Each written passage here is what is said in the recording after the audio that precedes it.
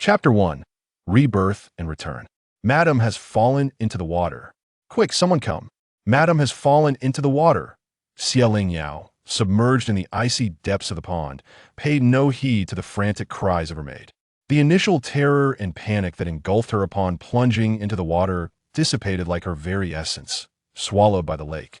Her struggles gradually ceased, allowing her heavy winter garments, soaked with frigid water, to pull her deeper into the abyss. The relentless, biting cold surged into her throat. She closed her eyes. Perhaps it was time to let go. Her 10 years of marriage to Jiang Shiqi had been utterly tiresome. In the end, Lingyao was rescued. Yet her vitality was irreparably lost. Having succumbed to illness during Jiang Shiqi's birth, her health had deteriorated year by year. If it were not for the Jiang family's substantial wealth, Jiang Shiqi's disdain would have long led to the cessation of her medication, and she would have departed this world 5 years prior. Today marked the matriarch's birthday celebration, with the Jiang residents alive with the sounds of drums and firecrackers, an atmosphere brimming with jubilant festivity. Lingyao lay despondently in bed, her breath shallow and labored, while the Jiang family had not even summoned a physician for her. Shenwanshu remarked that it was an inauspicious day for a doctor's visit, given the abundance of guests. She further noted that with so many attendees, the household staff was insufficient, having dismissed all those from Lingyao courtyard. Yes, Shenwanshu was Jiang Shiqi's cherished cousin, the object of his affection, patience, and indulgence, allowing her to repeatedly provoke Lingyao in front of the household servants, brazenly seizing what rightfully belonged to Lingyao, and coaxing Jiang Shiqi to distance himself from his mother. Lingyao understood her intentions. It was merely a desire for her demise, to usurp her place and finally unite with Jiang Shiqi, whom she had coveted for so long. Lingyao possessed ample means to counter her schemes, yet her heart had grown cold, rendering her indifferent to retaliating. Once a heart has frozen, nothing holds significance. With her last ounce of strength, she turned her head slightly, catching a glimpse of the gentle spring light filtering through the window, and felt an unprecedented tranquility. Spring had indeed arrived, yet she felt so cold, as if trapped in the depths of winter. She had married Jiang Shiqi in spring, filled with the innocent and sincere affections of youth, and dreams of a blissful marriage with the man she had long admired, Jiang Shiqi. Yet, after entering the household, all she encountered was his unchanging cold demeanor, the relentless torment from her mother-in-law, the incessant mockery and entanglements from Shenwanshu, and an endless array of household chores and accounts to tally. She was utterly exhausted. In the decade of her marriage, there had been a single year of mutual respect, 2 years of unending disputes, followed by a prolonged period of mutual indifference and disdain. She could acquiesce to Jiang Shiqi and shun Wanshu's desires, living as a mere specter in a household, pretending not to witness their sordid affairs. However, Jiang Shiqi should not have repeatedly shielded Shenwanshu, allowing her to harm Li Mama, who had raised her, nor should he have commanded the brutal demise of Baichun, the maid who had served her for 15 years. He should not have encouraged his son to avoid her altogether. Lingyao felt her body growing ever colder, her heartbeat slowing. She knew she could not survive. She had never intended to live on. Yet a tinge of regret and bitterness welled within her. Why must it be her who perishes?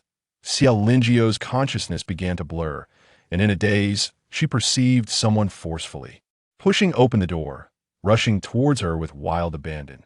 Jiang Shiqi, if there is a next life, I shall never marry you. Just before her awareness completely shattered, a sudden surge of strength filled her, and disregarding the tears that fell upon her face, she murmured towards the outside. Zhou, my Zhouer. Despite her beloved Zhouer and no longer wishing to see her, she longed to catch a final glimpse of him. Lingyao was born in spring, married in spring, and died in spring. Zhouer, Lingyao, whom are you calling? Lingyao abruptly opened her eyes to see the smiling face of Li Momo, whom she had missed for 5 long years. In an instant, a shock ran through her. Had she not perished? Momo, perhaps the young lady is merely fatigued from the journey and has fallen into a stupor? Lingyao followed the voice, her gaze landing on Li Momo, who appeared worried, with the cherubic Bichuan beside her. While Lingyao pondered whether she too had crossed into the afterlife, Li Momo gently wiped the cold sweat from her forehead with a warm cloth. Warm? Lingyao is then unsuitable, making it difficult for you to sleep. resulting in nightmares? In? Lingyao stiffly turned her neck, her pupils contracting sharply. After a moment, she masked her emotions and calmly replied, "Who knows? Perhaps it is merely the unfamiliarity of the place. Momo, Bichuan, you may leave. I wish to rest a while longer." "Very well. You have grown thinner on your journey. Do take a good rest," Li Momo said affectionately, assisting her to lie down and tucking her in before ushering Bichuan out. The instant the door closed, Lingyao leapt from the bed and dashed to the tarnished copper mirror, incredulously touching her own face. The reflection revealed a young and enchanting visage, despite the weariness etched upon her features from a month-long journey. Her beauty remained undeniable. She pinched her arm, warm and painful. She wrapped her arms around her waist, feeling the slenderness of her unblemished form. She danced lightly upon the floor, feeling invigorated and sprightly. At last, Lingyao believed that this was indeed her at 17, full of youthful dreams, hastening to marry Jiang Shiqi. This very marked the beginning of the Jiang family's torment and suppression of her, a moment she would never forget. Kneeling on the ground, she wept tears of joy. She had returned. Heaven had ultimately favored her, granting her a second chance. In this life, she would resolutely shun the Jiang family and Jiang Shiqi. Once her tears subsided, Lingyao regained her composure and disdainfully kicked aside the round stool at her feet. This one was truly shabby and dilapidated. In this life and the next, she had never lacked for wealth. It was the vile servant from the Jiang family who had come to fetch her, claiming that the matriarch retired early, making it inappropriate to disturb her at night, thus insisting she find a lodging for the night and present herself to the family in the morning. In her previous life, eager to leave a good impression on the Jiang family, she had accepted this proposal despite Li Momo's objections. But staying at an inn was one thing that vile servant had further insisted that the Jiang family valued frugality, and, since it was already late, they should simply find any inn at the city gate to stay for the night. In her past life, she had been so enmeshed in romantic notions that she had accepted such absurd reasoning. How could she have settled for such a decrepit inn? Lingyao rose and swiftly opened a small box, no larger than 3 palms, filled to the brim with silver, notes both large and small denominations, an abundance to suit any need. This was the dowry bestowed upon her by her father, ensuring that whether she resorted to wild antics or seduction, she possessed the leverage necessary to secure a marriage into the Jiang family. That old man had declared that should she fail to wed into the Jiang household, she might as well hang herself at their doorstep. The Xie family of Jinzhou would never permit her to return in disgrace. With a derisive laugh, Lingyao withdrew 2 silver notes from the box and tucked them into her sleeve. She then approached the door and opened it, startling Li Momo, who had been keeping vigil outside her room. Understanding the precariousness of a young girl like Bai Chun staying up alone and feeling uneasy about the other attendants who accompanied her, Li Momo had spread a thin blanket on the ground and wrapped herself in a cotton coat, sleeping horizontally at Lingyio's door. "Ningjier, are you unable to sleep? Shall I keep you company with some conversation?" Li Momo, mistaking Lingyio's restlessness for pre-wedding jitters, sought to offer her comfort. It was just past the Lantern Festival, with spring barely making its presence felt, and the chill of winter still lingered. Upon seeing Li Momo, who was over 50, sacrificing her comfort to guard her, Lingyio's eyes momentarily glistened with tears, recalling her previous life, where she had met an untimely and unjust end at Shen Wancha's hands. She had spent her remaining days engulfed in guilt and remorse. Hastily, Lingyao knelt and assisted Li Momo to her feet, ushering her into the room and draping her own white fox fur cloak over her. Momo repeatedly waved her hands in refusal. No, this fur coat was purchased at great expense by the master for you to wear in the capital. It would be a waste to put it on me. Lingyao insisted firmly, fastening it around her.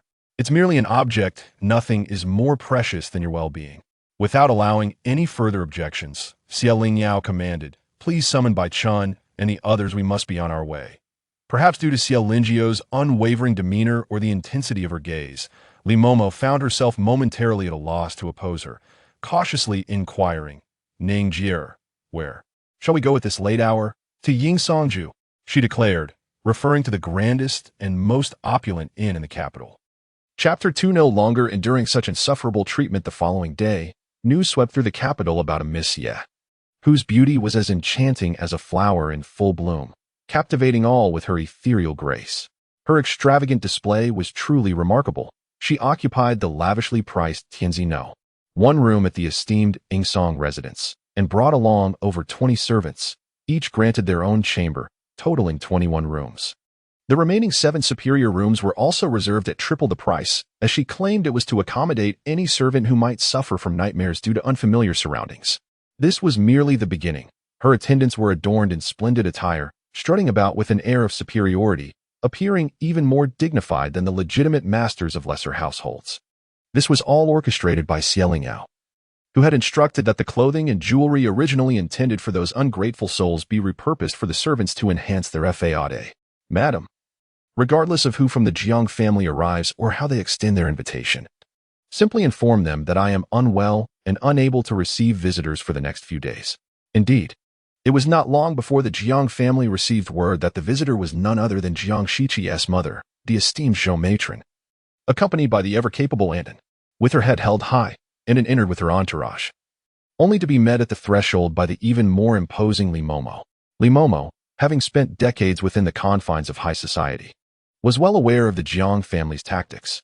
Yet, she discerned that her young mistress had devoted her heart entirely to Jiang Shiqi, determined to become his wife. To ensure her mistress's happiness and spare her any distress, Li Momo suppressed her own grievances, remaining silent and enduring. As they traversed this path, Li Momo had accumulated a considerable amount of pent-up frustration, which now found its target in Anton. Upon noticing the exquisite attire adorning Li Momo, Anton's arrogance diminished somewhat, and a courteous smile graced her face. "Dear sister, please do not obstruct me. Our matron wishes to meet with Miss Ye." Li Momo felt a chill within her heart. Did they believe their young mistress was merely a servant at their beck and call? With a calm demeanor, she replied, "Our young mistress is unwell from the long journey. She cannot bear the strain and has fallen ill. I heard from your steward, Mr. Wang, that the matron is in delicate health, and we wouldn't want to pass on any ailments to her." Anton expressed doubt. "Is it possible to fall ill from merely traveling?" Li Momo, tossing her handkerchief dismissively and raising her chin defiantly, retorted, "Indeed. You are unaware of how far it is from Jianzhou. We traveled by boat and carriage for half a month. It is not just our young mistress. Even those of us who are sturdy and seasoned would succumb." Bai Chun, standing behind Li Momo, raised an eyebrow, seemingly displeased. "We are new to this place, unfamiliar and unacquainted." The physician was summoned by the innkeeper. "If you do not believe me, feel free to inquire with him. Forgive me, I shall not impose any longer. I must return to inform the matron," Anton said hurriedly, her ample form departing in a flurry. Li Momo spat at Aunt Anne's retreating figure and turned to convey the news to Xia Lingyao. "Ningjia, a rather rotund woman from the Jiang family came to fetch you, but Bai Chun and I have sent her away." "Very well, you may rest now. They shall not return for a while." With half-closed eyes, Xia Lingyao rolled over in bed, cocooning herself in the blanket and drifting back into slumber. It had been years since she had enjoyed such a comfortable sleep. She was utterly enchanted by the vigor of youth and health, finding herself unable to sleep or eat enough without concern for weight. How splendid it is to be young. During her 4-day stay at the inn, her time was consumed with slumber and feasting, replenishing the few pounds she had lost from her arduous journey. Her complexion had improved remarkably, radiant as snow, with a rosy hue that drew the eyes of all. Regardless of whether she wore makeup, she captivated onlookers. On the 4th day, the Jiang family could no longer contain themselves. The matriarch personally dispatched a grand entourage to fetch Xia Ling out of their residence. This time, Xia Lingyao did not hesitate, readily accompanying them. However, she did not board the carriage prepared by the Jiang family. Days prior, she had instructed Bai Chun to procure a new carriage, which, under her guidance, was adorned with elegance and understated luxury. Seated in her own carriage, she positioned herself at the center of the procession, arriving at the main entrance. Reflecting on her previous life, she realized she had been overly concerned with Jiang Shiqi, aware that these were merely the Jiang family's schemes. She had endured much in hopes of marrying him. What had it ultimately yielded? Being left in a shabby inn for 2 days, her complexion turned sallow, only to be carried in through a side door in a soft sedan chair, appearing more like a fugitive than a bride. Thus, upon their first meeting, she had left the members of the Jiang family with the impression of a poor relative from a remote village seeking charity. The snobbish servants whispered harshly about her behind her back. In her past life, she would have hidden away in tears upon hearing such gossip, but now, as the main door slowly creaked open, Mama Li cautiously assisted Lingyao from the carriage. The servants waiting at the entrance were taken aback by her beauty. It was unlikely that another maiden of such grace could be found in all of Kyoto. Mama Wu, beside the matriarch, led the way, saying, "Miss Xie, your presence today has drawn the other ladies of the household to gather. When you meet them, do not be anxious. They are all quite amiable." Lingyao nodded gently, expressing her gratitude. Upon entering the Jiang residence, a chill ran through her. This place held too many painful memories.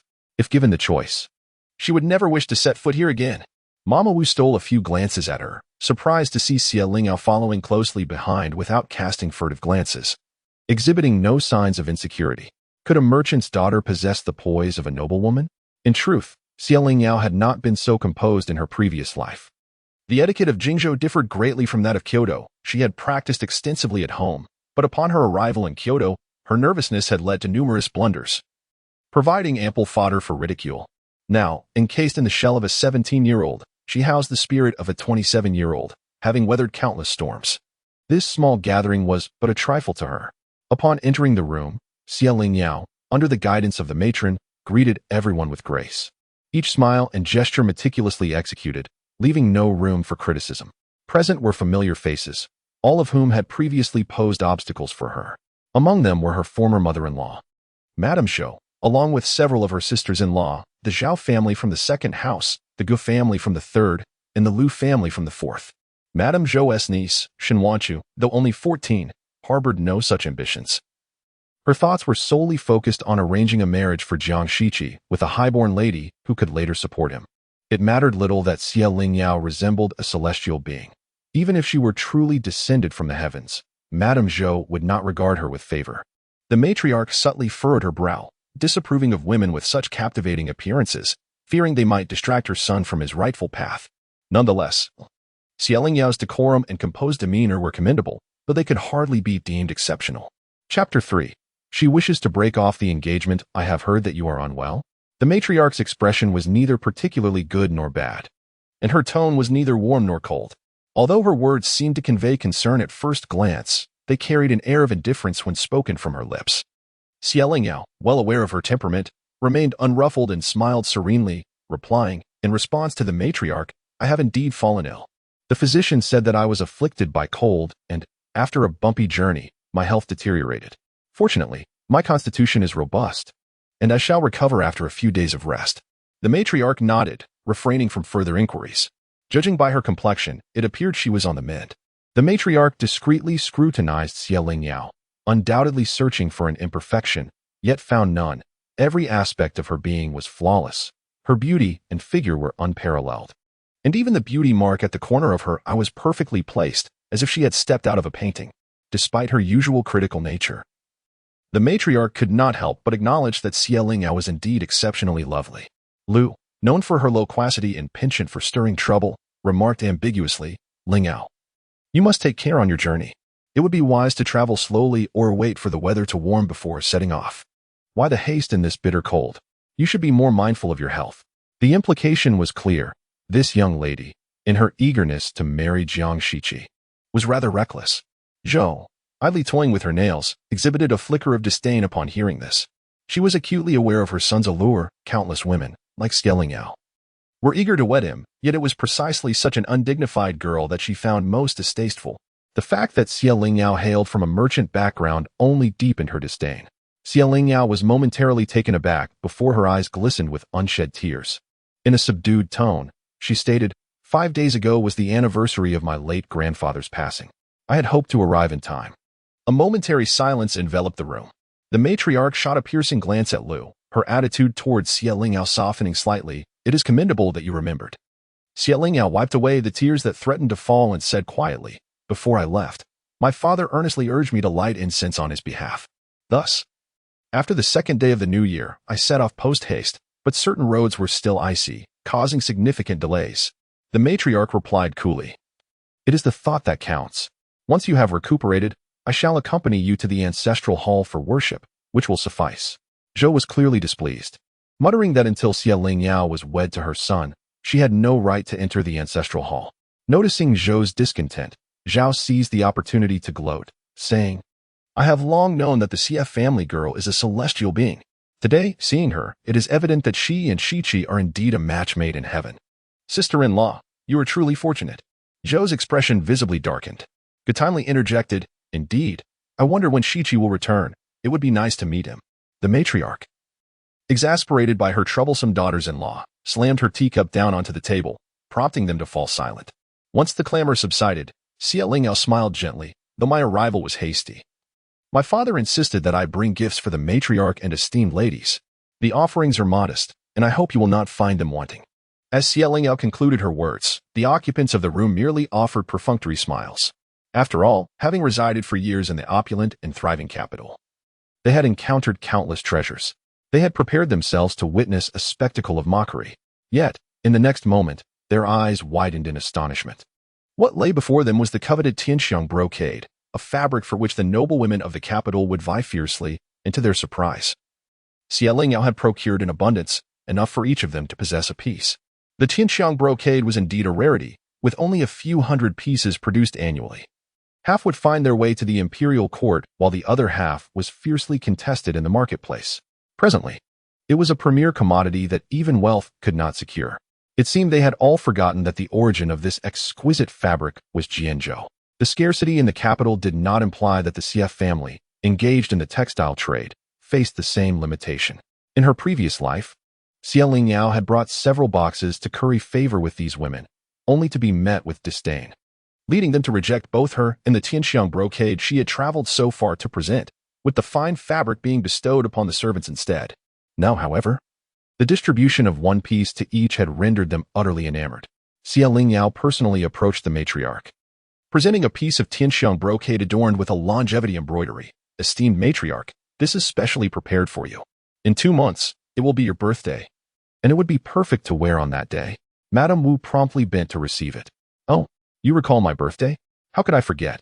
The day I perished in my previous life coincided with your celebration. Lingyao suppressed the surging resentment within her and replied with obedience. 5 years ago, on your birthday, the old master commissioned a carved wooden statue of Buddha from my father, hence I remember. Speaking of her late husband, the matriarch sighed nostalgically, her tone imbued with longing. He always loved to make grand gestures. Seeing the matriarch's demeanor soften, Ms. Zhou grew increasingly anxious, her tone unavoidably hardening. Miss Xie is truly thoughtful. She emphasized the word thoughtful to insinuate that the matriarch should be wary of Lingyao's ulterior motives, suggesting that it was unusual for one to remember such details, and that her feigned attentiveness was merely an act of ingratiation. However, the matriarch said nothing, suddenly recalling, "You must be weary after your long journey. Let Madame Wu show you to your quarters, and we shall converse further later." Yet, Lingyao glanced around with a hint of hesitation, saying, "There are some matters that I believe should be clarified with you first, esteemed matriarch." The others exchanged glances that spoke volumes. Indeed, even before settling into their seats, she was already broaching the topic of engagement. The matriarch's displeasure was evident. "Whatever you have to say can wait. You must be tired." Suddenly, Lingyao knelt, startling the matriarch into reaching out to assist her. Though her patience waned, any slight goodwill that had begun to blossom evaporated in an instant. "Speak of business, not this kneeling. It is unbecoming." The others shared in their disdain. Despite outwardly maintaining composure and grace, her humble origins were unmistakable. Lingyao raised the engagement jade pendant that the Jiang family had sent her years ago. Her gaze earnest. "The eldest son of the Jiang family possesses an ethereal grace and a promising future. I am acutely aware that I am unworthy of him. Today, I implore the matriarch to annul the marriage proposal between myself and young Master Jiang. Henceforth, let us each pursue our own paths in matrimony, remaining entirely unconnected." Linyao's declaration astonished all present in the room. They had assumed she traveled a great distance to wed, only to discover that, not long after the Lantern Festival, she hastened to break off the engagement. Surely, Jiang Shiqi could not have fallen so low. Mrs. Zhou was the first to express her discontent. "You have yet to meet my son." The matriarch, feeling somewhat embarrassed, pondered whether her earlier tone had been excessively harsh. Lingyao remained seated, resolutely stating, "I recognize that your esteemed son is a paragon among men, but I have spent my entire life in Jianzhou, and I... Enough. I am weary today. My dear, let us discuss this matter another time. Wumomo, please arrange for my accommodation in the Wudong residence." Before Lingyao could refuse, the matriarch was assisted away by those around her. Xie Lingyao was well aware that the matriarch would not readily acquiesce. After all, appearances must be maintained. And she was not in a hurry. She rose gracefully, bowing to the matriarch's retreating figure, then turned to offer an awkward smile to the astonished onlookers. The betrothal between Xie Lingyao and Jiang Shiqi had been arranged by the late Elder Jiang and Xie Lingyao's grandfather. Elder Jiang was a man of utmost integrity, burdened by a sense of obligation towards the Xie family, and his dying wish was for Jiang Shiqi to hastily welcome Xie Lingyao into the family. However, both the matriarch and Mrs. Zhou harbored deep-seated disdain for Xie Lingyao, the daughter of a merchant, especially considering her early loss of her mother and the absence of maternal guidance, leaving them concerned about the potential shortcomings she might possess. Thus, the engagement was postponed time and again, dragging on until this year, well past the anniversary of the elder's passing. The matriarch finally relented, agreeing to meet Xie Lingyao, but only to meet, without any commitment to marriage. In her previous life, had it not been for Xie Lingyao's fall into the water, where she was rescued by Jiang Shiqi in a disheveled state before the public eye, she might not have achieved her desire to marry him. At that time, everyone believed it to be a ploy for her to enter the Jiang family. Even old Madame Li admonished her with concern, warning her against using her body as a jest for her ambitions. Yet only Xie Lingyao knew the depth of her injustice. Someone had indeed pushed her into the water. For over a decade, she had been unable to ascertain who was responsible for such treachery. However, this no longer mattered, as long as she did not marry Jiang Shiqi. Those sordid affairs would not haunt her again. Chapter 4. Fateful encounters in this life. Xie Lingyao had moved her possessions into Wudong residence, situated not far from Jiang Shiqi's vast pavilion. How intriguing this matriarch was. In her previous life, she had exerted every effort to please her, only to be dispatched to the most remote courtyard of the Jiang residence, one devoid of even a name. Yet in this life, as she clamored to break off the engagement, she found herself bestowed with such a serene and elegant abode. Standing at the door, Bai Chun bit her lip, hesitating to speak, but was promptly sent away by Mama Li. The entire Jiang household was aware of Xie Lingyao's intention to cancel the engagement. They had no reason to remain uninformed. Mama Li sighed as she placed the peach blossom pastries, freshly delivered from the Jiang kitchen, gently upon the small table before Xie Lingyao. Ningjia, my lady, what troubles you these days? Previously, you would incessantly mention Jiang Shiqi, yet now, he has not graced our conversations. The handkerchief you embroidered for him has been discarded, and the gifts you painstakingly brought for the Jiang family have all been given to the servants who accompanied you, save for the Tianxiang brocade. You brought 2 large boxes, yet only 6 rolls were taken out. Not to mention, the uproar over your desire to break the engagement today. Xie Lingyao had never been fond of such pastries that crumbled at the touch. With disdain, she glanced at it and inadvertently knocked it to the ground. Meeting Mama Li's worried gaze, she smiled and asked, "Is this not satisfactory?" Mama Li was momentarily taken aback, her eyes suddenly glistening with tears as she dabbed at them with a handkerchief. I know the Jiang family's recent actions have been detestable. They look down upon the Xie family, causing you distress. Yet, you genuinely seem to hold affection for young Master Jiang. You cannot simply break off the engagement for this. A man of his stature, once returned to Jianzhou, may not be encountered again. Who says I am returning to Jianzhou? Mama, have you forgotten what my father said when I left? I shall remain in the capital. My grandfather left some shops here for my mother, and she has passed them all to me. Coupled with the money I possess, it is sufficient for us to establish ourselves in the capital. Mama Li was momentarily stunned by Xie Lingyao's indifferent tone and resolute attitude, forgetting her tears. Not marrying? Not returning? Xie Lingyao smiled. Indeed, not marrying, not returning. Mama, write to your 2 sons and have them come to the capital. I shall need their assistance in my future endeavors. Ningjie, enough, Mama. Please step outside for now. I am weary and wish to rest for a bit. Mama Li, trembling and dazed, was ushered out by Xie Lingyao. When she encountered Bai Chun at the door, they exchanged glances, both sighing in unison. Jiang Shiqi had been occupied with affairs at the Ministry of Revenue for over 10 days. Today, upon hearing that Xie Lingyao had arrived, he made a special trip back. His feelings for her were not particularly profound. Rather, like his grandfather, he remembered the Xie family's past kindness and did not wish to appear disrespectful to Xie Lingyao. After all, she was to be his future wife, and he ought to treat her with courtesy. Upon entering the residence, he couldn't shake the feeling that the servants regarded him with peculiar eyes. Jiang Shiqi, proud and noble, with a visage as refined as jade, would cause maidens to blush at merely a fleeting glance, awakening their nascent emotions. Yet, It is precisely his excessive aloofness that engenders an atmosphere of self-doubt among those who find themselves in his presence. Although his words and actions are invariably marked by impeccable courtesy, they inadvertently evoke a sense of inadequacy in others. Consequently, many young ladies in the capital secretly harbor affections for him, yet are even more intimidated by his stature. The servants in the estate are well aware of the young master's temperament, even if some of the younger maids foolishly entertain tender feelings. They dare only to glimpse at his statuesque figure from the corners of their eyes, too timid to meet his gaze directly. Today marks an unusual occurrence, as maids, matrons, and young attendants furtively steal glances at him as if they were thieves. Zhang Mao, a trusted confidant of Jiang Shiqi, frowned and chided the indiscreet servants. Though he too was filled with curiosity, the household staff had been meticulously selected and trained, while a few may occasionally exhibit laziness. They would never dare to cause a stir in the presence of their young master. Today, Miss Xie has entered the estate, lowering his voice. Zhang Mao could hardly conceal his excitement. Young master, Miss Xie has arrived today. Zhang Mao eagerly scanned the surroundings, yearning to catch a glimpse of Xie Lingyao and discern what kind of woman might be destined to become the future mistress of the household. With a figure as ethereal as Jiang Shiqi, it was no wonder that the servants were curious about which lady could possibly match him. Even Zhang Mao himself was immensely intrigued. Jiang Shiqi was, of course, aware of Xie Lingyao's arrival. It was the very reason for his return.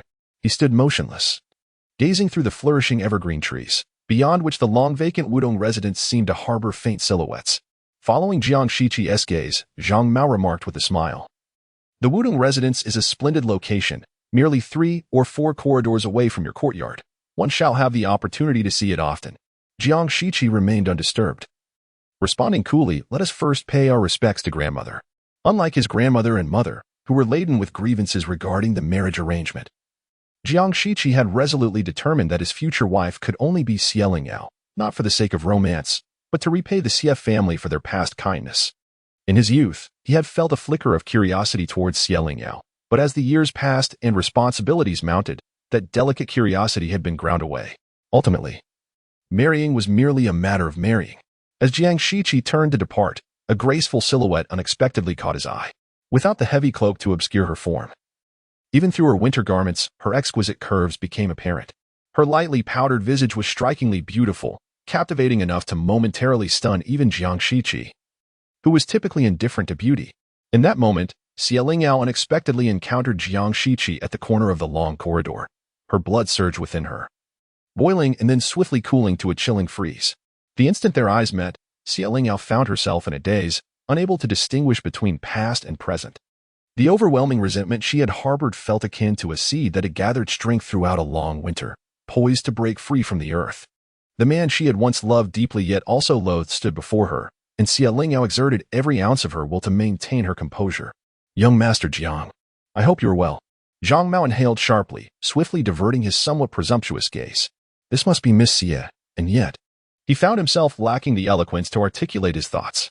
Jiang Shiqi observed the enchanting young woman before him, her gently lowered eyes betraying an inscrutable contemplation. Miss Xie, has your journey been agreeable? He inquired. Xie Lingyao nodded gracefully, her melodic voice tinged with an air of aloofness. Thank you for your concern, young Master Jiang. All is well. Zhang Mao frowned slightly. Miss Xie's demeanor seemed excessively frigid, even more so than his own master. Jiang Shiqi, too, felt a sense of perplexity.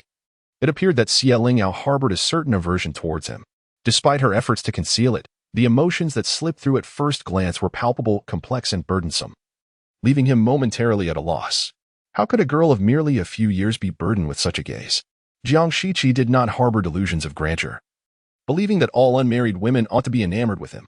Yet, Miss Xie's indifference left him puzzled, stirring an inexplicable feeling within him. Perhaps her cold nature stemmed from losing her mother at a young age, followed by the presence of a stepmother. At that moment, Granny Wu approached, carrying a quilt of goose down, having noticed Xie Lingyao and Jiang Shiqi standing face to face. After exchanging pleasantries with Jiang Shiqi, she handed the quilt to Granny Li. Miss Xie, the weather has turned quite chilly these past few days, and it is likely that snow will fall tonight. The matron is concerned for your comfort and has sent me to deliver this. Xie Lingyao beamed sweetly, her lovely visage perfectly embodying the innocent charm of her youth. I am grateful for the matron's thoughtfulness, and I appreciate your efforts in delivering this, Granny.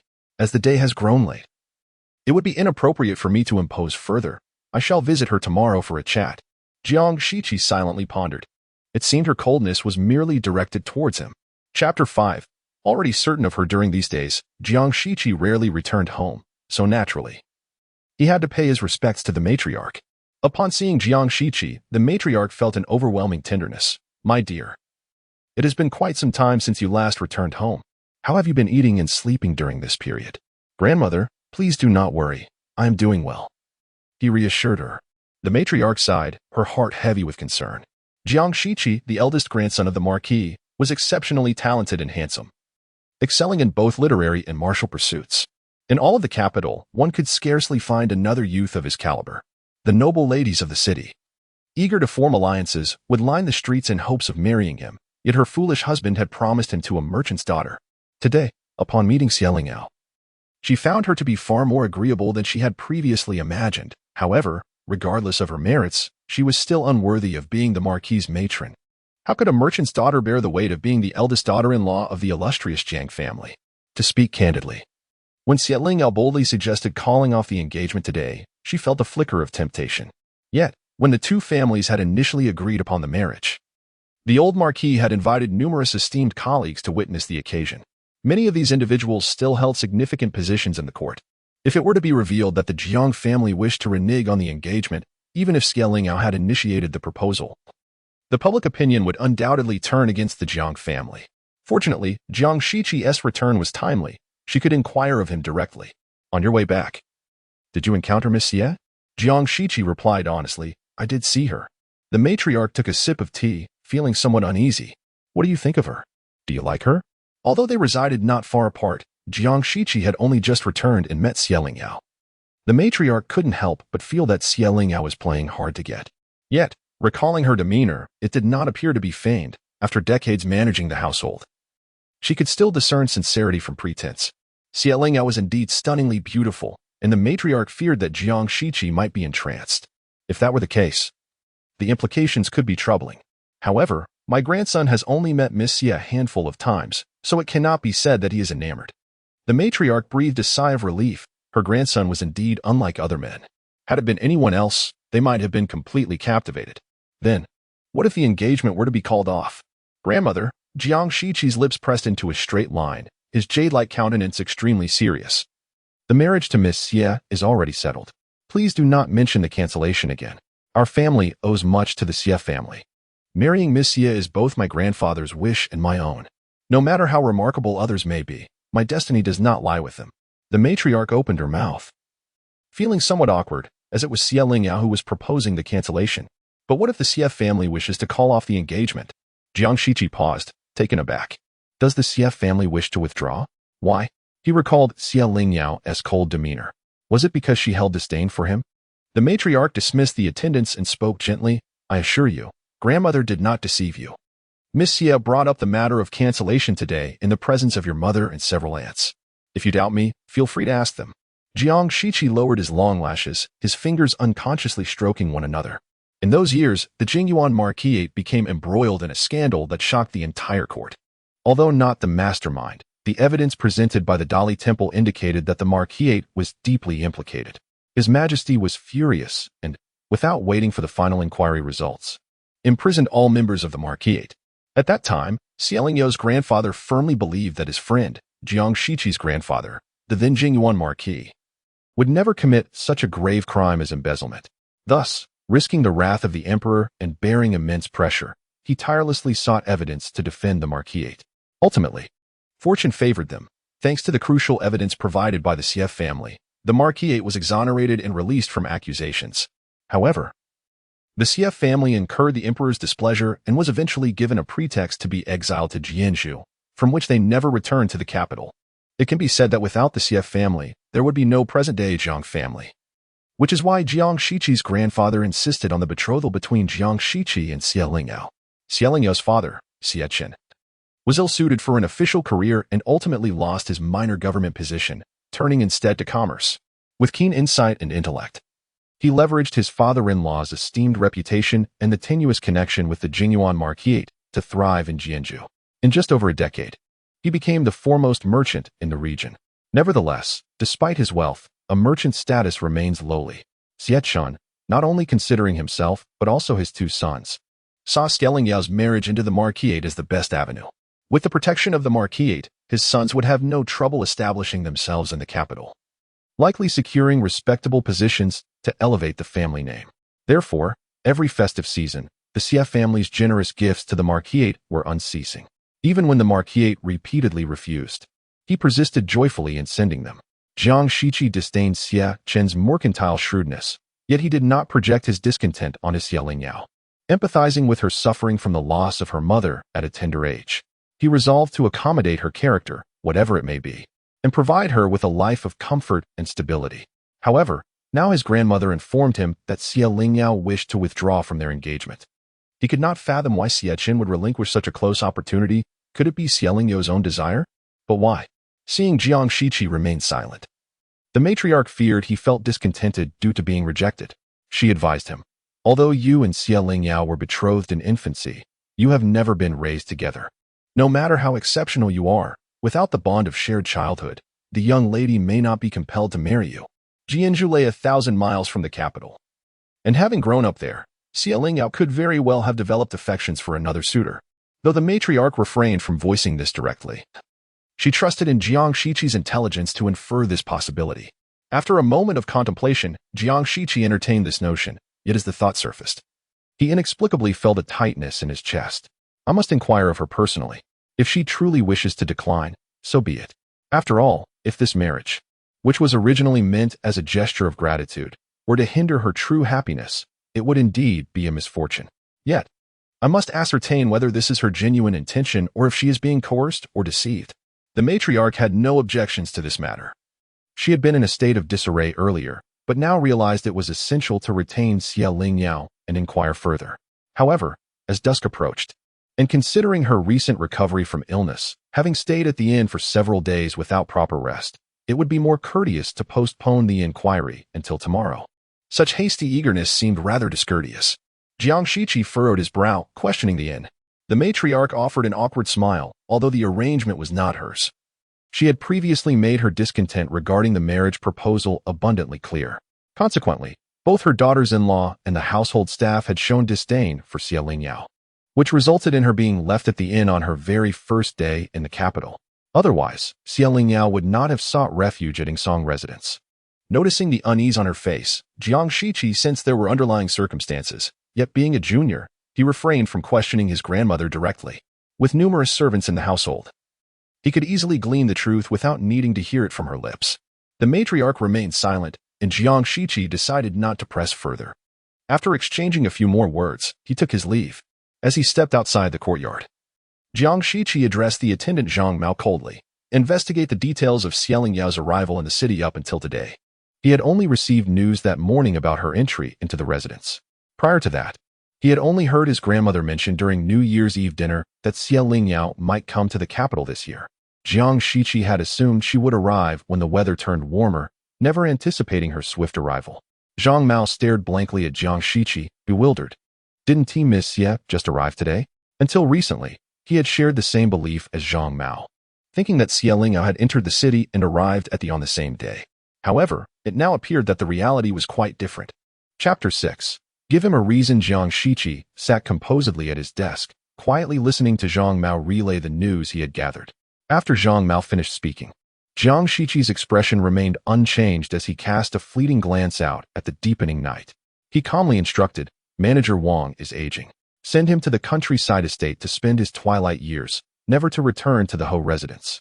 Also, inform my mother that if she continues these petty maneuvers, no one from the Ho family shall intervene in the affairs of the Zhou family henceforth. His mother, it seemed, cared not for her husband or her son, but for her natal family above all. Over the years, she had generously supported the Zhou family, both openly and covertly, providing funds, labor, and influence without hesitation. Jiang Shiqi's father, consumed by his own pleasures, spent his days engrossed in literature and the moon's beauty, indifferent to the Zhou family's reliance on his wife. The other branches of the family kept a close watch, preventing the Zhou family from becoming too audacious, allowing only minor disturbances to pass as she wished. As for Jiang Shiqi, he had always preferred to remain detached from such trivialities. However, with the Zhou family now overstepping their bounds, he felt compelled to issue a warning. Otherwise, he could only imagine what further transgressions they might commit. Jiang Shiqi harbored little affection for the Zhou matriarch. During his childhood, she had been preoccupied with securing her grip on the household authority and eliminating his father's paramours, never once dedicating any attention to him. It wasn't until one occasion when Jiang Shiqi fell gravely ill and went unnoticed, collapsing at the feet of the elder Jiang while paying his respects, that the family finally summoned a physician in haste. The elder Jiang, unable to bear the sight any longer, took Jiang Shiqi under his wing for personal upbringing. As Jiang Shiqi matured and excelled, the Zhou matriarch belatedly remembered she had a son, yet it was too late. He had already outgrown the age when a mother's care was needed, and no matter her efforts, she could not rekindle their relationship. Now, her audacious attempts to meddle in Jiang Shiqi's marriage were nothing short of self-inflicted suffering. As Zhang Mao exited, Jiang Shiqi finally rose, gazing in the direction of Wudong courtyard, a twinge of guilt flickering within him. In these times of reform, the Ministry of Revenue was overwhelmed, leaving him stretched thin. Thus, he had neglected to send someone to escort her directly from Jianzhou. Had he done so, she would not have endured such grievances. Lingyao, indifferent to the world outside, had consumed her dinner and fallen into a deep slumber beneath her blanket. In her dreams, she envisioned Jiang Shiqi weeping over her lifeless body, his usually serene visage now marred by profound sorrow, his eyes brimming with despair as tears cascaded down like pearls. Lingyao herself was astonished by this absurd dream. How could Jiang Shiqi, who would surely revel in her demise, be reduced to tears? She recalled the time she had lost her second child, sobbing uncontrollably while Jiang Shiqi had merely gazed at her with a calm, distant expression, as if she were a stranger and the child not his own. Awakening with a start, she shook her heavy head, feeling agitated. What a fortune! To see him by day and dream of him by night.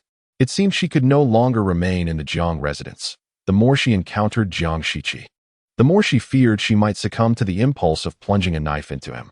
Her days of bliss had only just begun, and she had no intention of allowing past grievances to ruin her present tranquility.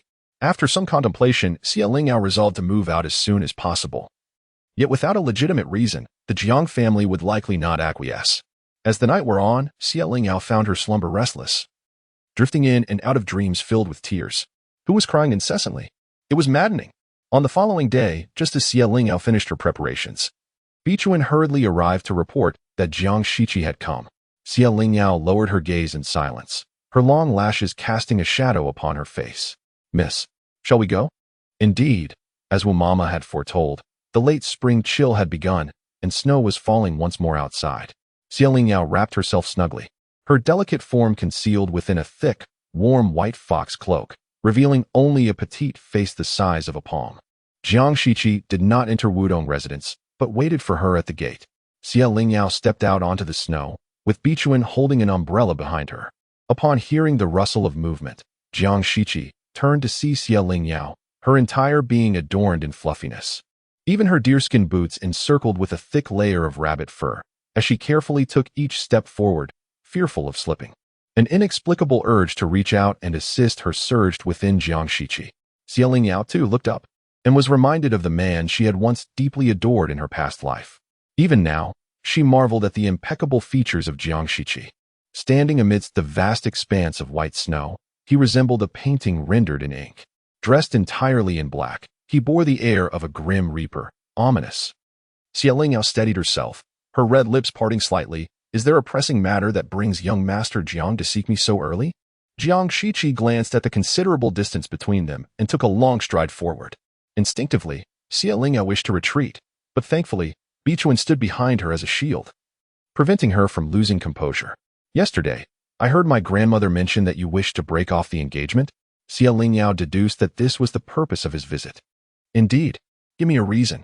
Lingyao met Jiang Shiqi's dark, brooding gaze, unflinching and unyielding. I hold no affection for young Master Jiang. That is my reason. Observing his apparent bewilderment, she continued, perhaps in your eyes, marriage is merely about taking a woman to manage household affairs, and it matters not whom one marries. Yet, for someone like me, if I am to wed, it must be to a man I truly love. Without mutual affection, a lifetime of entanglement would only lead to suffering. Having endured the tribulations of marriage in her past life, Lingyao was determined not to enter into such a bond lightly again. If circumstances compelled her to marry, she would choose a man she felt no inclination towards, for lack of affection would breed no expectations, allowing her heart to remain open and unburdened. She would rather live a life devoid of love than be shackled once more as a resentful wife. Jiang Shiqi gazed at Xie Lingyao's exquisite features, ultimately unable to persuade himself to accept her reasoning. In noble families, how many marriages were truly based on mutual affection? They were invariably intertwined with interests and schemes. Miss Xie, regarding our marriage, it is the goodwill of our elders, and I sincerely hope you will reconsider. I am grateful for Master Jiang's kind intentions, but my mind is resolute and will not waver. Xie Lingyao did not anticipate that Jiang Shiqi would be so obstinate. Did he not also harbor disdain for her? Was he not equally averse to this union? Moreover, their engagement had numerous witnesses at the time. Now, with the Jiang family flourishing and the Xie family in decline, even if the dissolution of the engagement is initiated by her, those witnesses would undoubtedly perceive it as the Jiang family exerting pressure and allure. Jiang Shiqi must be concerned about the potential damage to his and the Jiang family's reputation, which is why he is reluctant to relent easily. Chapter 7. The only friend from a past life, Jiang Shiqi was preoccupied with urgent matters at the Ministry of Revenue, hastily exchanging a few words with Xie Lingyao before departing. Just as Xie Lingyao swallowed a crystal dumpling, a messenger from the matriarch arrived, requesting her presence to meet her sisters at home. Mama Li hurriedly brought a cloak for Xie Lingyao, yet she remained unhurried, leisurely rinsing her mouth and retouching her lipstick. She then selected several jade bracelets from her box for Bichuan to carry, before following Mama Wu to the Fushaode. Among the young ladies of the Jiang family, apart from Zhang Yufei, the others regarded Xie Lingyao with disdain, having made her life difficult in her previous life. Eventually, as they married off one by one, Xie Lingyao found herself relieved of many troubles. The thought of Zhang Yufei warmed Xie Lingyao's heart, for she was her sole comfort in the Jiang household.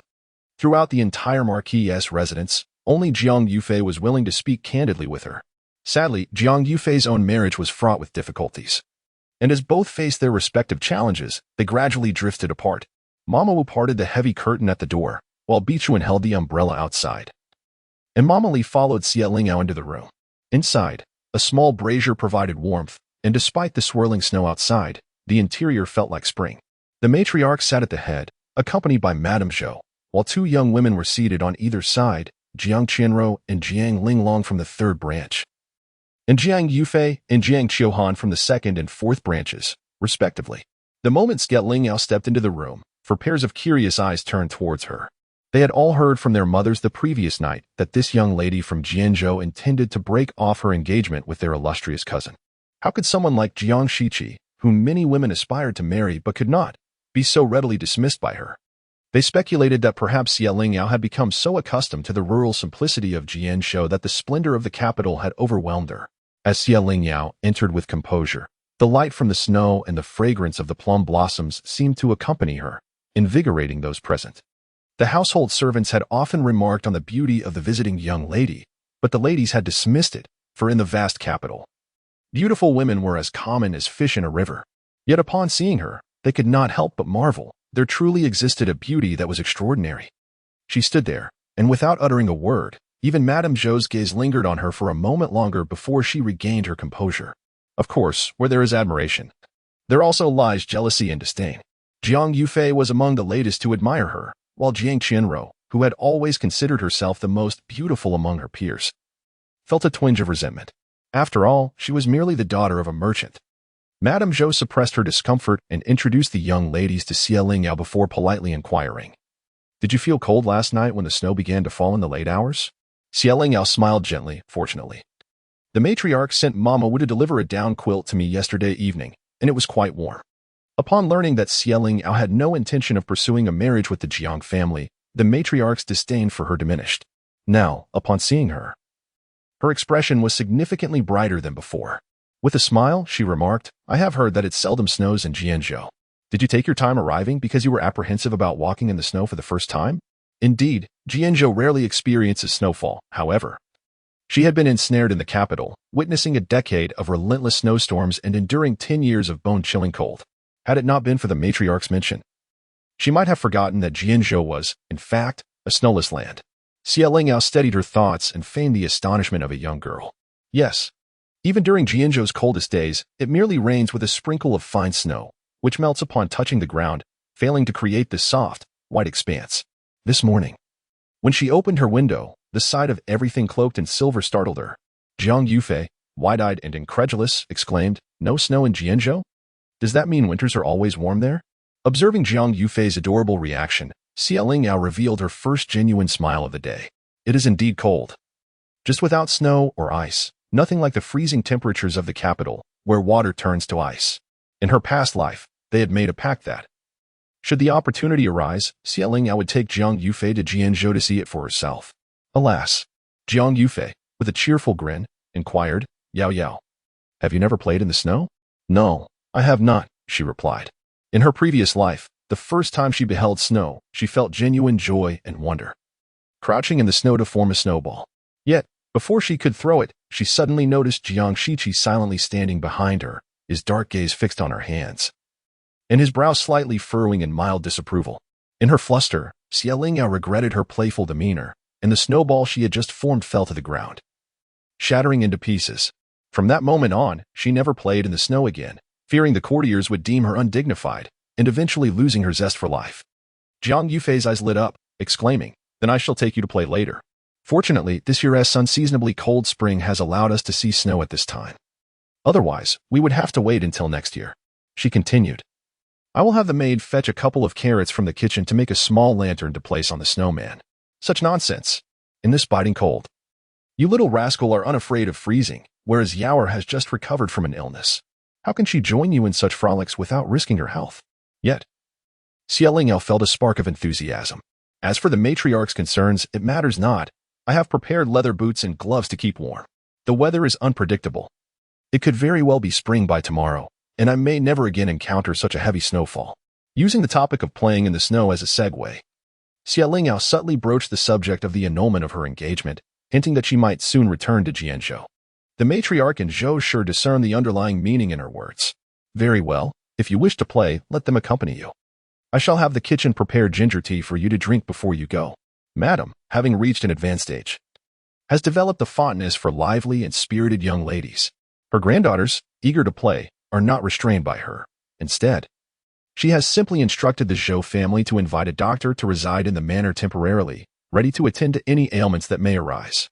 Among the 4 young ladies present, Jiang Chenro mentioned that she had made plans to go out in the afternoon, and upon seeing her sister decline, Jiang Linglong also found an excuse to refuse. Ultimately, the trio of Xie Lingyao, Jiang Yufei, and Jiang Qiuhan decided to engage in their merriment together. Although Jiang Qiuhan felt somewhat uncomfortable with Xie Lingyao's status, she pondered the possibility that if Xie Lingyao were to marry Jiang Shiqi in the end, she would become her sister-in-law. Their family lacked notable young men, and they would have to rely on Jiang Shiqi's patronage in the future. If they could win Xie Lingyao's favor, it would essentially mean gaining Jiang Shiqi's goodwill as well. Jiang Yufei sat beside Xie Lingyao and whispered, it's just as well they aren't joining us. Otherwise, we might not enjoy ourselves fully. Xie Lingyao turned to her with a smile and replied, indeed.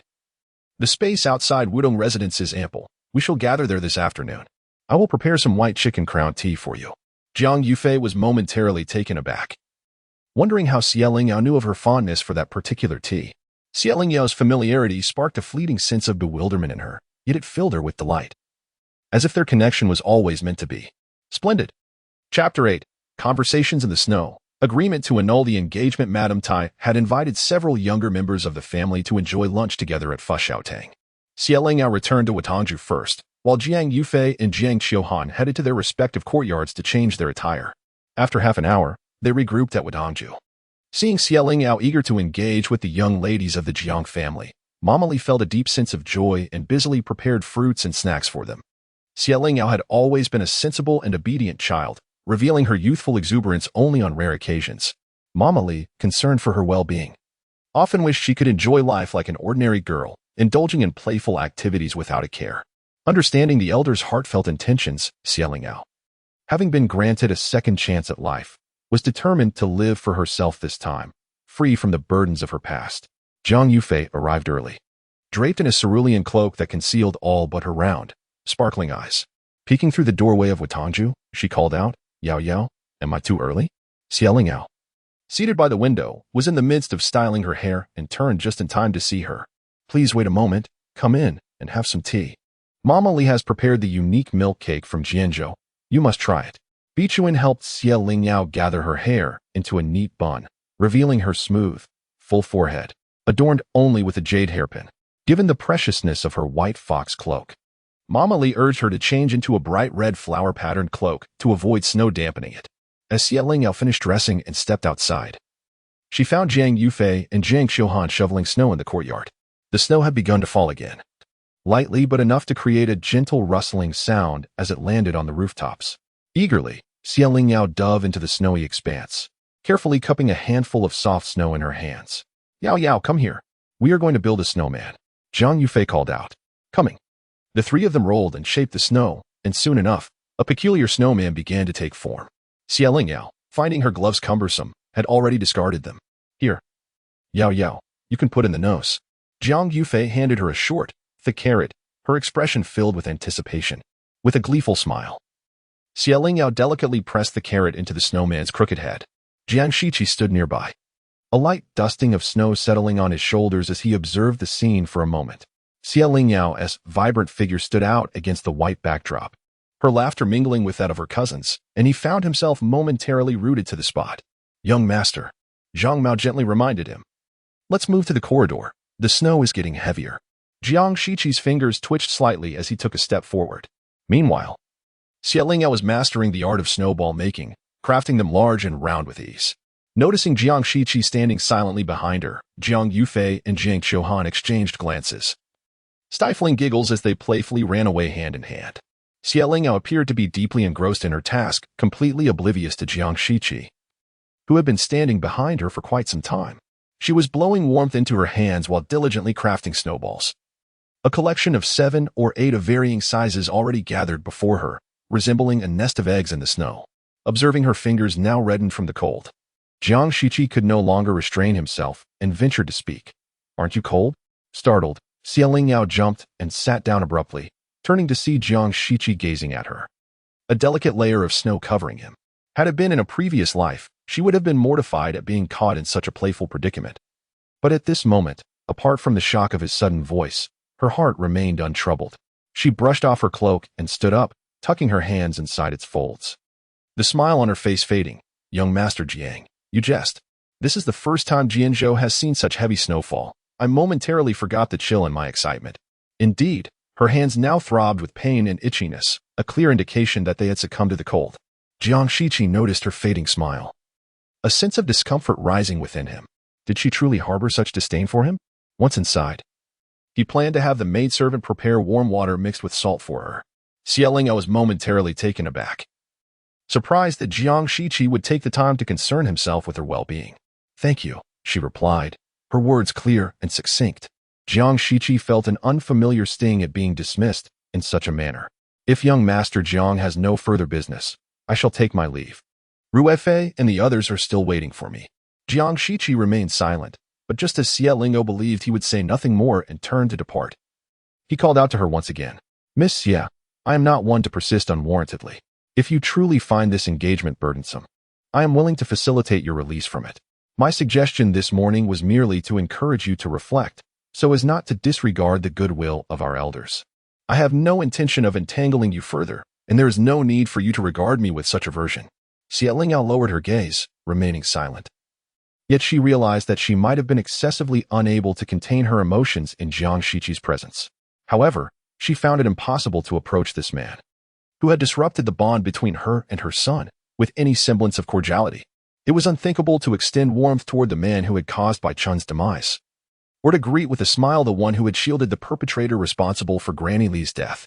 The resentment of her past life could not simply be erased by the prospect of a new beginning. Turning away, she closed her eyes, striving to suppress the tumult of feelings within her, until a snowflake landed gently on her brow, bringing a sense of calm to her tumultuous thoughts. "Young Master Jiang, you may have misunderstood. I treat all men in this manner, not with any particular intent to target you. Nonetheless, I sincerely appreciate your understanding." Jiang Shiqi retrieved an umbrella he had been holding and opened it, offering it to Xie Lingyao, his voice cool and clear. "Since you have made your decision, I shall support you in your endeavor." With a sense of relief washing over her, Xie Lingyao accepted the umbrella and bowed her head slightly in gratitude. "Thank you, young Master Jiang.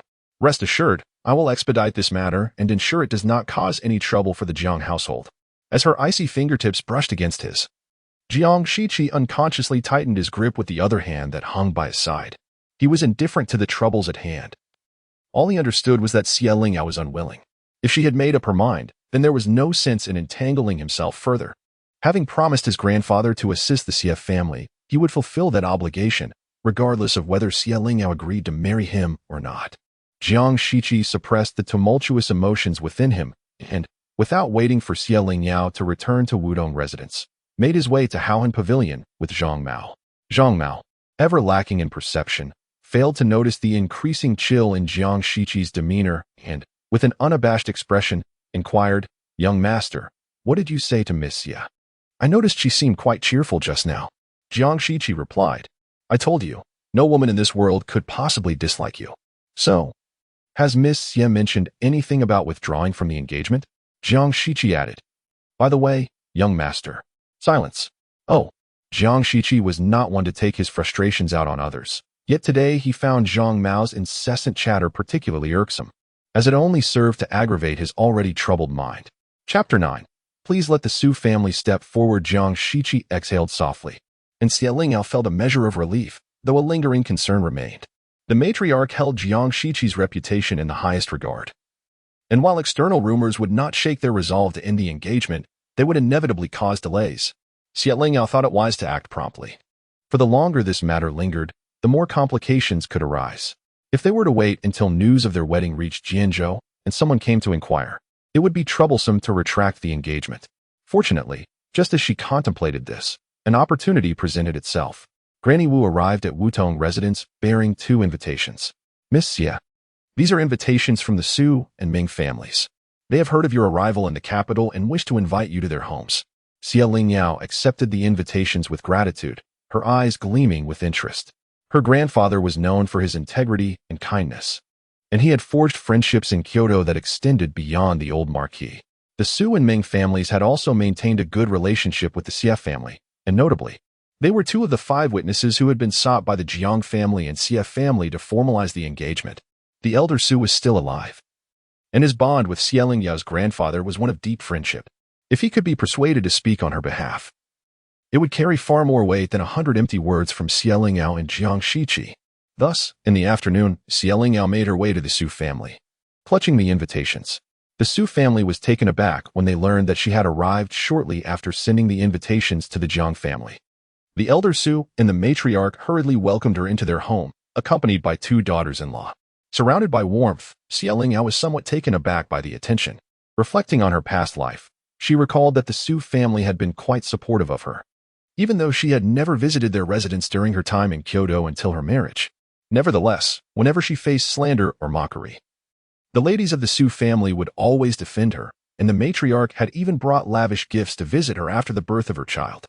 Lingyao understood that their affection stemmed from their respect for her grandfather, yet she felt a sincere appreciation for their kindness. Her original plan was to approach the elder Su to express her desire to withdraw from the engagement, seeking his assistance in communicating this to the other 4 witnesses, thereby rendering the engagement null and void. This way, there would be no suspicion that the Jiang family was rejecting the Xia family due to their current status, which could lead to public outcry. Consequently, the matriarch of the Jiang family would not hesitate to annul the engagement, fearing damage to the marquis's reputation. While Lingyao was initially troubled by the unannounced visit, she was pleasantly surprised that the Su family had extended the invitation first. In her previous life, she had never received such an invitation, likely due to the Jiang matriarch's fear that Lingyao might leverage the Su family to pressure Jiang Shiqi into marrying her sooner. Upon meeting Lingyao, the Su matriarch's smile never faltered. This young lady from the Xia family possessed an enchanting beauty, like autumn waters reflecting the heavens. Her visage more exquisite than flowers, and her demeanor more fragrant than jade.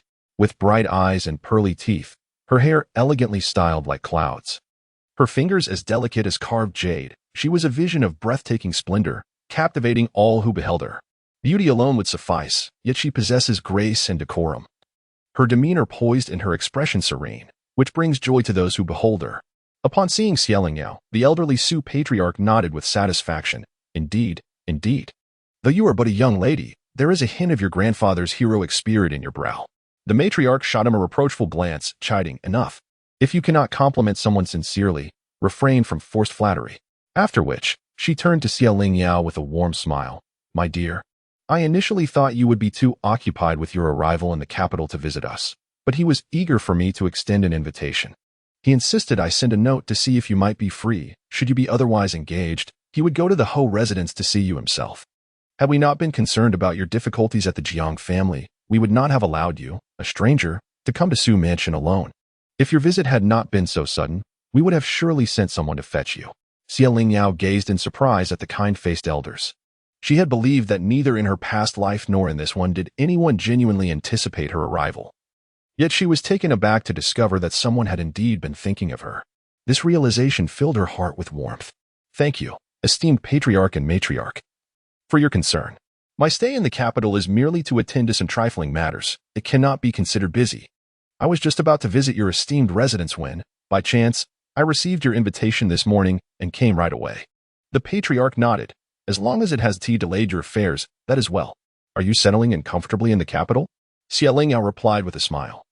I am quite accustomed, but the recent chill has been surprising, much colder than Jianzhou.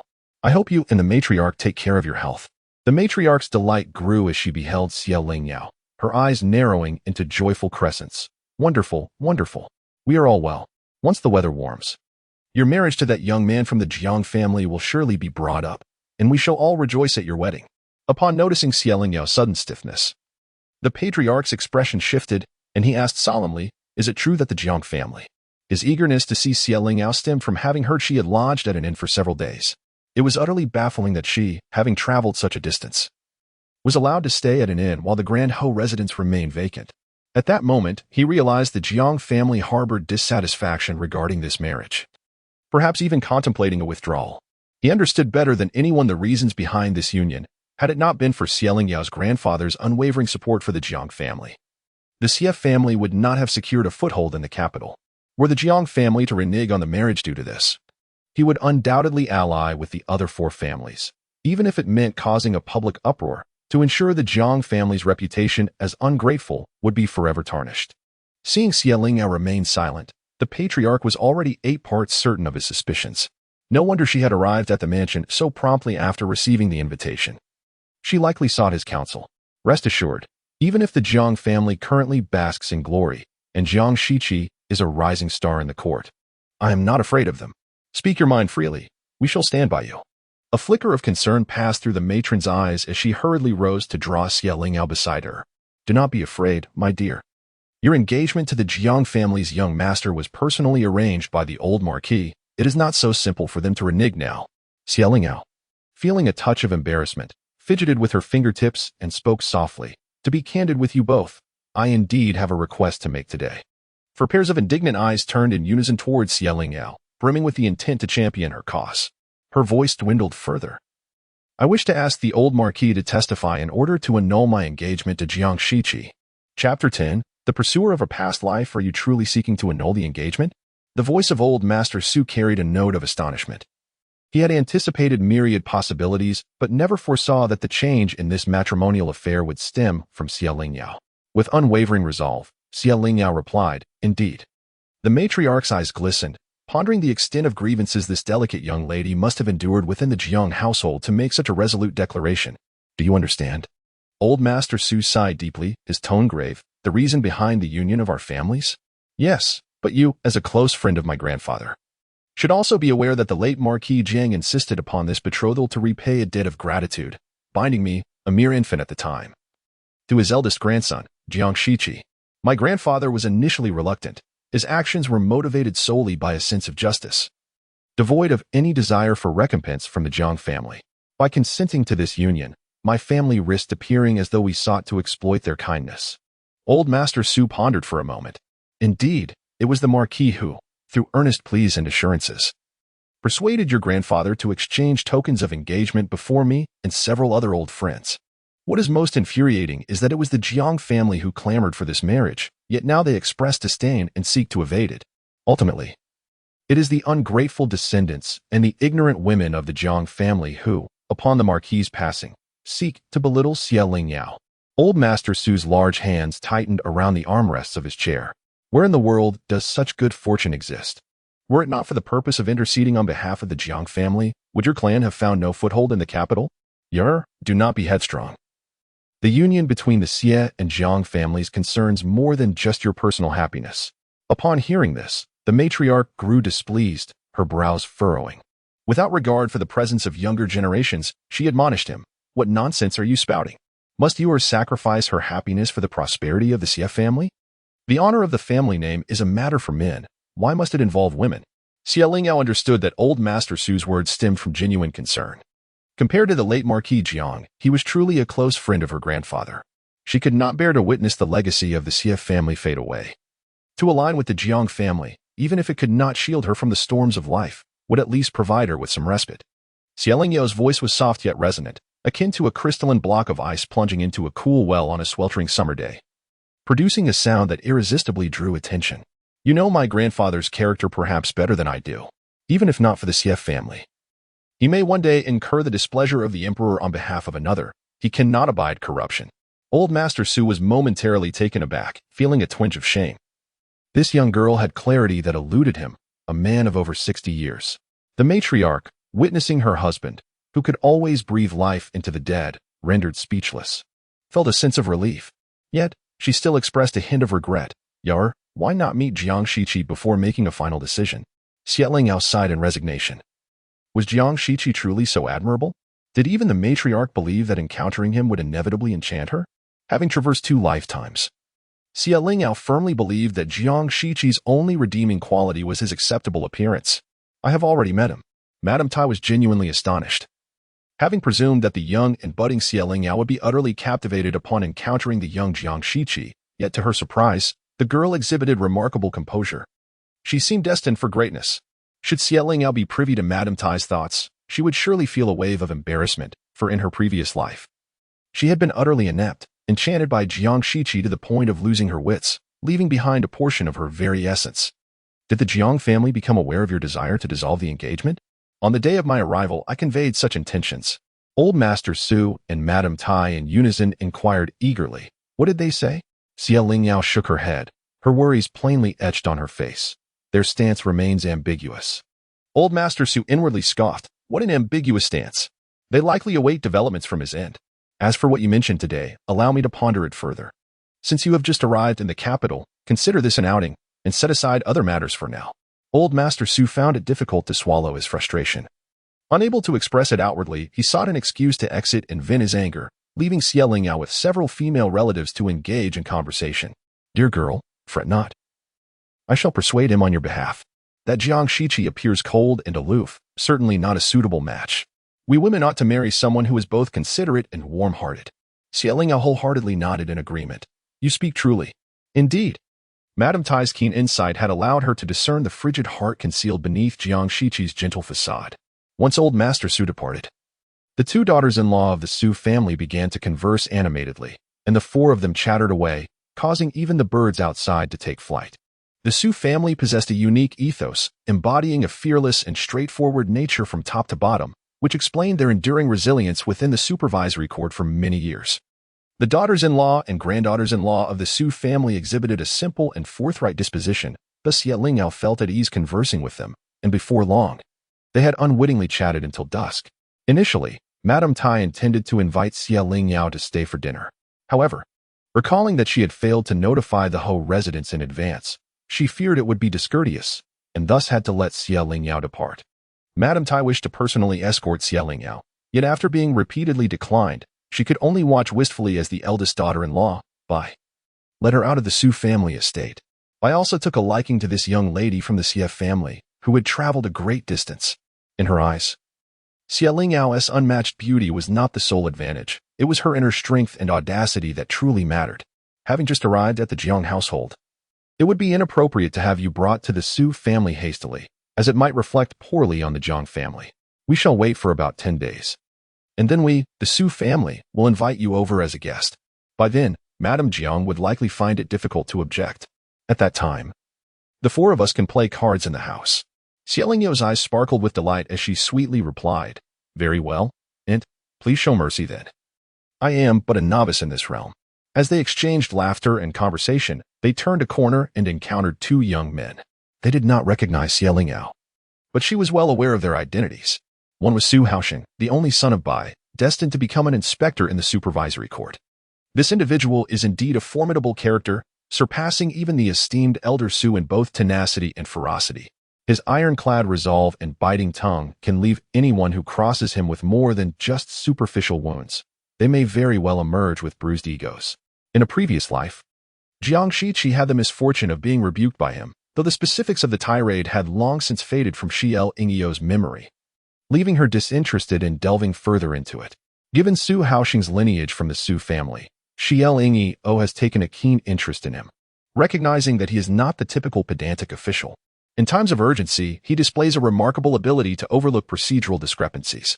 Conversely, if he perceives someone as merely seeking fame through ostentation, he will not hesitate to wield his extensive knowledge of classical texts to berate them with eloquence, ensuring their reputation is tarnished for eternity. It is no wonder that even in his past life, Jiang Shiqi, despite wielding immense power, never dared to confront him. As for another significant figure, Su Haoxing's close friend, Li Ziyi, who is destined to become the Minister of Justice, Lingyao is quite familiar with him. He has openly expressed his feelings for her on multiple occasions, prompting her to retreat in haste, fearful of inciting Jiang Shiqi's ire. In hindsight, this seems rather absurd. Jiang Shiqi was far too preoccupied with his own grievances to concern himself with her affections for another man.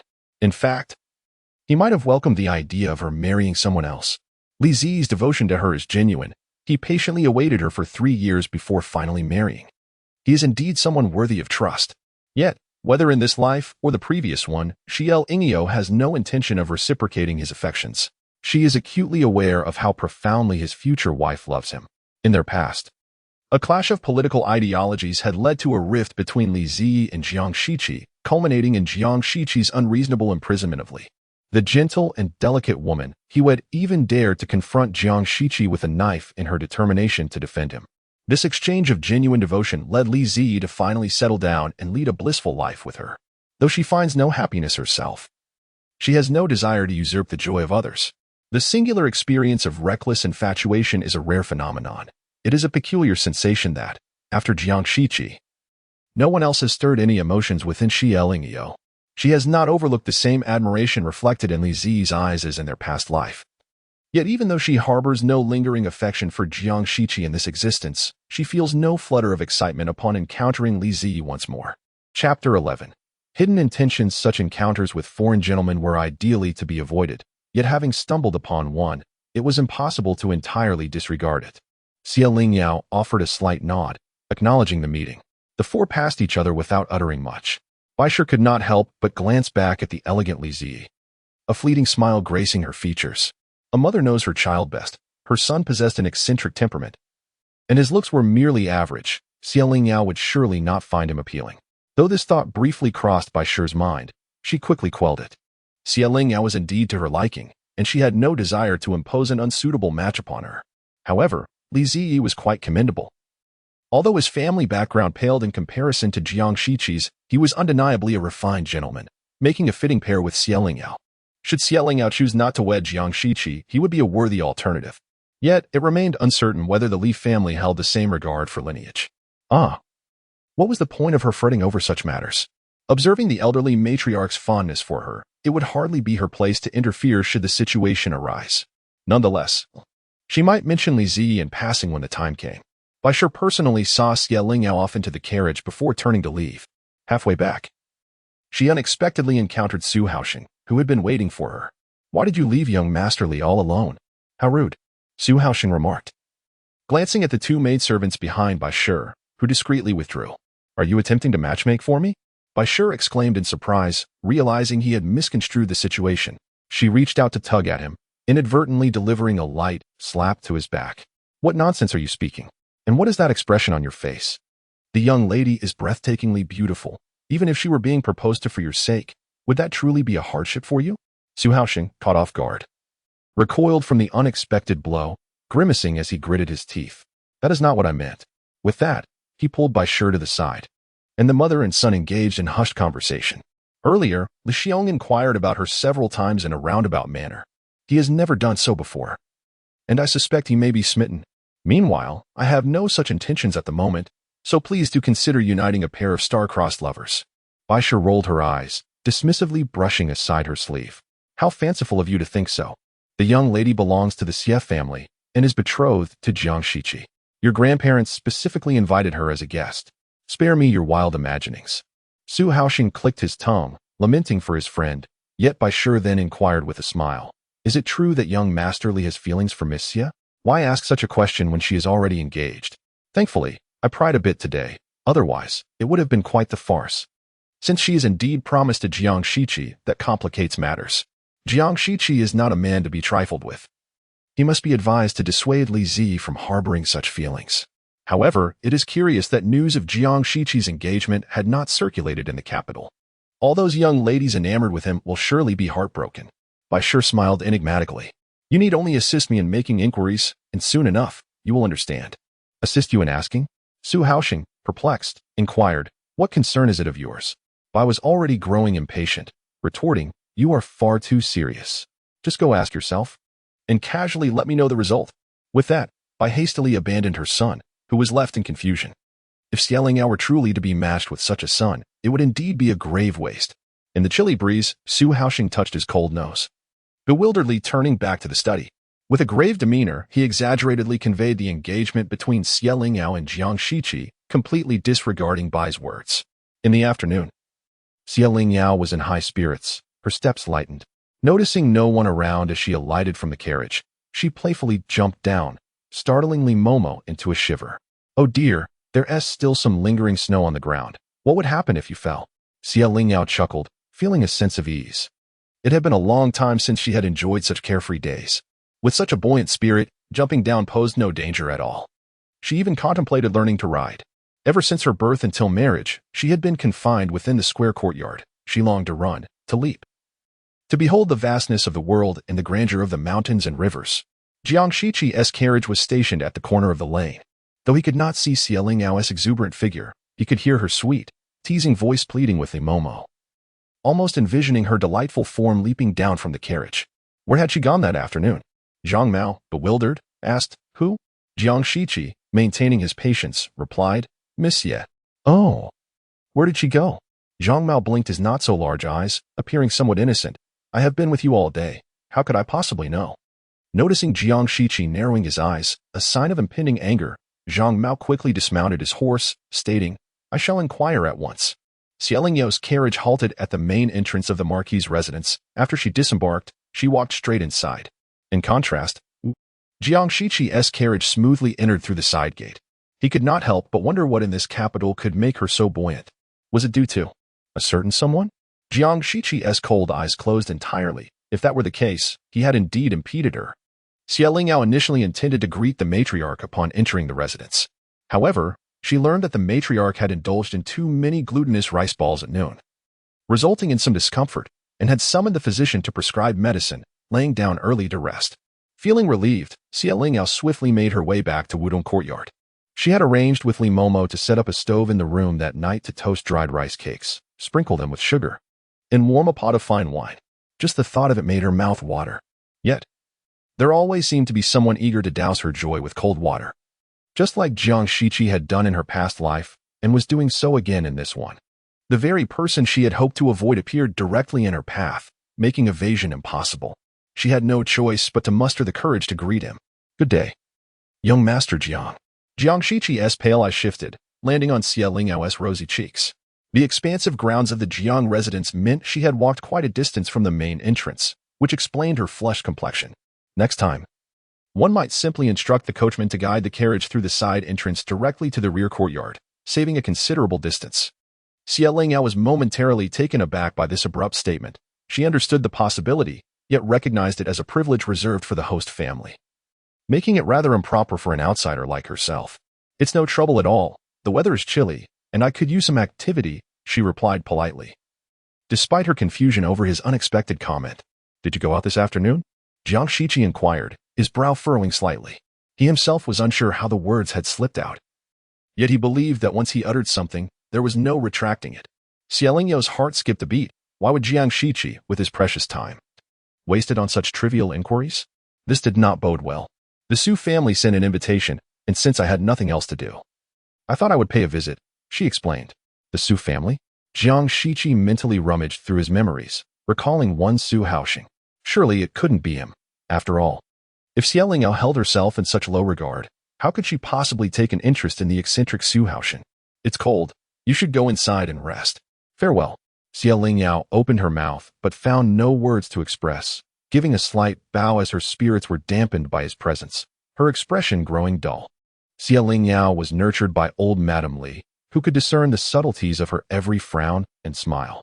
Observing her demeanor, old Madame Li sighed inwardly. It was evident that Xie Lingyao harbored a deep aversion towards this young Master Jiang. Well, it's for the best, she thought, as Jiang Shiqi turned to leave. His already aloof expression hardened into something colder, as he distinctly noticed the shadow that fell over Xie Lingyao's gaze upon his arrival. What had he done wrong? Why did she harbor such disdain for him? That night, unease plagued not only Jiang Shiqi, who felt unwelcome, but also the elderly couple from the Su family. This child, Yao Yao, truly does not wish to marry. Do not pressure her, Mr. Su lamented, sitting up in bed with concern. I know, but I wonder if she does not marry. Must she return to Jianzhou? Her father has long remarried. As a woman recently released from an engagement with indifferent parents, will she ever find a good match? Lady Su, however, remained unconcerned. What does it matter? With her beauty, if word spreads, suitors will come in droves. Is there any fear of her not finding a suitable partner? Foolish woman. A girl without a family background. What value does her beauty hold? Lady Su gasped in disbelief. In the capital, there are countless aristocrats. A peerless beauty without lineage could easily become a target for opportunists. You ought to visit the Empress Dowager more often. The 3 words, I will not go, rolled around in Lady Su's throat but were ultimately swallowed. Few knew that she and the Empress Dowager had once shared a close bond, akin to that of sisters. Like her, the Empress Dowager had come from a modest background, ascending through cunning to become a consort, then a noble consort, and ultimately the Empress Dowager. She resented the Empress Dowager for losing her essence amidst endless strife, becoming adept in manipulation, cold and ruthless. The Empress Dowager lamented her ignorance of the brutal intrigues of the inner palace. Instead of offering solace, she reproached her. Once, the sisters, each steadfast in their opinions, had not crossed paths for over 2 decades. Now, for the sake of the unattached Xie Lingyao, the matriarch chose to compromise. This was solely because Xie Lingyao required an unequivocally formidable backing, a background that would instill fear in anyone harboring nefarious thoughts. The matriarch had but 2 sons and no daughters, and neither son had blessed her with a granddaughter. She had never experienced the anxieties of a mother concerning a daughter. Yet now, with Xie Lingyao's arrival, she found herself burdened with new concerns. As for the one who stirred countless worries, Xie Lingyao, she slept soundly. Nestled in the warmth of her blankets, cradling the small pillow sewn by Grandma Li, her breaths deep and steady. In that moment, the warmth of her bedding was her greatest desire, detached from the tumult outside, which held no relevance for her. Chapter 12. Astute or obtuse as spring commenced. The weather fluctuated dramatically. Just yesterday, the chill of late winter lingered, yet today, the sun gleamed brightly in the sky from early morning. Xie Lingyao, being a guest, was not obliged to rise early and pay her respects to the matriarch like the other young ladies. Unfazed by the whispers of the servants regarding her laziness, she comfortably slept until the sun's rays roused her from slumber, sitting up with sleepy eyes. Miss, the spring sunshine is splendid today, let us not squander it, Bai Chun said with a smile as she entered the room, carrying garments. Xie Lingyao shook her still drowsy head, groggily descended from her bed, refreshed herself, and settled down. Awaiting Bai Chun to apply her makeup. Has anyone come to convey messages? She inquired. Bai Chun, engrossed in her tasks, replied, the matriarch has sent someone. She wishes for you to visit her once you awaken. The weather was delightful, and as a guest, it was only fitting that the hosts arranged for several young ladies from the Marquis household to accompany her for an outing. Xie Lingyao fell silent, closing her eyes to ponder the developments of recent days. Jiang Shiqi was a man of his word, and since he had consented to annul the marriage, it was unlikely he would renege on his promise. The matriarch had already expressed her criticisms toward her. So should she take the initiative to propose the dissolution of the engagement, the elderly lady would surely be secretly elated, albeit temporarily refraining from discussing it due to social decorum. The Su family's stance had also shown considerable leniency, indicating that there should be no significant issues. If matters progressed thus, within a fortnight, this marriage, which had never been widely publicized, could be quietly resolved, granting her the freedom to soar high and wide. Contemplating this, Xie Lingyao felt a surge of joy, becoming somewhat more lenient toward the Marquis household, which she had previously sought to avoid. Once she was prepared, Lingyao nibbled on a couple of pastries before making her way to the matriarch. Upon her arrival, she found several young ladies from the marquis household already present. Jiang Yufei, with a cheerful smile, patted the empty seat beside her, inviting Lingyao to sit next to her. With a wink in response, Lingyao greeted the matriarch before taking her seat. "Grandmother was just speaking with us. The weather has warmed, and we were considering accompanying you for a stroll. It is fortuitous that you have arrived. Do you have any particular place in mind that you wish to visit?" Lingyao smiled bashfully. "Thank you, matriarch and dear sisters, for your thoughtfulness. As I am new to the capital, I am unfamiliar with any location. However, the capital is bustling with life, and I would be delighted to explore anywhere." Reflecting on her past 10 years in the capital, Lingyao realized she had visited many places. Yet they were merely fleeting glimpses, never affording her the time or inclination to truly enjoy them. In truth, she was quite unfamiliar with this vast city. Setting down her teacup, the matriarch beamed with warmth, "Then let us explore everywhere. These young ladies have been cooped up all winter and would relish the opportunity to frolic with you." Messages had been exchanged with Jiang Shiqi, who conveyed that if Lingyao insisted on annulling the engagement, he would not press the matter. The matriarch now experienced a blend of joy and concern. The joy stemming from the long-held engagement being finally resolved, and the concern over Jiang Shiqi and his family acquiring a reputation for being mercenary and untrustworthy. She does not wish to defy her deceased husband. She would willingly raise Lingyao in the marquisate if it were any other child. However, it is Jiang Shiqi, the most exceptional child of the marquisate, with a promising future ahead. If he does not marry a woman of noble status, he will face numerous hidden adversities in the court without anyone to support him. The matriarch has contemplated this over the past few days and decided to provide Lingyao with the best of everything to avoid future complications. On the day of her own birthday celebration, she plans to invite witnesses to the event and have Lingyao propose the matter herself, thus alleviating much trouble for the Jiang family. Unbeknownst to Lingyao, the matriarch has already resolved to wait 2 months before formally withdrawing the marriage proposal. She is currently engrossed in listening to Jiang Yufei arrange their itinerary for the day. "We shall skip lunch and head out directly. First, we will go to Dingxin Pavilion for their signature roasted lamb, then to Letianwei's for some music, and afterward, we will rent a boat to sail on the lake while enjoying some wine." Jiang Qianrou felt fatigued just by hearing this, and took a sip of tea, thinking it was all too rushed. Isn't there plenty of time for Yao Yao? Wouldn't it be better to enjoy at a leisurely pace? Jiang Yufei has always disdained Jiang Qianrou's pretentious demeanor of fragility. "What rush? If you find it tiring, you can join us later for the boat ride." Jiang Yufei would rather not include her. Jiang Qianrou is quite the fuss budget, and with her around, she would inevitably complain about the lamb's strong flavor or the singer's lack of vocal clarity, always dampening the mood. Jiang Lingling, who has always followed Jiang Qianrou, expressed some discontent, saying, "When we all go out together, it should be a collective decision. Why do you get to decide unilaterally?" Jiang Xiuhan, being an affable person, merely smiled quietly throughout the exchange. "What do you mean I decided alone? I asked you, yet you didn't respond. When I offered a suggestion, you critiqued it. You were quite difficult to please." Sensing the escalating tension, the matriarch cleared her throat and redirected her attention to Lingyao, asking, "What do you think, Yao Yao?" Lingyao appeared conflicted but replied straightforwardly, "I believe Yufei's arrangement is quite good." Her words undoubtedly offended Jiang Qianrou and Jiang Lingling, but she paid them no mind. Even Jiang Yufei was surprised that Lingyao openly sided with her. Her eyes brightened, but she felt a twinge of guilt for putting Lingyao in a difficult position. Nevertheless, having spoken, there was no reason for her to backtrack. "Then you two can join us later?" Jiang Qianrou suppressed her irritation and forced a smile. "All right." Internally, she scoffed, thinking that Lingyao was utterly foolish. It was a miracle she would successfully marry into their family. A rustic girl from a remote village. How could she possibly be worthy?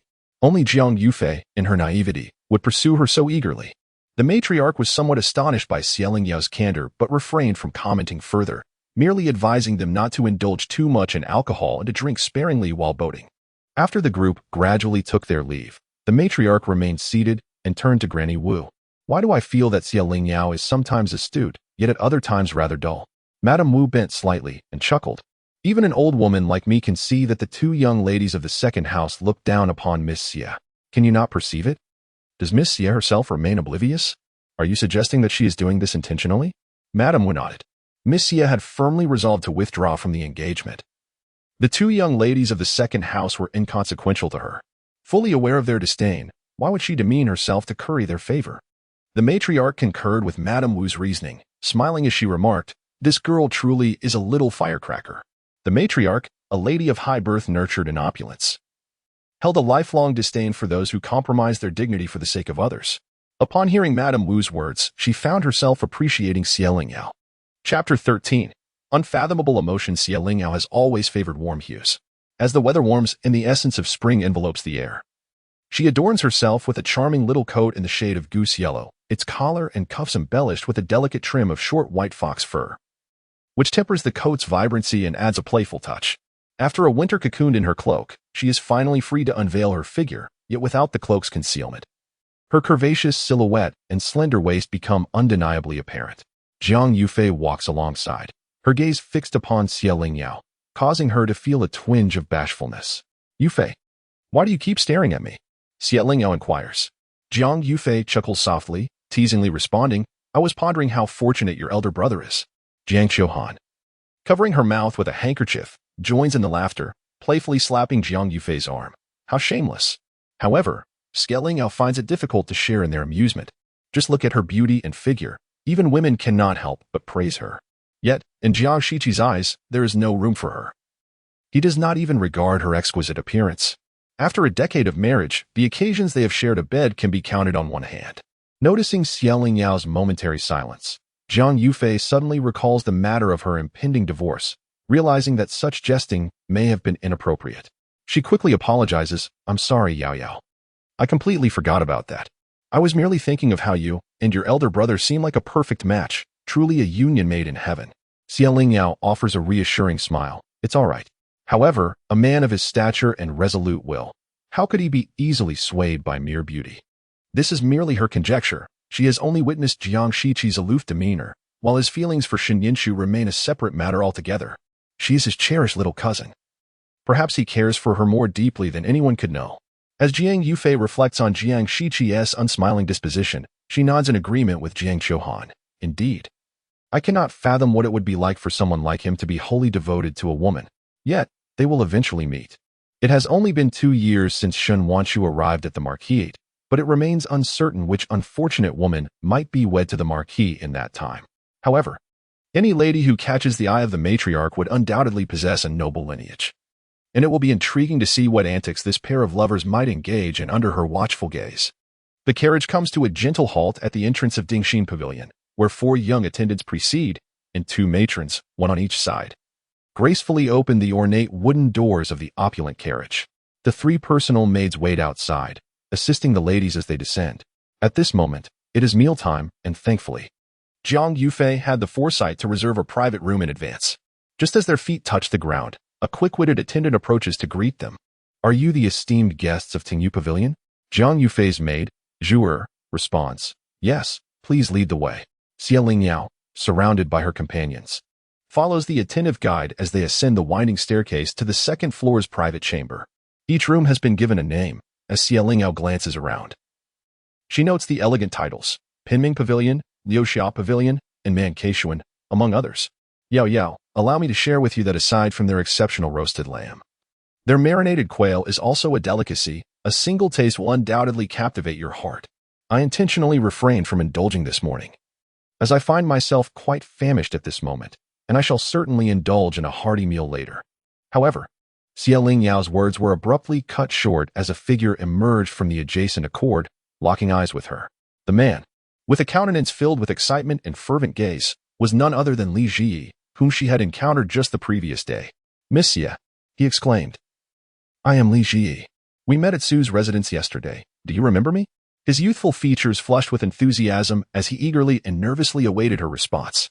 Despite Su Haocheng having informed him of Xie Lingyao's engagement, he found himself unable to suppress the urge to converse with this enchanting woman who had captured his heart at first glance, wishing fervently for her to remember his name. Xie Lingyao smiled gently, responding in a soft tone, "Of course I remember you. After our meeting with young Master Su yesterday, Aunt Bai even mentioned you, praising you as a rare young talent." Li Ji's eyes sparkled with delight. He took a step forward, only to halt, realizing it would be impolite, and quickly restrained himself. "Aunt Bai is overly gracious. I am but an ordinary individual. Jiang Yufei, with a quick glance, discerned Li Ziyi's ulterior motives and promptly pulled Lingyao closer to her, offering a feigned smile towards him. Young Master Li, we are all rather hungry. Perhaps it would be best to continue this conversation another time? Li Ziyi nodded eagerly. Yes, let us speak again next time. Please, enjoy your meal. Lingyao gave him a nod as a farewell, being drawn away by Jiang Yufei. Yao, you must stop conversing with that fool. Look at his foolish demeanor. He cannot possibly compare to my elder brother. Jiang Shiqi whispered. You are mistaken. Your disinterest in literature prevents you from recognizing the prowess of young Master Li. His reputation in the capital is quite significant, Jiang Yufei retorted, pouting slightly. Convinced that Lingyao and Jiang Shiqi were the most perfectly matched pair, and no one else could suffice. As the trio settled into their seats, Jiang Yufei and Jiang Shiqi continued their debate over whether Li Ziyi was indeed a fool. Lingyao chuckled softly, choosing not to interject. Meanwhile, Li Ziyi closed the door, still feeling a sense of longing, and turned to meet Jiang Shiqi's cold gaze, experiencing a fleeting moment of guilt. In light of the recent political reforms, the individuals present were all key figures in the Ministry of Revenue, and after weeks of intense work, they had finally gathered to share a meal, with Jiang Shiqi among them. In his moment of excitement, Li Ziyi had momentarily forgotten that Lingyao's legitimate fiancée was seated within. However, he was relieved that Jiang Shiqi said nothing. He harbored no fear of Jiang Shiqi's reaction towards him, but rather feared that Jiang Shiqi might misinterpret Lingyao's intentions. Awkwardly, he averted his gaze and returned to his seat with an odd demeanor, observing the distracted manner of the young official. Whispers of his infatuation began to circulate among the keen-eyed observers, teasing him to the point of spilling his drink. Jiang Shiqi tightened his grip on his cup, an inexplicable emotion slowly creeping into his heart. She remarked that her demeanor was not directed at him. Rather, she had always maintained a certain aloofness towards men. Yet, in the presence of Li Ziyi, she was evidently different, even with a door separating them. He could still discern the laughter in her voice as she conversed with Li Ziyi. Jiang Shiqi lowered his eyelashes, concealing the emotions within his eyes. My dear sir, do not speak frivolously. She is already bound by an engagement. I merely extended a greeting. Ah, you young ones, always so hesitant. Have you delayed too long? Are you regretting it? Li Ziyi suppressed the surging waves of regret in his heart and boldly met Jiang Shiqi's gaze, offering a bitter smile. It is not that I acted too late. Rather, fate has played its hand. By the time I encountered her, she was already engaged. Jiang Shiqi held his gaze steadily, responding coolly. Young Master Li, you are the epitome of propriety and decorum. Since the young lady is already promised, it would be wise not to provoke her, lest you bring unnecessary troubles upon others. Jiang Shiqi couldn't help but wonder if Lingyao had returned from the Su residence in such high spirits because she had seen Li Ziyi. Ah, a mutual affection. Truly a fine match. Jiang Shiqi tilted his head and drained his cup in one gulp before rising to his feet. Where is Lord Jiang headed? I'm going to greet my sisters. Chapter 14. A special greeting. Lingyao savored the finely sliced lamb prepared by Bai Chun. And as the rich flavors burst in her mouth, she let out a contented sigh. It was as delightful as she remembered. In Jingzhou, where she had once dwelled by the water, the cuisine was predominantly seafood. Upon her arrival in the capital in her past life, she had developed a fondness for beef and lamb, particularly enjoying them when grilled or stir-fried.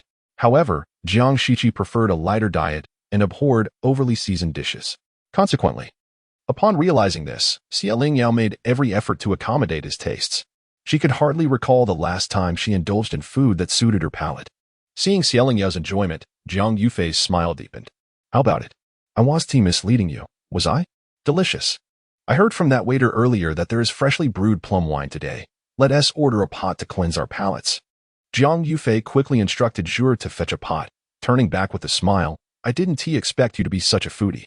I was about to order it myself, but considering we would be boating this afternoon, I hesitated, fearing you might get tipsy.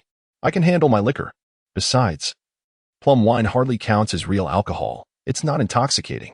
Lingyao's bravado was mercilessly undermined by Bai Chun. Miss, you always blush when you drink. Remember, Li Mama specifically advised you to limit your intake before heading out. Have you forgotten? Lingyao felt a bit embarrassed. You shouldn't have mentioned it to her. Just then, the wine was brought in, not by the waiter, but by Jiang Shiqi, who entered carrying a delicate wine jug. The moment the tall figure of the man stepped inside, Jiang Yufei, who had just bitten into a meatball, accidentally dropped it, rolling off the table and onto the floor. Jiang Shiqi's gaze was instantly drawn to Xie Lingyao, who bore an unguarded smile on her face. The spiciness of the grilled lamb had made her already full lips slightly swollen, glistening with a rosy hue. His eyes darkened as he took a seat at the table. "How come you are drinking out here?" There was no reproach in his tone. He merely knew that their grandmother was generally strict and forbade them from drinking outside. So he asked casually.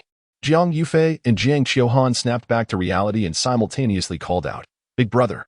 Jiang Shiqi settled down not far from Xie Lingyao, and her smile involuntarily faded, her demeanor becoming more composed. "Grandmother said that since Yao Yao has arrived, we should let her enjoy herself freely. We brought many servants, so it won't be a bother." Jiang Shiqi nodded, his gaze falling upon the several lamb rib bones in front of Xie Lingyao. Surprised that despite her slender frame, she had quite the appetite. For some unknown reason, his mood lightened. But is it too rich? Xie Lingyao had initially intended to ignore him, but since he was clearly directing his words towards her, she had no choice but to respond. "Just a little. It was me who asked Yufei to order the plum wine, so don't blame her." "Big brother, what brings you here?" Jiang Shiqi cast a cool glance at Jiang Yufei. "I happened to be having lunch here and overheard Li Zi speaking with you, so I came to check on you." Xie Lingyao shrank her neck, cleared her throat awkwardly, and said, "What a coincidence. That fool? Big brother, why are you with him?" It wasn't just him. Several officials from the Ministry of Revenue were also present.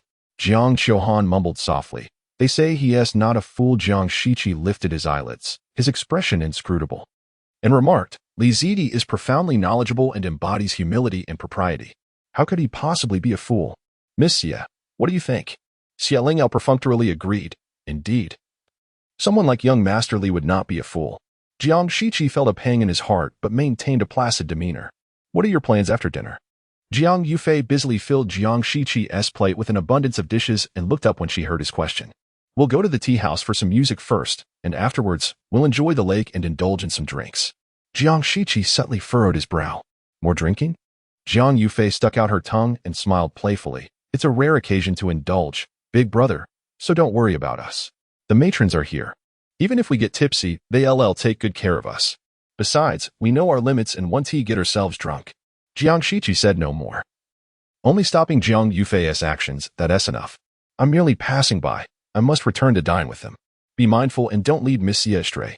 Jiang Yufei nodded obediently. Once Jiang Shiqi's figure vanished from the elegant pavilion, the three of them finally sighed in relief. "It's strange. Big brother never interferes with us, yet I always feel afraid of him."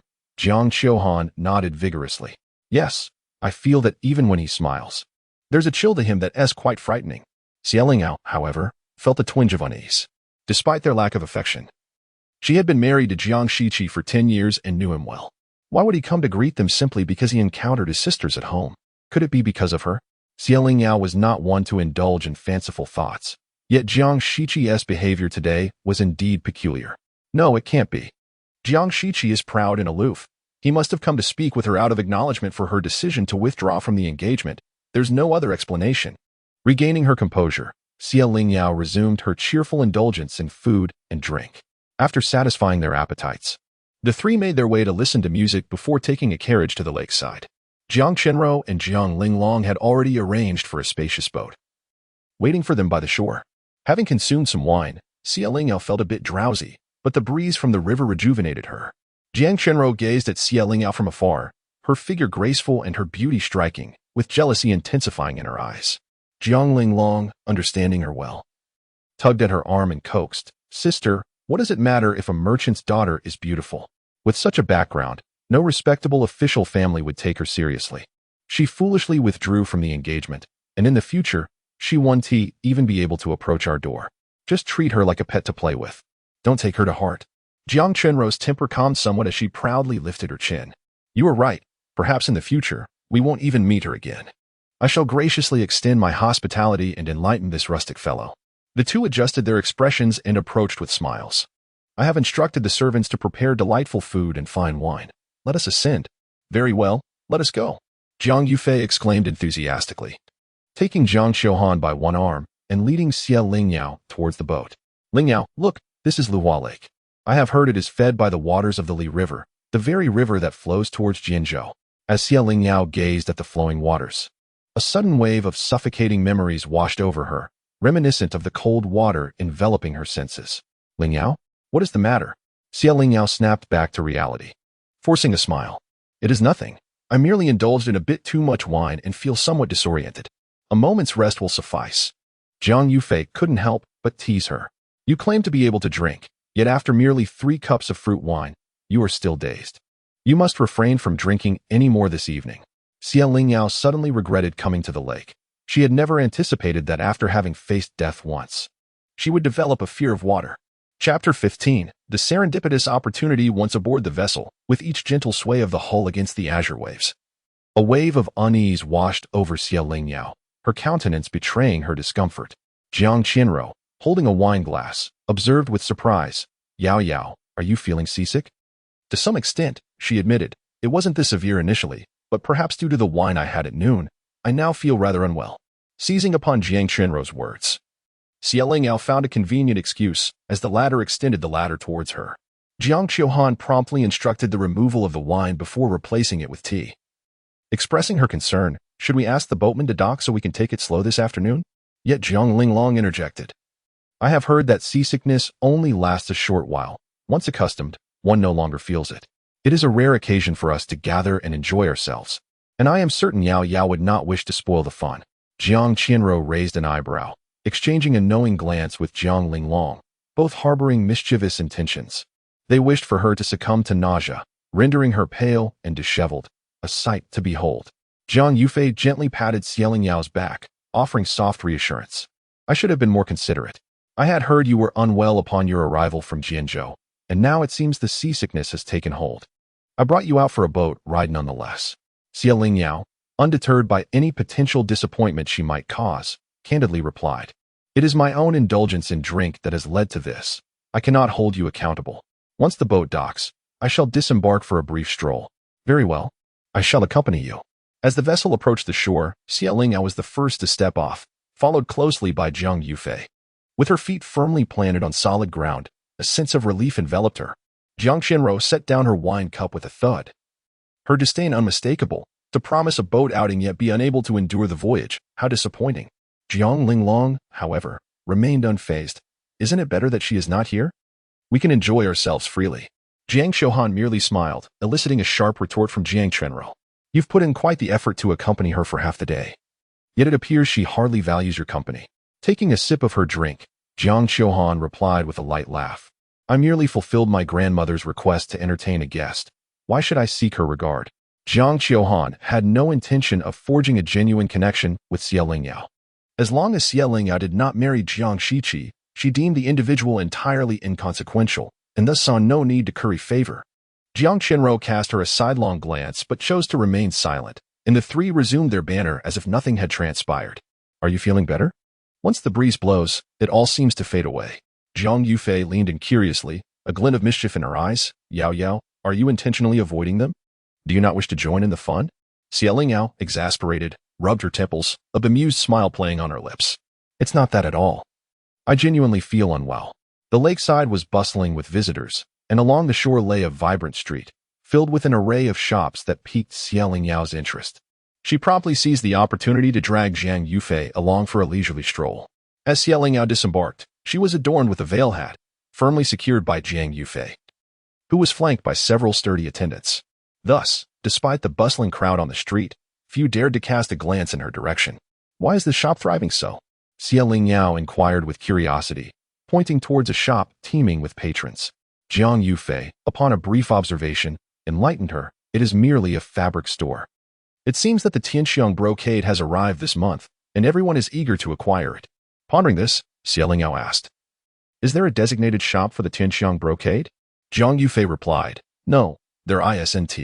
The Tianxiang brocade is precious, and not every fabric merchant possesses the means to secure a steady supply each month. Merchants rely on fortune. Only by chance do they procure stock to bring back to the shops in the capital. Lingyao contemplated deeply, recognizing that the rarity of the Tianxiang brocade stemmed from 3 primary factors. Firstly, the silk required for the Tianxiang brocade can only be spun by the unique silkworms indigenous to Tianxiang town, known as Tianxiang silkworms. These silkworms produce silk that is not only more resilient but also finer than that of ordinary silkworms, resulting in fabric that is exceptionally soft and smooth. However, the small Tianxiang town can only yield a limited amount of silk each year, making the raw materials scarce and, consequently, the brocade itself. Secondly, the silk of the Tianxiang brocade is so delicately woven that it cannot be folded for extended periods. Given that Jianzhou is 1,000 miles from the capital, if the fabric were to be transported solely by waterways, it would likely become damaged by the time it arrived. However, this issue is easily resolvable, as few have considered alternative methods thus far. Thirdly, there are rumors that the Tianxiang brocade is susceptible to moisture, which is why merchants, despite knowing that water transport is the quickest option, hesitate to use it, fearing that the precious fabric would be rendered worthless if dampened upon arrival in the capital. In truth, the resilience of the Tianxiang silk is superior to that of ordinary fabrics, making it far less prone to damage from moisture. Nevertheless, these challenges posed no real problems for Lingyao. In fact, the largest weaving workshop in Tianxiang town belongs to her family, specifically to her late mother. This workshop was a legacy that Lingyao inherited. As for the transportation issues concerning the Tianxiang brocade, they were trivial for her. She simply needed to alter the traditional method of folding fabric to a rolled format. Although this would occupy more space, it was far preferable to risking spoilage. Thus, if she could monopolize the sale of the Tianxiang brocade in the capital, untold riches would inevitably follow. Lingyao, hailing from Jianzhou, was determined never to return, particularly to her profit-driven father, whom she wished to avoid for a lifetime. To establish herself in the capital's mercantile landscape, she could not afford to squander her resources. If she succeeded in this venture, she would be free from financial worries for at least the next decade. However, established fabric merchants who had maintained their businesses in the capital for decades would undoubtedly resist such a shift in the market. The relationship between merchants is often one of competition, yet at times, they must also collaborate. Should anyone disrupt their established order, that individual would surely face a united front of opposition. Thus, if she wished to thrive in the fabric trade in the capital, she needed to foster relationships with the largest fabric establishments. Otherwise, she risked facing a swift downfall. In essence, she required a mediator to navigate these intricate dynamics. The intermediary possesses the remarkable ability to convene the proprietors behind these fabric shops for negotiations, whilst ensuring that each of these owners concedes to him. The first individual that Lingyao thought of was Jiang Shiqi. Holding a position in the Ministry of Revenue, which oversees taxation, he undoubtedly possesses intimate knowledge of the prominent merchants in the capital. Moreover, in Kyoto, Lingyao had yet to encounter anyone who dared to disregard his esteem. However, he was a last resort, and Lingyao was resolute in her desire to remain unassociated with him in this lifetime. Another alternative was Li Zi, who also held a position in the Ministry of Revenue and hailed from a respectable lineage. Yet, she dismissed that notion as well. Lingyao found it impossible to approach him knowing his intentions, as that would be nothing short of exploitation. After contemplating her options, she resolved to set this matter aside for the time being, intending to address it after successfully annulling her marriage. It had been nearly 20 days since she departed from Jianzhou for Kyoto, and if news from Jianzhou were to arrive too late, it would indeed pose significant troubles. Nevertheless, having conceived this idea, she would naturally remain vigilant for suitable establishments should they present themselves. Chapter 16. The Empress Dowager's summons after Lingyao disembarked. She and Zhang Yufei indulged in a myriad of trivial purchases before finding a quaint tea house to engage in conversation. Their dialogue was soon interrupted as they spotted Zhang Qianrou and her companions alighting from the boat. Having enjoyed their leisurely escapade, the group felt fatigued and decided against lingering any longer, making their way directly back to the Marquis's residence. Due to the day's revelries, Lingyao was overcome with sleepiness and hastily consumed a few bites of dinner before enveloping herself in her quilt and drifting into a deep slumber. Unfortunately, not even an hour had passed before she was roused by the persistent calls of Granny Li. Lingyao buried her head beneath the covers, feigning ignorance. But Granny Li resolutely pulled the quilt away. "Ningjier, do not sleep any longer. The matriarch has sent someone to summon you, and it seems urgent." Still lying down, Lingyao remained motionless, momentarily disoriented from her abrupt awakening. Granny Li sighed and urged, "It is already nightfall, and as a distant guest, such a late hour would not warrant disturbance unless it were of utmost importance. You must hasten. Delays could lead to unforeseen complications." Seeing the worried expression on Granny Li's face, Lingyao exhaled deeply, her annoyance palpable, as she swiftly donned the garments handed to her by Bai Chun.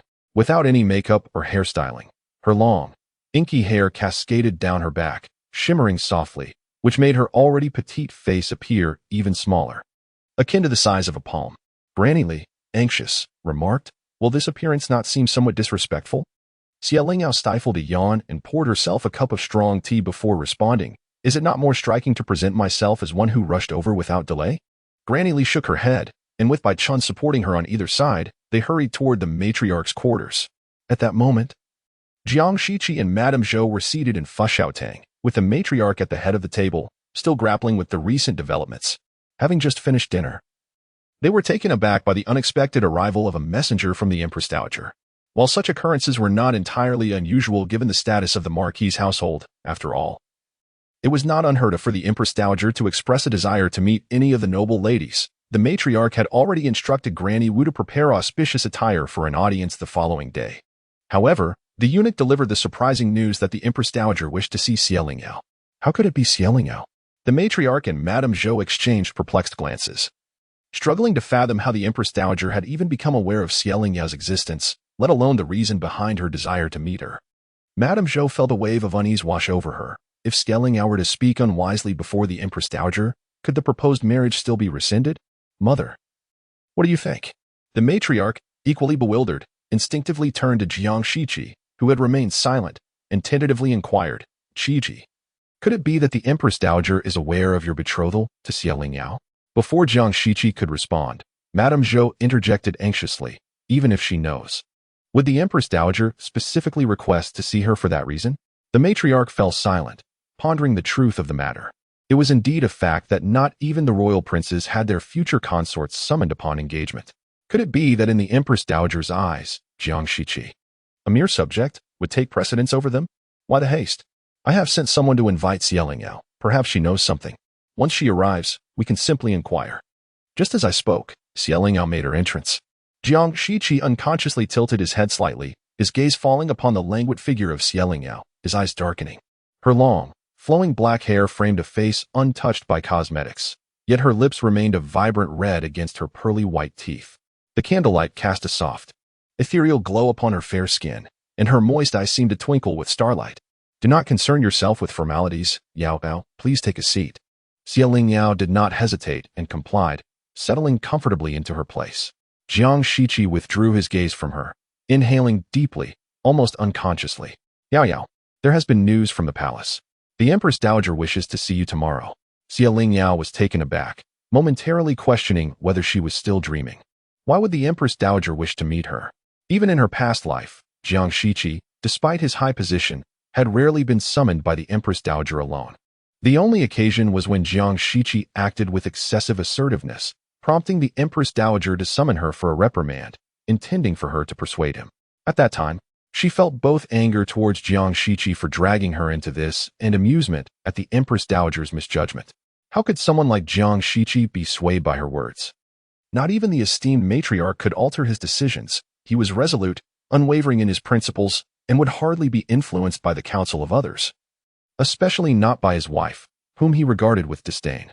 Thus, Lingyao resigned herself to misfortune, silently enduring a scolding from the Empress Dowager due to Jiang Shiqi's actions, returning to the Marquisate as if she had suffered a silent loss, never speaking of it to anyone. If it were anyone else, Lingyao might have handled it with the composure afforded by her previous life. However, in the presence of the Empress Dowager, she truly felt at a loss. Although she had not witnessed the Empress Dowager's prowess firsthand, she had heard of it. The Empress Dowager's rise from a low-ranking concubine to the mother of a nation was not achieved through the ephemeral affection of an emperor, but through shrewd tactics and formidable strategies. Through her extraordinary acumen, she ensured her son was recognized as the rightful heir, eliminating all obstacles that stood in his way to the throne. Thus, to the emperor, she was not merely a mother but also a steadfast ally, commanding profound respect and filial devotion, with no one daring to oppose her. Lingyao felt both reverence and trepidation towards the Empress Dowager, for a mere word from her could dictate the course of her life or death. In the face of such absolute power, all schemes and machinations were rendered futile. In this life, she was but a newcomer, a merchant's daughter, with no reason for the Empress Dowager to even recognize her. The abrupt summons caused Lingyao to instinctively furrow her brow. observing her troubled and bewildered expression. The matriarch could tell she was unaware of the underlying circumstances and became increasingly perplexed. Jiang Shiqi, noticing Xie Lingyao's distress and confusion, spoke calmly. I shall personally escort you to the palace tomorrow. Xie Lingyao nodded silently, instinctively feeling that Jiang Shiqi was reliable when she sensed her life was in jeopardy. After all, despite the hardships of those 10 years, she had lived a life of luxury and comfort in the Marquis's residence. Her heart was filled with wounds. Yet she wore splendid garments. After the matriarch carefully advised Xie Lingyao on the matters to heed upon entering the palace, she noticed it was nearly midnight and instructed the three of them to return to their quarters to rest. Xie Lingyao and Jiang Shiqi exited in succession. Since Wudong residence and Haohan Pavilion were in the same direction, she had no way to evade him and could only take a cautious step behind Jiang Shiqi, fervently praying that he would quicken his pace and widen the distance between them. To her relief, Jiang Shiqi maintained a consistent distance, showing no intention of leaving her behind.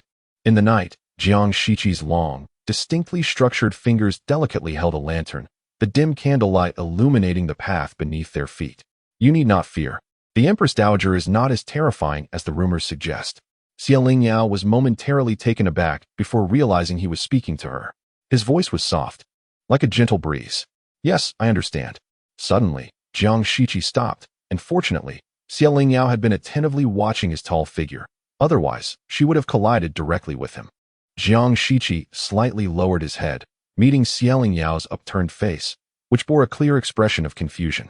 He sighed quietly to himself and asked, Miss Xie, may I be so bold as to inquire if I have inadvertently offended you at some point? Xie Lingyao suppressed the urge to twitch her lips in response. It was more than just an offense. Yet she replied, not at all. This is merely our first meeting. How could there be any talk of offense? Chapter 17. The unyielding heart. Jiang Shiqi yearned to inquire, why do you treat me with such indifference? Yet, as the words lingered on the tip of his tongue, he realized the artificiality of such a question rendered it unutterable. Aware of her intent to withdraw from their engagement, he understood that she ought not to exhibit warmth towards him. However, witnessing her radiant smile directed at others stirred a sense of unwillingness within him. Was Li Ziyi truly so exceptional? After all, Jiang Shiqi remained composed and inscrutable, even amidst the treacherous court, making it all the more perplexing to falter before a mere girl like Xie Lingyao. In an instant, he regained his customary coldness and solemnity. Even though our fates may diverge, I shall not forget the Xie family's kindness to the Jiang family. Should you encounter any troubles, do not hesitate to seek my assistance. Xie Lingyao, momentarily startled by Jiang Shiqi's unexpected query, felt her heart gradually settle. Naturally, if Jiang Shiqi himself professed a desire to repay kindness, she need not maintain her aloofness. In times of trouble, it would not be unreasonable to solicit his help. She was not one to relinquish tangible benefits merely for the sake of pride. In the face of survival, how much value did integrity hold? Thus, she resolved to express her gratitude to young Master Jiang. Noticing the relief on Xie Lingyao's face, Jiang Shiqi felt a flicker of barely perceptible irritation. Was she so eager to sever their connection? He fell silent, turning away to maintain a delicate distance as they proceeded toward the expansive pavilion. For a moment, they walked in silence, each absorbed in their own thoughts. Had Xie Lingyao not tripped over her cloak and, in her fluster, seized Jiang Shiqi's belt, the evening would have passed without incident. Yet, fate had other designs, and she herself could not comprehend how circumstances had spiraled into this chaos. The harder she tried to avoid suspicion, the more bittersweet her situation became. Clutching Jiang Shiqi's belt with one hand and pressing against his solid chest with the other, she struggled to distance her soft waist from him. Jiang Shiqi, not only gifted in literary pursuits but also accomplished in martial arts, instinctively turned to support her the moment he felt her weight shift. However, the event unfolded too suddenly. Despite his swift reaction, he could not escape the inevitable. Both were sent crashing against the rocky facade. The lantern in Jiang Shiqi's hand fell to the ground, extinguishing with a soft sputter. As for Zhang Mao and Granny Li, they had wisely retreated to an unseen distance since their departure. Even in the enveloping darkness, Jiang Shiqi could sense Xie Lingyao's disordered breaths and her hand pressed firmly against his chest, alongside her defiant little head arching backward. Her posture, replete with evasion and resistance, left Jiang Shiqi's throat momentarily parched. Yet, his hand instinctively cradled the back of her head, which had struck the rough stone. For a fleeting moment, the usually unflappable expression on Jiang Shiqi's face fractured, though the darkness concealed his true emotions. Despite Lingyao being relatively tall among women in this moment, ensconced in Jiang Shiqi's half-embrace, not even the slightest hint of her garment could be discerned. The unique fragrance of a woman enveloped Jiang Shiqi, wrapping him tightly in a sweet and alluring embrace. The heat of his hand, resting on Lingyao's slender waist, intensified. And had it not been for the ingrained decorum and Lingyao's evident rejection, he might have found it difficult to release her. After a brief moment, Jiang Shiqi casually withdrew his hand, his tone remaining nonchalant. "Are you injured anywhere?" Lingyao hastily distanced herself, attempting to conceal her fluster and embarrassment. No. Thank you, young Master Jiang." Jiang Shiqi's fingers curled slightly before he naturally concealed his injured hand behind his back. "It is well if there are no injuries. We must rise early to enter the palace tomorrow. Let us go. It is already quite late." Lingyao nodded, but, realizing it was dark and he likely could not see her expression, quickly added, "All right, let's go." Only upon entering the Wudong residence did Lingyao dare to relax, silently berating herself before quickly washing up and lying down to sleep. Meanwhile, Jiang Shiqi arrived at Haoan Pavilion, where Zhang Mao was already waiting at the door. "My lord, why have you taken so long for such a short distance?" Jiang Shiqi disregarded Zhang Mao's teasing remarks and walked directly into the room. "Bring me some bandages." Zhang Mao was startled and, upon closer inspection, noticed the bloody mess on the back of Jiang Shiqi's right hand. "What happened to you?" he exclaimed, hastily retrieving medicine and carefully wrapping the bandage while chattering away. "How did you manage to injure your right hand? You won't be able to write for the next few days. If the matriarch inquires, how shall I respond?" Irritated by Zhang Mao's slow movements, Jiang Shiqi efficiently tied a knot with one hand. "You needn't beat around the bush asking how I got hurt. I merely scraped it while walking. If grandmother asks, just tell her that." As Zhang Mao tidied up the medicine box, he muttered in a voice that Jiang Shiqi could clearly hear, "Come now. You never scraped yourself this badly before turning 8. Are you truly so unsteady on your feet now? I know without you saying, this is all because of Miss Xie. Isn't it? She looks quite delicate, almost as if she can hardly walk." Jiang Shiqi turned his head away, increasingly annoyed by Zhang Mao's incessant chatter. "Once you are done, you may leave." Zhang Mao, sensing he had spoken too much, felt a sense of injustice for his master. The beauty of the CF family girl was celestial, yet her heart was as hard as stone. She had called off the engagement without leaving any room for negotiation. For someone of Jiang Shiqi's stature to be so dismissed incited Zhang Mao's frustration even more than Jiang Shiqi himself. After sending the incessantly murmuring Zhang Mao away, Jiang Shiqi gazed at the back of his hand, his lips pressed together, and finally let out a soft sigh before painstakingly washing up with one hand and turning to bed. Jiang Shiqi seldom dreamed, but that night he found himself in a rare dream. It was adorned with red silk, and the sound of firecrackers echoed, as if celebrating some joyous occasion. But whose celebration could it be? In the midst of his bewilderment, amid the clamor, he heard someone calling him groom. Jiang Shiqi paused, realizing that perhaps he was to be wed. He lowered his gaze and indeed beheld himself adorned in a wedding robe. Jiang Shiqi felt a pang of resistance within. For although he understood that one day he would marry a woman he hardly knew to assume the duties of the household, he was reluctant for that day to arrive so swiftly. Yet the jubilant crowd surrounding him, laughing and playfully urging him on, left him no opportunity to struggle or hesitate. In but a moment, he found himself in the bridal chamber. The matchmaker, beaming with joy, pressed a jade ruby into his hand, exclaiming, "Groom, quickly unveil the bride." The crowd behind him chimed in, encouraging him, "Master Jiang, let us see if the bride is beautiful." Jiang Shiqi had no desire to lift the veil, but his dream self, as though under a spell, reached out. As the veil fell away, the woman shyly raised her head, her captivating eyes fixed upon him, brimming with unspoken affection that he could discern all too clearly.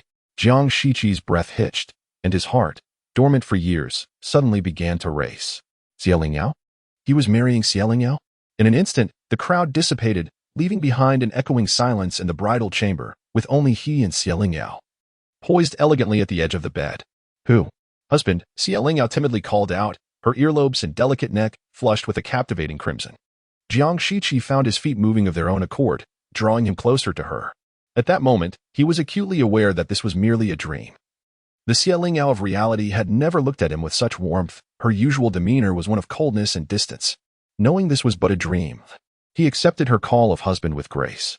"Are you truly willing to marry me?" Lingyao's eyes widened slightly, her pearly teeth nibbling at her rosy lip. "Naturally. I am willing." To marry you has long been my desire. But, do you hold any resentment towards me? The smile that had just graced Jiang Shiqi's lips faltered, and he asked in confusion, why would I resent you? A look of discomfort crossed Xie Lingyao's face as she anxiously fiddled with her handkerchief, her hairpin quivering gently with her movements, illuminated by the flickering candlelight. As if light danced upon her. They say. What do they say? Jiang Shiqi inquired patiently. They say you did not marry me of your own volition, but rather out of fear of public scorn, and thus were compelled to take me as your wife.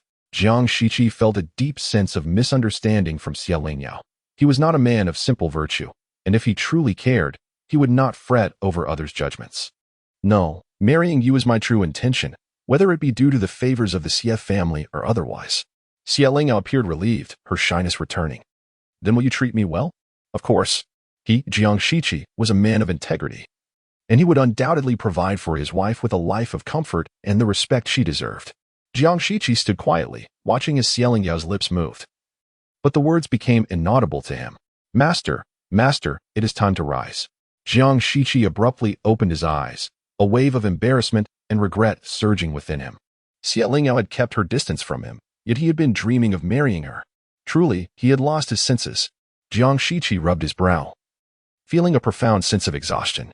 Chapter 18. Shared journey. Since the previous night, upon hearing that the Empress Dowager intended to summon Xie Lingyao, Mama Li had not enjoyed a moment of restful sleep. Throughout the night, she kept her eyes wide open, pondering the Empress Dowager's intentions. Despite her best efforts, she could not fathom a suitable reason. Early in the morning, Xie Lingyao was dragged from her warm bed by Mama Li, who was determined to prepare her for the occasion. The palace was a place of power, where influential figures held the reins of life and death. Thus, it was imperative to present themselves well, at least to convey their earnestness to the Empress Dowager. Xie Lingyao felt a flutter of anxiety within. Yet she maintained an outward calm. This was a skill she had honed during her marriage to Jiang Shiqi, knowing that displaying her inner turmoil would serve only to invite ridicule, without any benefit. It was far better to conceal her emotions, swallowing her distress and exhaustion, allowing others to perceive her as thriving. Mama, Xie Lingyao said with a wry smile as she snatched the ornate golden hairpin from Mama Li's hands and set it aside. It would be more appropriate to dress modestly for the Empress Dowager. This pin is too ostentatious. Mama Li considered that the Empress Dowager, being of advanced age, might prefer the vibrant adornments of youth. However, after much deliberation, she concluded that understated elegance was indeed the safer choice, and thus replaced the flashy jewelry with more subdued pieces. Once Xie Lingyao was ready, she emerged to find Jiang Shiqi waiting for her outside Wadong residence, clad in a striking crimson official robe that suited him splendidly. There was a hint of melancholy in his eyes, which Xie Lingyao noticed but chose to ignore, as her own concerns occupied her mind. Though the weather had warmed, the mornings and evenings remained chilly, and she had not yet fastened her cloak, opting instead to hold it loosely in her arms. Have you been waiting long, young Master Jiang? She inquired. Just arrived. Let us go, Jiang Shiqi replied succinctly, his tone even and unembellished. Xie Lingyao had not brought a maidservant along, as it was impractical to take one into the palace. She preferred to go alone, sparing Bai Chun the trouble of waiting outside. As they approached the entrance, a single carriage awaited them, and upon peering in, Xie Lingyao felt a pang of discomfort. Did this mean she was to share the carriage with Jiang Shiqi?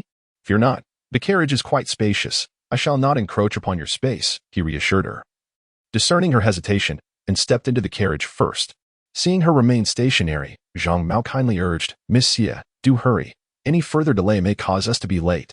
Caught between the urgency of meeting the Empress Dowager and the desire to avoid any semblance of impropriety with Jiang Shiqi, she decisively chose the former.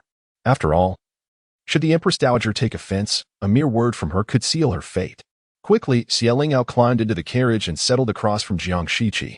He had closed his eyes, feigning sleep, and did not open them upon her arrival. Relieved by his lack of engagement, she quietly exhaled.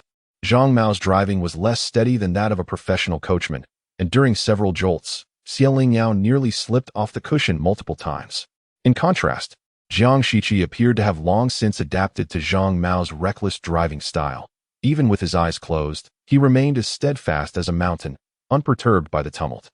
Gritting her teeth, Xie Lingyao clung tightly to the soft cushion, fearful that she might inadvertently tumble into Jiang Shiqi's embrace, leading him to misconstrue her actions as an invitation, an entrapment she could never adequately explain. She had endured enough of the torment of being at a loss for words. "Zhang Mao, do you intend to jostle the carriage to pieces?" The cool, commanding voice immediately stabilized the carriage. Lingyao thought, so that rascal was doing it on purpose. With a huff, she finally released her grip on the cushion and managed to sit comfortably. Meanwhile, Jiang Shiqi, troubled and restless, could not shake the memory of the dream he had the previous night, nor the inexplicable expectations it had stirred within him. To avoid dwelling on it, he simply closed his eyes, feigning sleep. After a time, Lingyao was uncertain whether Jiang Shiqi had truly drifted off, having slept soundly the night before. She felt no inclination for slumber. In a fit of boredom, she lifted the curtain of the carriage window to gaze at the familiar, yet foreign landscape outside. Finding it uninteresting, she let the curtain fall and lapsed into a stupor. The carriage, though spacious, was still confined, and her gaze unconsciously settled upon the closed eyes of Jiang Shiqi. This youthful version of Jiang Shiqi was one she had not closely observed since her return. In her past life, when she met her untimely end at the age of 31, he bore the weight of power and responsibility, the burdens of intricate affairs pressing down upon him. Despite time's favor upon his visage, signs of aging had begun to mar his features. How different he appeared now, vibrant and full of life. No matter how many times Lingyao gazed upon Jiang Shiqi's face, she could not help but marvel at the creator's artistry, pondering how it was possible for one individual to possess such beauty, intellect, and lineage, all in abundance. As her gaze drifted downward, she noticed a portion of his hand peeking from beneath the voluminous sleeves, seemingly wrapped in bandages.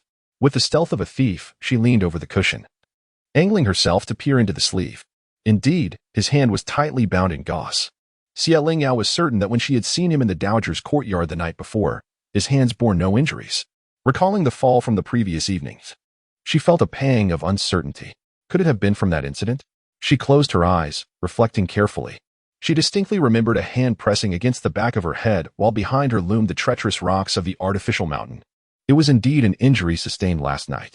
Even with his eyes shut, Jiang Shiqi sensed Lingyao gaze upon him, an uncomfortable awareness creeping over him from head to toe. To escape her unabashed scrutiny, he leaned against the wall of the carriage, pretending to be asleep. In the next moment, a cloak imbued with a fragrant aroma gently draped over his knees. It was Lingyao cloak. By offering her cloak, Lingyao felt a sense of justification. After all, Jiang Shiqi owed her much from their past life. What harm was there in him sustaining an injury due to her? He would not perish from it. As memories of her former life swirled through her mind, her gaze hardened momentarily, only to soften almost instantaneously. Jiang Shiqi draped Lingyao cloak over his legs, and his heart, which had recently calmed, began to stir once more. What was she doing? Did she truly feel pity for him?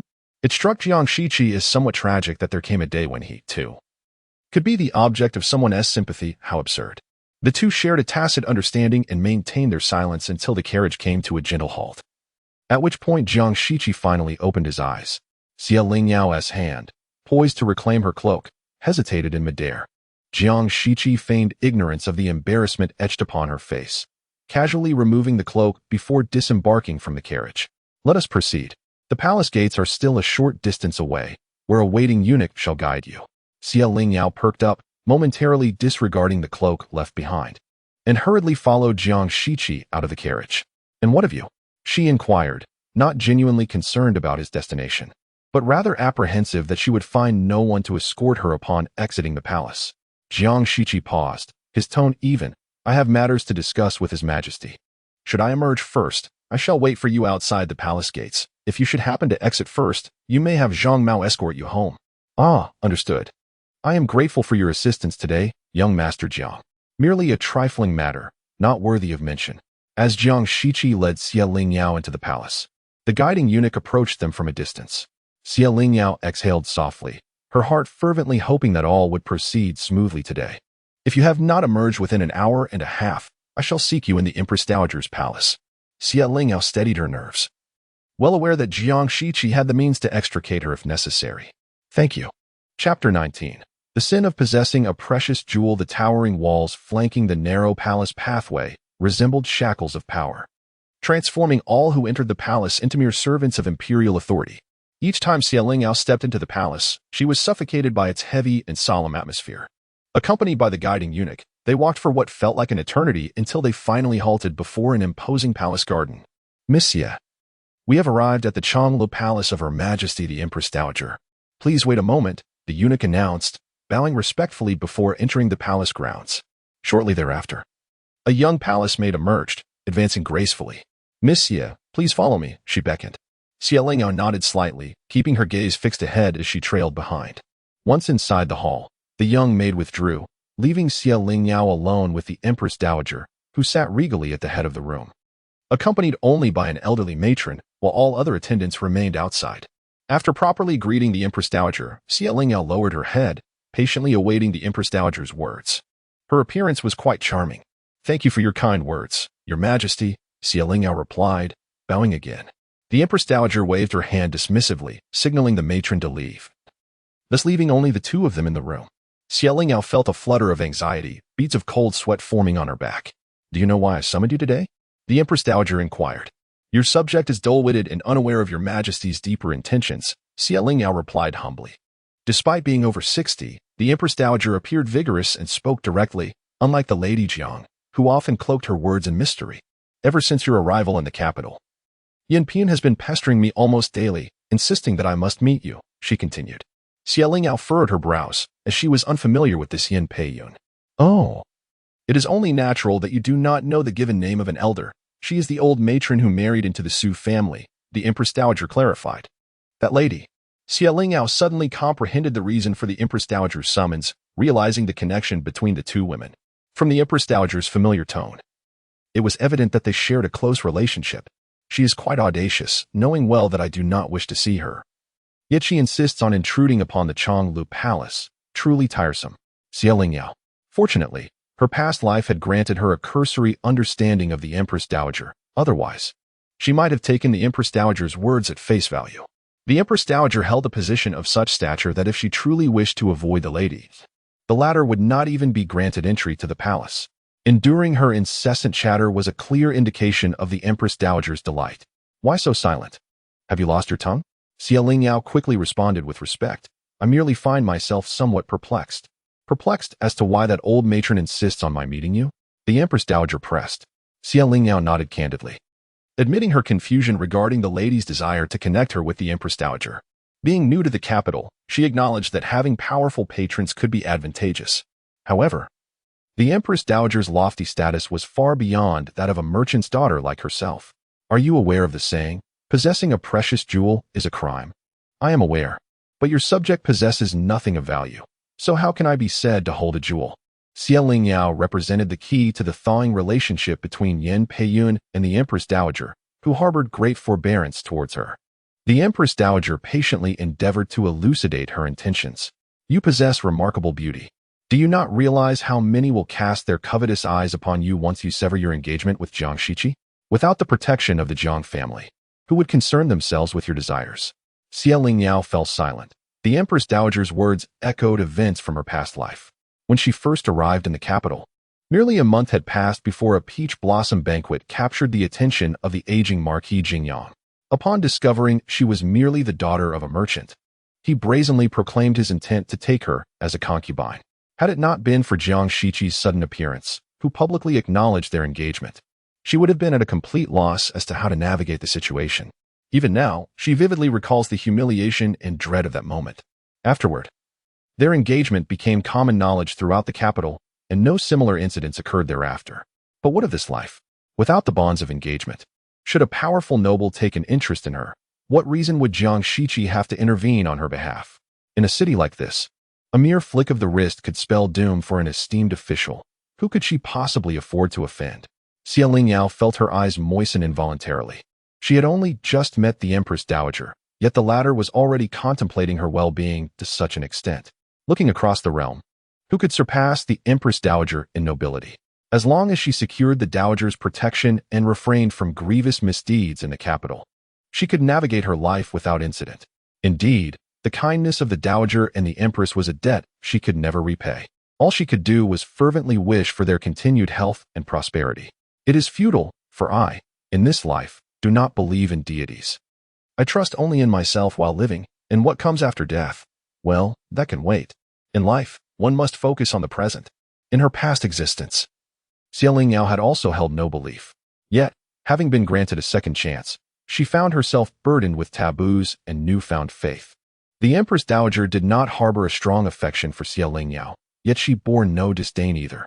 This young woman possessed an abundance of depth in her gaze, far beyond what was customary for her age, leaving the Dowager at a loss for judgment. The Dowager gently clapped her hands, summoning an elderly matron who entered with a tray held high. With this token, you may visit me in the palace at any time. Since I have promised Yin Peiyun to offer you protection, you must cultivate a closer rapport with me, at least publicly. Would it be appropriate for a commoner to accompany the matron during her visit to you, Your Majesty? Ah, that old woman has taken a liking to you. It would be prudent for you to spend time with her. Xie Lingyao accepted the token, momentarily unsure whether to take her leave or remain. Fortunately, the Dowager appreciated forthrightness. With a wave of her hand, the elderly matron gestured for her to proceed, prompting Xie Lingyao to bow and take her leave. Miss Xie, should anyone inquire why the Empress Dowager summoned you, simply state that she wished to inquire about the situation in Jianzhou and found you to her liking, thus granting you this token to frequently visit her. Thank you for your guidance, matron. The Empress Dowager had even crafted a rationale for her. Yet, Xie Lingyao sensed a subtlety in the first part of the statement. What situation? Cultural customs, or the complexities of daily life?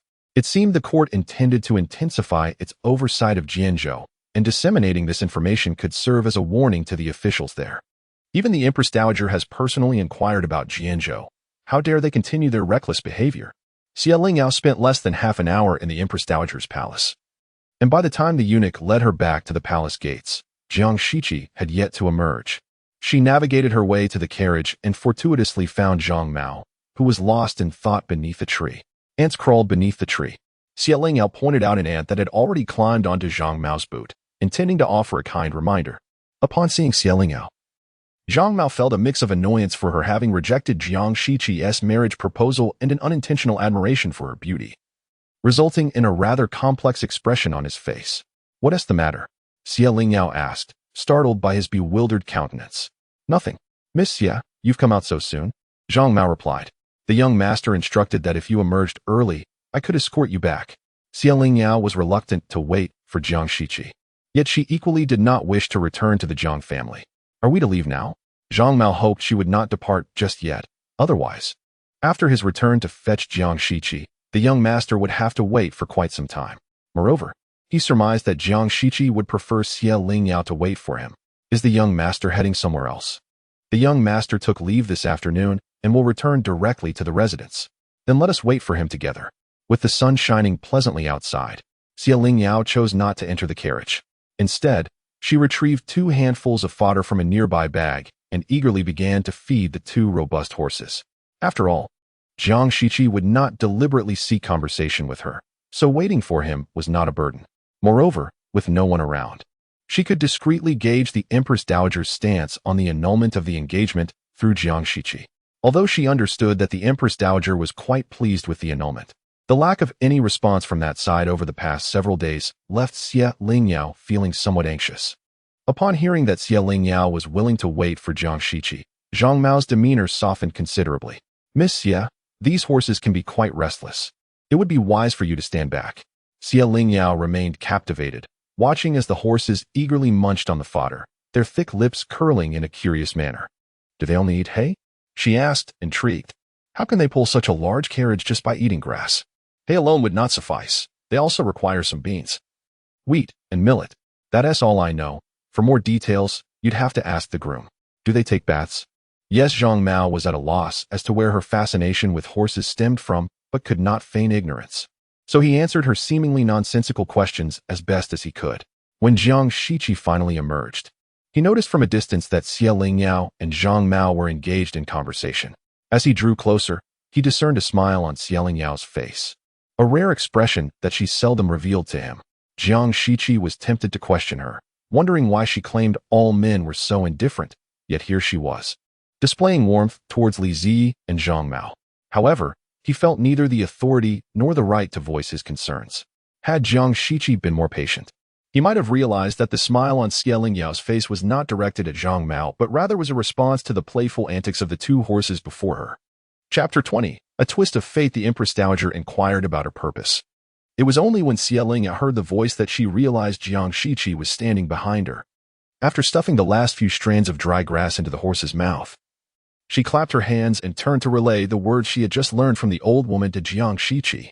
With the Empress Dowager's protection, navigating the capital would be considerably easier for you in the future.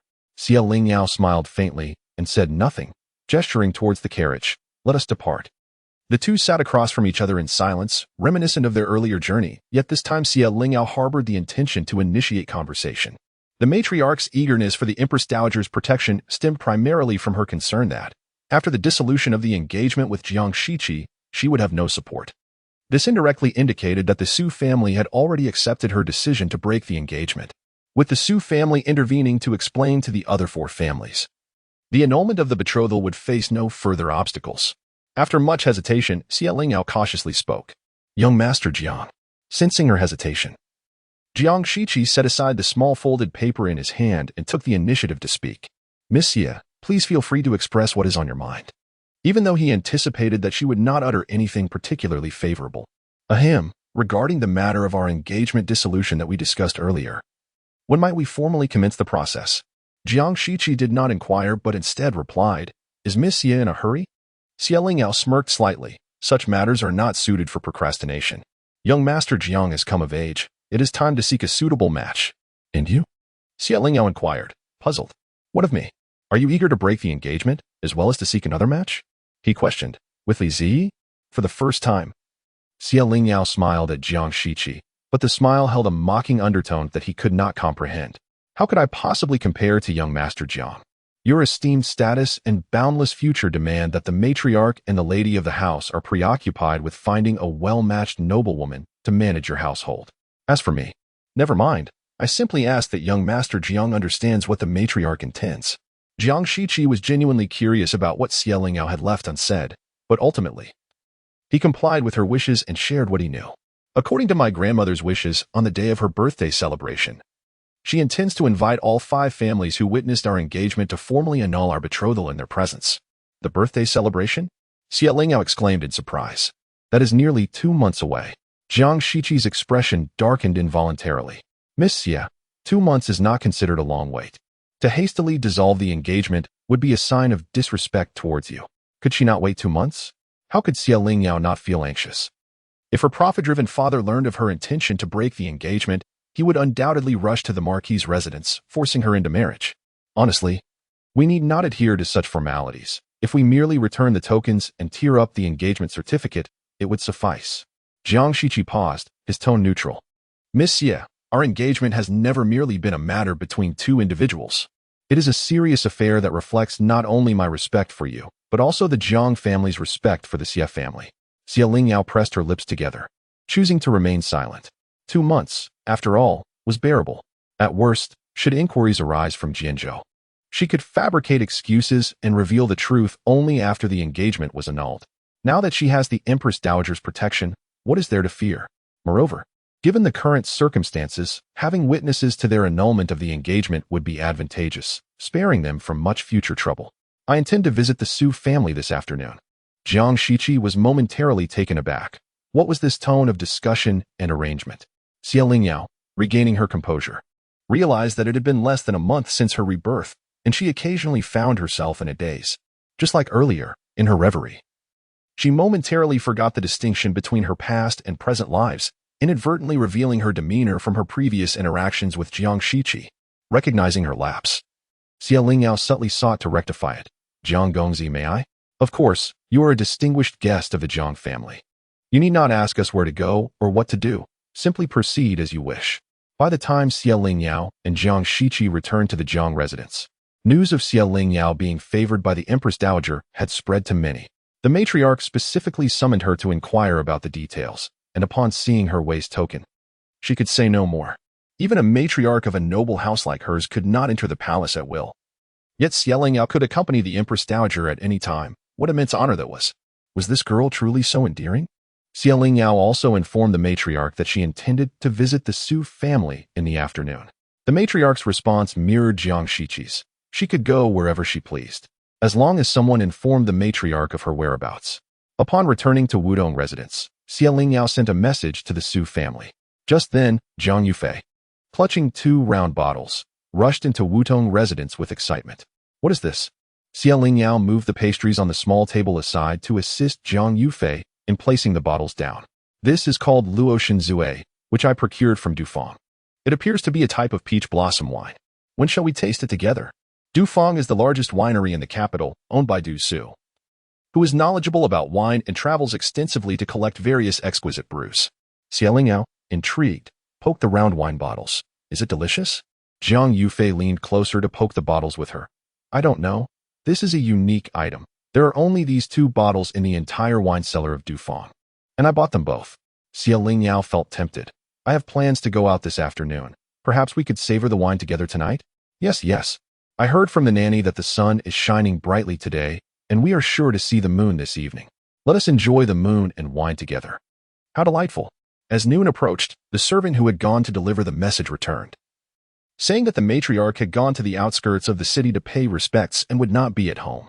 Given this, Lingyao decided to stay in that afternoon. Having not slept enough the previous night and with plans to drink wine with Jiang Yufei in the evening, she needed to catch up on her rest. However, Jiang Yufei was determined not to let her off that easily. Upon hearing the servant's words and realizing that Lingyao would be unable to go out, she insisted on going to the peach orchard to pick flowers. Yao. With the warmth of the day, the peach blossoms are bursting forth in clusters. It looks splendid. There is a small peach orchard in the back courtyard of our Marquis' residence, and it is currently in full bloom. Let us pick a few branches to display in a vase. It will perfectly complement our wine tasting tonight. Lingyao inquired. Then why not directly go to the peach grove for a drink? Because it's remote, dear Yao. You shouldn't be languid all day. Venture out more. Rainfei replied. But spring brings drowsiness and autumn fatigue. Spring is the perfect time for slumber. Yet, Lingyao could not resist Jiang Yufei's persuasion. No sooner had she swallowed the last spoonful of soup at lunch than she was dragged off to the small peach grove. Beneath the warm sun and gentle spring breeze, Lingyao found herself amidst the fluttering peach blossoms, tilting her head back in delight and inhaling the sweet, enveloping fragrance. She cautiously accepted 2 branches of peach blossoms that Jiang Yufei offered, cradling them gently in her arms, fearful that she might accidentally shake off their delicate petals. Jiang Shiqi, his thoughts in disarray, had been aimlessly wandering along the path until he found himself outside the peach grove. Fei, enough already. I can hardly manage. Jiang Shiqi halted, recognizing the voice. He had no fondness for peach blossoms and had originally intended to keep his distance. Yet, drawn by an inexplicable force, he took a step forward. Inching closer. Chapter 21. The choice to fulfill. Lingyao, adorned in a flowing emerald gown with delicate silk sleeves, stood gracefully amidst the pink peach blossoms, resembling a translucent jade enveloped in soft silk. Petals drifted down, settling in her lustrous dark hair and upon the hem of her gown, while she gently cradled a large bouquet of peach blossoms, which cascaded from the branches with her every movement, creating a picturesque scene at her feet. Jiang Shiqi gazed at her genuine and innocent smile, silently mirroring her joy with a subtle upward curve of his lips. Struggling to hold the flower branches, Lingyao sensed to gaze upon her and turned to seek its source, yet found no one there, for Jiang Shiqi had quietly withdrawn. Upon returning to his desk, Jiang Shiqi's heart grew restless. He picked up the book he had been reading, but the words eluded him. With his eyes closed, he could only envision Lingyao joyfully cradling the peach blossoms, standing in the orchard. It was only upon completing his drawing that Jiang Shiqi was startled to discover he had unwittingly captured the enchanting scene of Lingyao amidst the peach trees. For the first time in his life, he felt the pangs of guilt akin to that of a thief. He raised his hand, intending to tear the drawing to shreds, yet hesitated, instead rolling it up and casting it aside, pretending as if nothing had transpired. At that moment, he could no longer deceive himself. He clearly did not wish to annul the engagement with Lingyao. However, if she was resolute in her decision, then it was perhaps for the best, as such matters cannot be forced. In light of Lingyao's unwavering resolve to terminate the engagement, Jiang Shiqi could only arrive at one plausible explanation. Her heart belonged to another. He was confident that if her heart had not been pledged elsewhere, she would willingly marry him. Yet, emotions abide by the principle of precedence. Reluctantly, Jiang Shiqi chose to acquiesce, realizing he had no choice but to comply. He was no different from Li Ziyi, having never been afforded the opportunity to vie for her affection. Meanwhile, within the confines of Wudong residence, Lingyao and Jiang Yufei each clutched a wine bottle, eagerly awaiting the arrival of nightfall. As the moon peeked out, They joyously clasped hands and made their way to the moon-gazing pavilion. Granny Li observed their cheerful retreat with amusement, noting how lively their Ning girl had become. Manchio, bring the vase with the peach blossoms to the young lady. They seemed to have forgotten it. The moon-gazing pavilion was not far from Wudong residence. It was a small loft constructed by the Jiang family for moonlit entertainment. Though referred to as a pavilion, it was indeed a loft. Upon ascending, a small table by the window was already adorned with an array of delicacies, and the two ladies, filled with delight, took their seats, each holding a wine pot. Do we feel as though we have forgotten something? Xie Lingyao pondered aloud as she poured the wine. Surely not. We have brought both jars of wine, haven't we? Jiang Yufei retrieved 2 short flutes from a small box, carefully placing them on the ebony stand nearby. As ladies of refinement, they were all well-versed in various arts. And when the spirits of the wine flowed, they intended to enliven the atmosphere with music.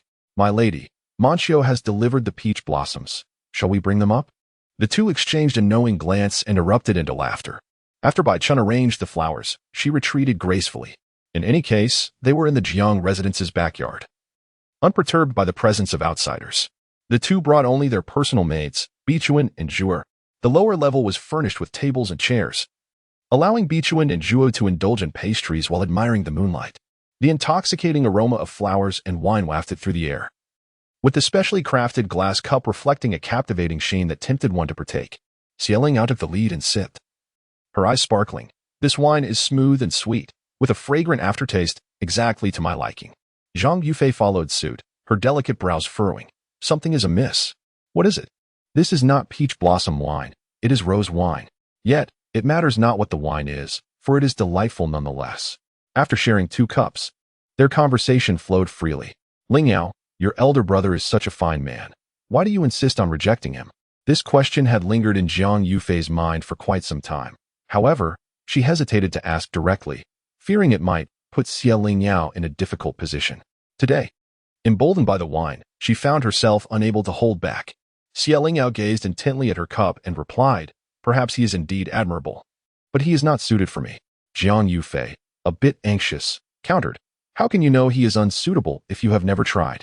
With a bitter smile, Xie Lingyao replied, how could I not have tried? 10 years, an entire decade, was ample time for her to discern the truth. By the time one realizes something is unsuitable after truly attempting, it would be far too late. Jiang Yufei pouted, unconvinced by Xie Lingyao's words. If it were anyone else, I might not persuade you, but he is your elder brother. A man like him is too precious to let slip away. Moreover, Jiang Yufei lamented, if you do not marry him, we will not be able to become family in the future. Xie Lingyao found it rare to appreciate Jiang Yufei's temperament. How wonderful it would be if she could become her sister-in-law and accompany her daily within the residence. Xie Lingyao chuckled, her eyes shining with delight, leaving Jiang Yufei momentarily entranced. Even if young Master Jiang possesses a myriad of virtues, he is not my destined partner. Yufei, in this marquis household, not everyone shares your disregard for my status. They look down upon me. Once I marry young Master Jiang, all will believe I have climbed too high, relying solely on past favors, and I shall find it impossible to stand firm within this household. Jiang Yufei wished to counter her, yet she recognized the truth in Xie Lingyao's words. Although my background may not be lofty, I possess my own pride and dignity. I cannot endure a life filled with mockery and scorn. Jiang Yufei empathized, as she herself desired respect from her in-laws. Why should Xie Lingyao be compelled to submit to a household that holds her in disdain? With this in mind, Jiang Yufei spoke sincerely, Lingyao, I understand now. I will no longer urge you to marry your elder brother. You are right.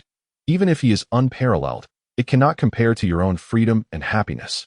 Xie Lingyao raised her glass. Yufei, you are my only friend in this capital, and I regard you as my confidant. Such words I can only share with you. Should I speak them to others, they would merely mock me for being ungrateful in the midst of fortune. Jiang Yufei supported her head and shook it slightly, suddenly feeling a bit dizzy. This wine seemed rather peculiar. Xie Lingyao also raised her hand to rub her brow. Indeed, something was amiss. This wine appeared to be far more potent than we had anticipated. No wonder it bore the name Drunken Goddess of Luo, for its taste was deceptively alluring. Had we known, we would have only sipped a couple of times. Since we find ourselves in this predicament, let us resolve to drink until inebriation is ours. Jiang Yufei casually picked up a jade flute and, emboldened by the effects of the wine, played a tune. The flute's unique. Melancholic sound stirred an indescribable sorrow within Xie Lingyao. Even with the chance to live anew, she could not entirely release the burdens of her past life. Now it's your turn. Xie Lingyao took up another flute, rising to face the crescent silver moon. The smooth, gentle notes gradually flowed forth, carried by the wind towards the nearby Haohan pavilion.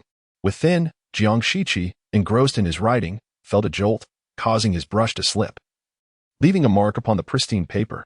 Though the melody was faint, he recognized it as the very piece he had composed, Plum Blossom Melody.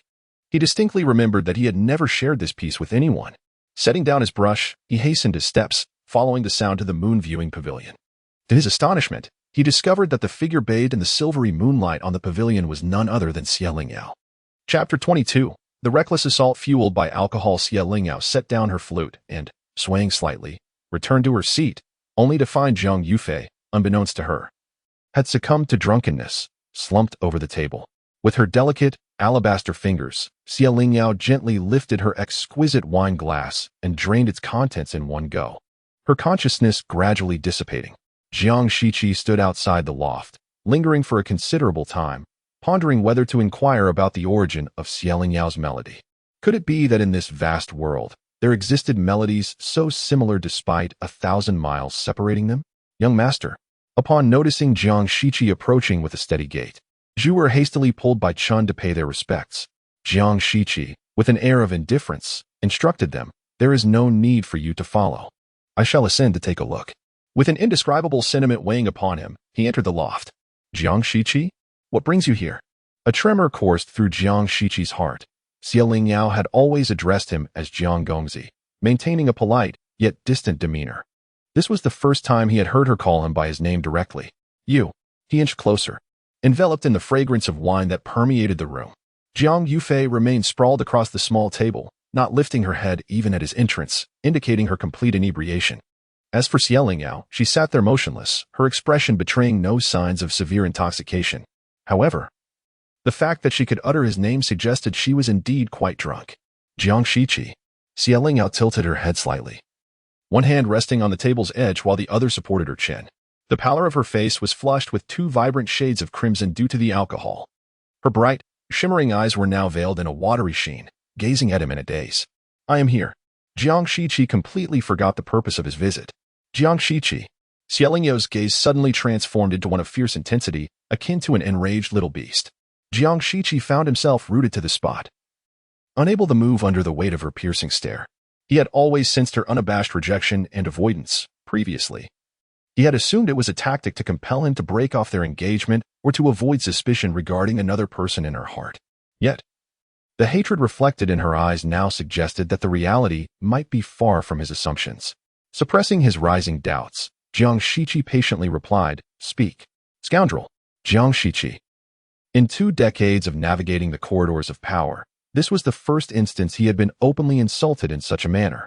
He was at a loss as to why she had hurled such an accusation at him without cause.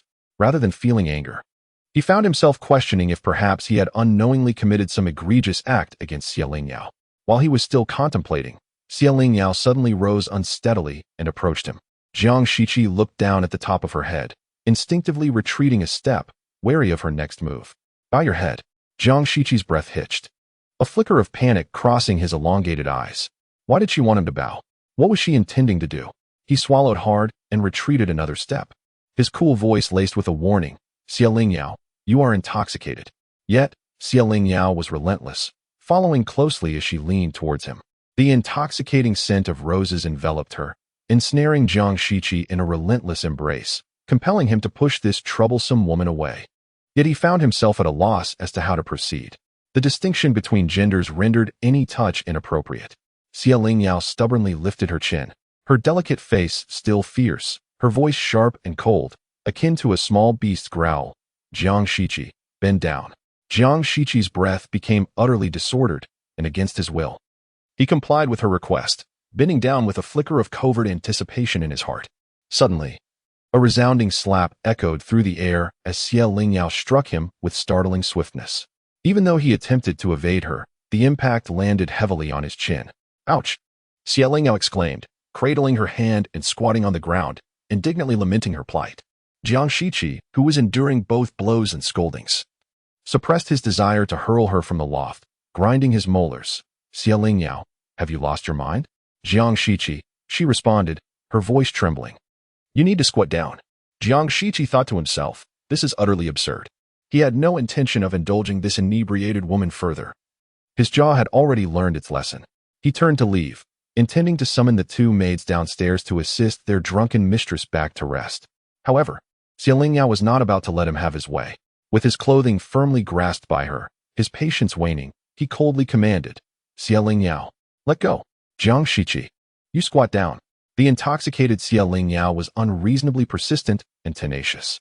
Had it not been for the years of decorum and restraint that bound Jiang Shiqi, he would have unceremoniously kicked her away by now. What on earth do you want? He demanded. Pouting her lips, Xia Lingyao pitifully pleaded, just squat down. I have something to say to you. After a moment's hesitation, Jiang Shiqi realized that Xia Lingyao was indeed squatting and posed no immediate threat. As long as he remained vigilant, he could easily evade her attacks. With a cold expression etched on his handsome face, he complied and squatted down. Does your face hurt? She inquired. Not at all, he replied, though his chin was indeed sore. How could such a small hand possess such strength? Xia Lingyao extended her delicate, pale fingers. Pointing at his chin, blinking in surprise, it's red here. Jiang Shiqi curled his index finger to touch his chin, relieved that it was not swollen. He averted his gaze, exasperated. What do you want to say? Jiang Shiqi. His demeanor softened as he sighed. Resigned. Go on, speak. Prepare to face your doom. Xia Lingyao suddenly closed in, her hands lunging towards his neck. Jiang Shiqi thought to himself, fortunately, I am not so foolish as to be misled by her drunken ramblings. This inebriated individual was still attempting to engage him in conversation to lower his guard, which was utterly perplexing. Jiang Shiqi couldn't help but chuckle at the absurdity. Thankfully, he was well prepared, and handling Xia Lingyao's disoriented antics was not entirely overwhelming. In this moment, he set aside the proprieties of gender. Seizing the opportunity to clasp her wrists together, effortlessly lifting her restrained hands above her head with a single hand. Jiang Shiqi, let me go? As Jiang Shiqi contemplated the absurdity of personally delivering himself to a confrontation at such a late hour, he found himself increasingly vexed by the unruly individual in his grasp, who continued to struggle vehemently, intent on launching further attacks against him. With a furrowed brow, Jiang Shiqi found himself ensnared in a dilemma. Should he summon the two maids below, it was conceivable that the loose tongues of the household would spark scandalous rumors by morning. Yet, if he were to release her now, Xia Lingyao seemed emboldened, and he wished to avoid being ensnared in an endless entanglement. Not to mention the embarrassment of her disheveled state becoming public knowledge. Jiang Shiqi, let me go. My hand hurts. Xia Lingyao protested, her agitation rising as she prepared to retaliate. Silence. Jiang Shiqi, resigned to his fate, forcefully released her hand. If you continue this ruckus, do not blame me for binding you. Scoundrel. The sheltered young lady, raised in seclusion, could barely manage to curse. Xia Lingyao, tears brimming in her eyes, rubbed her wrist. Her complexion flushed and her attire in disarray from their struggle. Jiang Shiqi averted his gaze, removing his cloak to drape it over her. Her current appearance was hardly conducive to avoiding speculation. Put it on, he urged. I refuse, she retorted defiantly. At that moment, Jiang Yufei, awakened by the sound of Xia Lingyao's slap against Jiang Shiqi, was too stunned by the scene to move. Finally, she realized Jiang Yufei had sat up, her expression one of shock. Why aren't you taking her back? She exclaimed. Jiang Yufei quickly closed her mouth, scrambling to pull Xia Lingyao away. Yao, we must return. Xia Lingyao sniffled, pointing an accusatory finger at Jiang Shiqi, whose countenance had darkened more than the night itself. I utterly despise you. Jiang Shiqi was left in complete astonishment. What could she possibly hate him for? Jiang Yufei, grasping Xia Lingyao's finger, forced a smile as she urged her friend toward the exit. Dear brother, she is merely intoxicated. Do not take offense. We shall be leaving now. Zuer, come help. Jiang Shiqi tossed the cloak into Jiang Yufei's hands. Help her put this on. Once they had departed, Jiang Shiqi glanced at the liquor on the table. Luo Shinzue. This potent drink must have been purchased by the foolish Jiang Yufei, attracted by its pleasing name. No wonder they had both succumbed to inebriation. With a sweeping motion, he confidently took the unopened bottle of Luo Shinzue with him. Chapter 23. The embarrassment after sobering up the following day, Xia Lingyao sat dazedly on her bed, contemplating the small circle of bruising on her wrist as she endeavored to recollect the events of the previous night. Just as she was lost in thought, Jiang Yufei entered the room, guided by Mama Li. Lingyao embraced her brocade quilt and hastily invited her to take a seat. Yufei, you have arrived at the perfect moment. Look at my wrist. Jiang Yufei's expression was complex as she glanced at Mama Li and the maid Bichuan standing nearby. Lingyao understood and promptly dismissed them. Once they were alone, Jiang Yufei spoke with difficulty. You were quite intoxicated last night. Lingyao pressed her fingers to her temples, the remnants of a throbbing headache still clouding her mind. I am aware. I was utterly inebriated and cannot recall a single detail from last night. She could not remember how she returned from the Wangyue pavilion, nor could she fathom the reason behind the bruise encircling her wrist. The mark appeared as though someone had seized her forcefully, and it was evident that only a robust man could have restrained both of her wrists. This supposition filled her with unease. However, she ultimately placed her trust in Jiang Yufei and sought her insights. Jiang Yufei regarded her with sympathy and uttered words that plunged Lingyao into darkness. Last night my elder brother came. Jiang Shiqi? How could he possibly be here? A sense of foreboding welled up within Lingyao, and she nervously swallowed, her voice trembling at the end. And then, you called him names and berated him, referring to him as a scoundrel. You even slapped him. Lingyao slumped back onto the bed, her breath shallow. Is there more? Jiang Yufei propped her up, sighing as she patted Lingyao frail shoulders. You even attempted to strangle him. Fortunately, your elder brother is both literary and martial, and he subdued you. Lingyao covered her face with her hands, tears escaping through her fingers. Oh, why did this happen? Although there were moments when she indeed wished to rid herself of Jiang Shiqi once and for all, she never imagined that such sentiments would one day be revealed before others, especially in front of Jiang Shiqi himself. Jiang Yufei was equally perplexed by Lingyao's usual gentle demeanor transforming into such fierce aggression when intoxicated. She scratched her head, utterly bewildered. I cannot fathom why my elder brother suddenly appeared, nor can I comprehend how events escalated to that point. I was quite drunk myself. Lingyao took a long moment to gather her thoughts. Yufei, you witnessed everything. Why did you not intervene? Yao. I was so shocked by your actions that I was rendered speechless. Truly, I was already dizzy. Your wild behavior made me think I was dreaming. Had it not been for Jiang Shiqi calling her name, she would scarcely have believed the scene unfolding before her was real. And what did your elder brother say afterward? Given Jiang Shiqi's temperament, she feared he might have contemplated throwing her from the balcony in that moment. Surprisingly, he said nothing. He simply instructed me to take you back. Lingyao's gaze became vacant, her spirit deflated, leaving her at a loss for words. In that moment, she wished to bury herself beneath the quilt, pretending that none of it had ever transpired. Jiang Yufei could fully empathize with Lingyao's feelings of embarrassment and despair, yet her own emotions were rather intricate. Yao, you really seem to harbor quite a bit of resentment. Not only do you want to call off the engagement, but you also wish to resort to violence. Yufei, please return for now. I wish to be alone for a while, Lingyao said, her gaze fixed on the ceiling, overwhelmed with sorrow. Honestly, it isn't as dire as it seems. I perceive that the elder brother isn't particularly angry. After all, that cloak was a gift from him to you. Jiang Yufei pointed out, directing Lingyao's attention to the black cloak with silver edges, which had been carefully hung by Granny Li. In utter despair, Lingyao turned over, wrapping herself tightly in the blanket, refusing to show even her head. Jiang Yufei gently prodded the cocoon bedding, offering kind counsel. Yao, after you've had your cry, you should apologize to the elder brother. He is not a petty person and won't hold a grudge against you. Even if he did, you needn't worry. I am here for you.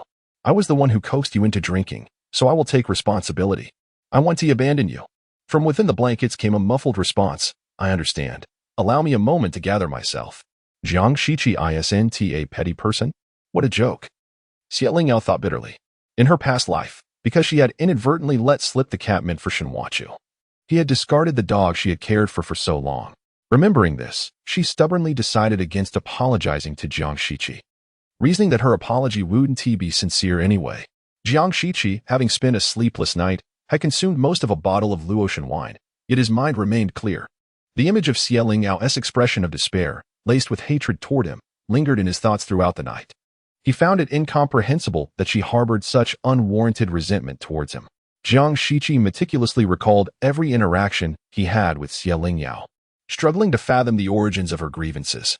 Could it be that his mother had done something under his name to sabotage this marriage she disapproved of, which Lingyao found unforgivable?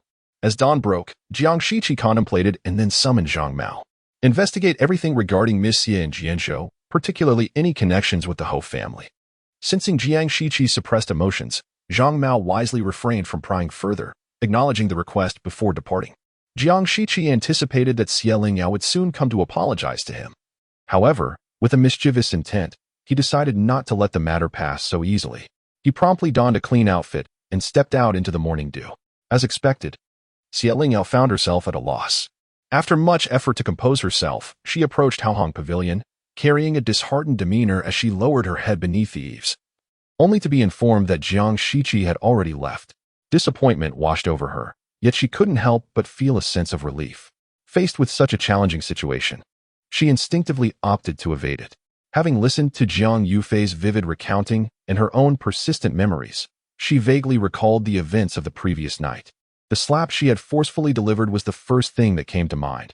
Had Jiang Shiqi not dodged in time, he would have likely ended up with a swollen face today. How would he explain that to others? It was said that a drunken fool had arrived at the noble residence. Cursing was one thing, but resorting to violence was another. After reflecting on her own actions, Xie Lingyao began to drag Jiang Shiqi into sharing the blame. She had been enjoying a delightful evening of wine and moonlight with Jiang Yufei. So why did he feel the need to intrude? Had he not shown up, would these subsequent troubles have arisen? Even in her moments of clarity, she found it challenging to suppress her vengeful impulses, let alone when she was inebriated beyond reason. Thus, in this matter, she bore some fault. And Jiang Shiqi was not entirely blameless either. Had he remained at Haohong Pavilion last night, she and Jiang Yufei would have returned after their revelries, and all would have been well, avoiding these troubles altogether. Regardless, Xie Lingyao had resolved that no matter how Jiang Shiqi pressed her with his nonsensical inquiries, she would merely claim to have been drunk, knowing nothing, remembering nothing. As for anything else, Xie Lingyao decided to embrace the chaos, doubting that Jiang Shiqi would truly take any serious action against her. Chapter 24, The Matchmaking of the Su Family. Xie Lingyao consoled herself, ultimately coming to terms with her situation, not so much by understanding, but rather by simply accepting it. Her relationship with Jiang Shiqi was meant to exist in a state of mutual indifference. The recent commotion might have frightened him with her brusqueness, prompting him to hastily seek an annulment of their engagement, which in itself aligned with her desires. Later, Xie Lingyao received an invitation from the Su family, indicating that the matriarch had returned home and that she was welcome to visit at any time. Since she could not remain at the Hou residence for long, she promptly requested Bichuan to accompany her on her outing. Upon arriving at the Su residence, Xie Lingyao was surprised to discover that Li Ziyi was also present.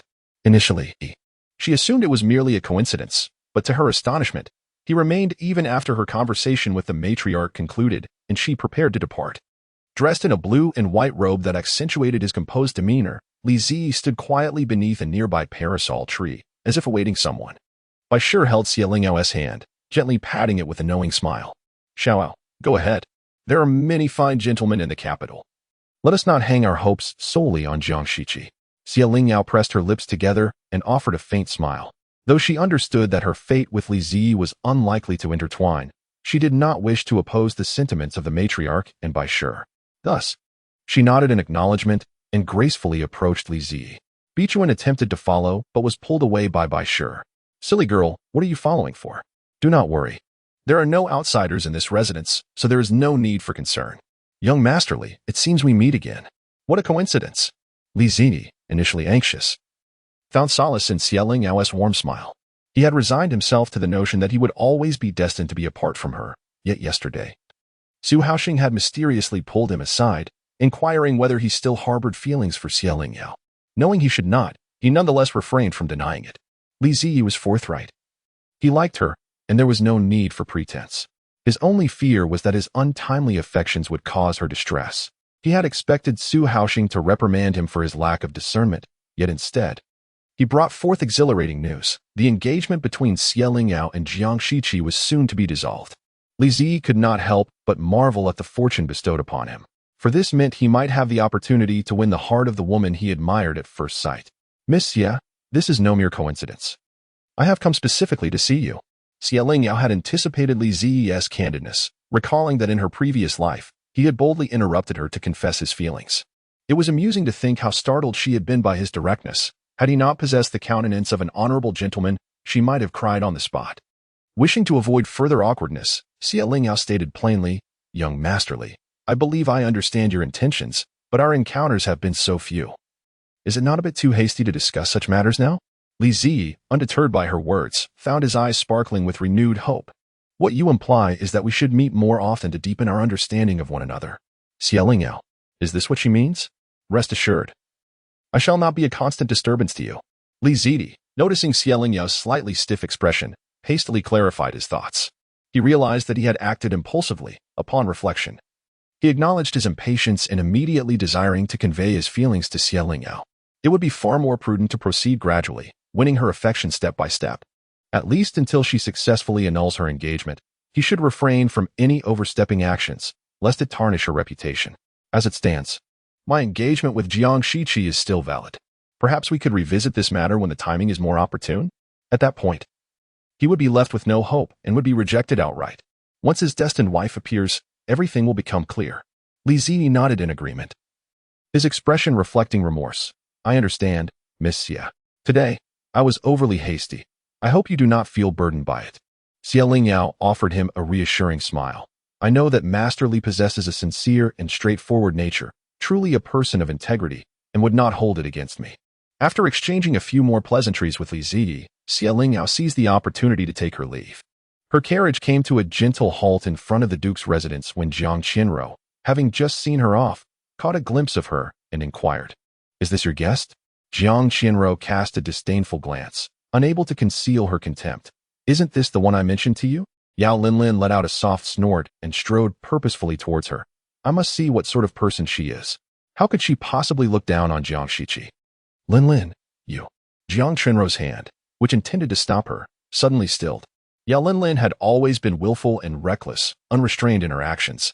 Deeply infatuated with Jiang Shiqi, she felt a measure of relief upon learning that Xie Lingyao had taken the initiative to annul her engagement. Yet she also felt anger towards this merchant's daughter for daring to scorn such a paragon as Jiang Shiqi. Jiang Shiqi, already harboring dissatisfaction towards Xie Lingyao, decided to let Yao Linlin's confrontation unfold, as any ensuing repercussions would not concern her. As Xie Lingyao alighted from her carriage, she was met by a young woman with an unfriendly demeanor. This individual was none other than Yao Linlin, the sole daughter of Duke Jingyang. Both father and daughter had caused her humiliation at banquets, while Yao Linlin, driven by her infatuation with Jiang Shiqi, had persistently sought to trouble her both overtly and covertly. They were nothing more than bothersome flies. Upon seeing Xie Lingyao's stunning beauty, Yao Linlin's hostility intensified. You are Xie Lingyao? Xie Lingyao brushed off non-existent dust from her sleeves. Her eyes slightly arched, feigning ignorance. May I ask who the young lady is? The maid beside Yao Linlin raised her head with an air of arrogance. Our young lady is the daughter of Duke Jingyang. Xie Lingyao's beautiful visage did not display the trepidation that Yao Linlin had anticipated. Instead, she offered a faint smile, responding nonchalantly. I beg your pardon, Mississippi. I am new to the capital and am yet unfamiliar with all of its esteemed families. Aside from the Jiang family of Duke Jingyuan, the Lu family of Duke Huairong, and the Zhang family of Duke Morong, I have not heard of others. May I inquire about your esteemed surname? There are only 4 dukes in the capital. Yet, Xie Lingyao conspicuously omitted Duke Jingyang from her mention, though it was indeed a deliberate attempt to provoke Yao Linlin. It was also true that ever since the Duke of Jingyang inherited his title, he had squandered his days in pursuit of pleasure, achieving nothing of merit in the court. Observing the gradual decline of the Duke's household, it was apparent that with few offspring, none of whom exhibited any promise, the line was destined to wither. The Duke's residence retained only a semblance of grandeur through its title, yet it paled in comparison to the other 3 noble families in terms of substance. Yao Linlin's slender brows arched in defiance as she coldly remarked, You are not worthy of knowing who I am, nor is it necessary for you to do so. However, I am aware that some individuals are ambitious yet fragile, their lives as insubstantial as paper. Since you arrive with ill intentions, I shall take my leave.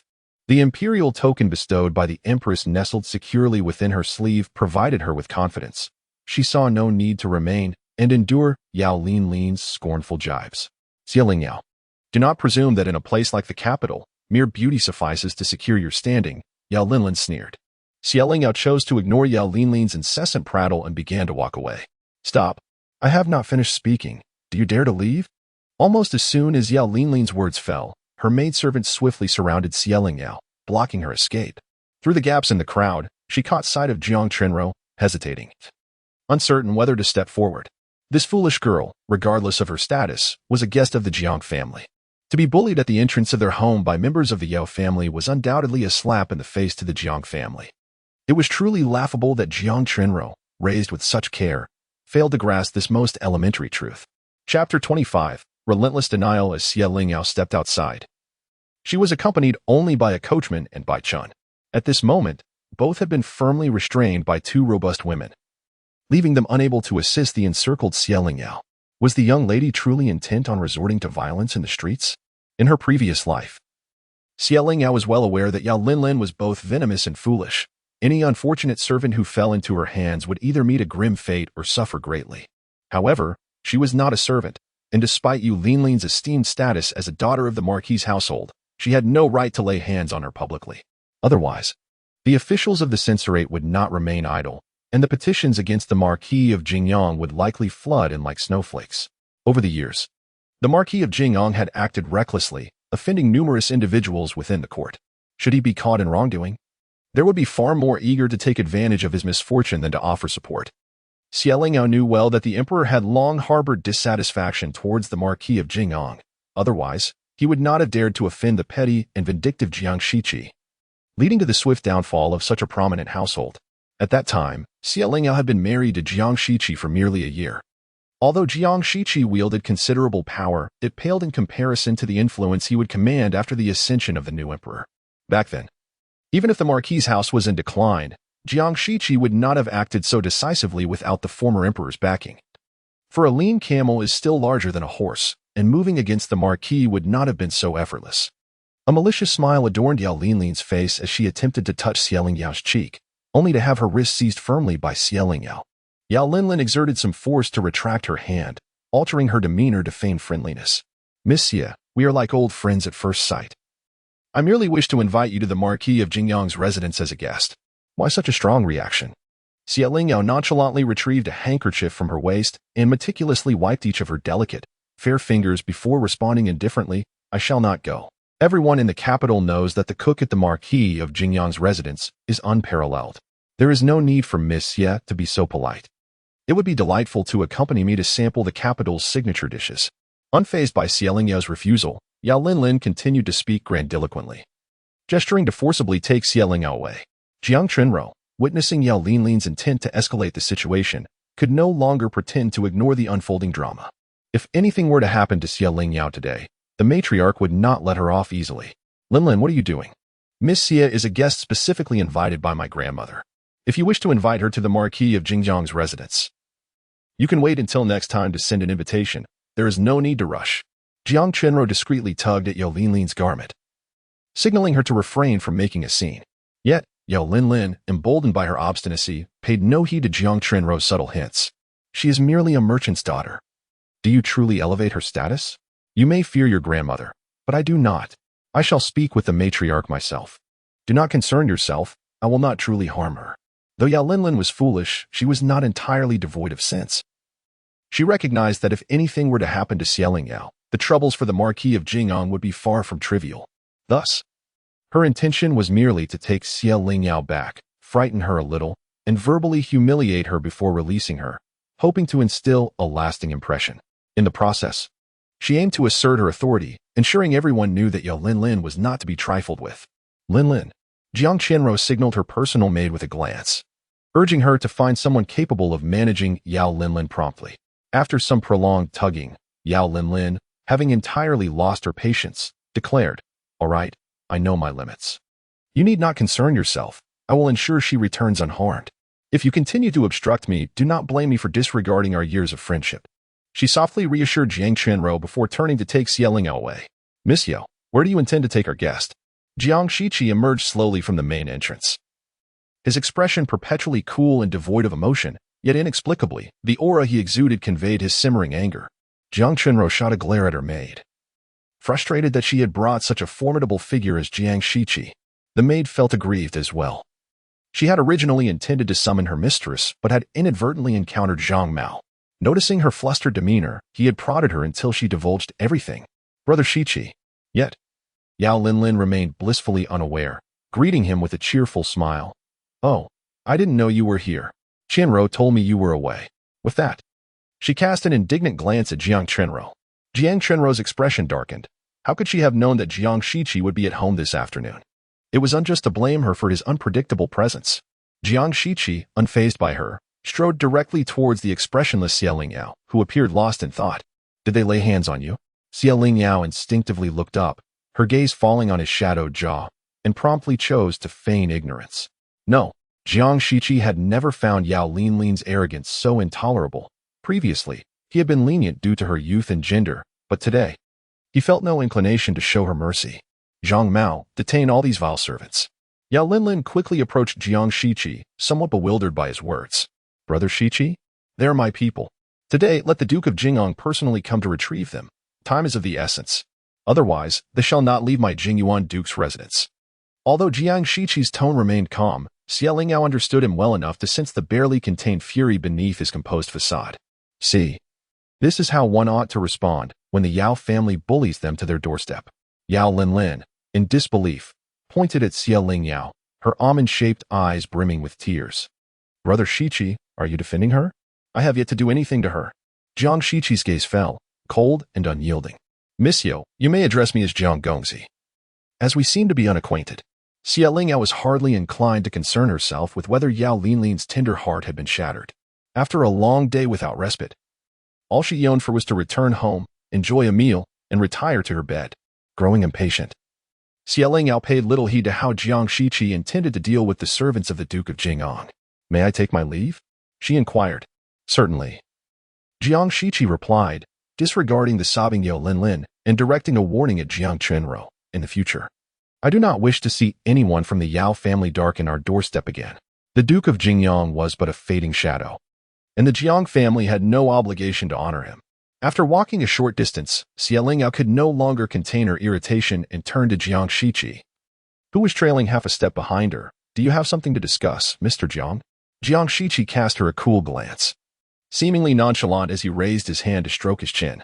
I had assumed Miss Xie would have something to say to me. Initially, Jiang Shiqi intended to leave her in suspense for a couple of days, but at that moment, he altered his plan.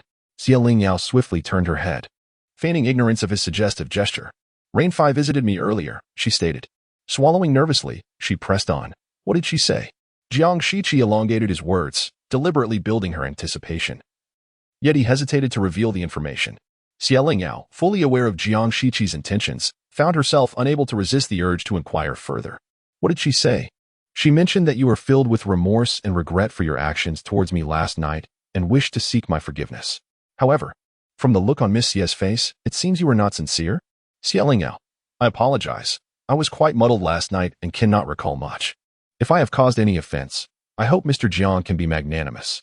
A look of perplexity crossed Jiang Shiqi's face. You have entirely forgotten? Xie Lingyao nodded emphatically. Not a single thing has come to mind. She would never admit to anything, no matter the circumstances. You've forgotten about my indiscretions as well? He pressed. Xie Lingyao? Chapter 26. Deciding to cling to her, Xie Lingyao was rendered momentarily dazed by a few words from Jiang Shiqi. It was utter nonsense. Impossible. Xie Lingyao felt assured. Her restraint from harming Jiang Shiqi was merely due to the constraints of law and the weight of power pressing upon her. How could she possibly have lost her senses and behaved so frivolously?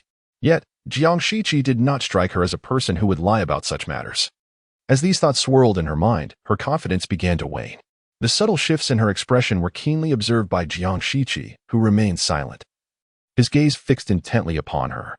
Xie Lingyao felt a rush of unease under his scrutiny, swallowing hard to mask her anxiety. I am not that kind of person. Jiang Shiqi saw through the doubts lurking beneath Xie Lingyao's fervent declarations. Are you implying that I am lying, Miss Xie? Xie Lingyao, torn by a mix of emotions, anxiously fidgeted with her handkerchief, struggling to comprehend how such an absurd situation could arise. She longed to confront Jiang Shiqi, questioning why, if his claims held any truth. She had heard nothing from Jiang Yufei, but Jiang Yufei herself was inebriated, albeit she managed to maintain her composure better than Xie Lingyao. Yet, to assert that her account was entirely accurate would be a stretch, even for her. Jiang Shiqi subtly shifted his posture, allowing Xie Lingyao a clear view of the faint red marks adorning his neck, marks she had inadvertently inflicted in her confusion. This was her damning evidence. It was unfortunate that Jiang Shiqi, who was entirely innocent, had been the target of countless teasing glances from his colleagues throughout the morning. He longed to explain, but was at a loss for words, ultimately choosing to endure this inexplicable injustice with dignity. After pondering for half an hour, Jiang Shiqi resolved to abandon all pretense of face and conscience and cling to Lingyao. Perhaps he was even grateful that she provided him with a narrow, selfish rationale. Despite years of scholarly study, he had not cultivated a virtuous heart under the teachings of his mentors.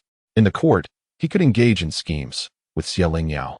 He could equally employ cunning for his own desires. He knew better than anyone that he could hardly be deemed a good person. Lingyao, trembling, opened her palm, fixating on the hands that had erred, resolutely vowing never to indulge in reckless drinking again. "Miss Xie, have you not yet sobered up?" Jiang Shiqi's voice, tinged with impatience, interrupted her inappropriate reverie. Lingyao, desperately clinging to hope, asked, "Then tell me, how did I offend you?" Jiang Shiqi unconsciously pressed his lips together, a faint blush coloring his ears. Such a simple gesture was laden with implication. Lingyao felt the world darken before her. She reached out to steady herself against a pillar in the corridor, barely managing to regain her composure. Could she truly have committed such a shameless act? No, absolutely not. She was not some lecherous wretch. "Young Master Jiang, regarding last night, please do not take it to heart. My various indiscretions were solely the result of intoxication. They were never intended. I sincerely apologize for my rudeness. Miss Xie, your tendency to attribute all blame to alcohol is rather irresponsible." Lingyao does not accept Jiang Shiqi's pointed accusations, yet she finds herself at a loss for words. "However, I speak nothing but the truth." In response to Lingyao pale and feeble defense, Jiang Shiqi pressed on relentlessly. "I had no intention of putting Miss Xie in a difficult position. A mere scratch is of no concern to me." Lingyao nodded repeatedly and sincerely praising, "Mr. Jiang's disregard for trifles is truly admirable. However, as for Mr. Jiang's innocence." Lingyao found it utterly absurd. She did not acknowledge that she could ever be so forward with Jiang Shiqi at that moment. She simply lacked evidence to counter his claims. Nonetheless, deep down, she felt profoundly wronged to entertain a hypothetical, even if she had indeed kissed Jiang Shiqi. As a grown man, what need had he to speak of innocence? In a past she was unaware of, he may have been intimately involved with his cherished cousin. Why then did he not speak of innocence then? Moreover, if Mr. Jiang's purity is unquestionable, does that not imply that Lingyao's innocence is equally valid? Mr. Jiang, such matters remain unknown as long as you refrain from speaking of them. Unknown? Jiang Shiqi coldly stated the facts. The entire Ministry of Revenue has already spread the word. And so what? At your age, many are married and even have children. Why must you cling to such illusory concepts?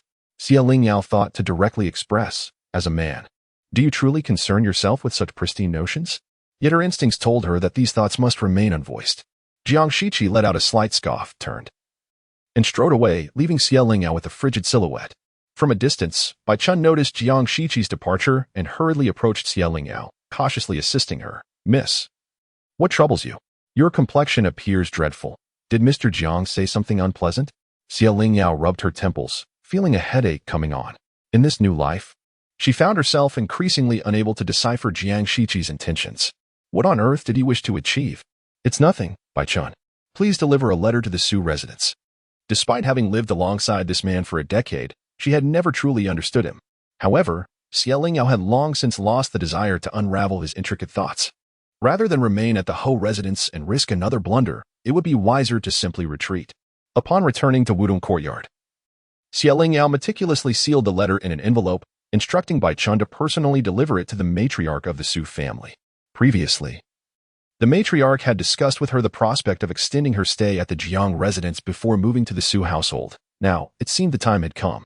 The night air was chilly, yet Jiang Shiqi stood by the window, oblivious to it all. It was not until Zhang Mao knocked on the door that he snapped back to reality. "Young master, Miss Xie has given a letter to her maid."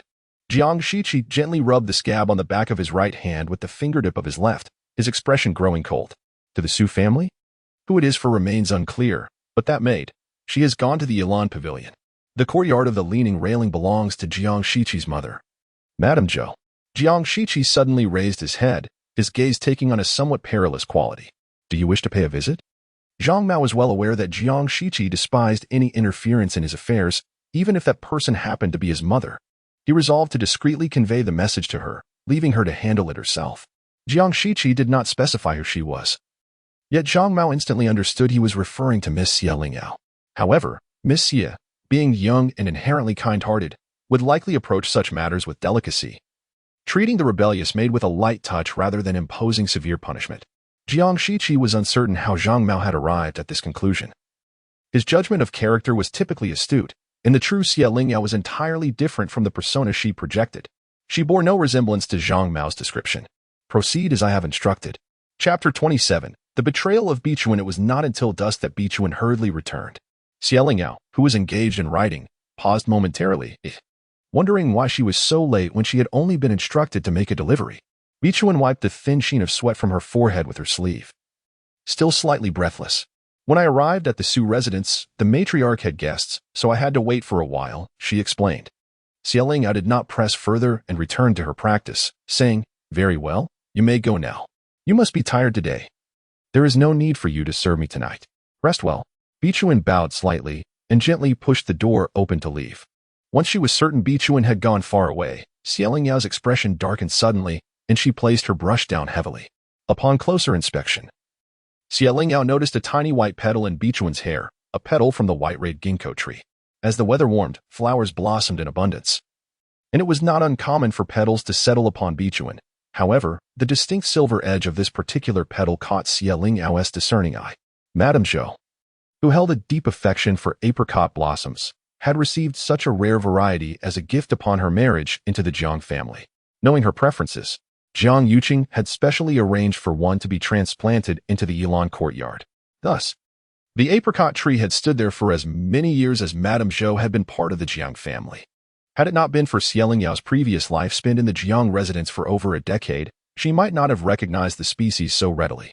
In her past life, whenever Xie Lingyao visited Madame Zhou to pay her respects, she was often met with challenges and subjected to various forms of punishment under the guise of discipline, all beneath that very apricot tree. Through the changing seasons, Xie Lingyao had witnessed the tree's myriad blossoms, lush green leaves, withering yellow foliage, and even its branches blanketed in snow. She firmly believed she could never mistake its identity. This particular variety existed solely in the Jiang family, and certainly not in the Su family. This realization meant that Bichuan had indeed visited the Yilan courtyard. Xie Lingyao's gaze turned icy. The animosity harbored by Madame Zhou towards her had never waned from her past life to this one. There was no need for conjecture. Xie Lingyao understood that Madame Zhou was well aware of her movements and did not harbor good intentions. Yet, Xie Lingyao felt a profound sense of heartbreak. Bichuan had betrayed her. When Bichuan was brought into the Jiang household, she was merely 8 years old, a frail and pitiful creature that resembled a scrawny chicken, unwanted by anyone to serve. Xie Lingyao's stepmother, Madame Wang, intended to assign her to the kitchens for menial tasks. Such a fragile form, if sent to the kitchens, would likely meet an unfortunate fate. At just 10 years old, Xie Lingyao's compassion was easily stirred, and she took Bichuan under her wing to serve her instead. Though Bichuan was merely her maid, Xie Lingyao reflected upon her heart, realizing she had never subjected Bichuan to any arduous labor over the years. She always kept her by her side, treating her as a trusted confidant, akin to Grandma Li. However, reality dealt Xie Lingyao a harsh blow. Within a month of arriving in the capital with her, Bichuan had already been bought over by Madame Zhou. Moreover, as an orphan without family ties to threaten her, Bichuan could only be tempted by wealth. This meant that the maid whom Xie Lingyao had treated with sincere affection had, without hesitation, sold her out for mere riches. Xie Lingyao still vividly remembers the moment in her past life when Bai Chun was brutally beaten to death by Jiang Shiqi. Her heart was shattered, and she was driven to madness, seeking vengeance against him. In this life, Bai Chun has betrayed her, just as she was seduced and corrupted by the Zhou family in the previous one. Upon reflection, it seems that Bai Chun's execution may not have been entirely unjustified. A fleeting moment of hesitation and bewilderment washed over Xie Lingyao as she pondered the nature of truth and deception. Pushing open the window, the night breeze caressed her face, gradually pulling her from despair and disbelief, allowing her to regain her composure. Leaning against the window, she swiftly made a decision, regardless of Bai Chun's motives for betrayal. She could no longer allow her to remain by her side. The following morning, Zhang Yufei approached Xie Lingyao, clutching a delicate pink note. Yao Yao, Princess Qiongji intends to host a peach blossom banquet tomorrow and has sent an invitation to the Marquis's residence. The princess specifically requested that you accompany her. Us. Lingyao was already aware of the upcoming banquet, as it was at this very event that Marquis Jingyang had publicly declared his intention to take her as a concubine, subjecting her to humiliation. Furthermore, it was here that Jiang Shiqi had intervened on her behalf, compelling her to acknowledge their engagement in front of everyone. She had planned to avoid this gathering at all costs, unwilling to face the lecherous gaze of Marquis Jingyang or to be tied to Jiang Shiqi once more. The purpose of Princess Qiongji's so-called Peach Blossom Banquet was merely to observe eligible young women of the capital, as her son, the Duke of Xinghua, had reached the age for courtship. To avoid appearing too overt, she had invited both female and male guests, with the likes of Jiang Yufei and Zhang Chenro. Distinguished and intelligent young ladies being her primary focus.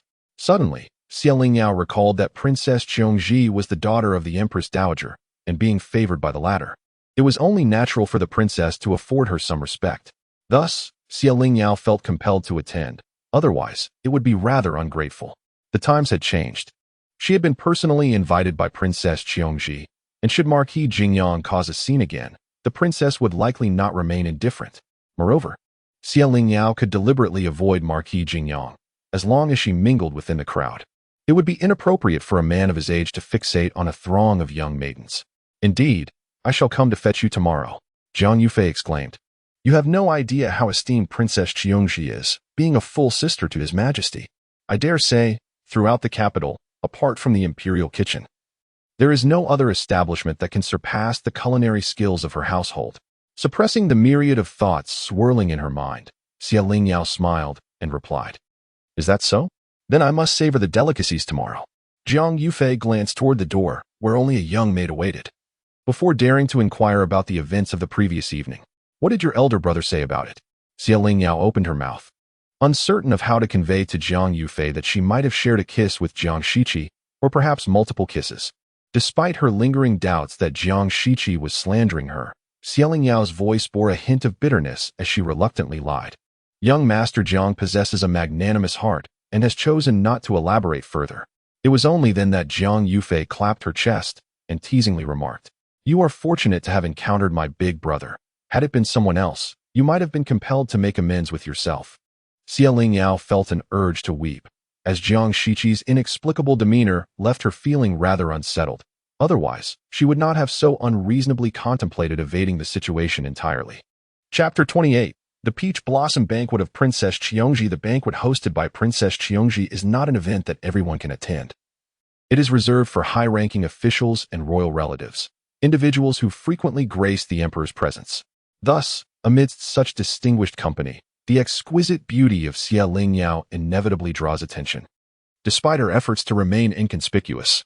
Fortunately, having held the title of Lady Jiang for over a decade, she has become accustomed to the scrutiny of such grand occasions, maintaining her composure and no longer shrinking back as she once did in her previous life. In her past life, knowing that Jiang Shiqi would be present, she had put considerable effort into her appearance to attract him, only to end up causing herself trouble instead. Today, having learned from that experience, she has eschewed her usual vibrant colors in favor of a modest, elegant long dress in deep green, adorned with subtle floral patterns reminiscent of the moonlight. Her hairpiece is simply styled with a long, delicate hairpin. Although she seeks to avoid being overly conspicuous, she does not wish to appear shabby. Thus, while her attire is understated, each piece is crafted from fine materials. The princess, being the sister of the emperor, resides in a palace that remains expansive and opulent even in the precious real estate of the capital. The Peach Blossom Banquet is aptly named, for within the palace grounds lies a sizable peach orchard, now in full bloom, presenting a delightful spectacle of vibrant blossoms. However, the seating arrangements are not placed beneath the trees, as the esteemed guest would find it unacceptable to have petals or insects fall into their dishes. The young ladies of the Jiang family, each accompanied by their close friends, soon disperse into the orchard. Only Jiang Yufei remains by Lingyao side, shielding her from prying eyes and guiding her to a quieter spot to enjoy the blossoms. Yao, I have heard that once the banquet begins, the Grand Princess will invite us to partake in the peach blossom wine. Do take care and only sip a little, Jiang Yufei urges, genuinely concerned for Lingyao. Lingyao, feeling somewhat exasperated, realizes that despite having developed some tolerance for alcohol in her past life, the memories do not confer the same ability in this one. I am aware. That situation shall not arise again. She has learned from her past missteps and is determined not to find herself in an irretrievable predicament. Accompanied by the young ladies of the Jiang family, Lingyao has drawn attention since their separation, with many inquiring about her. Before they left, the matriarch had specifically instructed them to refrain from discussing Lingyao's impending dissolution of her engagement with Jiang Shiqi to avoid sparking gossip. Consequently, they have all responded that Lingyao is a distant guest from Jianzhou, Jiang Qianrou, and Jiang Linglong, for reasons unknown. Intentionally conceal the fact that Lingyao was personally invited by Princess Qiongji. Those who inquired about her, upon discovering the somewhat unimpressive background of Lingyao, could not help but reveal a smile that was both restrained and laden with unspoken insinuations. A beautiful woman of modest standing daring to attend a gathering of the elite. Their minds quickly strayed to sordid thoughts. The enchanting beauty, which had captivated at first glance, now seemed tainted by the mud of prejudice. Despite the absence of overt declarations, the malicious speculations were palpable, and Lingyao could decipher them from the unabashed gazes directed her way. From the depths of her heart, a profound sigh escaped her. No matter her thoughts or actions, the chasm separating her from these so-called nobles destined her to endure such unwarranted misfortunes. Zhang Yufei was ever the carefree spirit, blissfully unaware of the scrutinizing glances around her, as she enthusiastically led Lingyao through the expansive peach orchard. There is still a patch of land on the eastern side of our marquisite's courtyard. I believe we should plant a grove of trees that bear both flowers and fruit. In due season, we could revel in the blossoms while sipping wine amidst their beauty. Lingyao refrained from interrupting Zhang Yufei's delightful musings. That vacant plot had been adorned with her beloved hibiscus since Shun Wanchu's second year at the marquisate. A vibrant expanse lay before them, breathtaking yet blinding. As half an hour passed and the banquet approached, Lingyao and Zhang Yufei settled into their seats. Yufei, you have always been inseparable from that young lady beside you. Why not converse with us? It seems that in the mere half-month since we last met, our bond has grown tenuous. The speaker was Lu Yuran, the eldest daughter of the second branch of the Huairong Marquisate. After hearing Jiang Linglong's subtle jibes at Lingyao, she looked down upon Jiang Yufei's dutiful companionship. Holding her teacup, Jiang Yufei cast a bemused glance at her. Yuran, what troubles you? You sound almost envious. Lu Yuran was momentarily taken aback, unsure whether Jiang Yufei was genuinely naive or merely feigning ignorance. Yufei, we have known each other for several years now, and you, after all, are a marquis's daughter. It is best to distance yourself from certain individuals. Lingyao, focused on replenishing her tea leaves, chose to ignore Lu Yuran's veiled insinuations. For she was already 27 and would not stoop to quarreling with a mere 16-year-old. Indeed, Jiang Yufei, it is wise to refrain from lowering oneself. I advise you to steer clear of those of lowly birth and questionable character, lest you be thought to share in their faults, and consequently, be looked down upon as well. Yao Linlin hurriedly joined the table, her gaze towards Lingyao dripping with malice. Jiang Shiqi, all for the sake of Lingyao, had even withheld her entourage. Naturally, the Jingyang Marquis, concerned about his reputation, would not intervene to retrieve them. Little did they know, Jiang Shiqi had taken the initiative to detain them early that morning, claiming that a wicked servant had harmed someone. With Jiang Shiqi's influence, the authorities merely notified the Jingyang Marquisate, leading to swift and severe consequences. Overnight, her loyal confidants had been drastically reduced. Yao Linlin, unable to confront Jiang Shiqi directly, channeled all her resentment towards Lingyao.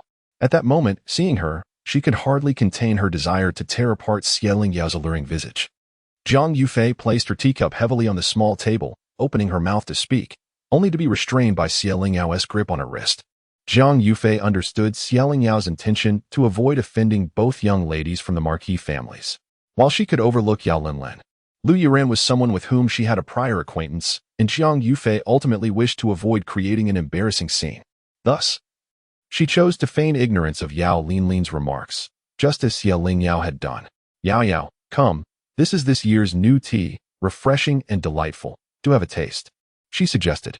Yao Linlin, intentionally ignored, wore an even more displeased expression. Jiang Yufei, I am speaking to you. Jiang Yufei turned back, bewildered. Were you addressing me? My apologies, I thought you were speaking to Yuran. After all, I did hear you mention that she often mingles with Tong Jiamei from the Tong family. Chattering away without a hint of composure, Lu Yuran, her face contorted in displeasure, rose angrily. Yao Linlin, what do you mean by that? Jiang Yufei, stop spreading nonsense. Yao Linlin, furious, kicked over the small table and advanced towards Jiang Yufei, her fierce demeanor genuinely startling her. Xie Lingyao quickly pulled her behind herself, stepping forward to confront Yao Linlin. Miss Yao, this is the princess's residence. I kindly ask you to mind your words and actions. Yao Linlin's commotion drew the attention of many onlookers. Just as she was about to unleash her wrath upon Xie Lingyao, the last thread of her reason snapped. How outrageous. Yao Linlin, do you take this princess's residence for a marketplace? A voice, imbued with authority, echoed through the space, prompting everyone to turn in unison. The grand princess approached, accompanied by a retinue of servants, adorned in resplendent garments, advancing with measured grace. Chapter 29. The engagement exposed. Yao Linlin shrank back slightly, hastily retracting her usual arrogant demeanor, as Nua turned to bow alongside the other ladies. We pay our respects to Her Highness the Princess. Princess Qiongji stood firm, casting a somewhat disdainful glance at Yao Linlin. She had never held the Yao family in high regard, and Yao Linlin's willful temper only intensified her discontent. After all, she was a young lady raised in a marquis's household. How could she behave so rudely and boorishly, like one from the lower classes? Yao Linlin was instantly brought to tears by the princess's unrelenting critique. Your Highness, please see. It is Xie Lingyao who, Princess Qiongji had been observing Xie Lingyao since her arrival.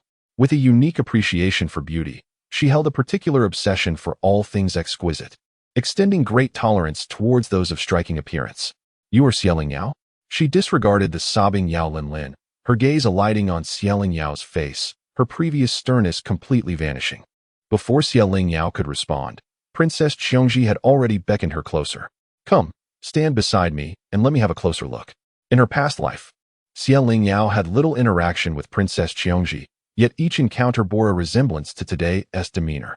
Initially, Xie Lingyao felt perplexed, but she soon realized that the princess merely found her beautiful, thus she no longer resisted such straightforward admiration. Indeed, as the Empress Mother said, you are a striking beauty, captivating enough to draw me to personally invite you here. The acknowledgement from the Empress Dowager? An invitation from Princess Qiongji herself? The onlookers who had previously regarded Xie Lingyao with disdain and scorn now shifted their gazes entirely. Thank you for your kind words, Your Highness. I am overwhelmed. Princess Qiongji reluctantly shifted her gaze away from Xie Lingyao, secretly lamenting that such a lovely woman, if of higher status, would undoubtedly be welcomed into her family without hesitation. However, the Xie family had long since fallen from grace, now merely a merchant family. The disparity in status was indeed too great to consider for her cherished son. Yet, if one were to judge solely by appearances, her son was wholly unworthy of Xie Lingyao. Perhaps to take her in? Such thoughts startled Princess Qiongji.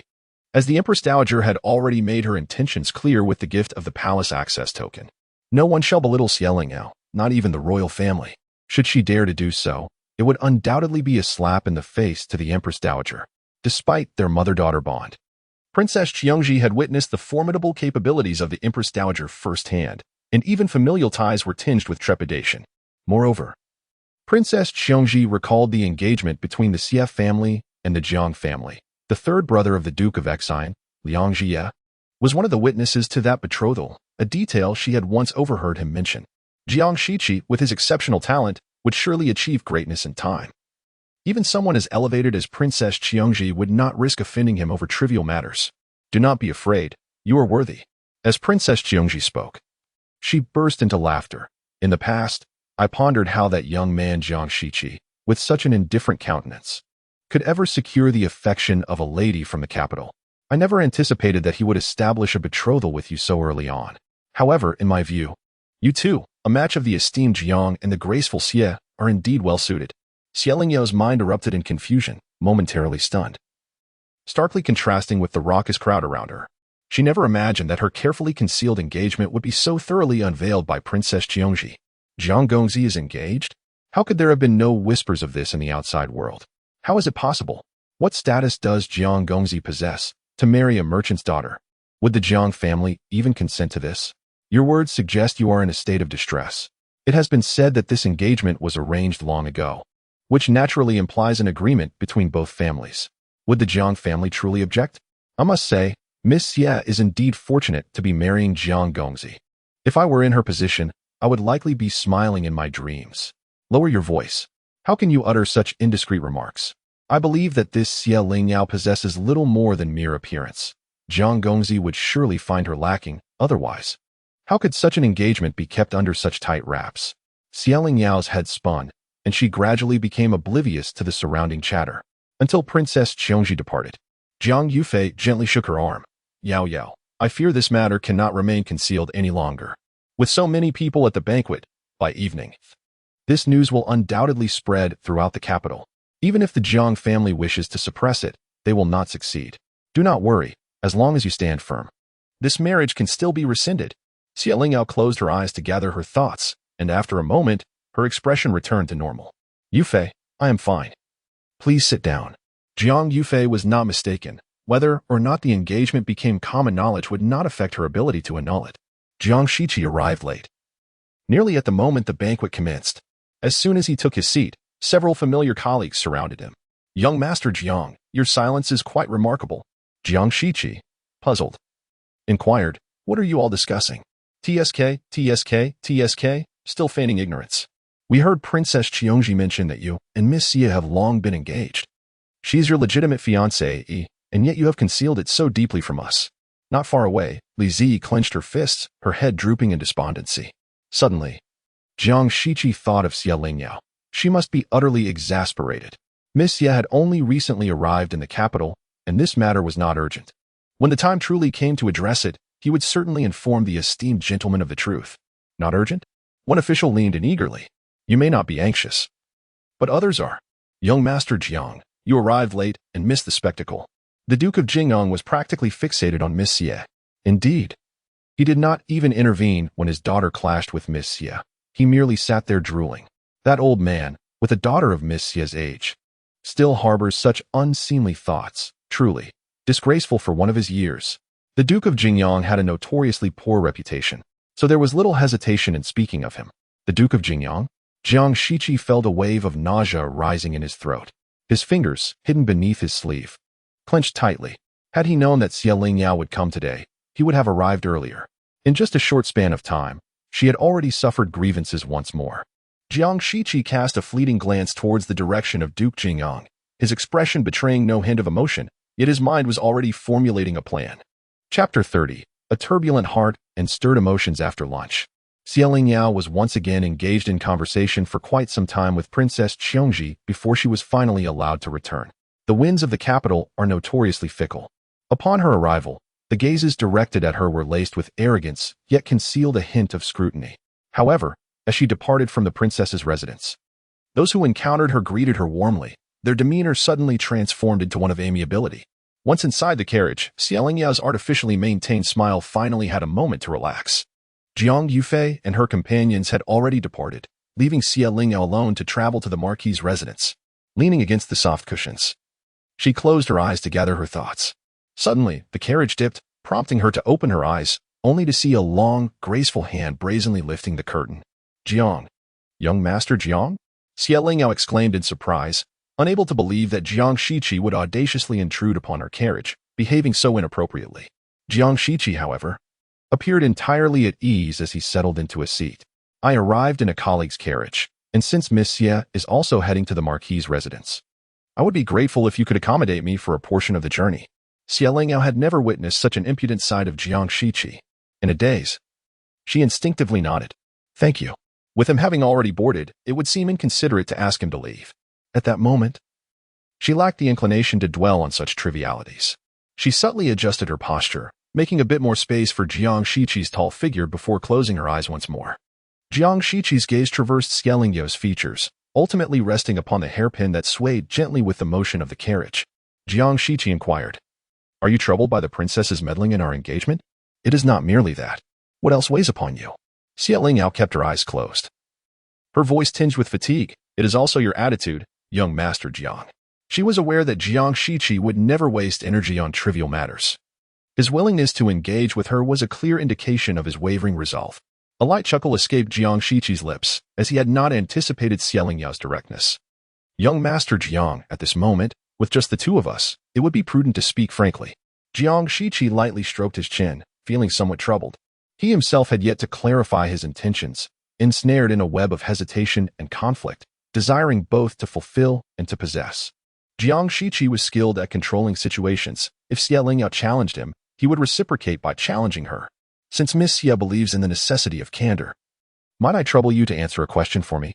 On that day, after your inebriation, what exactly were your words meant to convey? Xie Lingyao could not recall what she had said. From Jiang Yufei's account, she only knew that she had called Jiang Shiqi a scoundrel. She had not been mistaken. I am afraid I must disappoint you, young Master Jiang. I do not remember what I said or did that day. No matter. Jiang Shiqi paused for a moment. I still recall it all. I can help you remember. Xie Lingyao's lips twitched in a suppressed smile. Offering a dry chuckle, there is no need for that. Alas, Jiang Shiqi was not a considerate individual. He disregarded Xie Lingyao's rejection and, with an expressionless demeanor, unhesitatingly articulated the confusion that dwelled within him. You say you loathe me. Why? Why do you harbor such hatred for me? A pang of anguish struck Xie Lingyao's heart. Why? She suddenly felt the weight of unfairness, questioning why she should bear the burdens of a past life while Jiang Shiqi, blissfully ignorant, could ask her such a question with an air of entitlement. Her once fervent and jubilant heart had long been extinguished by his relentless downpour of cold water, leaving only a wisp of smoke to linger in a feeble existence. What answer did young Master Jiang seek? Jiang Shiqi articulated with deliberate clarity, simply speak the truth. Xie Lingyao, known for her honesty, hesitated momentarily before ultimately deciding to fabricate a response. Given that this unwanted betrothal stands between me and the one I hold dear, how could I not harbor resentment towards you? The corners of Jiang Shiqi's mouth gradually turned downward, and the taut line of his jaw revealed his displeasure. Miss Xie, do you truly have feelings for someone? Indeed. Xie Lingyao opened her eyes and met Jiang Shiqi's elongated gaze directly, affirming the veracity of her words. Who is he? Xie Lingyao evaded the question, merely stating, this is a personal matter, and I cannot divulge it to young Master Jiang. I hope for your understanding. The atmosphere grew increasingly somber, Jiang Shiqi's downcast eyes concealed by long lashes, rendering his thoughts inscrutable. Just as Xie Lingyao presumed he would remain silent, he suddenly spoke again. Is it Li Ziyi? No, Xie Lingyao swiftly retorted. I have scarcely met him. She urgently needed a shield, yet she had no intention of involving Li Ziyi. Although she felt no affection for him, she recognized that a genuine emotion should not be trampled upon. He and I, both from Jianzhou, have grown up together as childhood friends. Our bond is profound, yet we are ensnared in this ill-fated engagement. Once our betrothal is annulled, I shall promptly return to Jianzhou to marry him. As night fell, Jiang Shiqi's mind echoed with Xie Lingyao's heartless declaration. Silently, he drank a mouthful of luotian zui, and the emotions lodged within him were neither anger nor resentment, but rather a sense of grievance. How could Xie Lingyao, bound by their prior engagement, allow herself to love another? He was reluctant to admit that his heart had been stirred, yet the reality was undeniable. Jiang Shiqi found it laughable. After more than 20 years of emotional tranquility, he had been so easily shaken. Despite Xie Lingyao's evident aversion to him, akin to evading a plague, he still foolishly yearned to offer his sincere heart. After consuming half a jar of luotian zui, Jiang Shiqi's usually lucid mind became foggy, and he collapsed heavily onto his bed after a bath. Yet, despite drinking to forget everything and find solace in sleep, he found himself unable to achieve such respite. He dreamt once more of Xie Lingyao. He always felt a certain emptiness in the vastness of the pavilion, despite the myriad of luxurious furnishings added by the Zhou family. It still appeared somewhat desolate. In contrast to the realm of Pak Man, upon Jiang Shiqi's arrival at the courtyard, he discerned numerous signs of gradual encroachment. The flora within the courtyard was meticulously arranged, with vibrant flowers interspersed among the lush greenery. At the center stood a simple swing, entwined with climbing roses, evidently prepared with great care for a certain lady.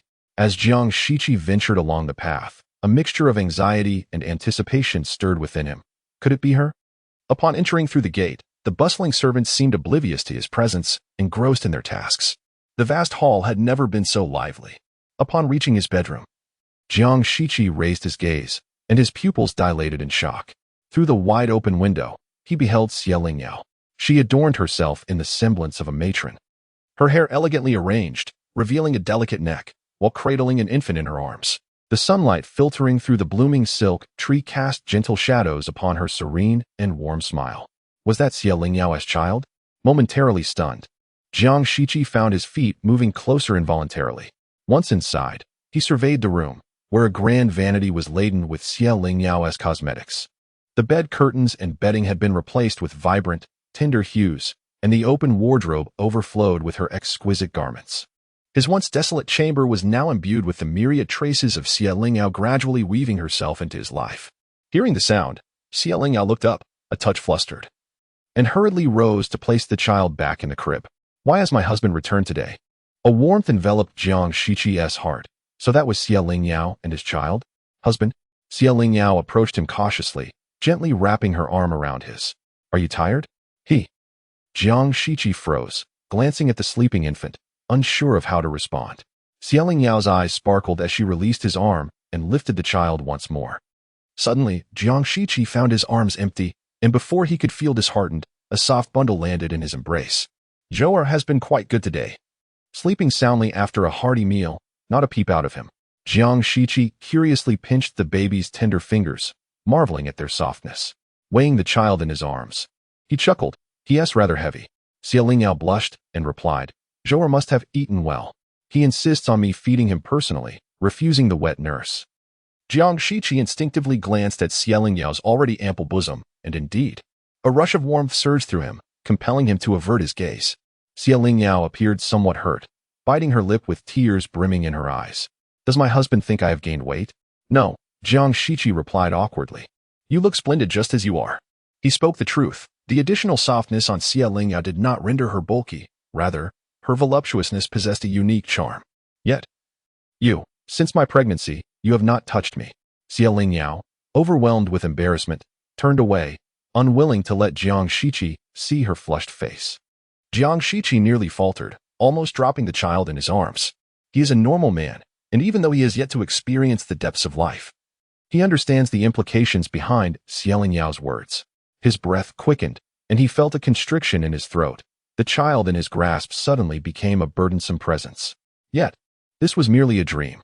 The moment his lips met Lingyao's soft ones, the only thought that lingered in his mind was this self-soothing mantra. How could the events of a dream be taken seriously? He decided to indulge this moment. Jiang Shiqi had always approached such matters as mere theoretical discussions, but in his dream, he was remarkably adept. After that gentle brush of lips, he skillfully pried open her tightly sealed lips with his tongue, and then, everything spiraled out of control. In the aftermath of exquisite pleasure, Jiang Shiqi was jolted awake. The chaos beneath him brought tears to his eyes and a bitter taste to his throat. In the inky darkness of the night, he turned over, desperately pulling the blanket over his face, concealing his shame. In the stillness, a tremulous whisper escaped his lips. Jiang Shiqi, how could you be so shameless? Chapter 31. Betrayal. Lingyao had already reconciled with the matriarch of the Su family, and today she intended to visit the Ho residence to personally discuss her invitation to the Su family with the matriarch of the Jiang family. However, the outcome was far from what she had hoped. The Princess Qiangji had revealed the engagement between Lingyao and Jiang Shiqi, and now the outside world praised the Jiang family for their gratitude and adherence to promises. At such a critical moment, the matriarch could not permit Lingyao to leave the residence, fearing that ill-intentioned individuals might speculate about the Jiang family's intentions to break the engagement. Lingyao bowed to the matriarch of the Su family, expressing her gratitude for the matriarch's concern. The matriarch affectionately patted the back of Lingyao's hand and kindly remarked, Yao, your engagement has come to light, and it seems even the emperor is aware. The Ho family values reputation above all, and for the time being, they will likely not allow you to leave. Lingyao nodded obediently. I had anticipated this outcome and am not overly disappointed. After all, I shall wait until the elder's birthday, and then everything will be settled. Once it is all resolved, I will visit you properly at your esteemed residence. The matriarch, touched by Lingyao's understanding, held her back for a while longer, offering words of comfort before reluctantly allowing her to depart. Once Lingyao was gone, she could no longer suppress her worries. Bai Chun, her confidant, glanced at her with a flicker of concern and softly suggested, Miss, if you truly do not wish to marry, perhaps we should simply escape? Lingyao forced a smile that did not reach her eyes. Escape? If I were to flee, not only would I find no place in the capital, but I fear I would also be unwelcome in Jianzhou. Lowering her voice conspiratorially, Bai Chun continued, in my opinion, young Master Li is a worthy man to entrust your future to. If the Jiang family continues to delay, perhaps you should consider. Lingyao's heart tightened, a surge of anger swelling within her. She clenched her palm, striving to maintain her composure in front of Bai Chun. Without uttering a word, she led Bai Chun straight back to Wudong courtyard. Only upon entering did Lingyao confront her. Bai Chun, what are you trying to incite me to do? Her voice was as frigid as the depths of a frozen pond, sending a shiver through Bai Chun, who hurriedly replied, Miss, I misspoke. My only intention was to alleviate your worries. I hope you will not be angered. Punish me if you must, but please do not let it affect your health. Lingyao decided to set aside the earlier matter, not because she intended to pardon Bai Chun, but simply because she was too preoccupied to address her. Now, it was evident that Bai Chun not only betrayed her by revealing her secrets, but also complied with other commands from the Wu family, such as encouraging her to tarnish her own reputation. Reflecting on her past, Lingyao recalled how Bai Chun often uttered seemingly well-meaning words that, upon closer examination, were insidious. Li Mama, please come in, she called, ignoring Bai Chun's pitiful demeanor. Upon entering, Li Mama regarded Bai Chun with a frown. Bai Chun, what are you doing crying in front of the miss? Have you made some mistake that has angered her? Madame Li was well aware of Lingyao character. She was gentle and magnanimous, never resorting to punishment against her servants. Even when they made mistakes, as long as they did not cross the line, she would forgive them without a second thought. Bai Chun had served her since childhood, and Lingyao had indulged her excessively. It was rare for her to even scold Bai Chun, let alone treat her coldly, to provoke Lingyao's ire. It seemed that Bai Chun must have committed an unforgivable transgression. With a glimmer of restraint in her eyes, Bai Chun spoke in a tearful tone, Madam, I did not. I was merely overly concerned for the young lady, and in a moment of indiscretion, I spoke words I should not have. Madame Li shot Bai Chun a glare before smiling and urging Lingyao to sit down. Dear Ning, do not be angry. This girl Bai Chun is inherently reckless and often speaks without forethought, yet her heart is ultimately devoid of malice. I shall take her back and discipline her strictly. Lingyao weakly waved her hand, instructing Madame Li to secure the doors and windows. Bai Chun, I implore you to answer my questions truthfully. Do not forget that your contract of servitude rests firmly in my hands. No matter the favors others may offer you, as long as I do not relent, you shall forever remain a mere servant. Madame Li was taken aback and hurried back to Lingyao's side. Bai Chun appeared slightly panicked, but quickly regained her composure. She slightly tilted her head, tears cascading down as she spoke with a steady and resolute voice. Young lady, has someone spoken ill of me, casting aspersions upon my character? I have been by your side for nearly a decade, unwavering in my loyalty. Why do you not trust me and instead heed the words of outsiders? Lingyao slammed her palm on the table, her delicate hand instantly turning crimson, yet she felt no pain. Bai Chun, I lack the patience for this. The loud sound startled Bai Chun, causing her to kneel on the ground. Madame Li's gaze turned icy. Lingyao was like a daughter to her, and she would not tolerate any harm or betrayal directed at her. Bai Chun, though the young lady may be kind-hearted and may not wish to punish you, you have witnessed my methods firsthand. Know that I am not a woman of leniency. Bai Chun recalled with terror the incident when Madame Li had nearly drowned a servant who had spoken vilely of Lingyao, leaving him gasping for breath until he succumbed before the new year. Trembling uncontrollably, she understood that Madame Li's fierce protection of Lingyao was not mere bravado. I ask you, on the day I instructed you to deliver a message to the Su residents, where did you go first? After all, she was merely a 15-year-old girl and had committed an act of betrayal against her mistress for the first time, even though Bai Chun bit her lip, refusing to speak. Her trembling body and the tears threatening to spill revealed her guilt and anxiety. Madame Li did not possess Lingyao's gentle temperament. She swung her arm and struck Bai Chun's youthful, delicate face, leaving it instantly swollen and red. Having known Bai Chun for 7 years, Madame Li certainly held some affection for the girl, yet it was precisely this affection that made her heart ache even more. The young lady is asking you a question. Will you speak or not? Bichuan was struck in a daze, clutching her face as she curled up on the ground, her nose and tears smudging her countenance. She sobbed quietly, refusing to speak. Lingyao had initially believed she could be resolute, yet upon witnessing Bichuan's disheveled state, her heart softened. As she saw Granny Li preparing to strike again, Lingyao raised her hand to stop her. You went to the Ilan courtyard, did you not? Bichuan's body stiffened, her voice barely a whisper. Yes. Granny Li, infuriated by her disloyalty, pounded her chest and scolded, foolish creature. Over the years, the young lady has treated you with such kindness. How could you betray her? Do you have no conscience? Hearing Bichuan's admission, Lingyao could no longer contain her tears. What did you go there for? She ordered me to watch over you and report any movements. Bichuan replied, fear evident in her voice. Having been intimidated by Granny Li's blows, she felt the weight of her laborious life and knew that should she receive more slaps, her face might be marred beyond recognition. So she complied. Is that all? There is more? Bichuan hesitated before confessing. She also instructed me to incite you to engage with young Master Li. Lingyao responded calmly. To provoke me into an illicit affair with him? Yes. If Lingyao were to lose her virtue, the Jiang family could justifiably annul the engagement. As long as the fault lay with her, Jiang Shiqi's withdrawal would be met with applause, absolving the Jiang family of blame and eliminating future troubles, all without the burden of public scrutiny. What a thoroughly ingenious plan.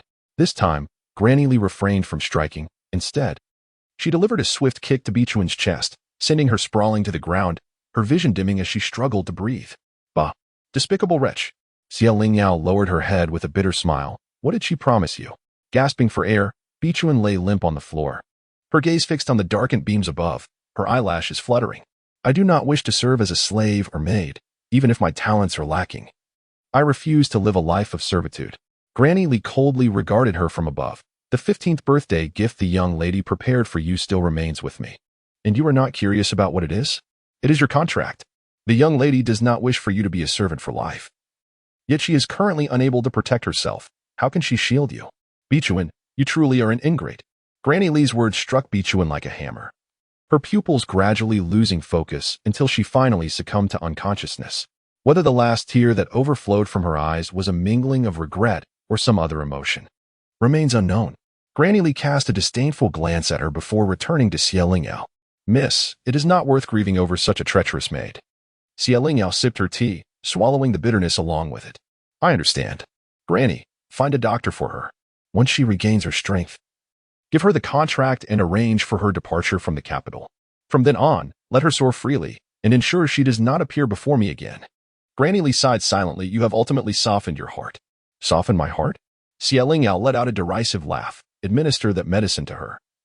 If she dares to conspire against me again, let her suffer the consequences, her insides rotting away, her demise a trivial matter. Granting her a chance at life is merely a concession made in light of 7 years of companionship. However, one who has betrayed once may easily do so again. And thus I must remain vigilant. After all, we are but guests. Matters such as summoning a physician should be left to the host. Matron, please make your way to the Elan courtyard and request assistance from the lady of the house to attend to Baichun's ailment. The matron instantly grasped Lingyao's intent. She wished to inform Madame Zhou that she was aware of the sordid dealings between them. Very well, I shall go at once. Please, take your rest. She thought it best to avoid further complications, accepting this silent grievance as the impending dissolution of their engagement approached. Indeed, this was her territory after all. As Matron Li reached the doorway, she could not help but glance back. Lingyao sat in a daze, weakly leaning against the back of her chair, her head bowed as she contemplated her fingertips, lost in thought. Her dear Ning sister had changed significantly. Since that fateful night in the capital, it seemed she had matured overnight. No longer timid and fearful, no longer indecisive or prone to tears. This transformation was commendable. Yet it pained her deeply. If only the lady were still present, how could she allow her daughter to confront such trials alone? Chapter 32. Do you like her today marks the day when Lingyao enters the palace. The matriarch, who has not made an appearance for several days, specially met with her last night, fearing that Lingyao might have heard some unfavorable remarks about Jiang Shiqi from the Empress Dowager. Early in the morning, Mama Li informed her that Bichuan was eager to see her, but without the slightest hesitation, Lingyao declined the request.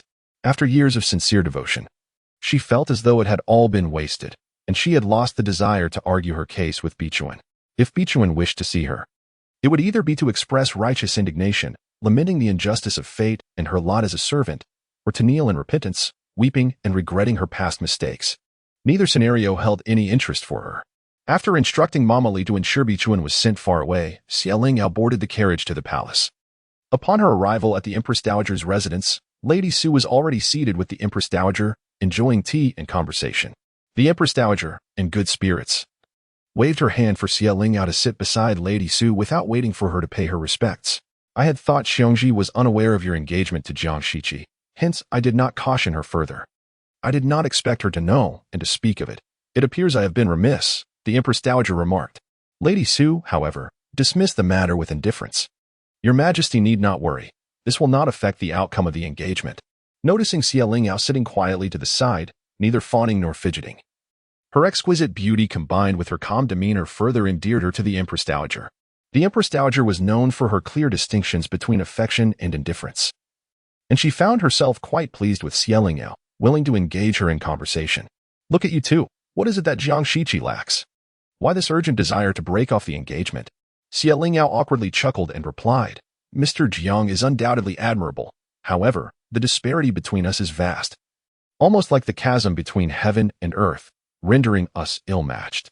A man of his caliber deserves a refined partner from a noble family, while I would only bring him down. The Empress Dowager regarded her with an enigmatic smile, her keen eyes seemingly able to see through Xie Lingyao. Words that are half true and half false often lead to confusion. Xie Lingyao slowly lowered her head, fixating on the handkerchief in her grasp, nervously twisting it. The Empress Dowager's ability to thrive in a palace rife with treachery and intrigue for decades attests to her remarkable acumen and sharp insight.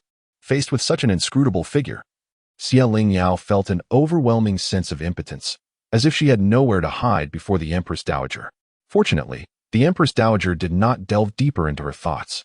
But having accepted Xie Lingyao, she felt compelled to offer more remarks. The future of Jiang Shiqi is boundless. Should you let him slip away? It would indeed be a pity. Lady Su, however, clearly disagreed. I concede that Jiang Shiqi is a remarkable young man, yet one must understand that with gain comes loss. My dear girl is seeking a husband, not merely a choice of suitors. She must find someone who truly cares, regardless of Jiang Shiqi's potential. If he spends all his days away from home, what is the point? The Empress Dowager furrowed her brow and retorted, what use is a devoted husband? A man who revolves solely around his wife and children has no future. A man should stand tall and serve his country with all his might. To be consumed by love and affection is hardly commendable. Your words convey a significant truth, while a career path holds great importance. Does it imply that one's spouse and children are mere accessories, destined to be cast aside? The argument between the two intensified until Xie Lingyao was on the verge of departing the palace, at which point they reluctantly ceased their contention. After bidding farewell to the matriarch at the palace gates, Xie Lingyao entered her carriage. Today, she traveled in her own carriage, accompanied by the coachman and maidservants she had brought from Jianzhou. Noticing that the day was still young, she opted for a bustling thoroughfare on her return, allowing herself a moment to explore. Upon reaching the lively market, Xie Lingyao alighted from her carriage, accompanied by 2 maidservants and 2 young attendants. The betrayal by Bai Chun inflicted a far deeper wound upon her than she outwardly displayed. In her previous life, whenever Xie Lingyao faced grievances at the Jiang family, she would indulge in lavish purchases, extravagantly squandering Jiang Shiqi's wealth as both a means of revenge and as a way to vent her frustrations. This detrimental habit had also returned with her. Xie Lingyao had no shortage of funds, thus, even if she were not spending Jiang Shiqi's money, she remained unrestrained in her spending. Before long, the 2 young attendants were laden with an assortment of boxes. As she strolled about, Xie Lingyao's spirits gradually lifted. Turning a corner, she noticed a sizable shop in disarray, filled with broken tables and chairs, where only an elderly man was hunched over, tidying up. With a shift in her gaze, she stepped inside. Miss, you must have taken a wrong turn. This tea house is no longer in operation. Just look at the dust everywhere. Better to leave quickly lest you soil your garments, the old man grumbled, tossing a bench into the corner with a clatter and returning to move tables. Waving a handkerchief to shield herself from the dust, Xie Lingyao inquired, Sir, is this establishment up for lease? Without raising his head, the old man replied, Indeed, but the asking price is steep. It has been over a month, and no one has expressed interest. Might I request a meeting with the proprietor of this establishment? I am quite taken with this shop, Xie Lingyao stated. The location and size were perfectly suited to her intentions, regardless of whether her plans for a silk business would come to fruition. Such a desirable shop might not present itself again. Only then did the old man look up, scrutinizing the delicate young lady before him. With hesitation, he asked, Do you wish to take over? Yes. Well then, let us negotiate. This shop belongs to me. On the second floor of a nearby tea house, Jiang Shiqi stood observing as Xie Lingyao turned the corner and entered the tea house that had fallen into ruin due to poor management. What are you staring at? Have you encountered an acquaintance? Inquired his friend, Shinji, the second son of the general of the state, noticing Jiang Shiqi's unwavering gaze out the window. Following Jiang Shiqi's line of sight, Shinji caught a glimpse of a figure clad in deep purple within the tea house. Are you Peeking at a young lady? Shen Jibai exclaimed, astonished that Jiang Shiqi would find himself so entranced by a woman. Jiang Shiqi paid no heed to the startled Shen Jibai and instead called Zhang Mao into the room. Once she departed, inquire with the innkeeper about their conversation. Who is it? Zhang Mao peered in, surprised, and exclaimed, Miss Xie. Shen Jibai leaned in. Is she the Miss Xie with whom you have an engagement? Throughout the exchange, Jiang Shiqi's gaze remained fixed upon Xie Lingyao. It is indeed her. After Zhang Mao exited, Shen Jibai snapped his fan, the sound echoing in the air. You are acting strangely, Shen Jibai concluded. What is amiss? Jiang Shiqi maintained a measure of patience with his excitable friend. You have feelings for her. His tone bore no hint of doubt, only certainty. Jiang Shiqi tightened his grip on the railing, yet did not refute the claim. Silence is tantamount to acceptance, then? What is there to be embarrassed about? She is to be your future wife. Logically, you ought to harbor affection for her. Otherwise, wouldn't he that render you adversaries? Yet she insists that she despises me. Shen Jibai was momentarily struck dumb. It appeared that even someone as remarkable as Jiang Shiqi could experience disdain and betrayal, leading Shen Jibai to believe that fate was indeed equitable. Then you are in a dire situation. The concept of love eluded him. Even someone as astute as Jiang Shiqi found it incomprehensible. Chapter 33. I want to marry her after successfully acquiring the shop at a price 30% above market value. Xie Lingyao did not linger and promptly returned home after handing over the banknotes. However, no sooner had she departed than a tall man dressed as a guard swiftly entered the shop. A quarter of an hour later, Zhang Mao emerged and headed straight to the tea house across the street to report. Young master, I have inquired with the old shopkeeper, and it appears Miss Xie has purchased the shop from him. They were just discussing the price. Jiang Shiqi watched as Xie Lingyao gradually vanished into the bustling crowd. The fact that she had bought the shop indicated her intention to remain in the capital. Thus, her assertion that once the engagement was dissolved, she would return to Jianzhou to marry her beloved was evidently a facade. She was lying. How long would it take for someone to return from Jianzhou? Tonight, indeed. Jiang Shiqi's gaze narrowed slightly. Have him come directly to the residence upon arrival. As Xie Lingyao arrived at Wutong residence, she spotted old Madame Li anxiously pacing at the entrance, clutching a letter. Upon seeing Xie Lingyao, she hurriedly approached her and whispered, Miss, a letter has arrived. Xie Lingyao accepted the letter and, while walking into the courtyard, tore it open with little care, revealing its urgent inquiry about when she would marry Jiang Shiqi. Noticing Xie Lingyao's expression, old Madame Li could already surmise its contents. Miss, is it that the master can no longer wait? How should we respond? Fear not. He lacks the courage to cause a scene in the capital. We shall keep him steady, Xie Lingyao replied. She entered her chamber, summoned writing materials, sat down, and wrote only a few words. Send it back. When old Madame Li took a look, she saw that it bore the elegant inscription of the date, March 23rd. It was the day Xie Lingyao had married Jiang Shiqi in her previous life. She had written it down without a second thought. Is this acceptable? Old Madame Li hesitated. There is nothing wrong with it. Send it out. Old Madame Li sealed the letter and entrusted it to a nimble young servant. Upon returning to the room, she found Xie Lingyao had taken another sheet of paper and was already composing an extensive letter. Madam, today I purchased a shop at Guannan-Ko in the southern part of the city. Old Madame Li understood that Xie Lingyao had made her own decisions, and it was not surprising for her to buy a shop while out shopping. Is Miss Ning planning to run a business? Have you decided what to do? Old Madame Li settled onto a low stool at the door, sewing a silk shirt for summer while conversing with Xie Lingyao. Xie Lingyao paused her writing, propped her chin on her hand, and smiled as she inquired, Madam, do you have any ideas? As an old woman, what do I know of such matters? But you, having your own thoughts, why do you still ask me? Xie Lingyao playfully squatted beside old Madame Li, a touch of surprise evident on her face. How did you know I had ideas? Old Madame Li set down her basket on the threshold and pointed to the large black wooden trunk at the end of Xie Lingyao's bed. Every day, you find yourself lost in thought, gazing at the exquisite box of Tianxiang brocade. I, as your humble servant, cannot help but wonder, how could one remain indifferent? Xie Lingyao flashed a playful smile, clinging to Li Mama's arm in a charming manner, exclaiming, in this world, only you, Mama, truly understand me. Indeed, I am determined to venture into the business of Tianxiang brocade. Xie Lingyao shared her preliminary ideas with Li Mama, and before Li Mama could respond, she began to fret. The dilemma lies in how to avert my father from sending the brocade to the capital, and secondly, the lack of recommendations, which makes it challenging for us to establish ourselves in the capital. Although Xie Lingyao has recently gained the favor of the Empress Dowager, She could never bring herself to request assistance from her for such a trivial matter. Li Mama offered comforting words. There is no need to rush. Let us tackle one matter at a time. Once the marriage is annulled, we can ponder slowly. Xie Lingyao yawned, wrapping herself in a plush blanket as she reclined on a nearby chaise, casually flipping through a book. However, after only a few glances, her eyelids grew heavy, and she drifted into slumber. Noticing the silence that followed, Li Mama looked up to find most of Xie Lingyao's face hidden beneath the blanket, revealing only her soft forehead and tightly shut eyes, her breathing gentle and rhythmic. Li Mama quietly closed the window, and gazing at Xie Lingyao's serene sleeping visage. Her eyes brimmed with tears. How could such a sweet and understanding girl be without affection? As Jiang Shiqi stepped through the gates of the Marquis's residence, and Mama, who was close to Madame Zhou, intercepted him, her plump face adorned with a sycophantic smile. Young master, Madame requests your presence. She has urgent matters to discuss. Zhang Mao swiftly moved to distance and Mama, and Jiang Shiqi continued on, feigning ignorance of her presence. He was well aware of Madame Zhou's intentions and had little desire to see her. Yet, despite his avoidance, Madame Zhou sought him out. As night fell, she personally arrived at Wudong residence.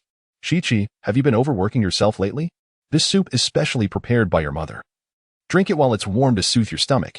In stark contrast to Jiang Shiqi's aloofness, Madame Zhou appeared exceedingly warm. Yet, beneath her maternal faade, her schemes were all too clear to Jiang Shiqi. Thank you, mother. I will remember to drink the soup, but I have matters to attend to, so I want to keep you. Seeing Jiang Shiqi attempt to leave, Madame Zhou urged, Shiqi, concerning your uncle. Madame Zhou's marriage into the Marquis's household was once a matter of great prestige for her family. However, with the successive deaths of her father and elder brother, the Zhou family was left with only her brother, Zhou Jinfeng, to uphold their legacy. Unfortunately, Jiang Shiqi's uncle proved to be utterly inept, neither scholarly nor martial, and compounded by a penchant for gambling and womanizing. Over the years, under Madame Zhou's unyielding indulgence, he had grown arrogant and dismissive. Recently, Zhou Jinfeng had made headlines in the capital for a violent brawl at a renowned brothel, leaving a woman gravely injured, resulting in a formal complaint. Originally, Madame Zhou had hoped to resolve the issue through monetary influence, but she soon discovered that the opposing party was not a mere commoner. They possessed connections far superior to her brother, who relied solely on his sister's status. Zhou, after all, is merely a woman of the inner chambers. When faced with the dire threat of her son, Zhou Jinfeng, being imprisoned, she found herself at a loss. In such trying circumstances, she dared not approach her husband, instead attempting to bind Jiang Shiqi with the ties of blood. Yet, how could Jiang Shiqi fail to perceive Zhou's intentions? It was indeed true that he had harmed another. But what could her son do? Your uncle possesses a simple nature. Though he has been somewhat reckless in his ways, he has never caused a stir over the years. It must surely be that vile courtesan inciting him, for how else would he have the audacity to resort to violence? Zhou instinctively defended Zhou Jinfeng, but upon witnessing Jiang Shiqi's cold demeanor, her tone gradually softened. Let us not delve into right or wrong for now. Remember, your uncle holds you dear, and surely you would not wish to see him suffer in prison? Let us make connections to secure his release. Spring has just begun, and the nights still hold a chill. He has been pampered since childhood and cannot endure such hardship. The individual he struck still lies in bed, his life hanging in the balance. Your brother is precious, but are not the sons and brothers of others equally invaluable? Zhou's anxious demeanor was a familiar sight to Jiang Shiqi. Whether Zhou Jinfeng had lost in gambling or married an unsatisfactory wife, or whether his children did not align with her affections, her agitation was ever present. Even a mere cold would elicit a reaction as if the heavens were falling. She believed that her waning favor in the Marquis stemmed from her family's decline. Thus, she urgently sought to elevate Zhou Jinfeng.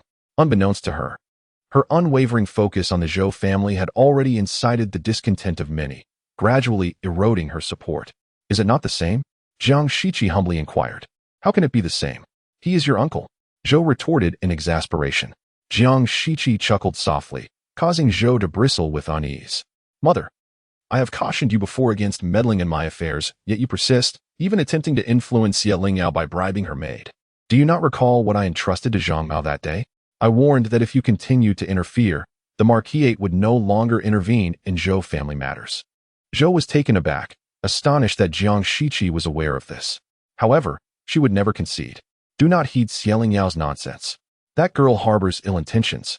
Her words are devoid of truth. This does not concern her. Jiang Shiqi's countenance darkened entirely. Zhou understood her son well enough to realize he was defending Lingyao, and a wave of dread washed over her. Despite her vigilance, how had Jiang Shiqi come to this point of favoring Lingyao? She could not utter a single word in protest. Mother, if you wish to entangle me further, it would be wiser to promptly visit their household to offer apologies and perhaps compensate them generously to secure their understanding. Zhou was reluctant. If peace were to be purchased, it would come at the expense of her own resources. Over the years, she had already depleted her finances to support the Zhou family, and following this incident, she feared she would lose everything. If she dared to divert funds from the marquisate, the matriarch would undoubtedly take her to task. Why must you insist that I humbly seek forgiveness from others when a mere few words could resolve the matter? I am your mother. Even if I have intervened in your affairs, it was solely for your benefit. As for Lingyao, given her background, I would disdain even to keep her as a concubine, let alone allow her to be your legitimate wife. Enough. Jiang Shiqi struggled to contain his emotions. You must understand that my patience is limited. Zhou's realization of her hasty words led her to grasp Jiang Shiqi's sleeve, only to have him brush her off with a wave of his hand. Jin, just this once, if you could assist your uncle, you shall never err again. Your matters are yours alone, and I shall never interfere again. Jiang Shiqi remained silent, seemingly deep in thought. Zhou stood by cautiously, her face filled with anticipation. Then, Jiang Shiqi suddenly spoke. If she is willing to forgive, I shall bear any cost. After a moment's hesitation, Zhou exhaled deeply. Indeed, Jin is the most filial of sons. On the condition that you promise me one thing. Speak freely. I wish to marry Lingyao. You must not obstruct me. Zhou was taken aback. Absolutely not. She is but a merchantess daughter. How could she be worthy of you? Do not be deceived by her outward beauty. It is not a matter of whether I should marry her, but rather if she is willing to accept my hand. If you do not consent, I suggest you visit her more often. Otherwise, you may never see her again. Jiang Shiqi's indifferent threat sent a shiver through Zhou. After a moment's contemplation, she clenched her teeth and nodded in agreement. Yet, she felt a surge of anger within. That's Lingyao. What a beguiling vixen. How could she ensnare Jiang Shiqi in such a manner? Just wait. Once I retrieve Jinfeng, I shall deal with Lingyao at my leisure. Mother had best keep her word. Otherwise, next time I shall not hesitate to ensure he is imprisoned myself. Zhou, dizzy with rage, staggered towards the exit. Wait. Zhou turned back hopefully. Does Jin have something else to discuss with Mother? The soup has cooled. Please take it back with you. It was only then that Zhou realized she had detained Jiang Shiqi for half an hour in Haoan Pavilion, and that bowl of soup had long since gone cold. Chapter 34. A midnight encounter after the departure of the Zhou family. Jiang Shiqi reclined in his chair, his left fist pressed against his forehead. He felt as if he had been possessed, for how could he have suddenly uttered the words about marrying Lingyao? Yet, the dream had been so vivid, so real, that it made him believe Lingyao was destined to be his wife. The mere thought of another man sharing a bed with her, raising children together, ignited a fierce jealousy within him. However, he could not comprehend why Lingyao professed her hatred for him, choosing to lie rather than accept his proposal. He was equally baffled by the fact that the melody she played at Wangyue Tower was identical to the one he had composed. There were too many things about Lingyao that eluded his understanding. Sir, they have arrived. Come in. Two weary individuals entered Jiang Shiqi's study, illuminated by the moonlight, presenting him with the fragments of information they had gathered over the past few days. The modest stack of papers succinctly chronicled Lingyao life. Jiang Shiqi perused the documents thrice, yet could not find a reason for her disdain towards him. Could it truly be nothing more than her drunken ramblings? Nonetheless, Jiang Shiqi discovered that she indeed had no suitor in Jianzhou, a realization that brought him some solace, regardless of her reasons for rejecting him. As long as her heart harbored no one else, he could pursue her without guilt. As the night deepened, Jiang Shiqi lay in bed after a warm bath, staring at the ceiling, uncertain whether he would dream again that night. The last experience had been embarrassing, yet the sensations it evoked were strangely intoxicating. Jiang Shiqi, I hate you. His heart seemed to constrict as he pondered why Lingyao would gaze at him with such venomous eyes. She appeared much thinner than before, her beauty still intact, yet she seemed fragile and shattered. Sitting at her vanity, she hurled an exquisite rouge box at him, sending a cloud of powder cascading to the floor. Jiang Shiqi was not interested in the reasons behind her actions. He merely wished for her to cease her sorrow. After a moment of hesitation, he drew her into his embrace. At that instant, he realized that Lingyao was even frilier than he had imagined. What has made you so furious? Upon failing to escape his grasp, she sank her teeth into his shoulder with ferocity. A sharp pain coursed through him. Yet his hold on her remained firm.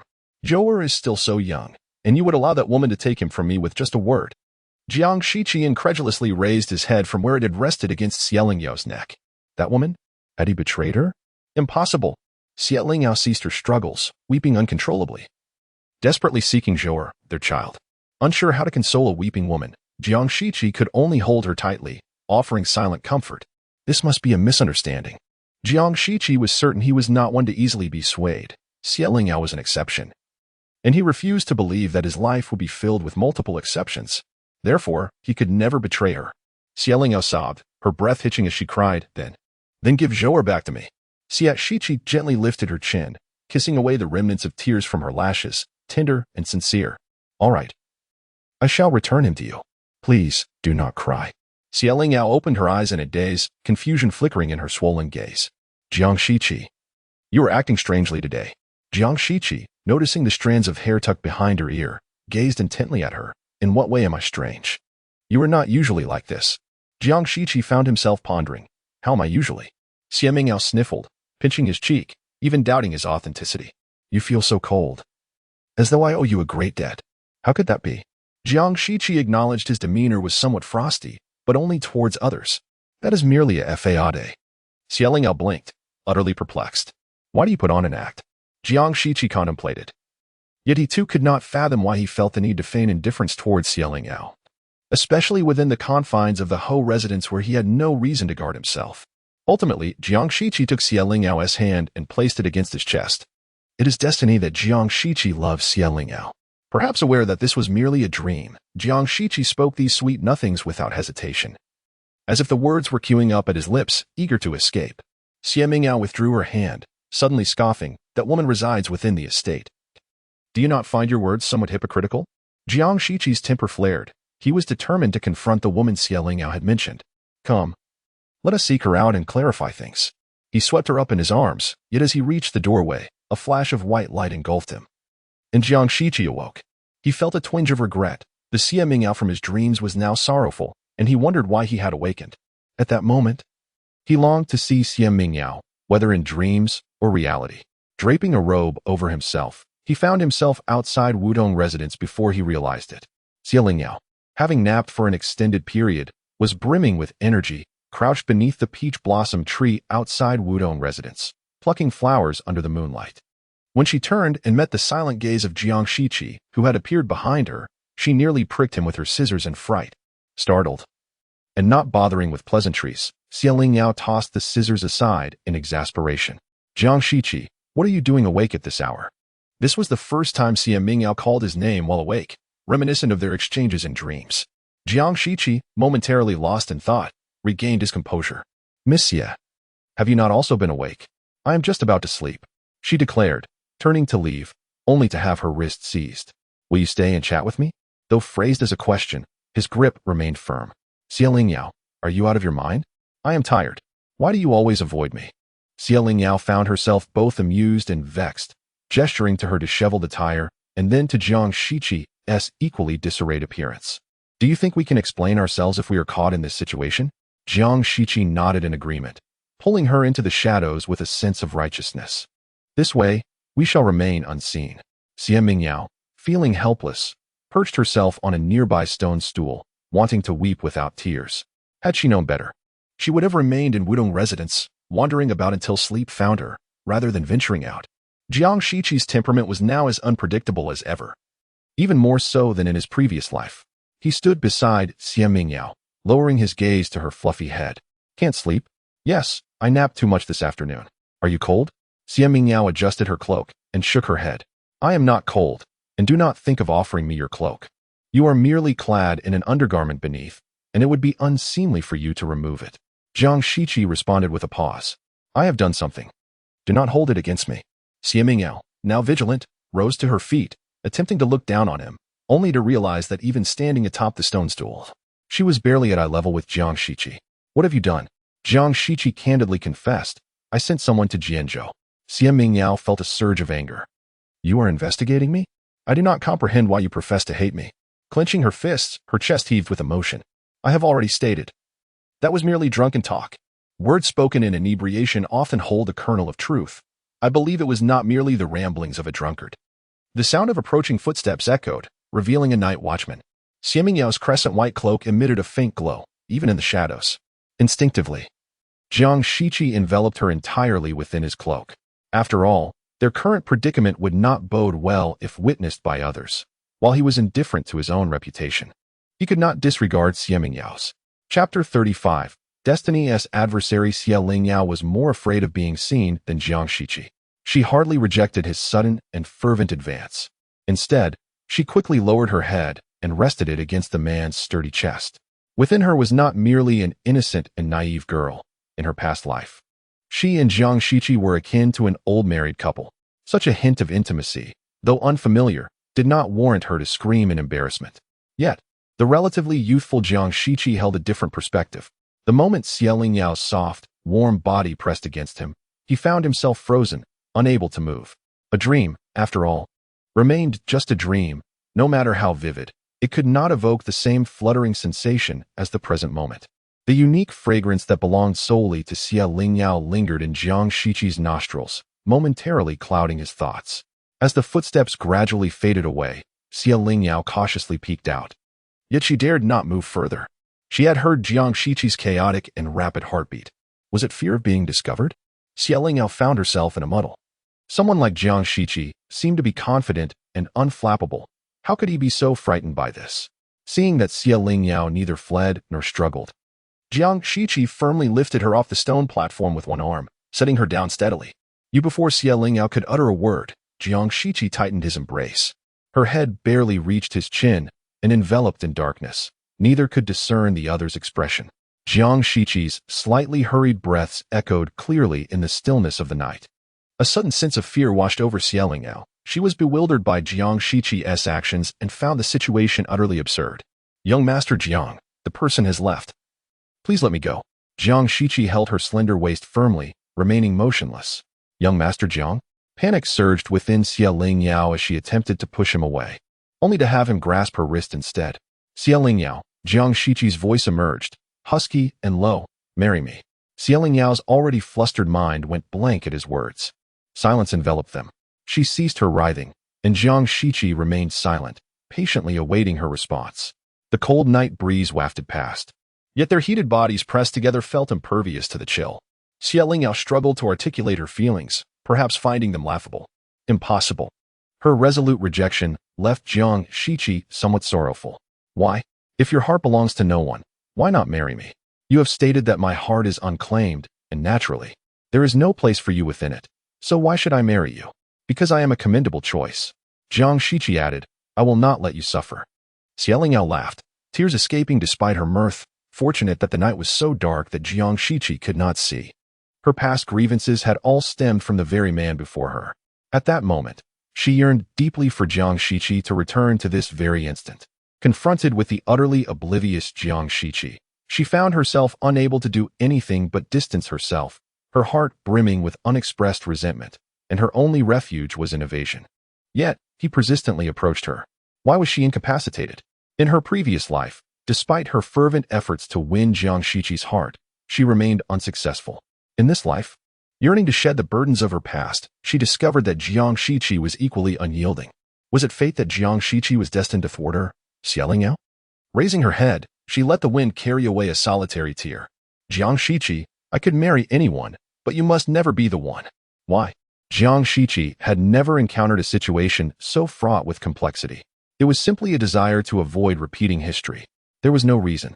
Jiang Shiqi's strong arms slowly fell away, and Lingyao effortlessly broke free, swiftly pushing him away without a second thought.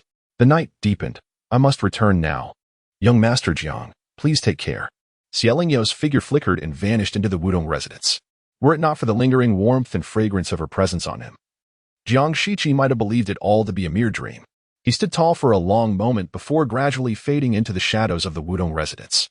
In the following days, Lingyao did not encounter Jiang Shiqi at the Marquis's residence. She spent several anxious days, fearing that Jiang Shiqi might approach the matriarch to declare his reluctance to break off their engagement. However, the days passed without incident, suggesting that no such discussion had taken place. It was reasonable to assume that a proud individual like Jiang Shiqi would not persist in pursuit after being rebuffed. Today, the spring sunlight was splendid, and Lingyao, unwilling to squander the opportunity, finally accepted Jiang Yufei's invitation to visit the Xiaoyao Tower for some music. I invited you a few days ago, yet you claimed to be unwell. Are you feeling better today? Jiang Yufei glanced around and, seeing that Lingyao indeed appeared well, felt reassured. Much improved. Otherwise, I wouldn't be inclined to venture out. By the way, do we have any plans after the performance? Let us take a stroll. I am in need of some fine fabric to make spring garments. Lingyao still had a considerable amount of Tianxiang brocade on hand and suggested, we can choose from my collection later. All are Tianxiang brocade, vibrant and exquisite patterns that you will surely adore. Jiang Yufei was so taken aback that she could not find her voice for a moment, and finally, she embraced Lingyao tightly. If only you would truly consider me your sister-in-law. Lingyao chuckled helplessly and pushed Jiang Yufei away. There are many in the capital who wish to be your sister-in-law. Go embrace them. Upon arriving at Xiaoyao Tower, they were promptly led to a private room on the second floor. The first floor featured a grand stage at its center, surrounded by closely arranged seats, while the second floor boasted numerous elegant chambers. By opening the door to their room, they could view the stage, which offered an excellent line of sight. They arrived early, and only a few musicians were present, playing familiar tunes to warm up the atmosphere. Seated closely together, they exchanged light-hearted banter when a servant outside suddenly delivered a message, stating that Marquis Jingyang wished to see Lingyao. Zhuer scolded, foolish creature. Our young ladies are respectable maidens, without any elders present. How can we allow a man to intrude? Furthermore, he is but a lustful old man. The servant quickly bowed and retreated, leaving no further commotion outside. However, Lingyao was aware that Duke Jingyang would not easily relent. He might very well be waiting in the adjacent elegant pavilion, ready to engage her in conversation when they descended. Lingyao was not afraid of him committing any disrespectful act in public, but the mere thought of his corpulent, greasy visage made her feel nauseous. She reassured herself that Duke Jingyang would not dare offend the Jiang family, especially with the Empress Dowager providing her support. No one could harm her. Noticing Lingyao displeased expression, Jiang Yufei offered her a comforting word. Downstairs, the lively singing had already commenced, and the two young ladies soon redirected their attention towards the handsome young performers below. A splendid voice, Zhuer. Let's reward them, Lingyao declared. Zhuer, beaming with delight, brought forth a small tray. Miss, shall I proceed as usual? Yes, as per our custom. Lingyao replied, her curiosity piqued by the tray. Jiang Yufei explained, the performers at the Xiaoyao Pavilion earn modest wages. Their livelihood relies primarily on the patrons' gratuities. We reward those we find impressive, which not only aids their financial well-being, but also serves to encourage their talents. Following suit, Lingyao placed 20 taels of silver onto the tray. I shall reward them as well. I find the one in blue particularly talented and charming. What nonsense. The one in green is far superior. The blue one. The green one. Blue. Green. As the two engaged in their childish dispute, a sudden cacophony erupted from the nearby pavilion, accompanied by piercing screams.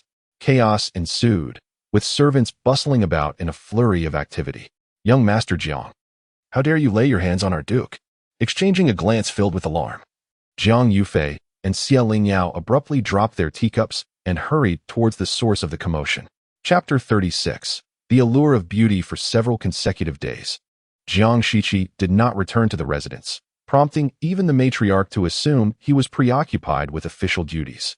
In truth, he was merely troubled and unwilling to go home. Observing his sullen demeanor, Shun Jibai took it upon himself to grant Jiang a leave of absence and dragged him to the leisure pavilion to enjoy some music. However, upon arrival, Jiang Shiqi silently began to drink, offering neither conversation nor acknowledgement. Shun Jibai, realizing that inquiries would yield no answers, decided to let him be, immersing himself in the melodies. The predicament lay in the fact that the private rooms were not particularly soundproof. While normal conversation was manageable, the raucous shouts from the neighboring Jingyang Marquis revealed that he was in a fit of rage, and Jiang Shiqi heard every word distinctly, laden with insults and lewd remarks directed at Lingyao. Gradually setting down his wine cup, Jiang Shiqi rose with an expression of calmness, uttering his first words of the day to Shun Jibai, "Have someone warm my wine." Nodding in a daze, Shun Jibai watched Jiang Shiqi exit. Shortly thereafter, Jiang Shiqi entered the adjacent room, and the sound of a violent altercation ensued. Realizing the gravity of the situation, Jiang Shiqi hurried over, but it was too late. The Jingyao Marquis was left bloodied and bruised, his aged face marred with dark marks. Jiang Shiqi, meanwhile, stood quietly to the side, meticulously wiping his hands with a handkerchief, as though the moans of the fallen Marquis were of no concern to him.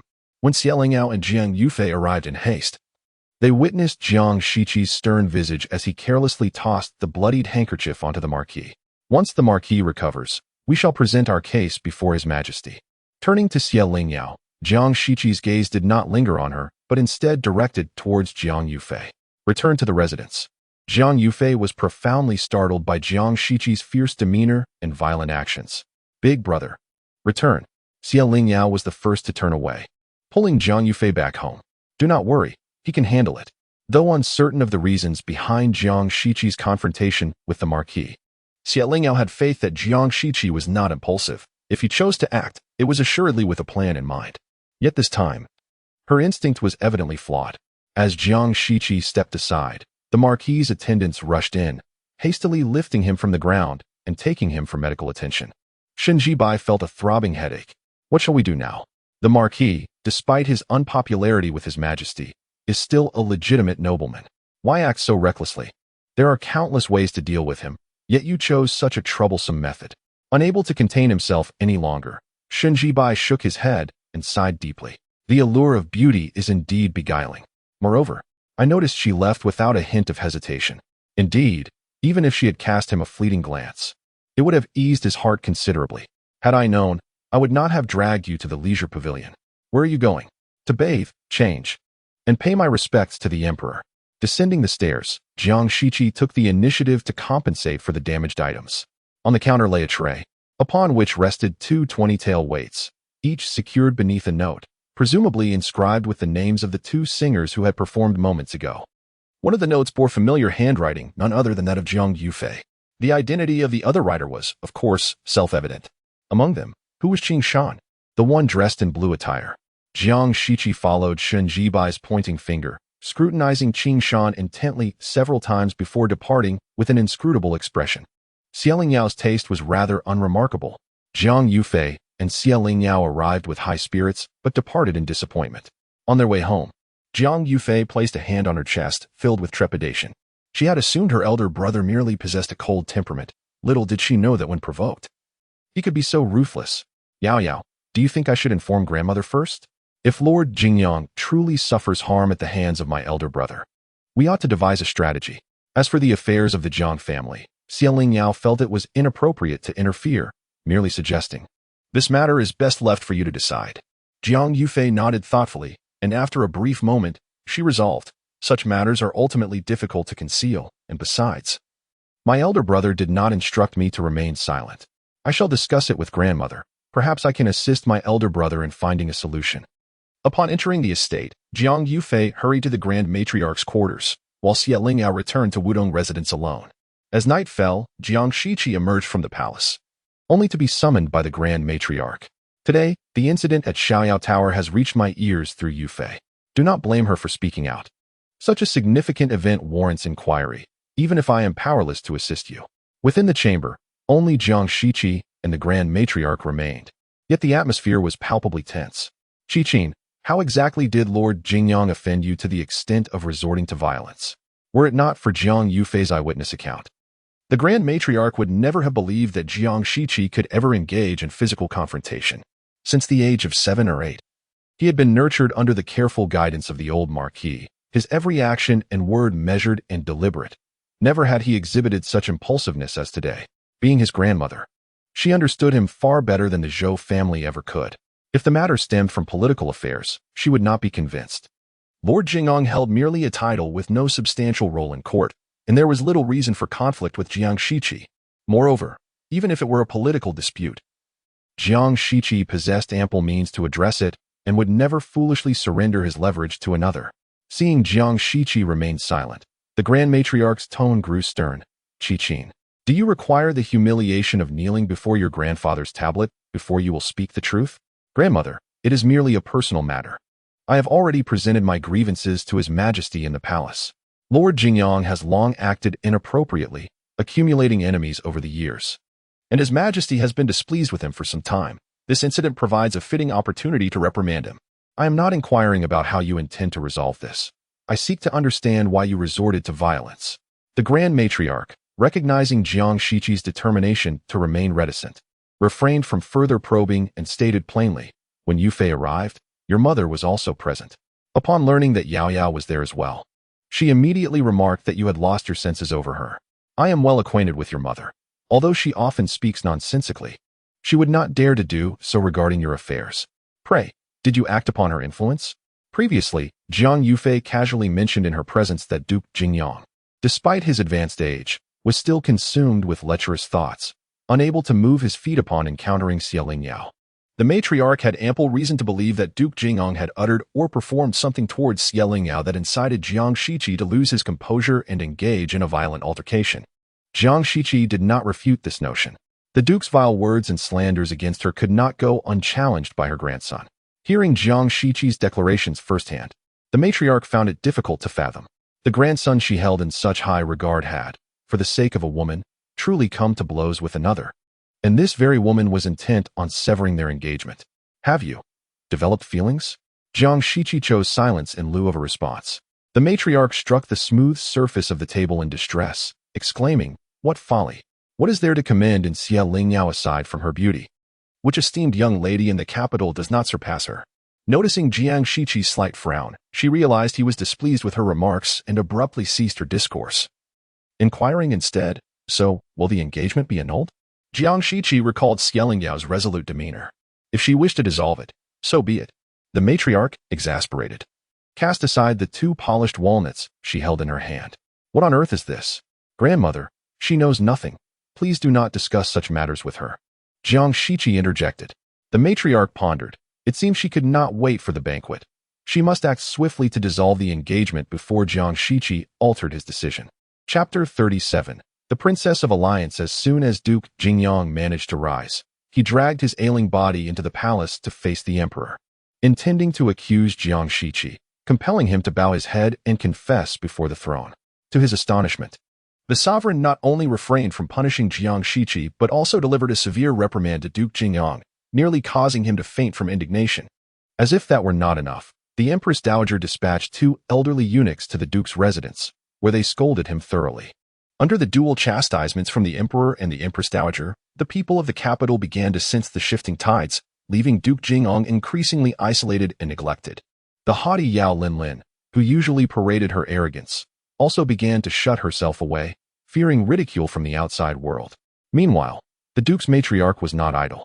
She sent an invitation to the Su family and personally visited the matriarch there to finalize the ritual for annulling the engagement. During this time, Jiang Shiqi deliberately avoided Lingyao. Though they resided in the same household, they had not crossed paths for nearly 10 days. Hearing from the Su matriarch that the engagement would be dissolved within a couple of days, Lingyao felt reassured and spent her time in the Duke's residence enjoying leisure with Jiang Yufei. However, she was not without her own endeavors. She sent someone to tidy up the shop she had purchased earlier.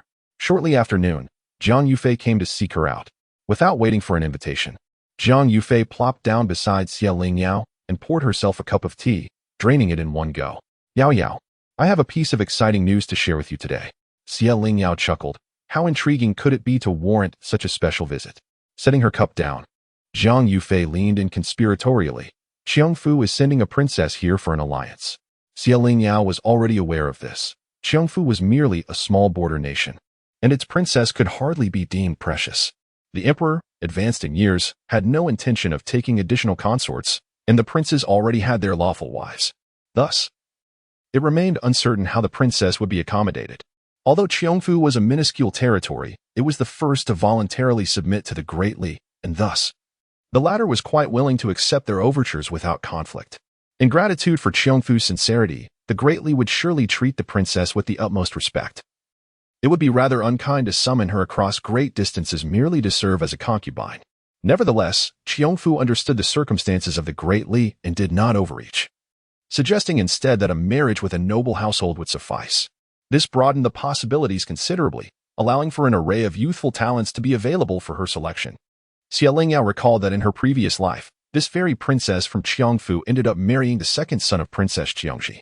What was so remarkable about an alliance? The alliance itself was not unusual. Rather, what stood out was Qiongfu's lack of insistence on marrying into the royal family, content with a union to a noble house. Lingyao smiled knowingly. Compared to the royal family, a noble house offers a greater selection of young gentlemen. The princess is bound to find a worthy match. Gently nudging Lingyao shoulder, Jiang Yufei teased. Can you guess whom she has her eye on? Lingyao was already aware of the outcome, but played along. Who might that be? My big brother. Lingyao smile faltered slightly. How could it possibly be Jiang Shiqi? In her previous life, he had no connection to her.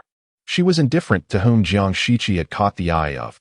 Her discomfort stemmed from the unsettling feeling of outcomes diverging from their predetermined paths. Look at you. What expression is that? Are you regretting it? Lingyao chuckled with a hint of reproach. You are simply hoping I will regret it. Yet, I shall not waver in my resolve. She pondered aloud. It is curious that this princess, having recently arrived in Kyoto, has already taken a liking to young Master Jiang. Jiang Yufei shrugged her shoulders. What do you mean by taken a liking? With a brother like mine, which woman could remain indifferent? Lingyao playfully pointed to herself and laughed. Only you. Come, accompany me out, she insisted. Why must we venture out again? Jiang Yufei replied. The 2 pieces of fabric you provided me earlier have been tailored, and I wish to see them. If the sizing is amiss, I shall make adjustments on the spot. After changing her attire and refreshing her makeup, Lingyao followed Jiang Yufei out. Upon arrival, she realized they were at a boutique specializing in ready-to-wear garments. The first floor showcased finished clothing, while the second catered to custom fittings. As Jiang Yufei entered a small room to have her measurements taken, Lingyao stood by the window, observing the distance between this shop and the one where she had previously purchased fabric. She contemplated adopting a similar model, aspiring to acquire the second floor for bespoke services with the first floor selling fabrics. The considerable distance between the 2 establishments would mitigate any competition. Monsieur? A dashing young man approached her, his face adorned with a smile. She recognized him as Shen Jibai, a friend of Jiang Shiqi. Young Master Shen, she greeted. Shen Jibai expressed his surprise. Monsieur remembers me? In an instant, Lingyao realized she should not have recognized him in this lifetime. A fleeting moment of blankness crossed her face. Under Shen Jibai's gaze, she shyly turned her head away. This was the quickest ruse she could devise. Shen Jibai boldly speculated. Could it be that Miss Xie has taken an interest in me and inquired about me? The notion of receiving such admiration from a beauty was undoubtedly delightful. Yet, before he could indulge in further fantasies, a chill from behind sent a shiver down his spine. Jiang Shiqi ascended the stairs with a solemn expression, followed by a woman clad in peculiar attire. Upon hearing the commotion, Lingyao instinctively turned to look, and for a moment, their eyes met, both swiftly averting their gazes in unison. She felt exasperated, wondering how she could stumble upon Jiang Shiqi once more. Was Kyoto truly this small? A mere glance was enough for her to identify the uniquely dressed woman as Princess Qiongfu. Just days prior, Jiang Shiqi had proposed marriage, and now he was accompanied by Princess Qiongfu. Fortuitously, she had remained resolute. Otherwise, Princess Qiongfu eagerly entered, instructing the attendant to bring forth her tailored garments for a fitting. Jiang Shiqi stepped forward, taking a seat nearby, sensing a tinge of awkwardness in the atmosphere. Shen Jibai broke the silence. Monsieur, are you here for a fitting? Lingyao smiled gently. I'm accompanying a friend. Ningjie. Lingyao words were interrupted as she glanced out the window, her eyes sparkling with delight. Brother Chun. The tone of her excitement caused a lump to form in Jiang Shiqi's throat. What brother is worthy of such endearment? Is it Ningjie? Is that the nickname of Lingyao? Lingyao turned back with a hint of apology towards Shen Jibai and said, I apologize, young Master Shen, but I must take my leave. Very well, do attend to your matters. Shen Jibai courteously stepped aside for Lingyao. She hurried to the staircase, then paused and turned back, walking straight past Jiang Shiqi to Zer, waiting nearby. Please inform your young lady that once she has finished her fitting, she need not wait for me. I shall return on my own. Zer hurriedly bowed. Understood. Monsieur, you have only brought 2 maidservants today. Perhaps you should take 2 more attendants, lest you encounter any ill-intentioned individuals. There is no need. I trust that individual. I must depart now, but do remember to convey my message to your young lady. With that, Lingyao gracefully descended the stairs, her steps light as she approached Lu Chun. Shen Jibai raised an eyebrow at Jiang Shiqi. If you wish to look, then look. Otherwise, she will soon be out of sight. Jiang Shiqi clenched his fist and stood abruptly, moving to the window to gaze below, where he saw Lingyao smiling with her eyes crescent-shaped. engaged in conversation with the gentleman before her. Lu Qin was a cousin from Xie Lingyao's maternal side, visiting Jianzhou annually at the behest of her aunt to ensure her well-being. I heard that you had an engagement in the capital, and I have come here to marry you this year. I thought it fortuitous to be in the capital and decided to pay you a visit. But I was at a loss for how to contact you until I fortuitously spotted you. Did you just arrive, Brother Qin? Do you plan to stay in the capital for a few days? As they conversed, they gradually walked out of Jiang Shiqi's line of sight. Shen Jibai kindly suggested, "Would you like me to find someone to accompany you?" "No." Shen Jibai nodded in satisfaction, relieved. "I'll send Zhang Mao." Shen Jibai, "When I came up, what were you discussing?" Shen Jibai, "He surely knows that the chill at that moment was no mere illusion. Guess for yourself." Truly hopeless, Princess Qiongfu emerged, tugging at her skirt, and eagerly inquired of the two young men, "Young Master Jiang, young Master Shen, do you think this outfit is beautiful?" Jiang Shiqi replied, "It is beautiful, Princess Qiongfu. Could you at least turn around and say that?" Shen Jibai, still awed by Xie Lingyao's beauty, found Princess Qiongfu somewhat lackluster in comparison, but that was no matter. He excelled at flattery. After he extolled Princess Qiongfu with grandiloquent praise, she waved her hand and exuberantly purchased a dozen outfits, returning laden with her spoils. Chapter 38 Conditions for Marriage. Xie Lingyao was undeniably alluring, causing Lu Qin to feel uneasy. Thus, he chose to accompany her carriage all the way to the gate of the Marquis's residence before he finally halted. "Ningjiao, I shall be residing at the Qinglai Inn for approximately another half-month in the capital. Should you require anything, do not hesitate to send someone to find me," he said.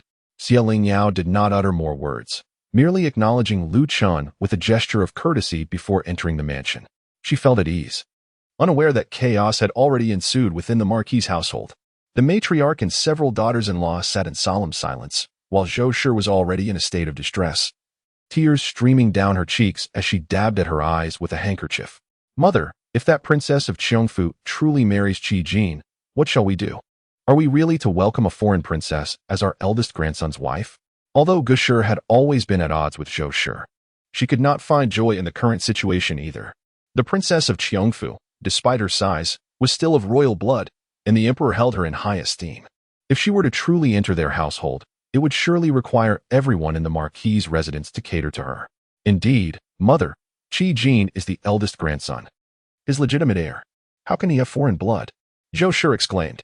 "I've heard that the people of Qiongfu have blue eyes, resembling cats, which is quite frightening." Upon hearing Gushi's words, Zhou Shi cried even louder. "Mother, you must think of a solution. Once she speaks to the emperor, it will be too late." The matriarch pressed her forehead, equally distressed. However, Zhou Shi, retaining some clarity of thought, quietly reminded, "Qi Jin is still bound by a marriage contract." Zhou Shi's sobbing ceased abruptly, and the matriarch lifted her head sharply. "There is indeed an existing marriage contract, and Miss Xie has received the Empress Dowager's favor. With her protection, regardless of any princess or noble lady, the matter cannot be swayed." Gushi clapped her hands in affirmation, exclaiming, "Indeed, mother, elder sister-in-law." While Miss Xie's family background may be lacking, her frequent visits to the Empress Dowager's court have changed the situation significantly. Moreover, she remains a daughter of Ardali, and her beauty ensures our future children with Shi Qi will be exceptionally attractive. The matriarch felt a stir of hope but hesitated. Yet they have already reached the point of contemplating a withdrawal from the engagement. Gushi shrugged her shoulders. At this critical juncture, if they withdraw, we can only await the arrival of a blue-eyed child. Our Jiang family may end up with a whole brood of blue-eyed offspring. Zhou Shi pondered the implications, imagining the princess of Qiongfu possibly bearing children, their large and small blue eyes fixed on her, sending shivers down her spine. Moreover, she had previously promised Jiang Shiqi not to obstruct his marriage to Xie Lingyao. Zhou Shi hesitated before suggesting, "Perhaps we should not withdraw?" The matriarch shot a sharp glance at them. "Have you all forgotten? It is she who refuses to marry, not we who refuse to take her." Gushi rolled her eyes, her thoughts racing. "Alternatively, we could make it an accomplished fact? Do not utter such nonsense." The matriarch slammed the table, her voice filled with anger. "None shall resort to such despicable means. You are a mother yourself. How dare you suggest such a thing?" Gushi recoiled slightly, murmuring her discontent. "Nothing can be done this way or that. What are we to do about the daughter-in-law? Return for now, and we shall discuss it further once Qi Jin returns." After the matriarch chased everyone away, she secretly sent Wu Mama to summon Xie Lingyao. Since her return, Xie Lingyao had felt a sense of unease, and after hearing the matriarch's words of persuasion, her heart sank to the depths of despair. Lingyao, I won't force you. Just take some time to think it over, all right? At that moment, the matriarch felt the impermanence of life. A month ago, they had scorned Xie Mingyao's background, desperately seeking ways to annul the engagement. Yet now, she found herself in the embarrassing position of pleading with Xie Lingyao not to break it off. In a daze, Xie Lingyao entered Wudong residence, only to suddenly rise and head to Haohan Pavilion. Is young Master Jiang here? The servant at the entrance of Haohan Pavilion, upon seeing Xie Lingyao, politely replied, the young master has not yet returned. I will inform you as soon as he arrives. Xie Lingyao returned to Wudong residence, burying herself in her bed, utterly unprepared for the turn of events at such a critical moment. Though the matriarch's words were soothing, Xie Lingyao understood her domineering nature. When they realized she was unyielding and sought her father's intervention, it would truly be the end. She now had another idea, but it hinged on Jiang Shiqi's agreement. Jiang Shiqi, aware of the evening's significance, returned home early without needing to be summoned by the matriarch. Your mother and I believe that Lingyao is a fine girl, and you have feelings for her. Should we not dissolve the engagement? Jiang Shiqi replied coolly, our opinions are irrelevant. If she disagrees, there's nothing to be done. If there is no way, then find a way, the matriarch sighed. She is still a young girl. You should spend more time around her, perhaps to stir her feelings. Jiang Shiqi thought to himself, she is as unyielding as stone. How could she be so easily swayed? Regardless, make an effort. Wudong residence is not far from Haohan Pavilion. A few steps will bring you together. You should not be preoccupied with official matters all the time. You are of age. Some matters should be prioritized. The matriarch never imagined she would one day have to teach Jiang Shiqi how to win a girl's affection. After leaving the matriarch, Jiang Shiqi walked along the path and encountered a pale Xie Lingyao. Jiang Shiqi, I have something to tell you. Jiang Shiqi stepped past her, saying, let us find a more secluded place. Xie Lingyao followed him to his study. Jiang Shiqi gestured to a chair beside him, indicating for her to sit, while he lazily settled into the chair opposite his desk. May I inquire what Miss Xie wishes to discuss? Xie Lingyao lifted her eyelids, her voice tinged with fatigue. We can get married. Jiang Shiqi seemed taken aback, straightening slightly. Oh, I was unaware that Miss Xie had suddenly changed her mind. Are you truly going to pretend to be ignorant, Jiang Shiqi? He stood up, approached her, and leaned slightly, his tall frame enveloping her in the chair. What are your conditions? Xie Lingyao met his dark gaze with unwavering resolve. Within 2 years of marriage, we shall select an opportune moment to part ways. During the course of our union, you shall not interfere in my affairs, and naturally, I shall not meddle in yours. Jiang Shiqi remained noncommittal. Is that all? You must not touch me. Proceed. I wish to engage in the fabric trade in Kyoto, and you must assist me. Is that all? I shall not concern myself with the matters of the Jiang family. Do not allow anyone to bother me. Jiang Shiqi sat up straight, his tone light. Let me consider it. Xie Lingyao expressed her understanding and inquired, how long do you need to think? 3 days. Very well. As Xie Lingyao turned to leave, she suddenly halted. Jiang Shiqi, speak. That night, why did you ask me to marry you? Jiang Shiqi gazed at her silhouette and countered. What do you think? Xie Lingyao shook her head, feeling somewhat defeated. She could not fathom Jiang Shiqi. Come here. Xie Lingyao turned back, only to discover that Jiang Shiqi had, at some point, acquired a scroll. Open it, and take a look. Curiosity piqued. Xie Lingyao laid the scroll upon Jiang Shiqi's spacious and tidy desk and slowly unfurled it, revealing a striking portrait of herself. Jiang Shiqi circled behind her, his voice emanating from above. Do you understand now? Startled, Xie Lingyao stepped back, inadvertently colliding with Jiang Shiqi, who ensnared her slender waist with a single arm. Xie Lingyao, I am quite greedy. Xie Lingyao swallowed hard. She had envisioned countless reasons for Jiang Shiqi to marry her, yet never had she considered it might be due to affection? How could this be? Surely Jiang Shiqi did not harbor feelings for her. His warm breath brushed against her ear, rendering her thoughts incoherent. She felt as though her previous understanding of certain matters was being upended, leaving her both bewildered and anxious. As long as you are willing to marry me, I can fulfill any of your requests. These 3 days are not for me, but for you. Jiang Shiqi believed he could warm Xie Lingyao's heart within 2 years, making her reluctant to leave him. Xie Lingyao could scarcely discern Jiang Shiqi's words. Absurd. How could this be so absurd? Jiang Shiqi released Xie Lingyao. I must step out for a while, precisely 3 days. Clutching the portrait that Jiang Shiqi had thrust upon her, Xie Lingyao drifted back to Wudong residence, her mind a haze. It was not until she soaked in a bath and lay upon her bed that her thoughts began to clear. She rose, opened the portrait, and stared vacantly at it by candlelight. After the incense had burned down, she tucked the portrait away and tossed it beneath the bed with a soft thud. The desires unattainable in her past life were now of no value to her in this one. Chapter 39. He has reborn and returned. Jiang Shiqi was assigned to handle matters in Rongqing, a task that was not particularly troublesome, as the round trip would only take 3 days and was not far. Jiang Shiqi frequently undertook such assignments. Yet no one anticipated that he would encounter trouble on his way back. As Jiang Shiqi led his entourage past a dense forest outside Luang City, suddenly, a dozen figures clad in black emerged from the woods, akin to vengeful spirits, their strikes merciless and lethal. In an instant, more than half of Jiang Shiqi's companions were injured or killed. Fortunately, Zhang Mao, an exceptionally skilled martial artist, successfully escorted Jiang Shiqi back to the capital, albeit with injuries. Though the wounds were not severe, the assailants had intended to take his life, and their weapons were laced with poison. Exhausted from the effort of returning to the Marquisate the previous night, Jiang Shiqi collapsed. His father, Jiang Shiqi, sought the emperor's decree and summoned 5 or 6 imperial physicians in haste. However, until this morning, Jiang Shiqi remained unconscious. The matriarch, filled with anxiety and fear, consumed a bowl of ginseng soup to sustain herself and vigilantly kept watch throughout the night. But as dawn broke, she too succumbed to faintness. The Marquisate was thrown into disarray. Jiang Shiqi represented the future of the entire Jiang family. The other male heirs combined could not match his potential. In noble clans, the principle of shared lineage is well understood. The well-being of Jiang Shiqi directly impacts the prosperity of the entire Jiang family. The Duke of Jingyang serves as a glaring example, possessing titles yet lacking real power, subject to the emperor's whims without a shred of leniency. Now that Jiang Shiqi lay incapacitated, the Marquisate was steeped in mourning, the atmosphere heavy with despair. Lingyao, upon hearing the news, displayed little emotional upheaval. After all, it is said that good people do not live long, while calamities endure for a millennium. She maliciously pondered that if Jiang Shiqi did not survive, her own predicament would be effortlessly resolved. Days passed, and indeed, as Lingyao had anticipated, once the poison within Jiang Shiqi was purged, he regained consciousness.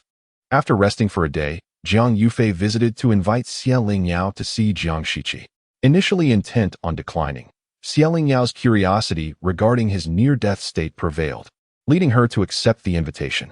Jiang Yufei arrived a bit late, having sought out Lingyao, and by the time they reached, the crowd had dispersed, leaving only the two of them outside Jiang Shiqi's chamber. Even as cousins, propriety dictated certain decorum. Thus, a screen was placed at the entrance of Jiang Shiqi's room, and Jiang Yufei spoke to him from beyond it. Aware of Jiang Shiqi's naturally reticent demeanor, she understood that he would be even less inclined to converse in his weakened state. So she merely advised him to rest and take his medication before preparing to leave with Lingyao. Suddenly, a hoarse, low voice called out, "Lingyao, stay."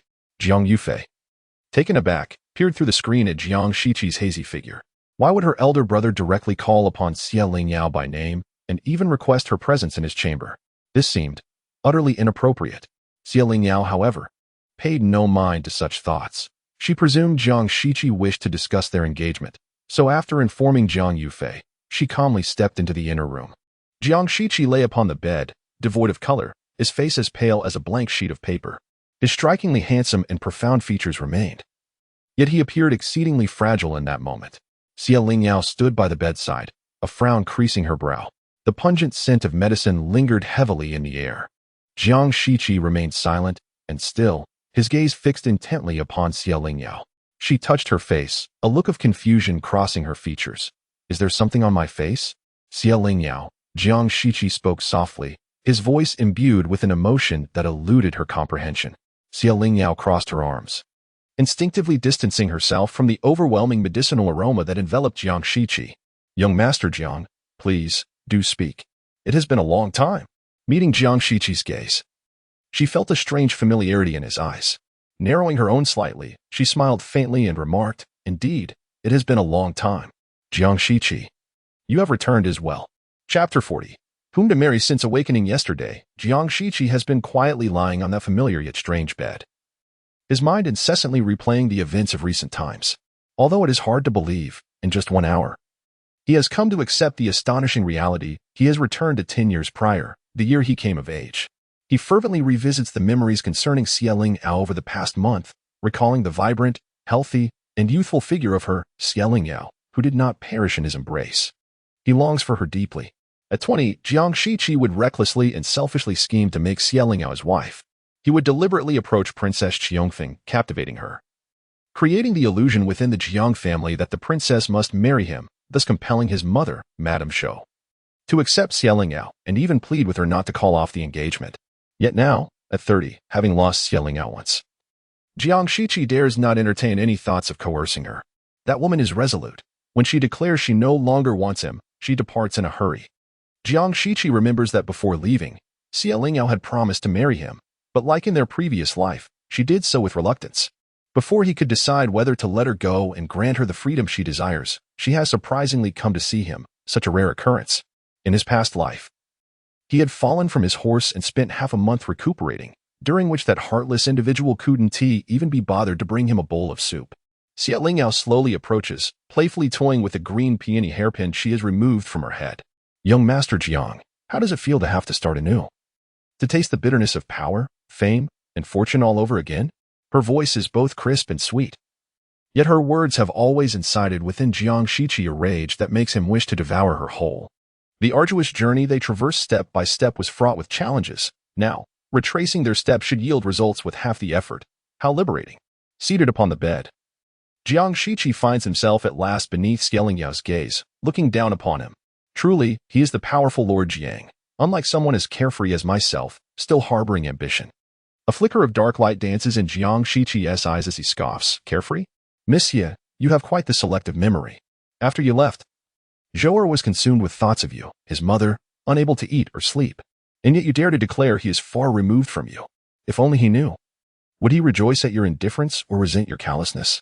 After a decade of marriage, their reunion finds them both at a loss for tenderness. As the mention of their son ignites a fire within her, Xie Lingyao's anger surges forth, her eyes flickering with intensity. Jiang Shiqi, how could you utter such words that pierce my heart? Do not forget, you are the architect of all this. If it were not for your insistence on tearing our child away from me back then, how could Zhou'er and I be so estranged? Jiang Shiqi's gaze remains fixed on the hairpin held delicately between Xie Lingyao's fingers, feeling as if it might be thrust into his chest at any moment. He does not wish to engage in a quarrel with her upon his return, thus he simply instructs Zhang Mao to escort her out. Expelled from the gathering, Xie Lingyao felt an uncontrollable fury boiling within her. Upon reaching the entrance of Haohan Pavilion, her anger surged forth, and she struck down the meticulously nurtured orchids tended by Jiang Shiqi. Zhang Mao observed in silence. Jiang Shiqi's injuries were not severe. After purging the toxins, he had only rested for 2 days before returning to the palace. Within another 2 days, he had managed to uncover the truth behind the schemes of Duke Jing'an. The Duke harbored deep resentment towards Jiang Shiqi and, in a fit of rage, resorted to hiring an assassin, spending a considerable sum to procure Jiang Shiqi's demise. The evidence against him was irrefutable, leaving the Duke no room for denial. The Emperor, incensed, swiftly stripped him of his title. However, the Emperor's decision was not solely motivated by the Duke's intent to kill Jiang Shiqi. The Duke was already vulnerable to scrutiny. This thorough investigation revealed a plethora of crimes, from corruption and bribery to the abduction of common women and abuse of power, all of which were shocking in their severity. The Emperor, reluctant as he might be, found it impossible to spare the Duke. Given his advanced age, granting him a reprieve of life was already an act of mercy. Yet he had the audacity to curse my elder brother from his prison cell, vowing to haunt him even in death. Jiang Yufei, incensed, slammed her palm on the table, denouncing the Duke in the most scathing terms. Xie Lingyao poured her a cup of chrysanthemum tea, suggesting, calm down a bit and soothe your throat before you continue your tirade. Jiang Yufei gulped the tea and suddenly fell silent, shifting closer to Xie Lingyao. Hesitantly, she spoke. Before I left home today, my mother mentioned that grandmother and the others are not permitting you to break off the engagement. Xie Lingyao took a sip of her own chrysanthemum tea, needing to temper her own frustration, as Jiang Shiqi had thoroughly vexed her. You are quite well informed, she remarked. Jiang Yufei, somewhat anxious, replied, why didn't you mention this to me earlier? We could have devised a plan together. Xie Lingyao, touched, playfully pinched Jiang Yufei's chubby cheek. Chuckling, do you expect to argue with them? You know well enough how unyielding the matriarch is. It would be futile. Then what do you propose? Jiang Yufei asked, propping her chin on her hand, her eyes wide. Xie Lingyao winked at her. You might as well accept me as your sister-in-law. Have you not always lamented my reluctance to marry your elder brother? Jiang Yufei furrowed her brow, her expression grave. Are you in a mood for jest? After some contemplation, I realized that marriage ought to be a mutual decision. If they insist on breaking the engagement, even grandmother cannot intervene. I think you should promptly write to your father to discuss the matter. Can this be forced upon you? Yufei, allow me to share a secret, Xie Lingyao said. Jiang Yufei nodded earnestly. Speak. I promise to keep it confidential. Xie Lingyao gently took the teacup from Jiang Yufei's hands to prevent her from dropping it. The decision to break the engagement was mine alone. My father is eager to ally with the Jiang family. He would drag me into marriage by any means necessary. Jiang Yufei stared, wide-eyed, stunned into silence. After a long pause, she managed to exclaim, Lingyao, your audacity knows no bounds. Then perhaps we should appeal to the Empress Dowager? Enough. Marrying anyone is still marriage, Xie Lingyao replied, unwilling to resign herself to fate, yet ultimately unable to resist the forces of power and destiny. The Empress Dowager's protection was already a humble request made by the matriarch of the Su family on her behalf. How could she further trouble the Empress Dowager to resolve such a contentious matter? In this life, marrying Jiang Shiqi was not entirely dismal, for she did not harbor affection for him. By eschewing the pursuit of ephemeral love, she would not suffer from heartache. When Shenwanchu reached the age for marriage, she would graciously step aside, allowing the pair of lovers to unite. She would sincerely wish them a lineage devoid of descendants, forever in unrest. But you do not like your elder brother. Does preference truly matter? Yufei, when you eventually have a husband, well, you are still young. What is the point of sharing such thoughts with you? Jiang Yufei, who was merely a month older than Xie Lingyao, replied, Do not speak in such a mature manner. My elder brother is quite a decent person. If you two were to develop feelings over time, it would not be amiss. I have never seen a more aesthetically pleasing pair. Just imagine how beautiful your children would be. Their children? Xie Lingyao thought of Shou-er. A pang of pain striking her heart, yet simultaneously, a thought crossed her mind. If she could conceive Shou-er and then seek a divorce. Chapter 41. A couple of resentment within the soft confines of her chamber, Xie Lingyao lay in a deep slumber, yet she could not shake the sensation of a gaze, as palpable as it was unsettling, intruding upon her peace. Eventually, she succumbed to the urge to awaken. Who? Ugh. Upon opening her eyes, she discerned a vague, towering figure at her bedside. In an instant, a wave of terror enveloped her, and instinctively, she prepared to scream, only to be silenced by a pair of strong hands. It's me. Recognizing the familiar voice, Xie Lingyao ceased her frantic struggles and forcefully pushed away the hands that restrained her. As she calmed her racing heart, she managed to lower her voice to a near growl. Jiang Shiqi, what are you doing sneaking into my room at this hour? Jiang Shiqi leisurely rose to light a candle and took a seat at the table. The flickering flame revealed the fatigue etched upon his face. Apologies, I returned rather late. It would not have been proper to announce my arrival. And you think it is appropriate to directly climb through my window? Xie Lingyao retorted, following up with a mutter. Lacking great virtue, yet adhering to minor decorum. Jiang Shiqi feigned ignorance to her words. Her sharp tongue could pierce him with a few barbs. And despite his prowess in verbal combat within the court, he found himself willingly subdued before her. The two fell into a silence, only to speak simultaneously moments later. I am aware you are reluctant to marry me. I will resolve this matter. Grant me 10 days, and you shall be free. I have made up my mind. Let us wed. With those words exchanged, they stared at each other in astonishment. Shall we set the date for the original day? Jiang Shiqi readily acquiesced, as if the previous conversation had never occurred. At 30, Jiang Shiqi was far more resolute than he had been at 20. Bitter melon is still a melon. And a couple of resentment remains a couple. If heaven has granted him a second chance, he would ensure that Xie Lingyao would never again fall victim to that malevolent woman. Even if she did not love him, he would protect her to the utmost. Xie Lingyao rolled her eyes. What are the demands I previously put forth? Jiang Shiqi disingenuously replied, I accept them all. Xie Lingyao stifled a yawn with one hand, her long eyelashes glistening with a drop of crystalline tear, while she pointed towards the window, urging Jiang Shiqi to depart quickly. Jiang Shiqi rose, but instead of leaving, he moved toward the bed. As Xie Lingyao pulled up the covers, prepared to lie down, she heard his footsteps and turned in confusion. Do you have further business? Luchin has arrived. He has? What of it? Jiang Shiqi paused. Nothing. He cast a lingering glance at Xie Lingyao before slipping out. Once he departed, Xie Lingyao rose. Muttering in exasperation, he couldn't even extinguish the candle before leaving. Now I must do it myself. From the window, Jiang Shiqi heard her grumbling and silently smiled, finding her spirited nature quite delightful. The following day, Lingyao conveyed her decision to the matriarch, who was immensely pleased and promptly arranged for the matching of their birth dates to determine an auspicious wedding date. After dealing with the matriarch, Lingyao proceeded to write a letter to the matriarch of the Su family, explaining the circumstances and clarifying that she was not coerced. Her decision was merely a choice made after careful consideration.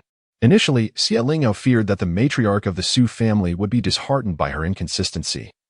But to her surprise, the matriarch completely transformed her previous disdain for Jiang Shiqi, now praising him profusely and asserting that Lingyao choice was indeed the right one. Holding the reply letter, Lingyao felt utterly bewildered. In her past life, she had begged to marry Jiang Shiqi, while the Jiang family had looked down on her. In this life, it was the Jiang family that sought her hand in marriage for Jiang Shiqi, expressing their gratitude towards her. Lingyao sighed at the unpredictability of life. The Wudong residence was abuzz with activity. Previously, only Jiang Yufei would visit, but now Jiang Chenro, Jiang Linglong, and Jiang Qiuhan came frequently, staying from morning until nearly lunchtime.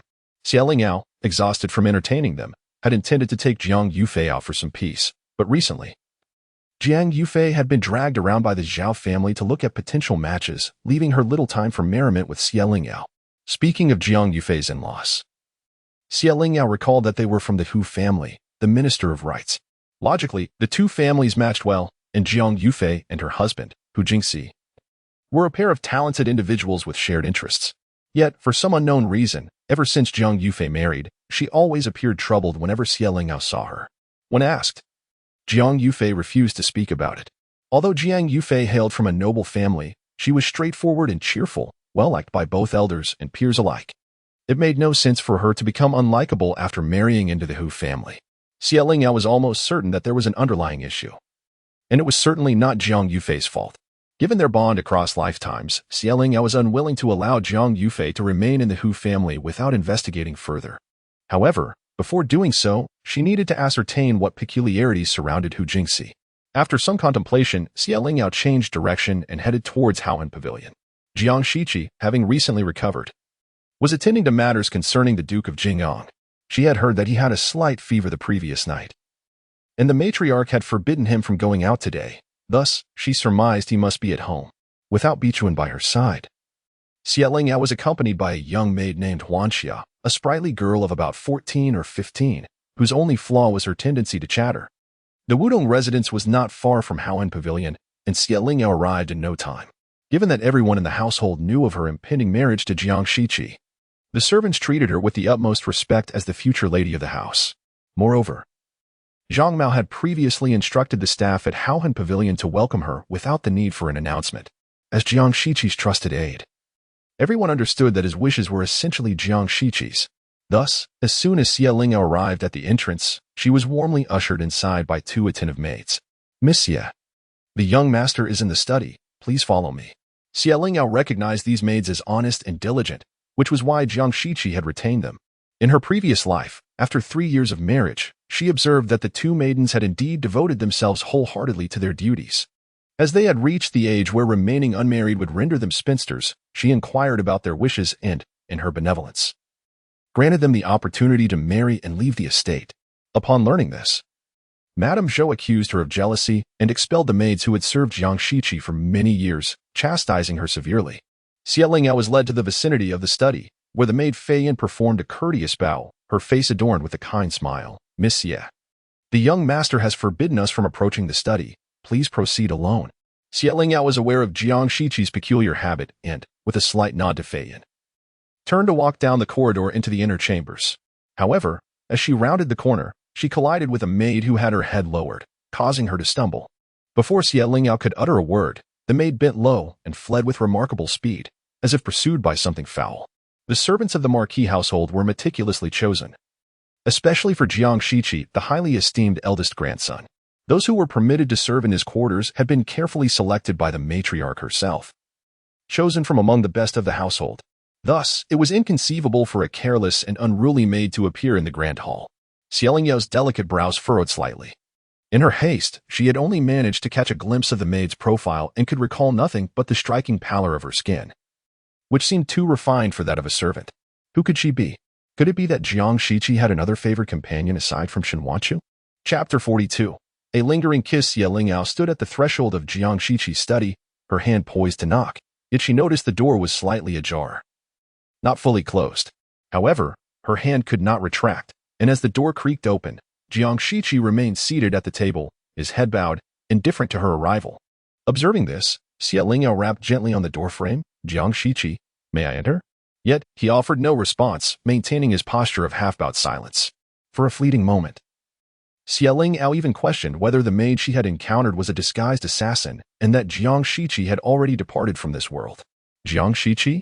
Lingyao called his name hesitantly as she approached him. Just as she reached his side, ready to nudge him, she felt a firm grip on her wrist. What brings you here? Jiang Shiqi's voice was barely above a whisper. Had it not been for the stillness of the study, Lingyao might have missed his words entirely. What was wrong with you earlier? Were you asleep? I called for you, but you did not respond. I thought you might have passed away. Disappointed that I am still alive, are you? Lingyao frowned, noticing that Jiang Shiqi's hand felt abnormally warm. Fortunately, I have a matter to discuss with you. It's better that you are alive. Jiang Shiqi inhaled deeply, leaving Lingyao to wonder if he was agitated by her presence. You look rather unwell. Are you feverish again? I shall fetch Fei Yun to summon a physician for you. As she spoke, she attempted to step away, but his grip tightened around her wrist. Struggling in vain. Lingyao extended her other hand to touch Jiang Shiqi's forehead. Goodness, you're burning up. Release me. I must fetch someone. It would be better to die than to lose your sanity to fever. Be silent. Jiang Shiqi closed his eyes, breathing heavily. That cup of tea is problematic.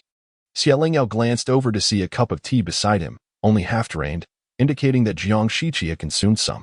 Having been a wife for many years, Lingyao immediately recognized that he had ingested something harmful. With a hint of malicious delight, she remarked, young Master Jiang seems to be quite popular, doesn't he? Suddenly, Jiang Shiqi's grip intensified, causing Lingyao to wince, tears welling in her eyes. Jiang Shiqi, you are hurting me. Abruptly, he released her wrist. And as she rubbed the sore spot in indignation, she recounted her earlier encounter with the suspicious maid. I came across a maid of dubious character, surely. She must have been the one to poison your tea. When did your grand residence come to employ such unseemly servants? Jiang Shiqi's eyes glimmered with a hint of redness, and the veins on his forehead and hand bulged, revealing his restraint. Her name is Yao Linlin. Lingyao was momentarily taken aback but quickly understood. With the Duke of Jingyang imprisoned, Jiang Shiqi was his only hope for salvation. Yao Linlin's underhanded tactics were merely an attempt to seek Jiang Shiqi's protection. How pitiful it was for the once proud daughter of nobility to resort to such base schemes. She is also to be pitied. As Lingyao sighed and turned to leave, she remarked, given your condition, I should find you a doctor. Or do you have any concubines I could summon for you? Stop. Jiang Shiqi, suppressing his anger, yanked Lingyao back and firmly shut the study door. Am I not clear about whether I have concubines? Lingyao assumed Jiang Shiqi was merely embarrassed about seeking medical help, dismissing her offer as a matter of pride. After all, it was he who was suffering, and she felt no obligation to intervene. Just because you didn't have anyone I married in, doesn't mean you didn't before. Matters of highborn families are not something I, as a mere commoner, can ascertain. Jiang Shiqi's breathing quickened, but he stifled the turmoil within, attempting to explain patiently, despite her indifferent demeanor igniting his irritation. Never have I had any concubines, neither before nor after your arrival. Oh. No concubines, yet there was a meticulously concealed mistress. Jiang Shiqi ground his teeth, almost masochistically, and asked, do you truly not care at all? Lingyao smiled maliciously. Each word piercing Jiang Shiqi's ears, not in the slightest. Jiang Shiqi narrowed his eyes dangerously, a tempest brewing within their depths. Lingyao raised an eyebrow triumphantly, undeterred. Rest assured, your grand residence can easily accommodate 5 or 6 more. Standing by the door, Jiang Shiqi unlocked it slightly, his expression frosty. Lingyao, you may leave. Though unsure of why she should flee, an instinct urged her to distance herself from Jiang Shiqi, prompting her to approach the door. However, as she neared, the door clicked shut once more. Fool, when I say run, I don't mean just walk away. Lingyao?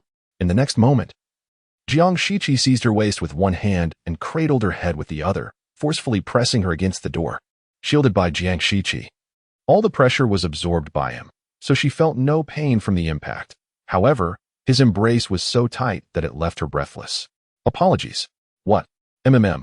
Warm lips descended urgently upon hers, leaving Lingyao momentarily stunned. She attempted to push him away, but Jiang Shiqi's strength was overwhelming. compelling her to tilt her chin upwards, surrendering to his whims. He withdrew his hand from the back of her head, letting it rest on her eyelashes, deepening this hard-won kiss. Xie Lingyao lost track of time, the heat radiating from Jiang Shiqi clouding her mind until her body weakened, her tongue tingling, allowing her to finally regain clarity. Jiang Shiqi buried his head in her neck, breathing heavily.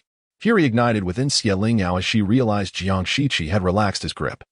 Summoning her strength, she forcefully pushed him away and delivered a precise slap to his face.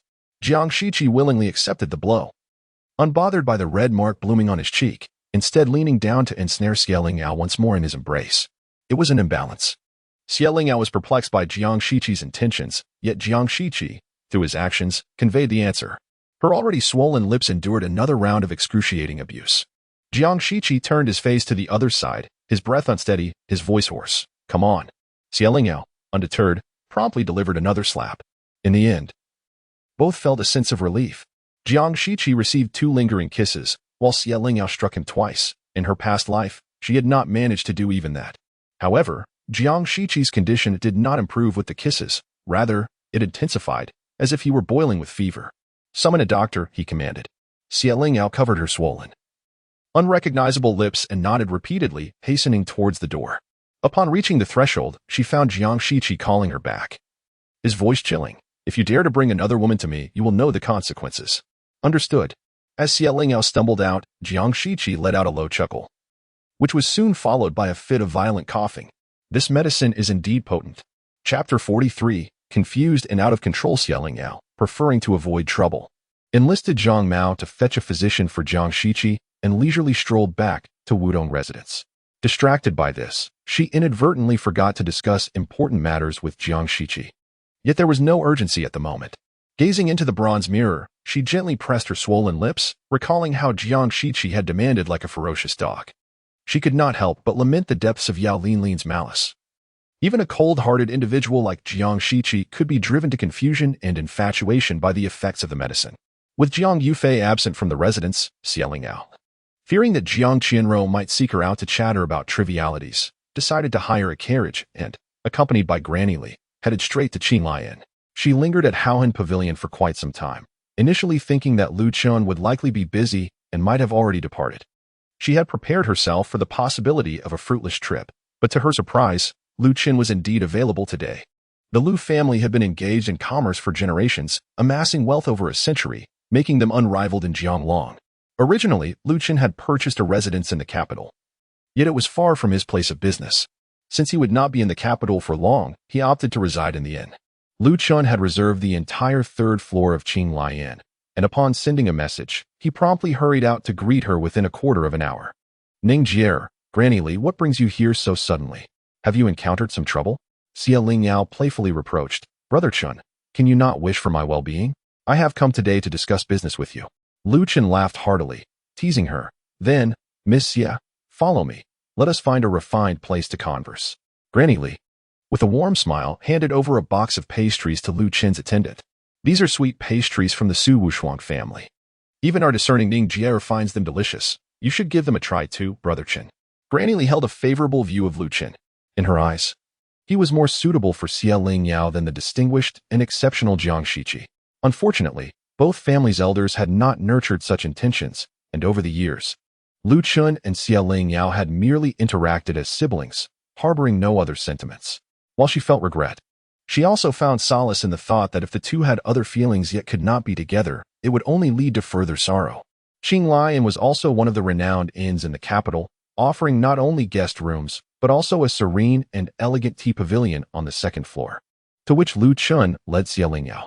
Once seated, Lu Chun poured her a cup of tea. "This tea is of my own selection, exquisite Longjing. Do taste it. If you find it to your liking, I shall pack some for you to take home." Xie Lingyao took a delicate sip, the refreshing aroma of the tea enveloping her palate entirely. Nodding in satisfaction, she smiled. "I know you would never skimp on yourself. Everything you possess is of the finest quality. What you declare to be good is undoubtedly so. So please fill my cup generously for me to savor at leisure." Lu Chun gazed at Xie Lingyao for several moments, feeling a sense of comfort. "Ningjier appears more vibrant than before. Splendid. At your age, a woman ought to be so." In his eyes, Xie Lingyao was admirable in every way, though somewhat dull. even when she smiled. Her eyes seemed to harbor 1,000 sorrows, evoking a sense of compassion in those who beheld her. Upon arriving in the capital, he had anticipated that she would shrink into herself, feeling timid and silent due to her lack of family ties. Yet, it appeared he had overthought the matter. Lingyao remained resolute and silent, having seen through the facade. In her past life, she had been overly cautious, meticulously refining every word and action, even practicing the curve of her smile before the mirror each night. But what was the use? No matter how well she performed or how much she did, those lofty ladies could reduce her to nothing with a mere reference to her background as the daughter of a merchant. Thus, she had come to realize that rather than bending to the will of others, it was far better to focus on her own self. After all, those people would never regard her favorably, so why burden herself with unnecessary strain? Taking another sip of tea, she pouted slightly and playfully remarked, "You speak of me after merely sharing a few sips of your tea. Such a chatterbox." Lu Chen retorted, rising to personally fetch 2 exquisite plates of delicacies and placing them before Lingyao. "Now, tell me, what business do you wish to discuss with me?" Lingyao intended to transport Tianxiang brocade, and the swiftest route would be by water, yet she was reluctant to utilize the Xie family's vessels. Lu Chen's business spanned across the vast expanse of the south, from Jianzhou to the capital, and he possessed his own fleet. After she conveyed her intentions to Lu Chen, he readily agreed without hesitation. "Tianxiang brocade is rare and requires little shipping space. You may use my vessels freely. I will ensure that arrangements are made for you at any time. As for the matter of remuneration, let us not speak of it again. Our long-standing friendship means that if I were to count pennies, Aunt Yun would certainly scold me soundly." Lu Chen referred to Aunt Yun, Lingyao mother's younger sister, and thus her own aunt. Feeling somewhat embarrassed for taking advantage of Lu Chen, Lingyao proposed, "Then I shall send you an extra supply of Tianxiang brocade each year. I heard you have recently arranged a marriage. I suppose I shall soon have a sister-in-law before the summer begins. I will craft her some garments, which I am sure she will adore." At the mention of his betrothed, a deeper smile graced Lu Chen's lips. "Speaking of which, I happen to have a favor to ask of you." Lingyao nodded eagerly, for she had been pondering how to repay Lu Chen's kindness. And now that he was requesting her assistance, she had no reason to refuse. Lu Chen carefully retrieved a half of a jade pendant, meticulously wrapped in brocade. "This is the token of engagement for you and your future sister-in-law." She accidentally broke her half, and while I did not pay much heed, she feels exceedingly guilty. I thought to bring it to the capital, where skilled artisans abound, to have it fashioned into a golden-laid piece. Do you know of any reputable craftsman? Seeing Lu Chen's tender care for the jade piece, Lingyao couldn't help but recall how Jiang Shiqi had carelessly tossed their engagement token onto the table. And she silently chastised him once more. "Leave it to me. I know a shop with an exceptionally skilled craftsman. I will take it there. And you should have it back within 3 days." Lingyao took the jade pendant from Lu Chen, carefully keeping it close. Having exchanged most of what needed to be said, she prepared to take her leave. However, Lu Chen hesitated to let her go, expressing his concern. "Your idea is commendable. But how could a prestigious family like the Jiangs permit you to engage in business? Ning, the rules of the noble families are stringent. If you wish to marry into one, you must tread carefully." Lingyao smiled gently. "Jiang Shiqi has indeed permitted me to pursue this. Do not worry, Brother Chen. I am not foolish. If the Marquis's household insists on being displeased with me over this, I shall cease at once." Lu Chen was somewhat taken aback. "Jiang Gongzi is truly considerate of you? It seems he genuinely cares for our Ning." Lingyao thought to herself, "Let Lu Chen think as he wishes. As long as he is at ease, it is enough." Reassured, she decided to return to the Marquis's residence, intending to have lunch before setting out to assist Lu Chen in having the jade set. Originally, she planned to go directly, but considering the distance to the shop, she thought it prudent to also procure a set of jewelry for herself, thus deciding to return for a meal and to carry more silver with her. Meanwhile, Jiang Shiqi had been steeped in cold water for an hour. Despite taking the medicine prescribed by the doctor, he felt restless. Zhang Mao stood at the door, perplexed. He had noticed Yu Linlin when she first appeared at the entrance of Hao Wan Pavilion. Jiang Shiqi had instructed him to let her in, curious about her intentions. Logically, Jiang Shiqi should have been wary. How could he have been so unguarded as to drink the tea brought by the suspicious Yao Linlin? Furthermore, seeing him consume the tainted tea, why did Yu Linlin not seize the opportunity but instead flee in haste? Jiang Shiqi felt a chill envelop him. Yet beads of sweat formed on his forehead. Leaning against the tub, he stared vacantly at the beams above. The moment Yao Linlin entered, her true nature was exposed. He was not foolish enough to drink the tea she had served. Without hesitation, he had seized her delicate neck, demanding to know her purpose. Upon hearing her tearful pleas and confessions, Jiang Shiqi disdainfully cast her aside. Had it not been for the faint sound of Xie Lingyao approaching, Yao Linlin would likely not have had the chance to leave Hao Huan Pavilion. Ultimately, he released her, and as he heard Xie Lingyao's quiet footsteps drawing near, he maintained his composure and willingly drank from the cup on the table. Under the influence of the drug, Jiang Shiqi was disoriented and out of control. Surely, Xie Lingyao would understand. Chapter 44. Bonds across 2 lifetimes in the present day. Xie Lingyao and Jiang Shiqi are already betrothed. Although the matriarch harbors some dissatisfaction regarding Xie Lingyao's family background, she cannot overlook that Xie Lingyao has alleviated Jiang Shiqi's predicament. Thus, her prejudice against Xie Lingyao has somewhat diminished. To ensure that Princess Qiongwu understands that Jiang Shiqi is already engaged, the matriarch has sent people to disseminate this information widely, emphasizing that their union was arranged in childhood and was not hastily decided to evade any issues. Deep down, Zhou is reluctant to accept this marriage. To her, Xie Lingyao is merely a woman whom Jiang Shiqi is compelled to marry due to circumstances. The matriarch currently remembers her kindness, but as time passes and circumstances change, she is likely to once again feel discontent over Xie Lingyao's modest lineage. As for Jiang Shiqi's affections towards her, she does not place much significance on them. It is common for men to grow weary of the familiar. Presently, Xie Lingyao is in her prime, possessing beauty that captures Jiang Shiqi's fleeting interest. However, she lacks talent and is merely a superficial beauty. In a year or two, Jiang Shiqi will inevitably tire of her and will seek a more dignified and virtuous lady from a prominent family. Moreover, even if Jiang Shiqi does not grow weary, she has ways to ensure he does. She is unconvinced that a mere young girl, fresh and inexperienced, could truly contend with her. Upon returning to Wudong residence, Xie Lingyao intended to change her attire, only to find Jiang Shiqi seated in her room, leisurely sipping tea and perusing a book, feeling quite uneasy. She closed the door firmly and sat opposite him, biting her lip in disdain at his audacity to intrude upon her private space. Jiang Degongzi, have you developed a penchant for climbing through windows? Are you weary of being a gentleman and now wish to experience the thrill of a rogue? Jiang Shiqi slowly turned a page, his gaze fixed intently on the text. Did you just leave? What does that have to do with you? Why did you sneak into my room? With a sharp clap, he closed the book and tossed it aside, pouring a cup of tea for Xie Lingyao. Did you go to see Lu Qin? Xie Lingyao pursed her lips in silence, sensing that Jiang Shiqi seemed particularly concerned about Lu Qin. Yes, she finally replied, then inquired. But you have yet to explain the purpose of your visit. Jiang Shiqi curled his fingers slightly, a fleeting shadow of melancholy crossing his features. Nonchalantly, he took a sip of tea before responding. I came to ask if you had something to discuss with me this morning when you went to Hao Huan Pavilion. Xie Lingyao praised Jiang Shiqi with a critical eye, clicking her tongue in approval. It appears that the physician invited by Zhang Mao is quite competent. You are already able to venture out. Jiang Shiqi's expression darkened. Xie Lingyao, if you do not wish to speak, you need not. Concerning Jiang Yufei, Xie Lingyao decided not to engage further with Jiang Shiqi's mood and promptly addressed the matter at hand. Do you recall Yufei's husband from her previous life?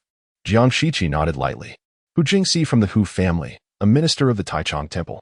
I believe he poses a problem. No. It should be said that the entire Hu family harbors issues. Jiang Shiqi absently tapped the table with his fingertips, casually asking, what kind of problems? When Yufei married, her face never bore a trace of joy. I surmised that Hu Jingxi must possess some unspeakable vice. Otherwise, with Yufei's disposition, she would not silently endure such suffering alone. Jiang Shiqi cast a fleeting glance at the frowning Xie Lingyao, his tone ambiguous. You seem quite invested in Yufei. It's only fair she takes you along for shopping and drinking. At the mention of drinking, Xie Lingyao recognized Jiang Shiqi's intent to bring up her previous drunken escapade. Yet she feigned ignorance of his mockery, replying nonchalantly, of course, we share a bond that transcends lifetimes. Do you wish for my assistance in investigating? Xie Lingyao expressed her discontent. What do you mean by helping me investigate? Yufei is your cousin. As her brother, shouldn't you be concerned about her marriage? Jiang Shiqi, feeling somewhat reproached, gracefully accepted Xie Lingyao's critique. Very well, I shall have someone look into Hu Jingxi. If he indeed harbors any concealed habits or vices, I will intervene on her behalf. Now that resembles a brother, Xie Lingyao remarked, as she carefully placed the shard of jade entrusted to her by Lu Qin at the center of the table before rising to select an outfit for her afternoon outing. If you have nothing else to do, you may leave, just be careful not to be seen. You may not care for your reputation, but I still have mine. Jiang Shiqi had long grown accustomed to Xie Lingyao's sharp tongue and did not take her words to heart. However, the intricately protected silken bundle on the table piqued his curiosity. Being a man of action, he could not resist the urge to uncover its contents and gently lifted a corner to reveal it. To his knowledge, this was one half of a pair of circular pendants, symbolizing eternal unity, often exchanged as tokens of engagement. Yet, inexplicably, this pendant had been severed in twain. In a previous life, Jiang Shiqi had encountered Lu Qin several times, and each occasion, a similar pendant adorned his waist, clearly a match to this one. Moreover, since Xie Lingyao had just returned from seeing Lu Qin, it was unnecessary to speculate on the origin of the jade. Jiang Shiqi closed his eyes, a sense of frustration coiling tightly within him. Aren't you leaving yet? Xie Lingyao emerged with a chrysanthemum-patterned silver-embroidered gown and a shade of azure, unceremoniously urging him to depart. Jiang Shiqi fixed a glance upon her visibly irked expression, feeling a bitterness rise in his throat, and silently moved towards the window. As his fingertips brushed against the window frame, he suddenly turned, his voice low and serious. That jade, was it given to you by Lu Qin? Xie Lingyao, incensed, hurled the garment she held towards Jiang Shiqi, exclaiming, "How dare you touch someone else's belongings?" Jiang Shiqi caught the gown just before it fell to the ground, stubbornly reiterating, "Did he give it to you?" Xie Lingyao wrapped the jade carefully, her tone exasperated. "What do you mean gave it to me? This belongs to my future sister-in-law. She accidentally broke it, and Brother Chen asked me to find a skilled craftsman to repair it with gold thread. This jade is inherently fragile. Why do you meddle with it?" Leaning against the window, Jiang Shiqi absently toyed with Xie Lingyao's gown. "Oh, so Lu Qin is engaged?" In a previous life, Jiang Shiqi was aware that Lu Qin eventually married, yet he was oblivious to the fact that the engagement occurred so early. Xie Lingyao, losing her patience, rushed over and snatched the garments from Jiang Shiqi's hands. "I need to change clothes. You must leave at once." Witnessing Xie Lingyao's expression grow increasingly menacing, Jiang Shiqi decided not to linger any longer and swiftly departed. Chapter 45. What you should understand today marks the grand celebration of the first month of the legitimate grandson of the Marquis Huairou. The Marquis places immense significance on this child, and the banquet is extraordinarily splendid, with nearly all the prominent figures of the capital receiving invitations. The Jiang and Lu families have been long-standing friends, making their attendance at such an event imperative, except for the elderly matriarch, who is unable to venture out. The fourth branch of the Jiang family must be present. As for Xie Lingyao, although her betrothal to Jiang Shiqi is well known, they are yet to be wed, and she shares no particular bond with the Lu family. Thus, it would be reasonable for her not to attend.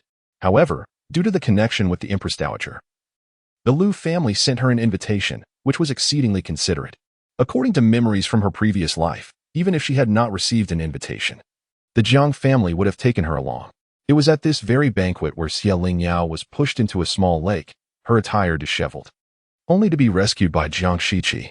Previously, to alleviate her predicament before the Duke Jiang Shiqi publicly acknowledged their engagement, yet thereafter, there was no further development regarding their wedding date.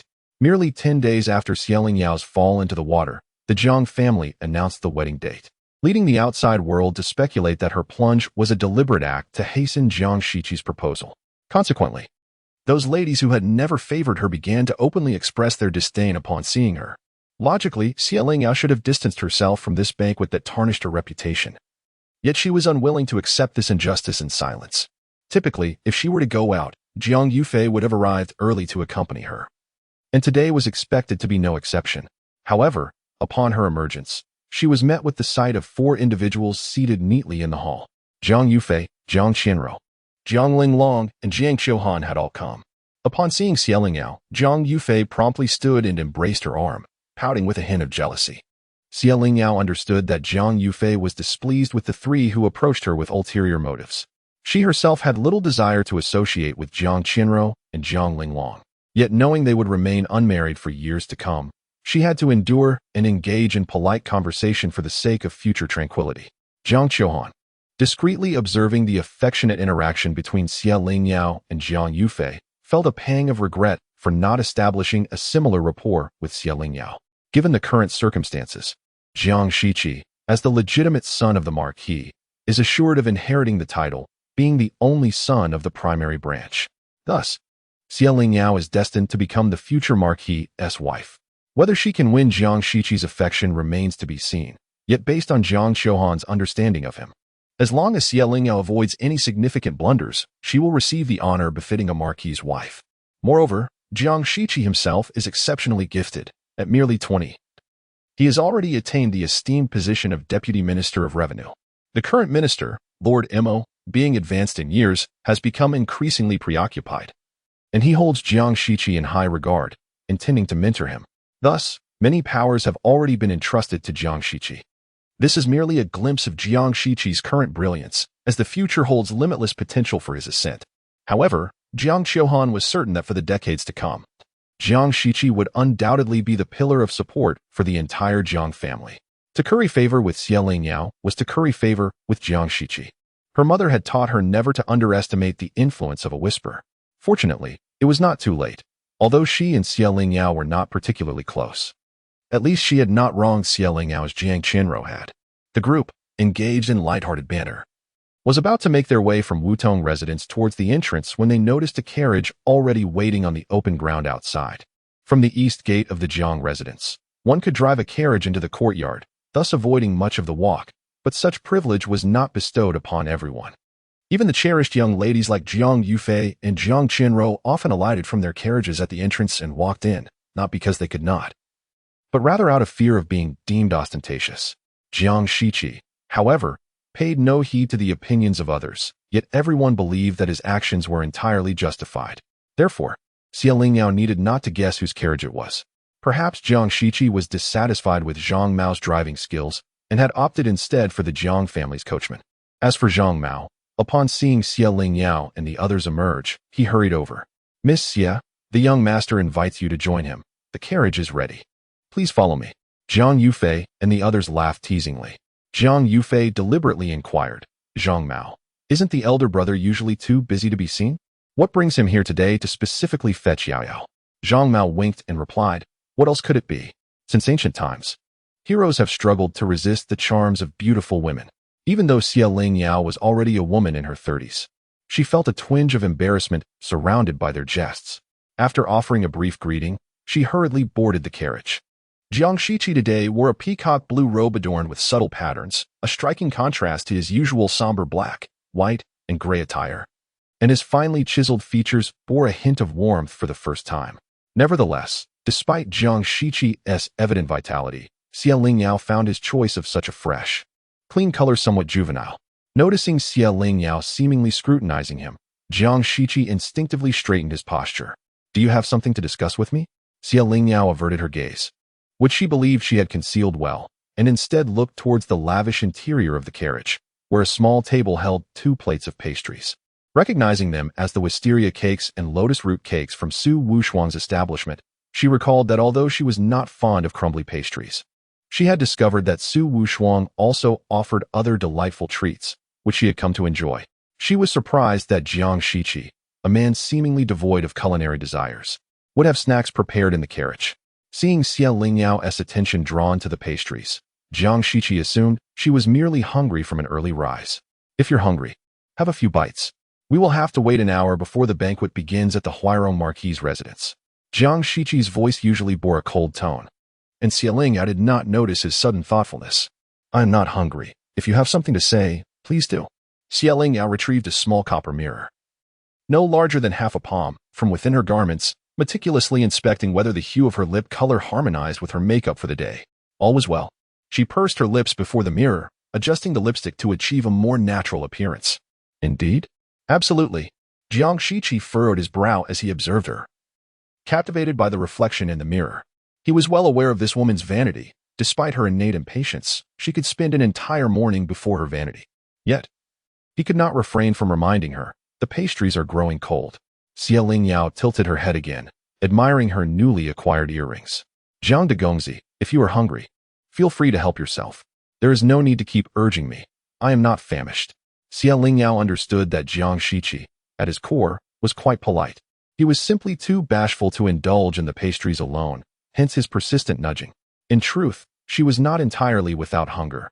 However, having meticulously applied her lipstick, she preferred to abstain from eating until they were formally seated, finding it tedious to retouch. I do not favor sweets. Xie Lingyao rolled her eyes at her reflection, finding Jiang Shiqi's fussiness rather excessive. If you do not favor sweets, why have you brought pastries in your carriage? Merely for display? The petite mirror could not conceal the exasperation evident in Xie Lingyao's expression. These are prepared for you. She paused, her hand still holding the mirror. But before she could respond, Jiang Shiqi's voice resounded once more. I have no pressing matters. I merely wish to accompany you. The small copper mirror clattered onto her lap. I thought that after showing you that painting, you would comprehend. Chapter 46. When betrayal occurred, Xie Lingyao found it amusing, indeed laughing aloud. Her laughter laced with a sharp irony that easily pierced Jiang Shiqi. What am I supposed to understand? Jiang Shiqi, you, who were born to stand atop the mountain peak. Deign to lower your gaze upon a mere mortal such as myself. Should I be grateful, overwhelmed by your favor? Jiang Shiqi. The chasm that lies between us is not merely your betrayal, but what have I betrayed you with?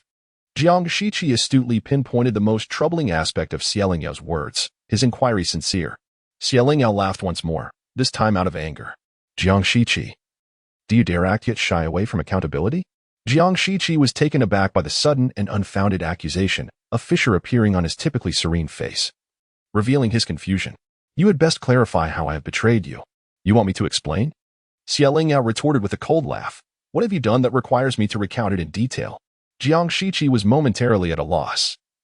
Perhaps Xie Lingyao's fury was so intense that he could not discern whether her notion of betrayal aligned with his understanding. With a hint of resignation, Jiang Shiqi implored, you first tell me what you are referring to.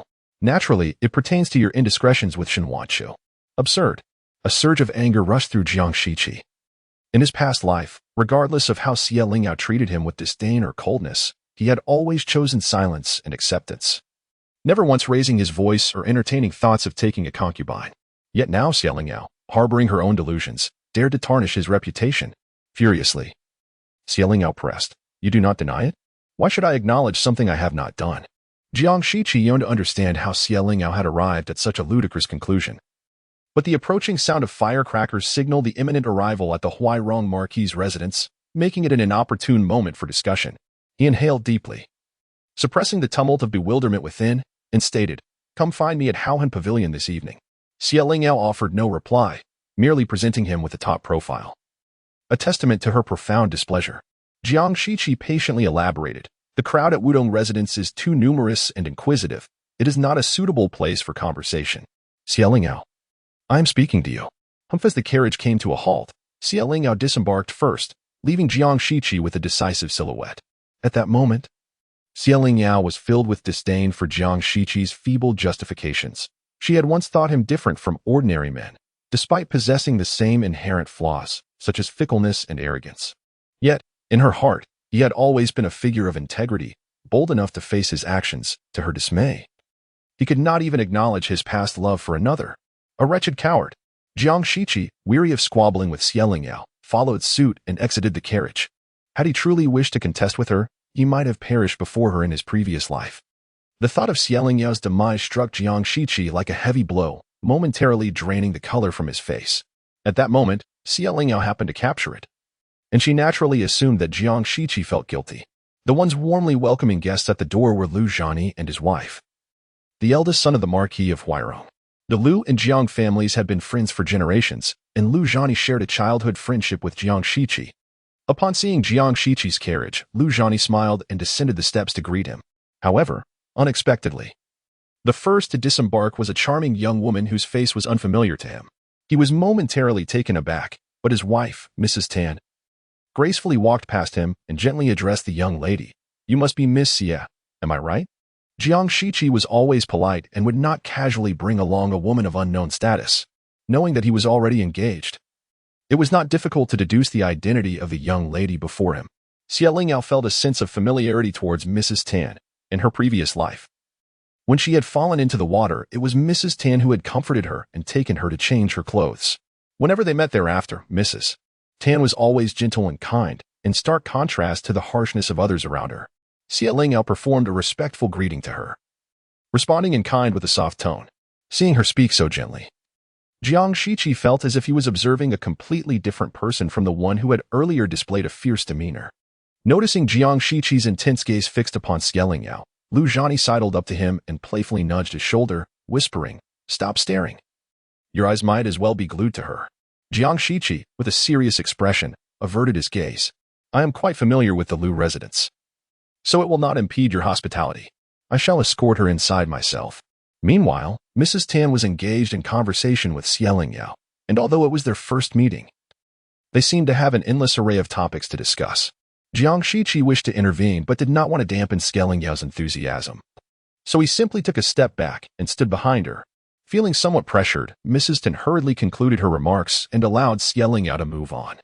Jiang Shiqi led Lingyao further inside but could not resist asking, "In your past life, did you have a good relationship with Mrs. Tan?"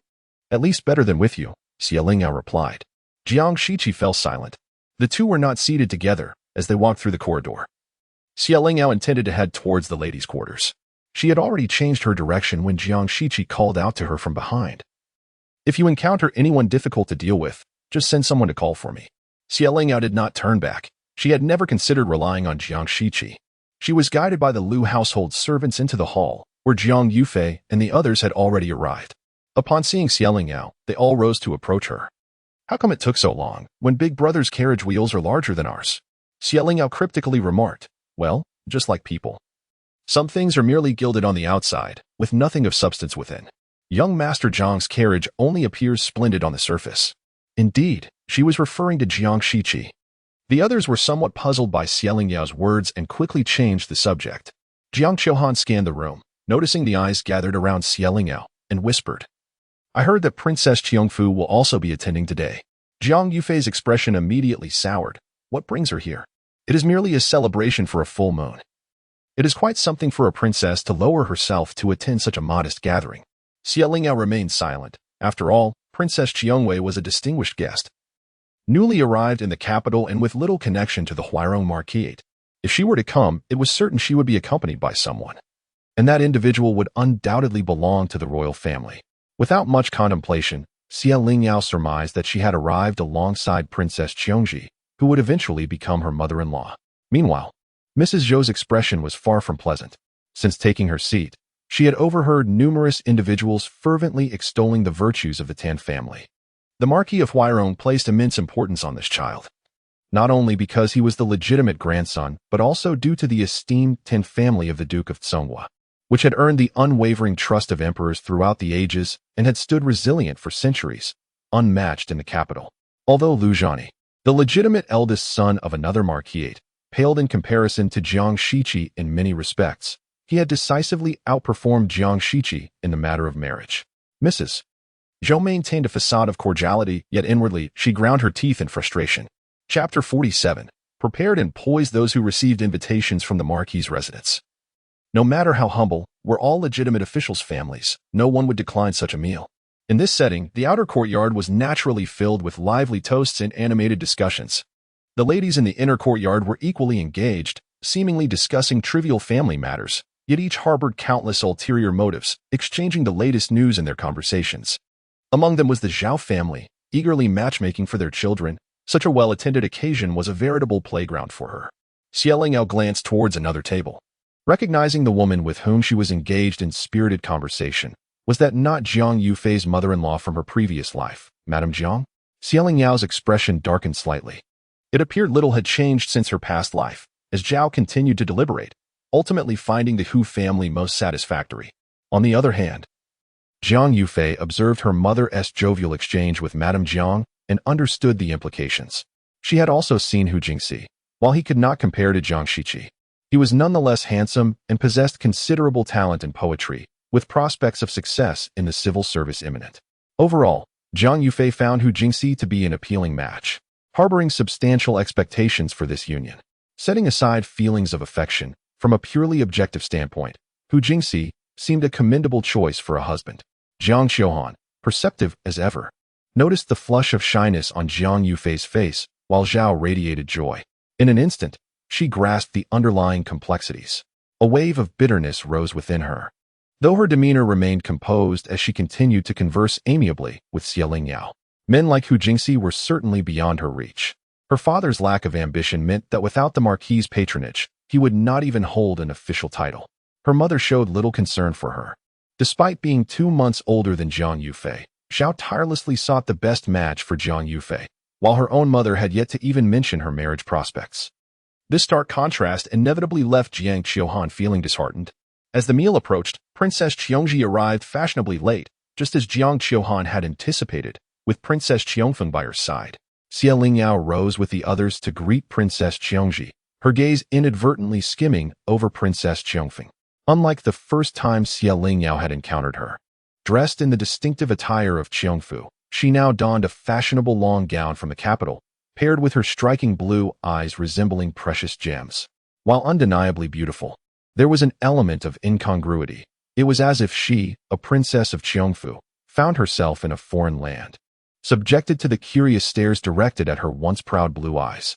She appeared less like a regal princess and more akin to a monkey recently extracted from the forest, her attire serving as a prison garb that constrained her freedom and movement, forcing her to stand still for others' scrutiny. Xie Lingyao averted her gaze, unable to bear the sight any longer. In this second chance at life, she had been unable to alter her own fate. How then could she hope to influence another's heart? From the moment Princess Qiongfeng entered, she had been discreetly observing Xie Lingyao. She recognized the young lady. If her memory served her right, her surname was Xie, the very fiancée of Jiang Shiqi whom he had mentioned on numerous occasions. She was aware that Jiang Shiqi approached her with ulterior motives. However, it mattered little, as she too engaged with him for her own purposes, each seeking mutual benefit. Yet, when faced with a person like Jiang Shiqi, even if he made no overtures, the heart of a young girl was inevitably stirred. In contrast, upon encountering Xie Lingyao, the princess of Qiongfeng felt her fleeting disappointment and resentment dissipate like mist. Such a beautiful woman deserved to be cherished and adored. She had anticipated that Xie Lingyao would harbor animosity towards her due to Jiang Shiqi, and she was prepared to witness the disdain and indignation on her face, eagerly awaiting the sight of such a lovely woman displaying those emotions. Yet, she found herself momentarily stunned, never expecting to catch a glimpse of pity on Xie Lingyao's countenance before she turned away. Pity for her? Suddenly, the deliberate neglect of those probing or malicious gazes made her feel unjustly aggrieved. It turned out that someone understood her helplessness and sacrifices. Her father did not comprehend, insisting that as a princess, her sacrifices for Qiongfeng were an inherent duty. Her mother did not understand, asserting that Dali was strong and prosperous, making it a desirable destination. The people of Qiongfeng did not understand, claiming that her voluntary marriage alliance was a matter of great righteousness. But did her willingness imply that she was content? She herself felt a twinge of confusion. Was she truly not entitled to feel hurt or aggrieved? She recognized the burdens that came with her royal status, yet she was human, unable to embody selfless sacrifice without a trace of complaint. Ironically, the first person to truly grasp her struggles was none other than Xie Lingyao. Princess Qiongji offered a smile to Xie Lingyao through the crowd before leading the Qiongfeng princess deeper into the gathering. The emperor's sister would naturally not sit among them. However, due to Princess Qiongji's attitude towards Xie Lingyao, all present regarded her with newfound respect. Once they were out of sight, Jiang Chenro scoffed, her tone laced with bitterness. Do all Qiongfeng people possess blue eyes? They look as if they have glass beads set in their sockets. I wonder if they shine like raccoons at night. It's truly terrifying. Xie Lingyao interjected on behalf of the Qiongfeng princess. Not all Qiongfeng people have blue eyes, typically. Only the nobility do, and in Qiongfeng, the bluer the eyes, the more prestigious the status. Moreover, to Xie Lingyao, the Qiongfeng princess's eyes were undeniably beautiful. Not at all as bizarre as Jiang Qianro claimed. Jiang Linglong clicked her tongue disdainfully. How laughable. How can one speak of prestige in such a small territory? Xie Lingyao, having lost all desire to engage with them, turned her thoughts inward. The past faded like smoke.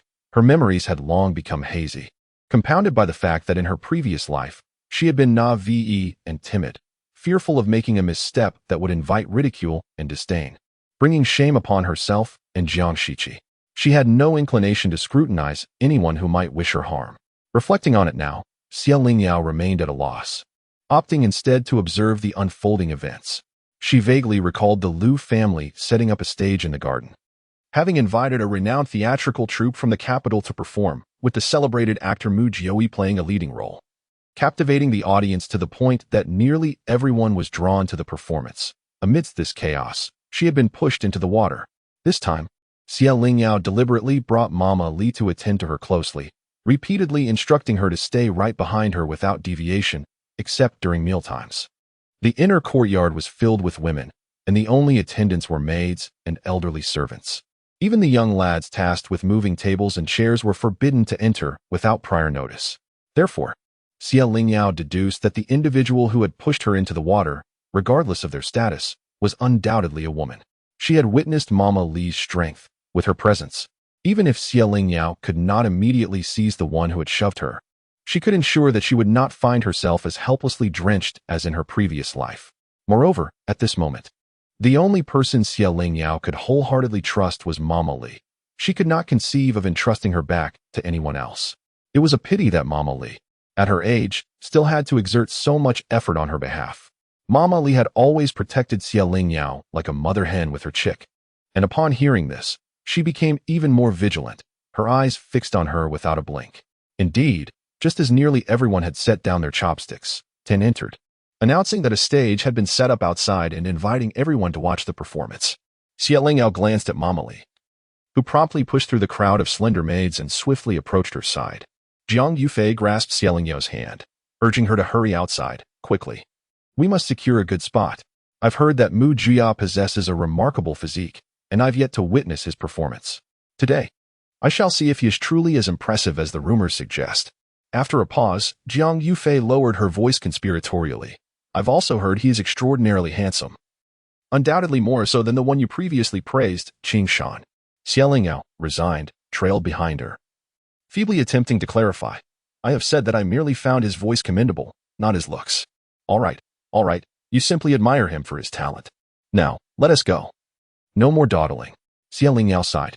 Meanwhile, Mama Li, with her keen eyes, scanned the surroundings, meticulously following Lingyao closely. Chapter 48. A web of misunderstandings. Lingyao remained composed amidst the bustling crowd, patiently waiting for someone to give her a gentle nudge in the chaos. However, before she could traverse the corridor, a clear female voice called out to her from behind. Miss Xie, please hold on. A sprightly maid quickly approached her, stating, Miss Xie, Her Highness the Princess wishes to speak with you. If it is convenient, kindly follow me. Li Mama observed the maid with a hint of suspicion. Noticing her proper demeanor and upright posture, it was evident that she did not resemble a typical servant from a common family. After a moment of hesitation, Lingyao replied, Thank you, my dear. Mama Li interjected with concern, but the maid stepped in front of her with a polite smile yet an unwavering demeanor. The princess has specifically requested that I escort Miss Xie alone. A surge of doubt surged within Lingyao. Is it not permissible for Mama Li to accompany me to the inner chamber? The maid respectfully lowered her head, reiterating, Miss Xie, this is the princess's wish. Jiang Yufei, discerning the unusual circumstances, interjected, This is not the palace. Surely attendants can accompany us along the way. I shall personally escort Miss Xie if she is unfamiliar with the route. The maid offered a courteous bow to Jiang Yufei. She is in the Grand Matriarch's courtyard. Please wait a moment. Miss Xie will return in approximately half an hour. To press further would be impolite. Lingyao smiled appreciatively at Jiang Yufei, turned to Mama Li to offer reassurance, and then followed the maid. With the matter having progressed this far, Lingyao was confident that no one would dare misuse Princess Qiangji's name to harm her. To hesitate any longer would be superfluous. The Marquis of Huirong had a fondness for landscapes, and the estate was adorned with artificial hills and unique stones, along with rare herbs and mystical trees. Without a guide, Lingyao would surely lose her way. The maid led her toward the eastern side of the estate, refraining from engaging in conversation, and they walked in silence, one in front of the other. Upon reaching a secluded area, the maid suddenly halted, bowed to Lingyao, and discreetly slipped away behind a nearby rockery. Startled, Lingyao instinctively followed the maid's retreating figure but collided with a solid chest. Jiang Shiqi steadied her with one hand. Did I frighten you? His mind flashed back to this day in a past life when Lingyao had plunged into the icy waters. Although he suspected that she had orchestrated that incident, he knew that the current Lingyao would not resort to such a thing. There was neither reason nor necessity for her to do so. Yet, he pondered. What if she had jumped involuntarily? This thought spiraled out of control. Jiang Shiqi was unwilling to gamble on uncertainties. He would not allow such uncontrollable variables to exist. Thus, he sought a way to draw her out. Jiang Shiqi, what are you doing? Lingyao felt a flicker of anger at the thought of possibly missing the truth, her tone and expression reflecting her displeasure. Jiang Shiqi was perplexed by her sudden outburst of temper. With a slight frown and pressed lips, his usually indifferent voice carried a hint of uncharacteristic grievance.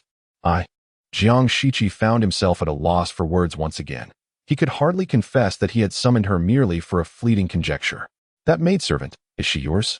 Xie Lingyao pondered, astonished by Jiang Shiqi's audacity to deceive her under the pretense of Princess Qiangji's name. No, she is indeed Princess Qiangji's maidservant. I merely requested Her Highness to assist me by summoning you. Xie Lingyao gasped. She is willing to help you? Princess Qiangji is quite warm-hearted and eager to lend me this favor. Regarding Jiang Shiqi's somewhat presumptuous request, Princess Qiangji had only smiled teasingly and refrained from further inquiry. Those who emerged from the palace seldom possessed any curiosity. If you have no pressing matters, I shall take my leave. I have urgent affairs to attend to. Without waiting for him to provide a reasonable explanation, Xie Lingyao turned to depart. Jiang Shiqi could not resist asking, what matters occupy your attention? Although he posed the question, he anticipated a response laden with disdain, such as what concern is it of yours? Or my affairs are of no relevance to you. After all, Xie Lingyao was a woman bristling with thorns, preferring to inflict wounds upon him rather than suffer herself. Unexpectedly, Xie Lingyao replied, on this very day in my previous life, I was cast into the water, bearing a decade-long stigma. While I am reluctant to be burdened by reputation in this life, I refuse to swallow this humiliation. I intend to uncover who seeks to harm me. Upon uttering these words, Xie Lingyao felt a peculiar sense of relief. She had long been troubled by the fact that Jiang Shiqi had been compelled to marry her, even though she understood in her heart that she had never sought to coerce him. In her past life, her love for Jiang Shiqi was both sincere and profound. Even if he was unwilling to marry her, she would never resort to scheming against him. Her emotions were sacred, preferring to miss out and feel regret rather than force anything. Xie Lingyao knew that even if she revealed the truth, no one would believe her, for she had undeniably reaped the benefits of marrying Jiang Shiqi as she had wished. Her tireless explanations would not only fail to convince but would also invite ridicule, mockingly suggesting that she had gained an advantage while feigning innocence. Yet, she could not resign herself to the notion that her genuine feelings would be tarnished. Nor could she accept the idea of forever holding her head low before Jiang Shiqi. Today, Xie Lingyao finally voiced her thoughts, wishing to convey to Jiang Shiqi that while she might appear of lower status in the eyes of their aristocratic peers, her self-respect and dignity were no less than those of any well-bred lady. Jiang Shiqi's breath hitched, realizing that his fleeting thought was, in fact, the truth. He had initially felt wronged, believing that Xie Lingyao had misunderstood him greatly, yet at this moment, he suddenly recognized that perhaps he was not entirely innocent of her disdain. It became evident that he, too, had misconstrued Xie Lingyao. Noticing Jiang Shiqi's silence, Xie Lingyao let out a cold, mocking laugh. It seems you truly believe that I jumped into the water myself, compelling you to save me and, by extension, to marry me. Xie Lingyao once entertained the notion that Jiang Shiqi, being an exceptionally astute individual, might perceive things differently from others, even if he did not harbor affection for her. She believed he would not misinterpret her genuine intentions. However, it has become apparent that her fanciful dreams have been utterly shattered. She no longer concerns herself with whether Jiang Shiqi loves her, yet her dignity forbids him from belittling her.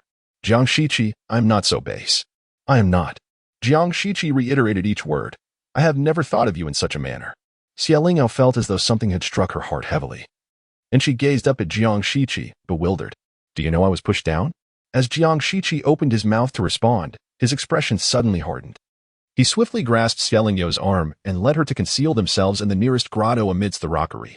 The extraordinary flowers and plants nurtured by the Marquis of Huairong thrived splendidly. At that moment, above them in the rockery, a tangle of unfamiliar vines, which Xie Lingyao could not name, had been growing wildly since spring, their long, drooping tendrils providing a natural barrier for the two. Unless someone ventured directly into the cave, it would be difficult to discover their presence. Xie Lingyao felt a sense of discomfort as her waist pressed against Jiang Shiqi's, and she instinctively attempted to push him away, only to have him cover her mouth. Don't move. Hu Jingxi is approaching with someone. Jiang Shiqi was very close to her, his warm breath brushing against her earlobe. Xie Lingyao instinctively recoiled, gently swatting Jiang Shiqi's hand away as she whispered, Young Master Jiang, eavesdropping is not the conduct of a gentleman. Sometimes, it is only through eavesdropping that one uncovers the truth, he replied, adding, Besides, I have never claimed to be a gentleman. Chapter 49. Marrying her is his heart's desire. As the footsteps gradually approached, Xie Lingyao felt a growing sense of unease. for eavesdropping was a first for her. Meanwhile, Jiang Shiqi remained unfazed, his demeanor calm and composed, exuding an air of nonchalance. His cold and proud countenance betraying no hint of panic, he appeared every bit the noble gentleman. Were it not for their current predicament, awkwardly hiding in a cave, Lingyao might have suspected that he was not merely eavesdropping but rather engaged in scholarly pursuits.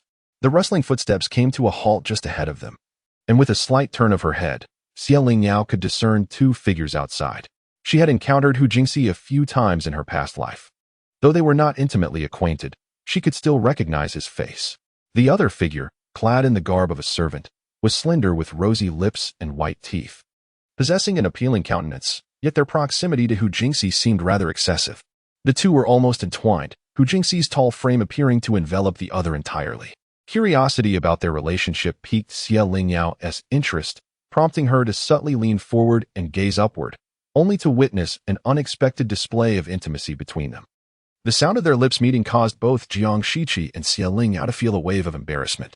Lingyao found herself questioning the true identity of the servant, whether male or female, yet her curiosity compelled her to peer further, only to have a warm, dry hand firmly cover her eyes. Lingyao was left bewildered, pondering how Jiang Shiqi perceived her throughout the day, as she fluttered her eyelashes. Her long lashes brushed against Jiang Shiqi's palm, evoking a mix of irritation and amusement within him. This woman, seemingly indifferent to such affectionate displays, nonetheless appeared utterly engrossed in the spectacle before them. In truth, Lingyao merely sought to ascertain whether Hu Jingxi was genuinely enamored with men or if the servant was merely a woman in disguise, lingering by Hu Jingxi's side to engage in flirtation. However, her doubts were soon dispelled as the two figures ceased their intimate actions and began to converse. Eager to hear their exchange, Lingyao hastily parted Jiang Shiqi's fingers and leaned forward, even resting her weight upon his arm to gain a clearer view. Jiang Shiqi remarked, "Aju, what troubles you today? You seem listless," offering neither smiles nor attention. "It pains me greatly. If I have erred in any way, feel free to reprimand me. Just to not torment yourself." Hu Jingxi's voice, filled with tender concern, was soon followed by the servant's voice, tinged with an air of grievance. Although slightly higher in pitch than the average man, it was unmistakably male. "How could you even ask? I have heard the news. You are to be engaged soon, with the Jiang family's Miss Jiang Yufei as your bride. We had previously agreed that once you marry, you would let me go far away, to spare me the heartache of witnessing your blissful life together, filled with harmony and abundant offspring. Yet you have broken your promise, insisting on keeping me by your side, forcing me to witness your marriage and progeny. Hu Jingxi, how could you be so cruel, to so heartlessly torment me?" Hu Jingxi drew the servant closer once more, patiently soothing, "Aju, how could I bear to let you walk away alone? Rest assured, once I marry Jiang Yufei and we have children, I shall never touch her again. I will only be by your side. Apart from you, I shall never love another in this lifetime." The young servant sniffled, letting out a delicate hum. "Will she not cause a scene?" Hu Jingxi scoffed coldly. "She will not. The more esteemed the lady, the less she dares to create a disturbance. Now that she is wed to me, her only support henceforth will be me. For those pampered young ladies, such matters are considered the utmost disgrace. They would rather keep it concealed than dare to make a fuss. Furthermore, once a woman bears a child, she is bound to that child for eternity. Even for her own sake, she would not dare to stir trouble, especially for the child's sake." At last, the young servant broke into a smile, but his expression soon turned serious as he voiced his concern. "If Madame finds out, she will surely not spare me." Hu Jingxi chuckled, playfully pinching the servant's delicate nose, and replied gently, "Oh, silly one, do you think I compromised and accepted my mother's arrangement for marriage without reason? It was my mother who assured me that once I bore a child, she would no longer meddle in our affairs. Indeed, I would never deceive anyone, least of all you, Azu." After exchanging sweet words, they embraced, entangled in each other's warmth before reluctantly parting. As their footsteps faded, Lingyao abruptly grasped Jiang Shiqi's hand, her countenance darkening as she clutched her chest, feeling waves of nausea. She had long known that some men did not favor women. This was not surprising. Although Lingyao did not support it, she could empathize, for love is an irrational force that knows no bounds of gender. Yet, having accepted the reality of her husband's inclinations, she should have relinquished any dreams of a bustling family and prepared herself for a solitary future. A man like Hu Jingxi, who desires both worlds, is no different than a fraudulent marriage. No wonder the vibrant Jiang Yufei became so morose. Having encountered such a repugnant family, what hope could she possibly hold? As Hu Jingxi remarked, how could she ever voice her husband's inclinations? She could have a husband with such preferences, yet her children could never have a father of the same nature. The Hu family is truly cunning. Jiang Shiqi was not mistaken. Eavesdropping indeed revealed the truth. What should Jiang Shiqi do next? Xie Lingyao was furious. The deception had reached Jiang Yufei. If Jiang Shiqi, her cousin, refused to intervene, she would not hesitate to take matters into her own hands. With his tone unchanged, Jiang Shiqi's eyes glinted with a hint of ruthlessness. Naturally, he must face disgrace and regret his choices. I shall await the outcome. Xie Lingyao believed that with Jiang Shiqi's means, not only Hu Jingxi but the entire Hu family might face ruin. She was quite eager for it. When the time comes, since Hu Jingxi favors men upon his imprisonment, she would bail him out and sell him into the very world he cherishes. While Xie Lingyao contemplated how to retaliate against Hu Jingxi for her sister's sake, Jiang Shiqi remarked, I have met your father numerous times and am well aware of his opportunism and mercantilism. I believed you were forced into this situation, using the pretext of drowning to coerce me into marrying you, a victim of the Xie family's machinations. I harbor no particular fondness for the Xie family, yet I have never directed my ire towards you. My decision to marry you was entirely voluntary. Had it been otherwise, I would not have plunged into the water to save you that day. Xie Lingyao was taken aback by Jiang Shiqi's abrupt shift in conversation, and even more so by his unexpected declaration. For a moment, she found herself at a loss, unsure whether to feel elated that she was not deemed utterly contemptible in Jiang Shiqi's eyes, or to find solace in the realization that he had not been coerced into marrying her. Gently releasing the silent Xie Lingyao, Jiang Shiqi took her hand and placed it against his chest. Xie Lingyao, I have never considered your actions beneath contempt, nor have I ever questioned your character. As she felt the steady rhythm of Jiang Shiqi's heartbeat, a tremor coursed through her fingertips. She instinctively attempted to withdraw her hand, yet he tightened his grip. The depths of Jiang Shiqi's gaze held an inscrutable emotion that Xie Lingyao could not decipher, stirring a sense of unease within her. Xie Lingyao, speak. In a moment of emotional confusion, she feigned nonchalance, stating, let us not dwell on past matters.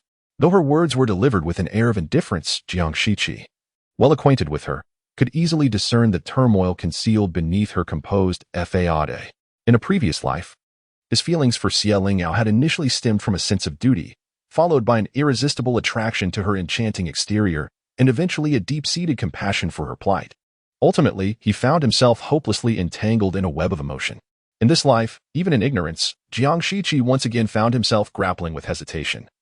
Yet he fell irrevocably in love with Xie Lingyao, resorting to unscrupulous means to keep her by his side. Thus, he could no longer regard himself as a gentleman. Such a title was utterly incompatible with his current self. He was, undoubtedly, base and unscrupulous. At the heart of it all, Xie Lingyao was simply too captivating for him to resist. Love can be motivated by numerous reasons or none at all. It is merely a feeling, an emotion that renders him utterly powerless. He recognized Xie Lingyao's isolation and helplessness within the Xie family and empathized with her circumstances, thus attributing all her unreasonable actions to coercion. Love blinds one to the truth. Even in the absence of clarity, he would seek justifications for her. I must return. If I delay any longer, he may act. There is no need to take unnecessary risks. Perhaps I already know who is behind this. Chapter 50. Seeking justice upon returning from the banquet at the Marquis of Huairome's residence, Madame Zhou leaned wearily against the soft pillow, her heart heavy with unfulfilled desires, causing her to feel a tinge of irritation.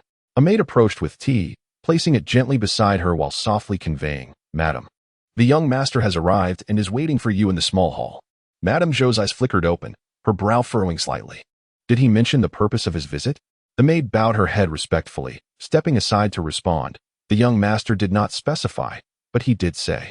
Impatient with the maid's hesitance, Madame Zhou snapped. What did he say?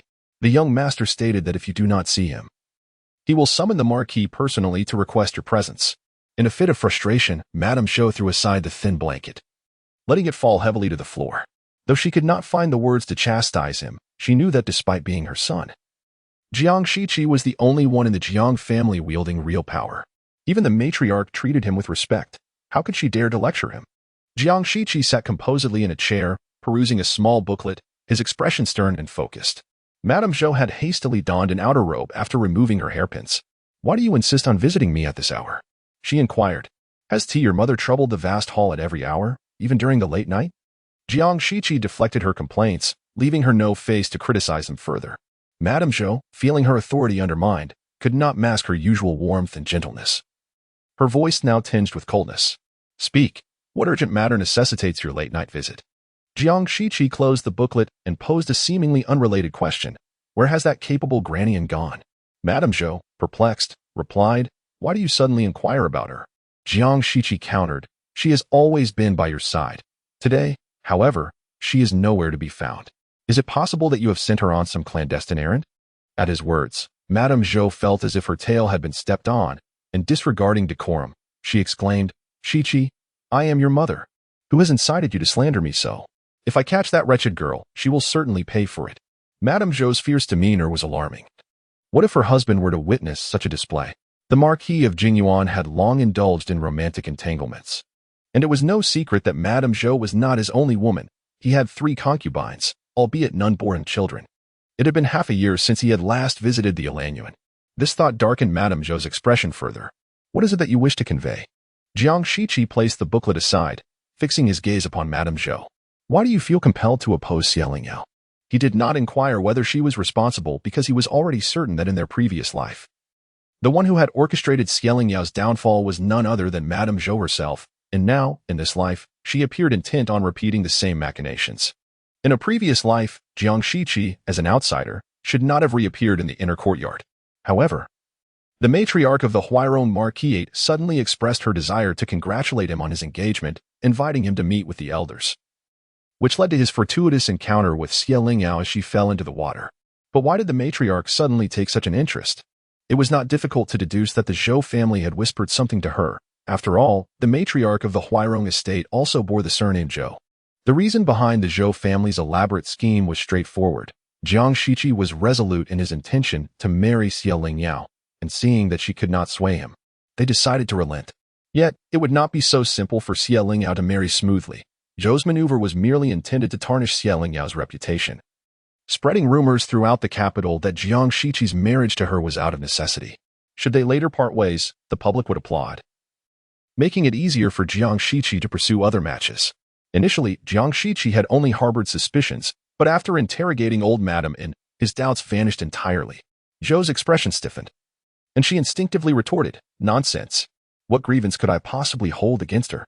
I know she must be sowing discord between us, a girl from such a humble background, raised without a mother, lacking in virtue, full of deceit. My son, do not let her deceive you. I know better than you what kind of person Lingyao is." Jiang Shiqi's countenance grew colder still. He had repeatedly warned Zhou not to meddle in his affairs, yet she persistently disregarded him.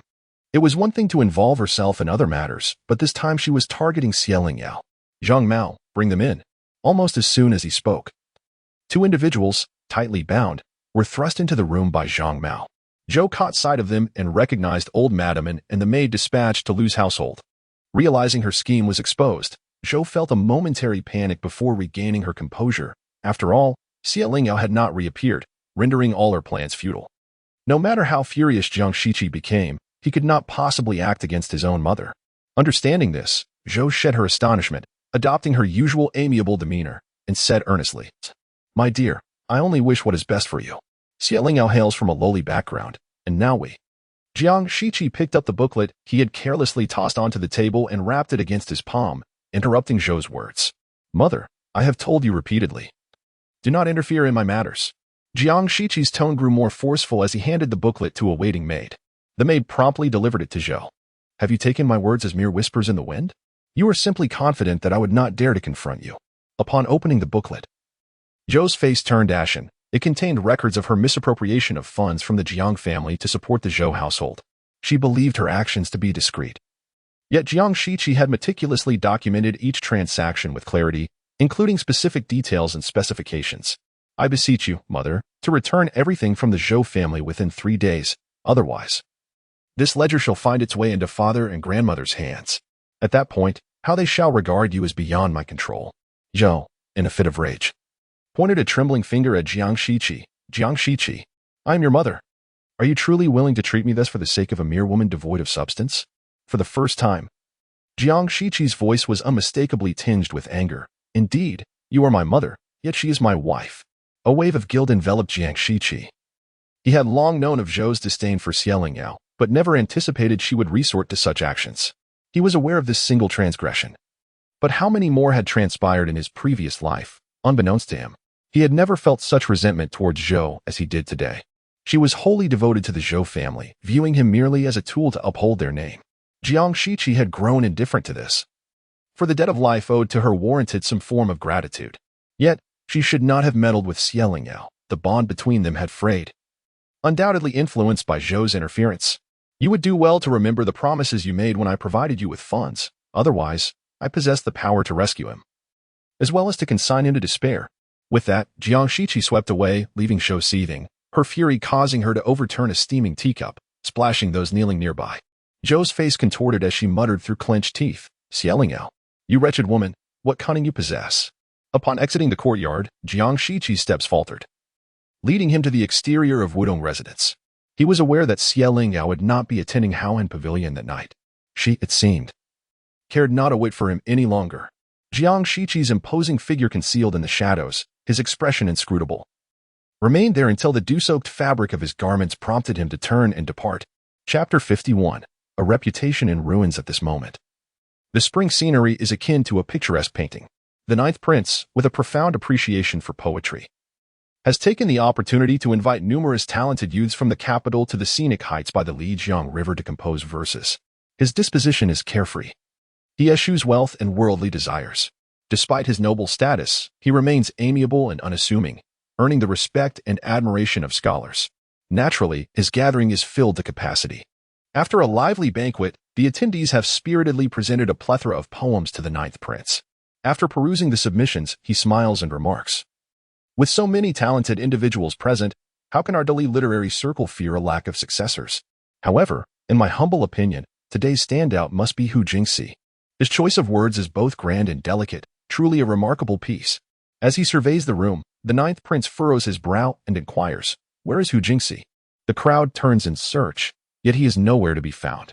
Oh no, I just saw a young master who consumed quite a bit of wine. He must be drunk somewhere. The pavilion has 5 stories, each with steep stairs. While one can manage while sober, a drunken stumble could lead to a disastrous fall. How could such a delicate young noble like Hu Jingxi withstand such a mishap? The ninth prince, unwilling to have any misfortune mar his gathering, promptly calls for assistance to search for him. The others, having little to occupy them, join in the search. Upon reaching a temporary resting area, they are met with a cacophony of unrestrained, lascivious sounds, leaving everyone astonished. The sounds unmistakably belong to 2 men. The ninth prince, drawn by the commotion, finds his expression darkening. To partake in such indecency during a refined gathering is utterly unacceptable. Break down the door, he commands. And 2 burly men swiftly kick open the flimsy door. On the bed, 2 entwined figures, none other than the mysteriously absent Hu Jingxi and the delicate young attendant who had been by his side, lay exposed.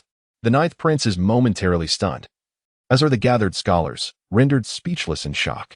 The 2 on the bed finally become aware of their surroundings, and the attendant emits a piercing scream, hastily grabbing a nearby soft blanket to cover himself.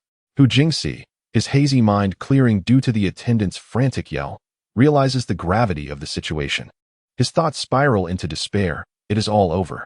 Within an hour, the scandal of Hu Jingxi and his attendant caught in bed spreads throughout the capital, leaving no one unaware of the incident. With so many witnesses of notable status, including the ninth prince himself, Hu Jingxi cannot deny the truth. In a single night, his reputation lies in tatters, the target of scorn and derision. When scholars take to denouncing someone, their words are often far sharper and more incisive than those of ordinary folk. They reference classical texts and draw on history, ensuring that Hu Jingxi and his entire family cannot lift their heads in shame. In the wake of this debacle, Zhao's first reaction is relief that she did not elevate her family's marriage proposal to the Hu family. Otherwise, who knows how many would be laughing at Jiang Yufei now. Yet, the more she reflects, the angrier she becomes. Surely, the Hu family must be aware of her son's disgraceful conduct. Their family clearly intends to deceive Jiang Yufei into marrying, not only to conceal Hu Jingxi's questionable character, but also to ensure that the unworthy Hu Jingxi has offspring. Zhao could not swallow this indignation and stormed into the Hu residence, unleashing a torrent of scolding that left Hu Jingxi's mother, Madame Jiang, so enraged that she fainted on the spot. As for Jiang Yufei, upon first hearing this news, she was incredulous, dismissing it as mere jealousy aimed at tarnishing Hu Jingxi's reputation. However, Her brother, Jiang, who had also attended the poetry gathering of the Ninth Prince, were witness to Hu Jingxi's disgraceful state. With her brother's solemn oath, she was compelled to acknowledge the harsh reality before her, despite her reluctance to believe it. Jiang Yufei felt not so much sorrow as fury. Even she, despite her naivety, recognized that the Hu family had intentionally concealed the truth to ensnare her mother into an alliance with them. Noticing her somber expression and dazed demeanor, Jiang was consumed with rage, seizing his sword and rushing outside. Jiang Yufei hastily restrained him, asking, "Brother, where are you going?" Jiang, gritting his teeth, replied, "That Hu Jingxi has deceived you and broken your heart. I shall personally deal with him." "Brother, this is a blessing in disguise." Jiang paused, bewildered by his sister's words. "What do you mean a blessing?" Jiang Yufei shot him a glare and urged him to sit down. "Our engagement has yet to be made official, and I harbor no feelings for Hu Jingxi, even if I feel anger for a few days. What if I were to discover after marrying him that his heart lies elsewhere? Who would I turn to then for solace?" Indeed, it was fortunate that she discovered the truth early. However, the Hu family was truly unscrupulous. Her family must not allow her to suffer this indignity in vain. Jiang stood abruptly, declaring, "I shall seek our father." He swiftly exited Jiang Yufei's courtyard. Watching her brother's furious demeanor, Jiang Yufei couldn't help but chuckle. Her brother, lacking in both scholarly and martial prowess, was rather reckless, yet he cared deeply for his family. As a child, she had wished for a brother as accomplished as Jiang Shiqi, but as she grew older, she came to see her brother as the best brother in the world. Jiang Yufei adjusted her handkerchief, changed her attire, and hurriedly made her way to Wutong residence. However, at that moment, Lingyao was not at Wutong residence. In Jiang Shiqi's study, Lingyao sat in his seat, while Jiang Shiqi stood beside her like a servant. "You certainly are ruthless," Lingyao remarked, though she felt a sense of satisfaction within. Hu Jingxi sought to use the innocent Jiang Yufei to pave the way for his own desires. If he aimed to ruin others' lives, he should not blame Jiang Shiqi for dismantling his own. It was merely a trivial matter involving a bit of aphrodisiac. He had only himself to blame for his lack of resolve. Lingyao found herself at a loss for words regarding Jiang Shiqi's arrogance. It seemed that even the esteemed Jiang had not displayed unwavering strength of character. Subconsciously, Lingyao touched her own supple lips, causing Jiang Shiqi's gaze to darken as he recalled the warmth of her lips from that day. He averted his eyes, clearing his throat to change the subject. "Regarding the fabric business you mentioned earlier, I have already made arrangements. Starting next month, no other fabric shops in the capital will sell Tianxiang brocade. You may conduct your business without concern, for none would dare to trouble you." Lingyao eyes brightened. Jiang Shiqi was indeed quite dependable in his undertakings. "Thank you." With a buoyant spirit, Lingyao rose to depart, saying, "I must return to write to Brother Chen, requesting his assistance in transporting the fabric to Kyoto." Jiang Shiqi gently pressed her shoulder, urging her to sit once more, and deftly prepared the inkstone. "Allow me to grind the ink for you. You may write here." Once completed, Zhang Mao can promptly deliver it. Lingyao found herself holding a fine wolf hairbrush, momentarily taken aback. Jiang Shiqi was grinding ink for her? The study was enveloped in tranquility, as silence enveloped them. The only sound was the subtle friction of the ink stick against the stone. All set. Lingyao fingers felt somewhat stiff, and her mind was a bit muddled. After dipping the brush in ink, she found herself at a loss for words. Just as a droplet of ink plopped onto the pristine letter, Jiang Shiqi swiftly provided her with a fresh sheet. "Why do you hesitate to write?" Lingyao, feeling flustered, set down her brush.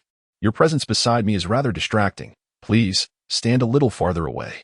A fleeting smile danced in Jiang Shiqi's eyes as he obediently moved to sit at a distance. "Very well, I shall not disturb you." Lingyao then lowered her head to write, placing the finished letter on the table to dry. After pinning another address, she set it beside the letter. "I suspect Yufei will soon come seeking my counsel.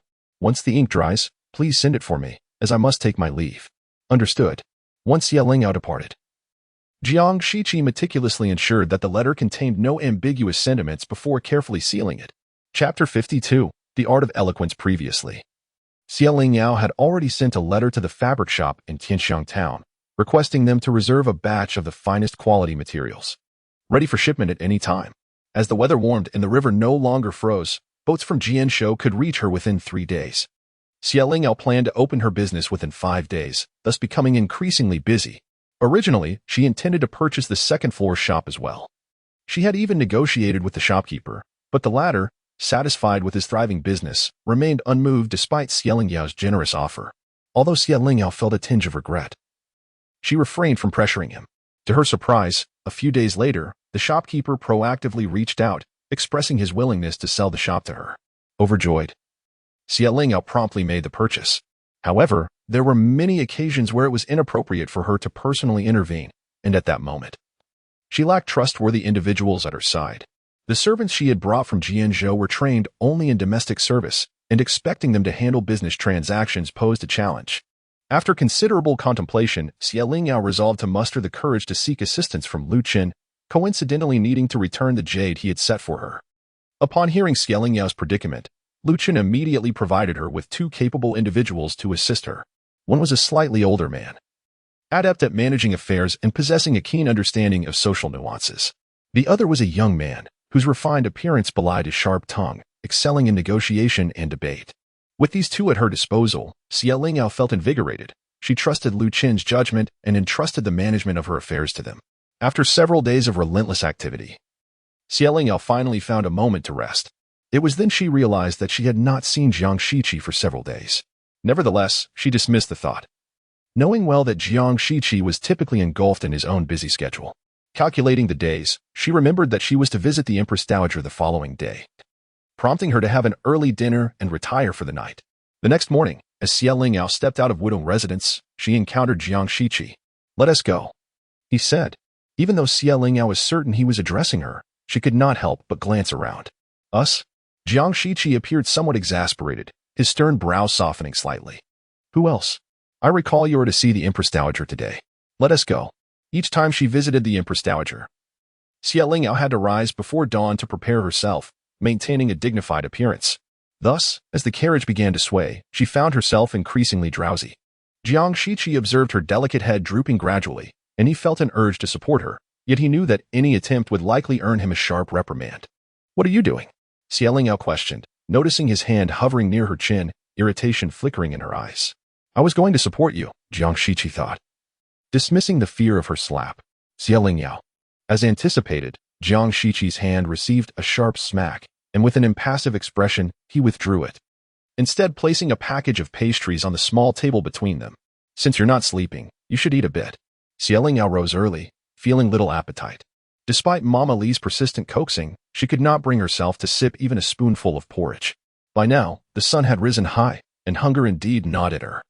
Yet, the thought of reapplying her lip rouge should it smudge deterred her, causing a twinge of annoyance. Jiang Shiqi unwrapped the oil paper, revealing delicacies that had been neatly sliced into small portions.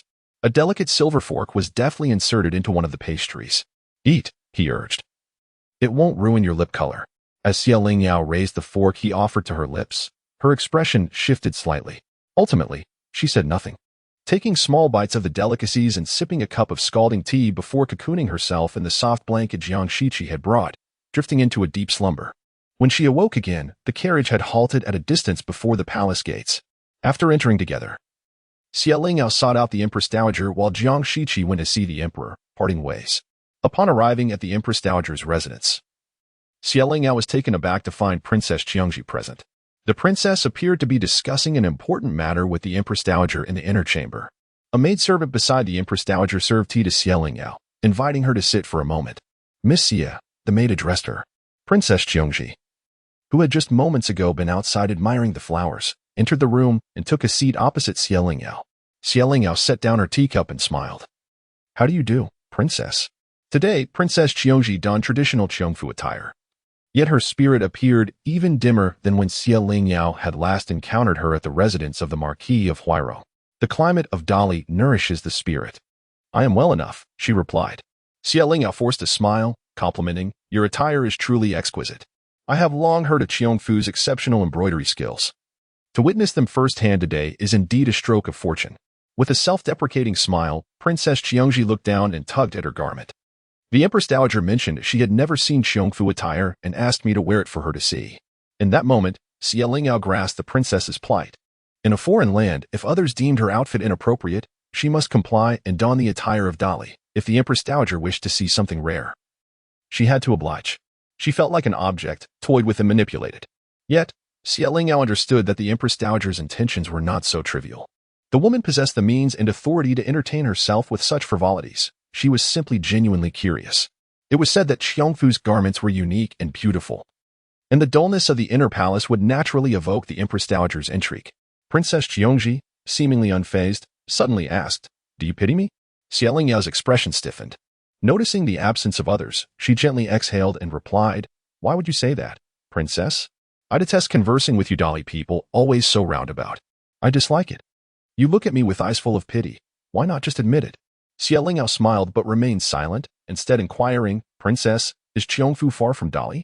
"Indeed. It is quite distant. I traveled for a month to arrive. In this world, few women have traversed such vast distances as the princess. You ought not to be pitied but rather admired.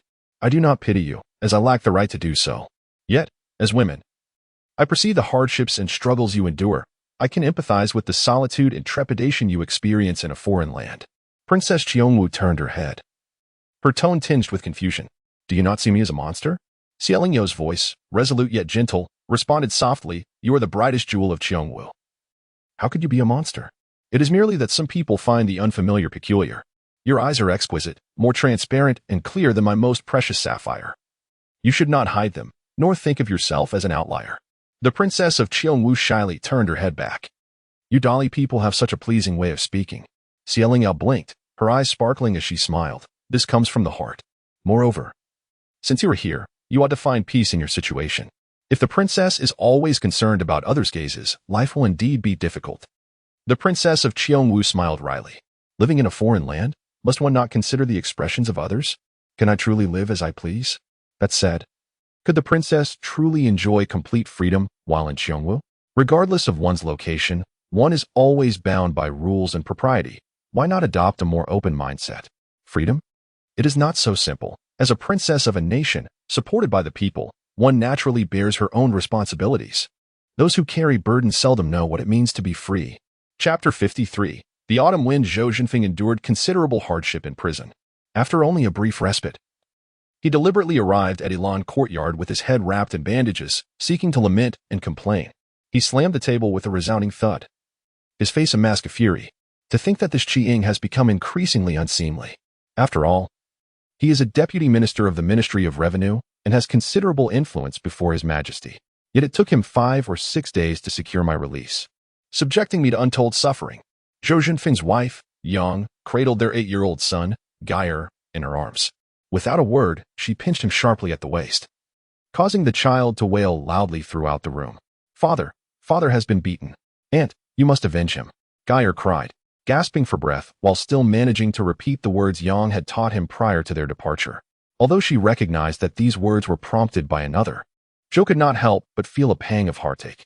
She quickly pulled the chubby Gair into her embrace, affixing a heavy, golden longevity lock around his neck, coaxing him into his smile before he could speak.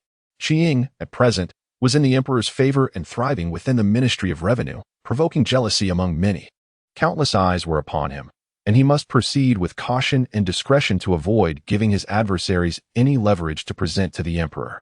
The fact that Zhou Zhenfeng had managed to emerge unscathed was in no small part due to Qi Jing's efforts. Such words should not reach his ears lest they dampen his spirits. Zhou repeatedly caressed Gair's head, her eyes brimming with affection. Zhou Zhenfeng pointed to the bruise on his temple, his voice filled with anger. "Let him deal with those prison guards properly. How dare they lay a hand on me? They must be seeking death." Without a moment's hesitation, Zhou knew that Jiang Shiqi would not acquiesce. She was more acutely aware than anyone of the disdain Jiang held for Zhou Zhenfeng. "Let us speak of this later. There is no need for haste. Qi Jing is to be married soon and is preoccupied at present." Zhou laughed lightly, attempting to dismiss the matter. Yang perceived Zhou's evasion and, with a forced smile, remarked, "For the sake of a merchant's daughter, Qi Jing is making quite the fuss. Are you truly willing to welcome her into the esteemed Jiang family?" Zhou, already disinclined towards Yang, shot her a sidelong glance, her tone tinged with impatience. "Instead of fretting over my son, you would do better to devote your attention to managing the household. Those unruly ones in the back courtyard create disturbances day and night. How can he focus on his studies?" Yang turned away, disdain evident in her expression. "Zhou Zhenfeng spends 10 of his 12 hours indulging in gambling and carousing. Does he truly intend to study? It is only Zhou who continues to dream of his illustrious success." Diverted from his previous grievances, Zhou Jinfeng finally settled down to sip his tea in silence. Sister, are you truly content to marry such a woman of lesser status into the family? With Qijing standing, he could have any number of suitable young ladies. It seems a great loss. Zhou sighed heavily. What can be done? Both the matriarch and he himself are pleased. What right do I have to object? After Zhou Shi finished speaking, she spat disdainfully. That vixen, even before officially entering the household, has already ensnared him, leaving him utterly bewitched. Once she is through the door, who knows how she will provoke me? A glimmer of insight flashed in Zhou Jinfeng's eyes. He had never anticipated that someone as formidable as Jiang Shiqi could be swayed by beauty. If he could secure a loyal ally close to Jiang Shiqi, he would no longer need to beseech Zhou Shi for assistance. In this world, what mother-in-law fears a new bride? Once she steps into the household, she becomes subject to your whims. At that point, it is up to you to decide whether to punish or scold. Thus, Zhou Jinfeng counseled. The couple returned all that Zhou Shi had sought, leaving with the 5,000 taels of silver notes they had taken from her. Their hearts filled with delight as they exited the Jiang residence, just as Jiang Shiqi and Xie Lingyao were returning from the palace. Under normal circumstances, Jiang Shiqi would have directed the carriage to enter through the side door into the courtyard. However, today, due to the preparations for the matriarch's birthday celebration and Jiang Shiqi's impending marriage, the estate was undergoing renovations, making it inconvenient for the carriage to enter. Thus, they disembarked at the front gate. Jijun, Zhou Jinfeng beamed, leaving his wife and child behind as he hurriedly approached the carriage. Yet Jiang Shiqi feigned ignorance, extending his hand to assist Xie Lingyao down. Seeing Zhou Jinfeng's bloated face, Xie Lingyao was not amused. Reflecting on the past, she recalled how Zhou Shi had repeatedly indulged Zhou Jinfeng's arrogance, allowing him to come to her for favors, and whenever she opposed his wishes, he would lash out, leaving her in an embarrassing position. Zhou Shi would not let her off lightly, either, finding endless ways to belittle her. Fortunately, while the matriarch did not favor Xie Lingyao, she would not tolerate the Zhou family's bullying or their attempts to intimidate her, and thus she intervened to discipline Zhou Shi, which finally quelled the siblings' mischief. Zhou Jinfeng stood awkwardly behind them, rubbing his hands, entirely unlike his domineering self before Zhou Shi. Where have you been, Jijun? Jiang Shiqi, noticing Zhou Jinfeng's puffed-up demeanor, understood that Zhou Shi must have spent a considerable sum to placate him and reclaim the items from him. Initially, Jiang Shiqi was somewhat concerned about Zhou Shi's limitless indulgence of Zhou Jinfeng, but now he had completely relinquished any desire to intervene. The Zhou family was Zhou Shi's refuge. How she chose to expend her savings was her own affair. Yet, she wondered what would become of her dearly cherished younger brother once she had exhausted her funds. Having just returned from the palace, we must go pay our respects to grandmother, so we shall not linger here with you, uncle. Xie Lingyao was sheltered behind Jiang Shiqi. Zhou Jinfeng longed to glimpse the woman whom Zhou Shi claimed had bewitched Jiang Shiqi, but Jiang Shiqi obstructed his view entirely. However, judging by Jiang Shiqi's demeanor, it was evident that he was indeed quite taken by the young lady from the Xie family. At that moment, Yang Shi hurriedly approached, holding a plump boy in her arms, and stood beside Zhou Jinfeng. Jijun, your uncle has just risen and is eager to see you and your mother. You visit the matriarch each day. It would be fine to delay your visit today. Yang set Geyer down and gave him a gentle push. Go greet Brother Qi. You often mention wanting to play with him, do you not? Jiang Shiqi, observing Geyer being directed, felt a pang of annoyance. He curled his fingers to gently press against Geyer's forehead, suggesting, the child is still young. It is best he remains uninvolved in adult matters. Seeing Jiang Shiqi's indifferent demeanor, Yang felt a surge of frustration but refrained from expressing it directly to him. Instead, she turned her attention to Xie Lingyao, who stood timidly behind Jiang Shiqi, confident in her assumption of Xie's timid nature and aware of her modest status. You must be Miss Xie, correct? We have all been standing here for a while. Why not introduce yourself to her? You can't hide behind him every time, can you? Yang's insinuation was clear, mocking Xie Lingyao's lack of decorum in the presence of elders. Xie Lingyao stepped out from behind Jiang Shiqi, her radiant beauty momentarily rendering the couple speechless. Just as they regained their composure, expecting her to respectfully salute them, she coldly huffed and strode past them without acknowledgement.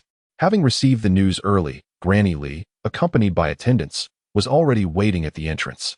With a slight wave, Xie Lingyao summoned dozens of maids and matrons, who hurriedly began unloading numerous redwood boxes from the carriage, all gifts from the Empress Dowager. Granny Li held one of the boxes and remarked to a nearby matron, "The Empress Dowager often praises our young lady for her decorum and prudence. Upon learning of her upcoming nuptials, she has bestowed a considerable number of fine gifts. See, even the Empress Dowager recognizes Xie Lingyao's propriety, yet you, Yang, choose to criticize her." Jiang Shiqi suppressed a laugh and bluntly addressed the visibly displeased couple. "Mother has not been well lately, uncle and aunt. It would be best to refrain from disturbing her." With that, he took large strides to catch up with Xie Lingyao, both of them accompanied by a throng of servants as they departed. Zhou Jinfeng clenched his teeth and angrily instructed Yang, "Go and find me several charming young women to raise in the household." Yang's voice turned sharp. "What? There are already 7 or 8 in the back courtyard. Is that not enough for you?" Zhou Jinfeng disdainfully glanced at the dull-witted Yang, then flicked his sleeve and strode away. "Prepare, my good nephew." Chapter 54 Late Night Explanation. Jiang Shiqi noticed that since the wedding date was set, Xie Lingyao had increasingly avoided him. It was not that she deliberately sought to evade his presence.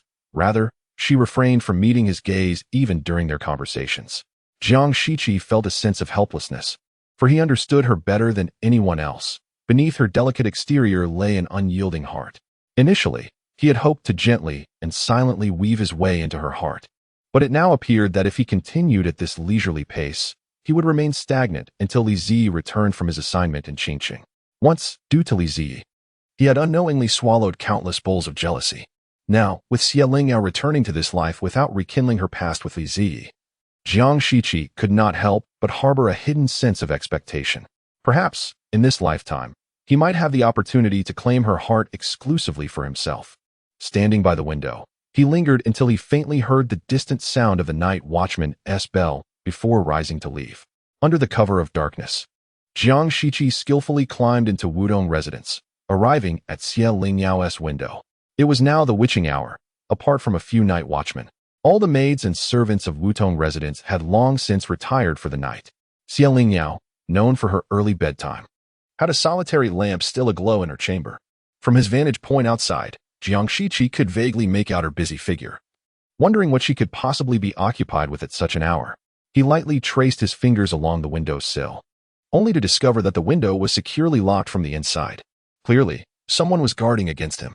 A gentle rap on the window ensued, prompting Xie Lingyao to lift her head, casting an irritated glance in the direction of the sound. She held a deep disdain for his intrusion into her private space at night, although she initially intended to ignore him. The persistent noise outside compelled her to reluctantly approach the window, extinguishing the candle on her table in the process. "Jiang Degongzi, you better have a good reason for this," she said, her tone sharp as she crossed her arms in front of the window, showing no intention of letting him in. Instead of feeling angered by her refusal, Jiang Shiqi found himself silently smiling. Her childlike petulance was far more endearing than her cold demeanor. He was acutely aware that Xie Lingyao, in her past life, had likely misunderstood his relationship with Shen Wanqiu. He had long wished to clarify matters, but Xie Lingyao was always preoccupied, and their sporadic exchanges rarely strayed from the subject of her shop. Jiang Shiqi suddenly recalled that he had been similarly absorbed in his own affairs in his previous life, busy purging political rivals, supporting the 9th Princess Ascension, and safeguarding the Jiang family. During that time, had Xie Lingyao not also wished to share her thoughts with him? He vividly remembered how, when she first married him, she had been cautious yet would whisper about the household matters while they lay together at night. Gradually, though, they had fallen into a silence neither knew how to breach. "Jiang Shiqi, if you remain silent, I shall retire for the night," Xie Lingyao said, inching closer to the window, nearly pressing her face against the glass. If it were not for the shadowy figure outside, she might have believed the noise was merely a figment of her imagination. Seeing that Jiang Shiqi remained unresponsive, Xie Lingyao hesitated briefly before cautiously opening a small gap. Could it be that he was intoxicated? "I have something to discuss with you." Startled by the sudden voice, Xie Lingyao hurriedly attempted to close the window, only to have her delicate wrist grasped by Jiang Shiqi's dry, warm hand. His voice resonated with a chill akin to the moon in the sky, sharp as a winter pine. "Xie Lingyao, whether you believe it or not, I have never betrayed you." Chapter 55. The beginning of marital estrangement. To this day, Xie Lingyao vividly recalls the day Shen Wanqiu entered the residence. At that time, Xie Lingyao had just given birth to her eldest son 2 months prior, suffering from sleepless nights during her confinement, and was thus in a state of utter exhaustion. Taking advantage of her need for rest after childbirth, Mrs. Zhou seized the opportunity to reclaim the household duties that Xie Lingyao had painstakingly managed to organize. Upon entering her mother-in-law generously relinquished the authority of household management, a privilege that many new brides yearned for. Yet, only Xie Lingyao understood that Mrs. Zhou's willingness to cede power was merely a guise to covet her dowry. Mrs. Zhou had subtly augmented her own family's coffers, and although she dared not overreach, the Jiang family was indeed affluent enough that even a few items taken would suffice to fill the gaps in Xie Lingyao's finances. Mrs. Zhou was confident that Xie Lingyao, in her desire to please her, would not dare to argue with the matriarch and would instead go to great lengths to conceal the discrepancies. As it turned out, her wager was indeed astute. Xie Lingyao ended up investing a considerable portion of her dowry to clean up the mess left by Mrs. Zhou. In the end, with a mere word, Mrs. Zhou reclaimed all the authority, basking in the fruits of Xie Lingyao's labor. Jiang Shiqi had not returned to the residence for several consecutive days, leaving Xie Lingyao with a heart full of grievances and no one to confide in. Just as she was mired in her melancholy, news reached her that Mrs. Zhou had invited a cousin into the residence for companionship. While it was not unusual for the elder Mrs. Zhou to seek the company of a younger relative, it was curious that Jiang Shiqi, who had been elusive for days, returned that very night. Upon his return, rather than attending to his infant son or the wife who had eagerly awaited his presence, he instead immersed himself in the courtyard he typically shunned, astonishingly remaining there for an entire hour. At that moment, Xie Lingyao was filled with affection for Jiang Shiqi. Jealousy was her instinct. Thus, when he finally arrived, she rebuffed him, and their rare reunion ended in discord. The following day, realizing her overreaction and regretting her lack of understanding regarding Jiang Shiqi's busy schedule, she hurriedly set out to catch him before he departed, intending to apologize and see him off in the carriage. Yet what did she witness? Jiang Shiqi stood side by side with Shen Wanchu, both adorned in delicate pink, beneath a canopy of blooming hibiscus trees, resembling a pair of exquisite lovers. Xie Lingyao could not discern Jiang Shiqi's expression as he stood with his back to her, but she could clearly see the blush and joy on Shen Wanchu's face. After sharing a bed for 2 years, how could Xie Lingyao not comprehend the cold and distant nature of Jiang Shiqi? If he encountered someone who irritated him, he would undoubtedly turn away, showing no patience to linger and observe a woman flaunting her charms before him. Although Shen Wanchu's beauty could not rival Xie Lingyao's brilliance, she possessed a graceful elegance, enhanced by her youthful vitality. Xie Lingyao cast a glance at her still recovering figure from childbirth and, feeling disheartened, turned away. She could not even confront Jiang Shiqi. What could she question him about? Was it for her fading beauty that he had turned away? Yet the real question remained, had Jiang Shiqi ever truly loved her? If love had never existed, how could one speak of betrayal?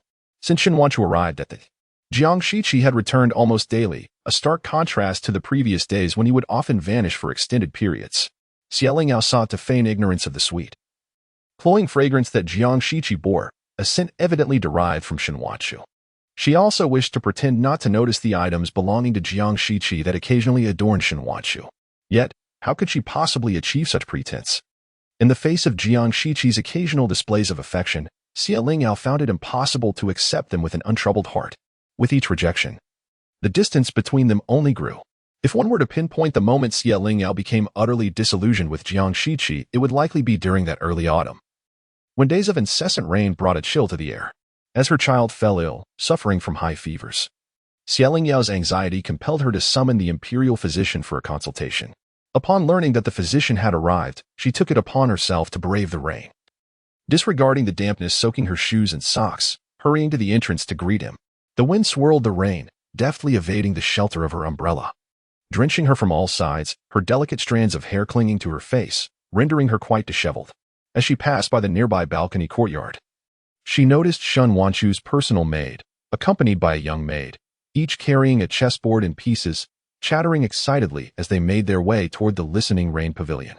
The autumn is at its peak, and the phoenix tree leaves have turned yellow, while the maple leaves are tinged with red. The young master and our young lady are keen to enjoy the scenery and play chess. We must hasten to deliver these items. Though their voices were not loud, Xie Lingyao heard every word distinctly. At that moment, her heart felt as though it had turned to ice, the once boiling blood within her now abruptly stagnant.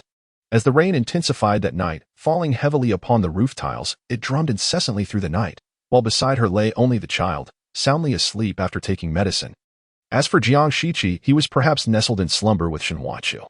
Lingyao kept her eyes wide open until dawn. Her once radiant eyes now dulled with bloodshot despair. Lingyao had always acknowledged Jiang Shiqi's affection for Shenwanchu.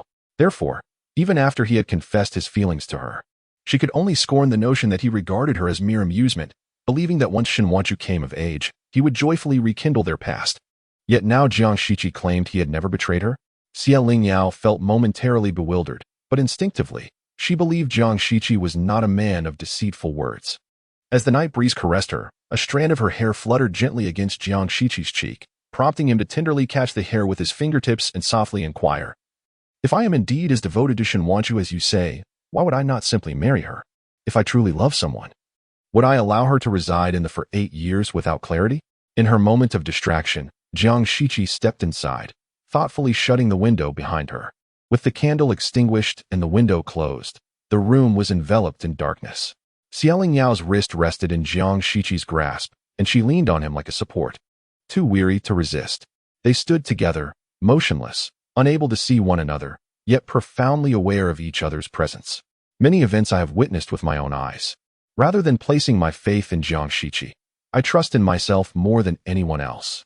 Jiang Shiqi is more eager than anyone to discover what exactly Lingyao has seen.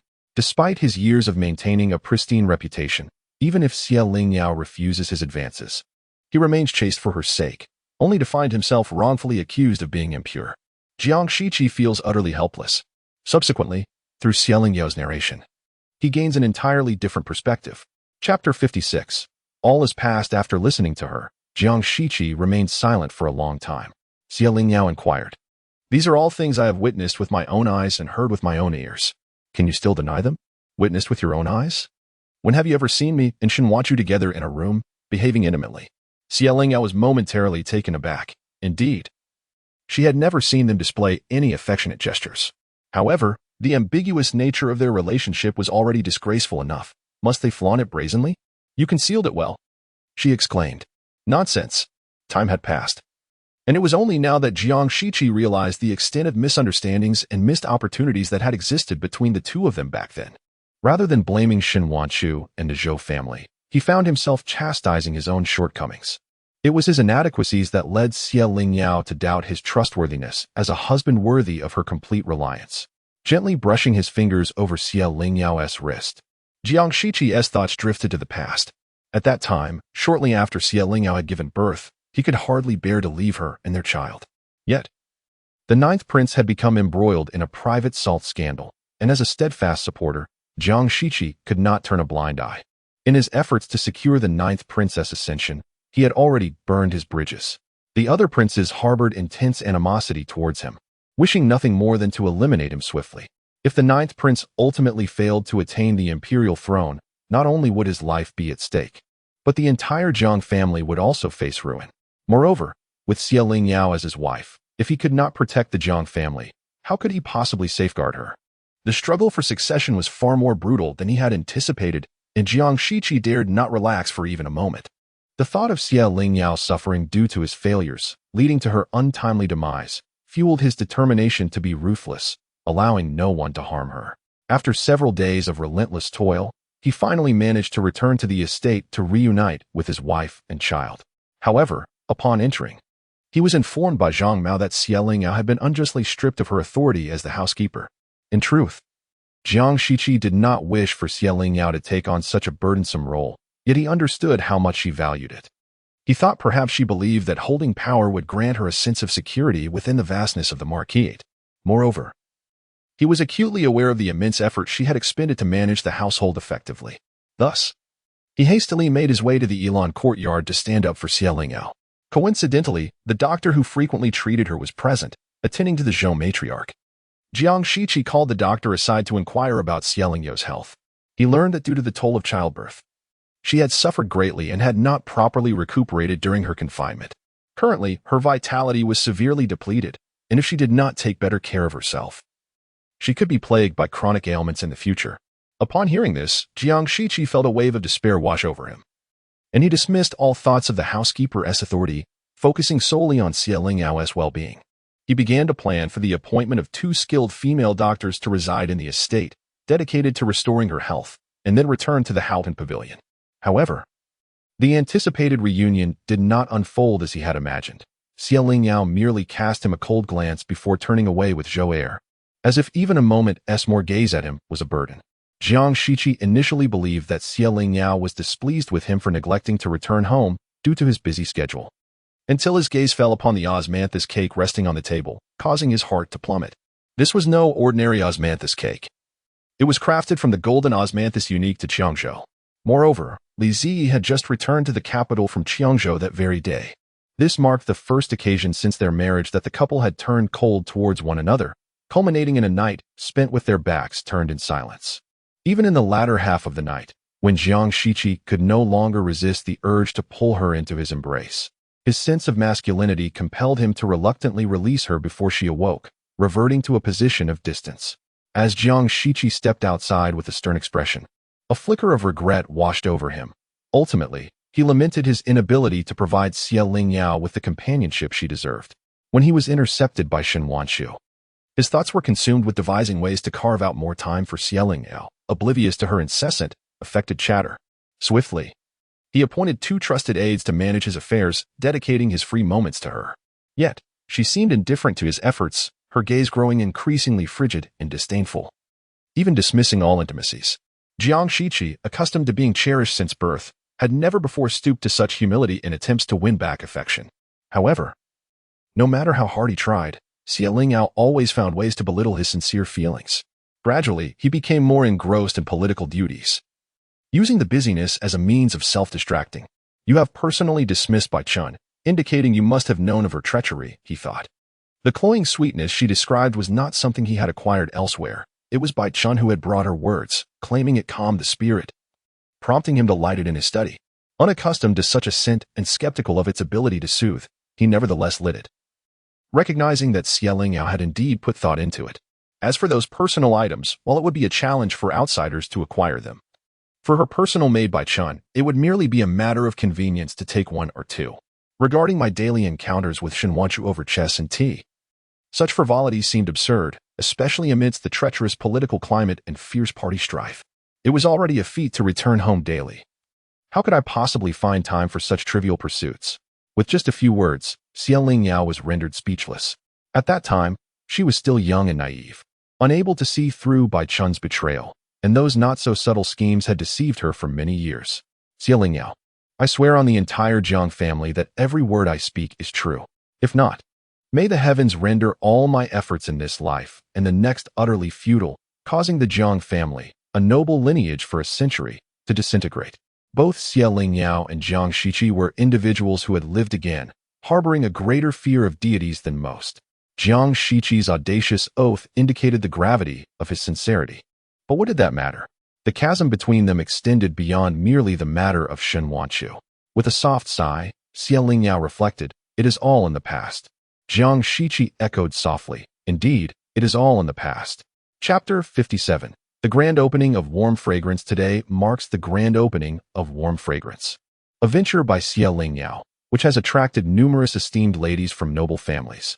Just a few days prior, these women found it hard to believe that a shop dedicated solely to the exquisite Tianxiang brocade was about to open. The rarity of Tianxiang brocade was well known. Even the largest fabric store in the capital, Jinyun Building, could not consistently supply it. How could this newly established Warm Fragrance claim to specialize in such a coveted material? However, it soon became apparent that something was amiss. Suddenly, no other fabric store in the capital seemed able to provide a single bolt of Tianxiang brocade. Upon reflection, it became clear that the other merchants were making way for Warm Fragrance. It appeared that this venture not only had substantial financial backing, but also powerful patrons. For the merchants of the capital would not have yielded so easily otherwise. Warm Fragrance exuded an air of grandeur, with opulent decor and expansive premises. The staff, whether male or female, were all strikingly handsome, reflecting the impressive scale of the establishment. Even those who had no intention of purchasing Tianxiang brocade found themselves irresistibly drawn inside. Once there, patrons were reluctant to leave, for the brocade offered was not only of superior quality, but also showcased an unprecedented variety of styles and designs.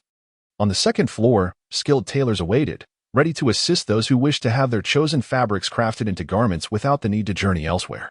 The bustling activity of the staff, both upstairs and down, was palpable, with the cashiers at the counters processing payments with a day's deficiency. As the proprietor overseeing this grand occasion, Lingyao refrained from making a public appearance. Nevertheless, she was determined not to miss the spectacle. Accompanied by Granny Li, she ventured to the tea house across the street, selecting a room that faced warm fragrance. Upon opening the window, they were greeted by the sight of a throng of people, the atmosphere vibrant and lively. In accordance with her wishes, the entrance to warm fragrance had been designed to be exceptionally grand, both to welcome guests and to create an extraordinary ambience. Even so, the doorway was now thronged with visitors. Observing the bustling crowd brought joy to Granny Li, as it signified that Lingyao efforts had not been in vain. Inside the shop, two assistants lent by Luchin busied themselves, allowing Lingyao to rest easy for the moment. However, she knew it was essential to quickly identify two clever individuals to train as her permanent aides. After all, borrowed talent must eventually be returned. And both individuals were adept at navigating the complexities of the business world, making their presence in the capital to manage the shop a bit of a waste of their talents. Reluctantly departing the tea house, Lingyao was about to return home by carriage when she encountered Zhang Mao, who approached with a dark wooden box in hand, a cheerful smile adorning his face as he awaited her. "Miss Ye, this is a gift from our young master to congratulate you on your grand opening," he announced. Granny Li quickly accepted the weighty box, expressing her gratitude. "Thank you, young master, for making the trip to deliver this." Lingyao echoed her sentiments. "I appreciate young master Zhang's thoughtfulness amidst his busy schedule. Please extend my thanks to him." Lingyao words seemed overly polite. Such a manner might have been acceptable in the past, yet now, with the wedding date to Jiang Shiqi drawing near, she remained distant from him, which caused Zhang Mao to feel a sense of urgency on Jiang Shiqi's behalf. This was not a deliberate coldness on Lingyao part, but rather a reflection of her recent realizations that many things did not align with her memories. She felt disoriented, unsure of how to approach Jiang Shiqi. After discussing Shun Wanchu that night, she became lost in her own thoughts, forgetting to inquire about the profound rift between her and Jiang Shiqi. If he indeed held no affection for Shun Wanchu, why then did he hinder her from avenging Granny Li? The past couple of days had been filled with the preparations for both the opening and the matriarch's birthday banquet, leaving both Lingyao and Jiang Shiqi in a whirlwind of activity. Lingyao resolved to ask him directly in a few days. She did not wish to carry the burden of misplaced resentment through the life she had been granted. "Young master rose early this morning and has yet to have breakfast. Miss Ye, I shall take my leave to procure some food for him," Zhang Mao remarked, his gaze inadvertently flickering to the pastry Lingyao held. However, Lingyao was preoccupied with the opening of Nuangxiangfu and failed to notice Zhang Mao's intentions. Just then, Granny Li rushed over, disregarding propriety, and directly took the delicacies wrapped in oil paper from Lingyao's hands, kindly stating, "There is no need to trouble the young master for another trip. These pastries were specially packed from Mingyun Pavilion by our young lady, and they are untouched. If young master Jiang does not mind, they can serve as a delightful treat." Zhang Mao quickly accepted the offering, fearing he might miss the opportunity to take them before Lingyao could reclaim them. "Not at all. Coincidentally, our young master often visits this tea house and enjoys their pastries." Granny Li beamed, urging him to hurry. "Our young lady has been holding on to these to keep them warm. They are still fresh." "Thank you very much to the young lady. I will certainly inform my master that these were brought to him by Miss Ye." The exchange unfolded before Lingyao, and the pastries she intended to share with Jiang Yufei were thus delivered to Jiang Shiqi in her name. Once Zhang Mao departed in haste, Granny Li awkwardly rubbed her hands together, cautiously gauging Lingyao's expression, fearing she might be displeased, as this action had been taken on her own accord. Lingyao chuckled softly. "Granny need not fret, it is merely a confection. Young Master Jiang has rendered me considerable assistance, and it is only fitting that I prepare a token of gratitude for him." Granny Li's smile faltered, revealing her anxiety. This was not merely a matter of thanks. Lingyao instructed Granny Li to prepare 2 additional portions of pastries. Since the incident with Hu Jingxi, Jiang Yufei had visited her only once, and Lingyao was determined to coax her out from her quarters that afternoon to see how she was faring. Lingyao had previously arranged for the delivery of 10 exquisite plain Tianxiang brocades at the dock, selecting only the finest quality, unembroidered fabric. Her intention was to present 6 of these to the Empress Dowager, whose noble status required that all garments and ornaments adhere to specific regulations. Thus, ordinary embroidered patterns would likely be unsuitable. Fortunately, the Imperial Tailoring Bureau was replete with skilled embroiderers, who could create whatever designs the Empress Dowager favored. The remaining 4 pieces were destined for Madame Su, renowned for her exceptional embroidery skills. Despite her advancing age and diminishing eyesight, she had never relinquished her craft. Xie Lingyao presumed that Madame Su would prefer to embroider them herself rather than rely on others. Additionally, she selected 2 more batches of designs that were less prone to error to send to the Su residence for Baishur. Having arranged all of this, Xie Lingyao suddenly recalled that she had yet to prepare a birthday gift for Madame Su. To be fair, she harbored some grievances against Madame Su. Though she looked down upon Xie Lingyao's background and often treated her with disdain, she had never resorted to overt malice. In fact, she had occasionally intervened to resolve some troubles Xie Lingyao faced, whether for the sake of harmony within the Jiang household or for the dignity of the Ho residence. Overall, she had been of considerable assistance. After preparing birthday gifts for a decade, Xie Lingyao decided without much deliberation to purchase a renowned piece of calligraphy. Madame Su's father had been the grand tutor of the previous dynasty, a man of profound knowledge, and she had been deeply influenced by him. Possessing considerable skill in calligraphy herself and a passion for collecting works of esteemed artists.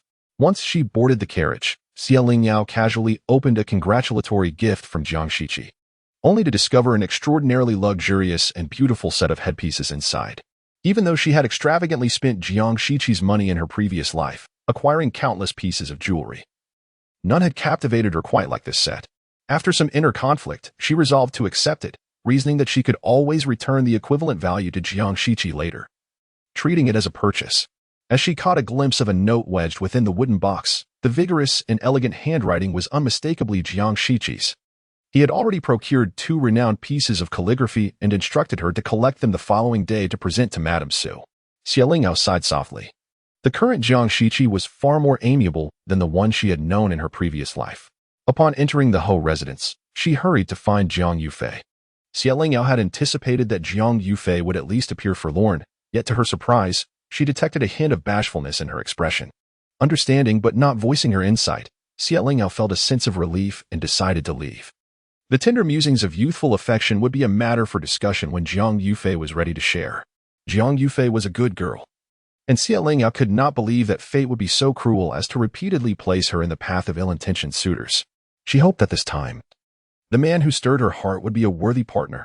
Meanwhile, Jiang Shiqi, savoring the delicacies brought back by Zhang Mao, found himself inexplicably delighted. The lingering fragrance unique to Xie Lingyao emanating from the oil paper reassured him that Zhang Mao was indeed truthful.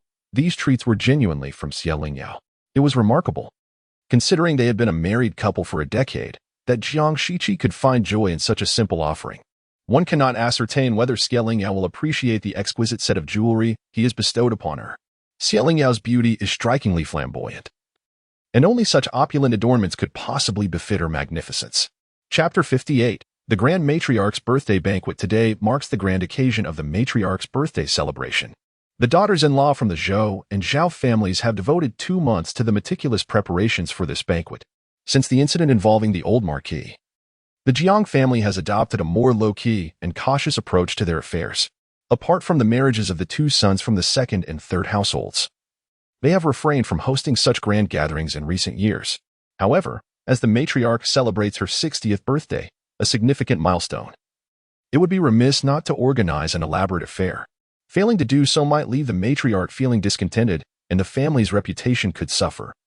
With whispers of unfilial children circulating outside, the Jiang family, known for its deep heritage, ensured that the birthday banquet was both lively and opulent, attracting distinguished guests from far and wide. While everyone in the Jiang household busily entertained the guests, Xie Lingyao, the yet-to-be-married granddaughter-in-law, found herself in a rare moment of leisure. Amidst the vibrant festivities, a wave of anxiety washed over her, for she remembered that in her previous life, it was on the matriarch's 70th birthday that she had departed this world, closing her eyes amidst the revelry. Lingyao. The sudden appearance of Baishur jolted Xie Lingyao from her reverie. Dear aunt, I heard a few days ago that you accompanied the matriarch to the countryside for Buddhist offerings. I thought I might not see you today. Xie Lingyao exclaimed with delight. The matriarch of the Su family visited the temple for 5 days each month, and as a dutiful daughter-in-law, Baishur accompanied her. Baishur looked affectionately at Xie Lingyao, noticing her vibrant complexion, and expressed her pleasure. It has been some time since we last met, and you appear even more spirited. Upon hearing about Xie Lingyao's unexpected agreement to marry Jiang Shiqi, Baishur had initially assumed it was a coerced decision. Had it not been for the matriarch's intervention, she would have sent a formal invitation to clarify matters.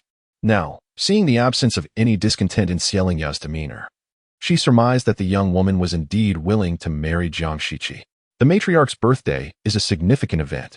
I returned with her yesterday, and considering your impending nuptials, I thought it best not to send a formal invitation for a visit, Bai Shi explained.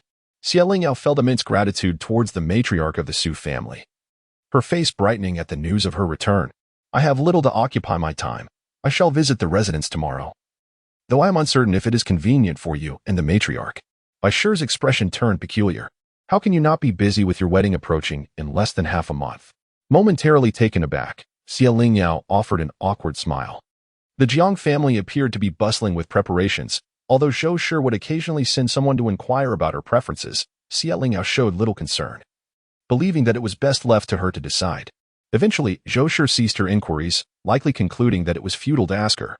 Xie Lingyao harbored no fears that Zhou Shi would impose any undue burdens on her during the wedding. Families of significant standing are particularly mindful of their reputation. And with Jiang Shiqi being the eldest grandson of the Marquis, the Jiang family was sure to spare no expense. As for Xie Lingyao herself, she was already bringing a dowry to the capital, and due to time constraints, the Jiang family had streamlined many unnecessary formalities, relieving her of any worries. The various arrangements for the wedding would be expertly handled by the elders of the Jiang family, allowing her the fortunate role of a carefree spectator. Bai Shi inquired, "And what of the bridal gown?" "The bridal gown has been prepared well in advance," Xie Lingyao replied. When Xie Lingyao's heart first awakened to love, her thoughts, dreams, and affections were solely devoted to Jiang Shiqi. With a fervent passion for him, Xie Lingyao painstakingly crafted her bridal gown over the course of 2 long years, never once entrusting the task to another. Yet, the treasured gown that once meant the world to her now lay forgotten in a chest, untouched by daylight for an indeterminate time. The mere recollection of this brought a bittersweet pang to her heart. She had already prepared herself for this moment. After exchanging a few words, a familiar acquaintance summoned Bai Shi away. "Yao Yao, we have been waiting for you for quite some time." "I hesitated to interrupt your conversation with Madame Su," said Jiang Yufei, who had seemingly appeared from nowhere. "I thought you were preoccupied. What brings you here to me?" Xie Lingyao inquired, as Jiang Yufei took her arm and led her aside, fidgeting with her sleeve. "My uncles and aunts are busy, and I cannot be of any assistance," she replied. Xie Lingyao smiled knowingly at Jiang Yufei. "Just speak your mind. There is no need for you to be so coy with me." With a shy grin, Jiang Yufei playfully stuck out her tongue and guided Xie Lingyao to a secluded corner, where they stood against the inner courtyard's wall. Blushing, she pointed through an intricately carved window. "Yao Yao, look at that gentleman in the moonlight blue robe." Xie Lingyao turned to see a tall, young man amidst the crowd. Though the distance obscured his features, the air of nobility he exuded suggested he was indeed a distinguished gentleman. "Yes, I see him. Who is he?" Xie Lingyao feigned ignorance, prompting Jiang Yufei to stamp her foot in frustration. "Well, I met him at the theater, and, oh, never mind. What do you think of him?" Xie Lingyao chuckled softly. "At such a distance, I can hardly discern his appearance. How could I possibly judge his character? However," she added, "considering your mother has been searching for a suitable match for you, if you truly feel affection for him, it would be wise for him to formally propose. Otherwise, such clandestine meetings lack propriety." Jiang Yufei blinked, her shyness causing her to lower her gaze. "What proposal? I don't even know his name. I thought I would never see him again, yet here he is at my grandmother's birthday celebration. Yao Yao, please help me find out who he is and if he is engaged or betrothed. My brother is too chatty, I cannot ask him." Xie Lingyao, amused, had anticipated a mutual affection, only to discover it was Jiang Yufei's solitary infatuation. "Very well, I shall inquire on your behalf." As they continued their whispered conversation, the matriarch sent someone to find Xie Lingyao. Upon entering the hall, Xie Lingyao immediately spotted a familiar face, Shen Wanchu, standing obediently beside the matriarch. At merely 14 years of age, Shen Wanchu still bore the innocent and carefree countenance of youth. Xie Lingyao, graceful and dignified, drew the gaze of everyone around her wherever she went. Shen Wanchu observed Xie Lingyao with quiet admiration, realizing that every aspect of her was enchanting and exquisite, explaining Jiang Shiqi's affections for her. "Yao Heir, come here." The matriarch affectionately beckoned to her, striving to exhibit her fondness for Xie Lingyao in front of outsiders. Xie Lingyao, fully aware of the sudden warmth from the matriarch, acquiesced to her intentions, gracefully approaching with a smile and standing beside her. She deftly offered a cup of tea, presenting it with a demeanor of utmost respect and filial piety. The matriarch inwardly admired Lingyao astuteness and sensitivity, her smile becoming even more sincere. Chapter 59. Yao. You have arrived. The servants of the household brought a soft stool for Lingyao, who then seated herself beside the matriarch. Yao, these are your aunts and uncles. They do not usually reside in the capital, but have made the arduous journey here for my birthday and your marriage to Qi Jing. You should greet them first, as they will be staying with us for a few days until your wedding banquet. In the future, when you encounter them in the residence, you shall recognize them.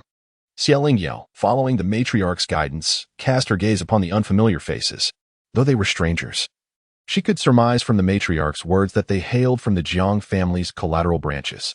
While they may not dwell in the capital, they nonetheless held substantial influence in their own domains. Introduced by Mrs. Zhou, Lingyao exchanged pleasantries with each of them. Initially, they harbored some prejudice against her background, but upon witnessing her striking beauty and impeccable manners, they extended their courtesy to the future lady of the marquis. The matriarch glanced at the mother and daughter pair, Shenwanchu and her daughter, who stood like sculptures beside Mrs. Zhou, feeling quite vexed. She had always prioritized social standing, and her acceptance of Lingyao was a reluctant concession, prompted by the girl's remarkable qualities and Jiang Shiqi's fondness for her. However, the Shen duo seemed oblivious to the social nuances of the occasion. Those present in the hall were all prominent figures within the Jiang family, and yet, this pair, which in being merely a cousin of Mrs. Zhou, hardly constituted a legitimate connection to the Jiang clan. They ought to have discreetly withdrawn from the gathering, yet they remained, provoking questions about their status. The matriarch signaled Mrs. Zhou, who then hurriedly ushered the two out. Having been close since childhood, Mrs. Zhou had momentarily forgotten that her ties to the Shun family did not extend to the matriarch or the marquis's household. As Shun Wanchu exited, she involuntarily cast a lingering glance at the poised Lingyao, feeling a deep resentment. Her cousin, a figure akin to a celestial being, was truly to wed. If only she had been born a few years earlier, why should Lingyao have the privilege that she could not? Lingyao caught a glimpse of Shen Wanchu's still slight figure and suppressed the surge of anger within her. The young were often unable to conceal their emotions, and Lingyao did not miss the glimmer of jealousy in Shen's eyes. The imperial favor was indeed to be displayed before all, and as the banquet approached, the royal gifts finally arrived. The matriarch, adorned with her title, received not only gifts from the empress, but also from the empress dowager, the opulence of which underscored the royal family's esteem for the Jiang clan, eliciting envy from all present. The matriarch was radiant, overwhelmed with joy. After the afternoon banquet, Lingyao had anticipated returning to the Wutong residence to rest, but the matriarch had arranged for her to accompany several young ladies from the Jiang family in engaging conversation with the visiting relatives. During this time, Fei Yun rushed in to see Lingyao, only to be spotted by Jiang Yufei, who promptly inquired, "Is the young master seeking to convey something?" Fei Yun smiled and replied, "The young master instructed me to check if Miss Xie has partaken of any wine." As Fei Yun's words faded, laughter erupted throughout the hall, leaving Lingyao too embarrassed to lift her head. They all claimed that Jiang Shiqi was both cold and warm-hearted, considerate of others, yet Lingyao face was flushed with embarrassment. How could that be considered caring? It was merely a fear that she might create a scene due to intoxication. After enduring until the end of the banquet, as the guests began to depart and the Jiang family members went to see them off, Lingyao, with weary steps, prepared to return to Wutong courtyard for a much-needed rest. However, Jiang Yufei pulled her aside. "Dear Yao Yao, do not forget the promise you made to me today." "I have not forgotten. I will ask for you tomorrow," Lingyao replied. "That won't do," Jiang Yufei pleaded. "Just tonight, please?" Lingyao widened her eyes in disbelief. "Is it really urgent at this moment? I heard that many people are pouring drinks for Big Brother tonight. If he becomes intoxicated and forgets all about today, how will we gather information?" With a resigned smile, Lingyao countered, "If he is already drunk, what could I possibly ask?" Jiang Yufei hurriedly explained. "I inquired with Zhang Mao. Big Brother has a good tolerance for alcohol, though he may be a bit unsteady on his feet. He is not completely drunk yet. I fear that if he sleeps, he might forget everything. Please, Yao Yao, I beg you." Lingyao pondered for a moment. What if Jiang Shiqi was already drunk? If he were to act foolishly? Recalling how he had previously brought up her own drunken antics, Lingyao instantly felt invigorated. Her steps became lighter, and her back no longer ached. "Fine, I shall go." The moonlight was exceptionally beautiful that night, spilling silvery beams across the horizon. While it may not illuminate the world brightly, it at least allowed one to discern shadows in the darkness, preventing one from stumbling. Accompanying Xie Lingyao was Huaxia. But due to her loose tongue and the personal nature of the matter concerning Jiang Yufei, Xie Lingyao dared not take her to Haohong Pavilion. She concocted a casual excuse to send her back to Wudong Courtyard first. As before, upon arriving at Haohong Pavilion, Xie Lingyao was warmly invited inside. Surveying her surroundings, she noticed that renovations were underway throughout the pavilion, with even the plants in the courtyard being uprooted. Fei Yun, having received the news, hurried out to greet her. "Miss Xie, the young master has just finished bathing and headed towards the study. I do not know his exact whereabouts at this moment. Please wait a moment while I send someone to find him." Jiang Shiqi did not appreciate having others attend to him closely, and though he was within the pavilion, Fei Yun could not ascertain whether he had truly entered the study or was merely passing through that direction. "No need. I shall seek him myself." Is that convenient?" she asked. If he were to be inebriated and sprawled on the floor, it would be unfortunate if she were not the first to discover him, rendering her efforts futile. Yet, was Jiang Shiqi truly that diligent? Even inebriated, he still sought the study. Fei Yun's face brightened with delight. "Of course, it's convenient. As Zhang Mao requested, we should allow them some privacy." Fei Yun handed Xie Lingyao a delicate glass lantern. "Miss Xie, please watch your step to avoid tripping on any rubble or weeds." Taking the lantern, Xie Lingyao casually inquired, "Is Haohong Pavilion undergoing renovations?" Fei Yun winked at her, naturally. "It is in preparation for the new mistress's arrival." Xie Lingyao took a deep breath, somewhat startled by the commotion instigated by the Jiang family. She made her way towards the study, her gaze fervently scanning the ground, eagerly anticipating the sight of Jiang Shiqi sprawled in a disheveled manner. However, to her disappointment, she found no trace of him as she approached the study. Upon reaching the door of Jiang Shiqi's study, she knocked gently but received no response. She pushed the door, only to find it locked from the outside, indicating that he was not within. The vast expanse of the hall was sparsely attended, lending an air of desolation. Xie Lingyao, no longer a mere girl in her teens, was not afraid of the dark, but did not particularly favor it either. Retracting her hand, she stepped back into the corridor, preparing to retreat when she noticed a reclining chair placed in the gazebo outside the study. Jiang Shiqi had propped one long leg against the armrest, resting his head on one hand, seemingly lost in slumber or perhaps merely feigning it. Xie Lingyao found his behavior peculiar. It was rather odd to choose the outdoors for rest when a bed awaited him inside. She carried the lantern around to stand before Jiang Shiqi, observing his tightly shut eyes. Gently, she nudged his arm. "Jiang Shiqi, are you drunk or asleep?" In a daze, Jiang Shiqi opened his eyes, his gaze landing on Xie Lingyao, who stood before him, illuminated by the soft glow of the lantern. The gentle moonlight enveloped her from head to toe, and the night breeze tousled her hair, reminiscent of a celestial maiden descending to the mortal realm. He gazed at her, momentarily entranced, unable to discern whether he was ensnared in a dream or confronting reality, whether it belonged to a past life or the present. "Ah yeah, you have come." Chapter 60. The truth of the past. Xie Lingyao felt a shiver run through her body. Io, such a distant appellation. The two had once shared an intimate moment, albeit fleeting, yet Xie Lingyao had cherished every fragment of that time for a decade. Back then, he called her Io. She referred to him as her husband. Xie Lingyao placed the glass lantern in the gap of the pavilion's railing, almost forcefully pressing it against Jiang Shiqi's chest. "Awaken and rise. I have matters to discuss with you." Jiang Shiqi's gaze shifted momentarily, his mind gradually returning to clarity. He had consumed a fair amount of alcohol, though not thoroughly intoxicated. His thoughts were far from lucid. With considerable effort, he propped himself up, pinching his brow, his voice low and somber. "The night air is chilly, and your attire is scant. I shall have Fei Yun fetch you a cloak." The scent of alcohol lingered heavily with each breath he took, and Xie Lingyao rarely witnessed him in such a state of discomfort. "No need. I am not cold in the slightest. But truly, how much have you drunk?" Jiang Shiqi could not recall the exact quantity he had consumed, only that they had incessantly toasted to his impending nuptials, and he had not wished to decline any of the offered drinks, downing them one after another. "Not much. Please, speak of your matter." After a moment's hesitation, Xie Lingyao continued, "I have come to inquire about someone. Among those who drank with you today, who is the gentleman clad in a crescent white robe, adorned with a silver hairpin?" Seeing Jiang Shiqi merely gaze at her in silence, Xie Lingyao waved her hand before his eyes. "Are you truly intoxicated or merely pretending?" Jiang Shiqi seized her hand, pulling Lingyao onto his lap, one hand gripping her waist firmly, while the other lightly rested on the nape of her neck. His expression and tone exuding an air of danger. Lingyao, we are to be wed in half a month. Do you not think it rather excessive to come seeking information about another man at this hour?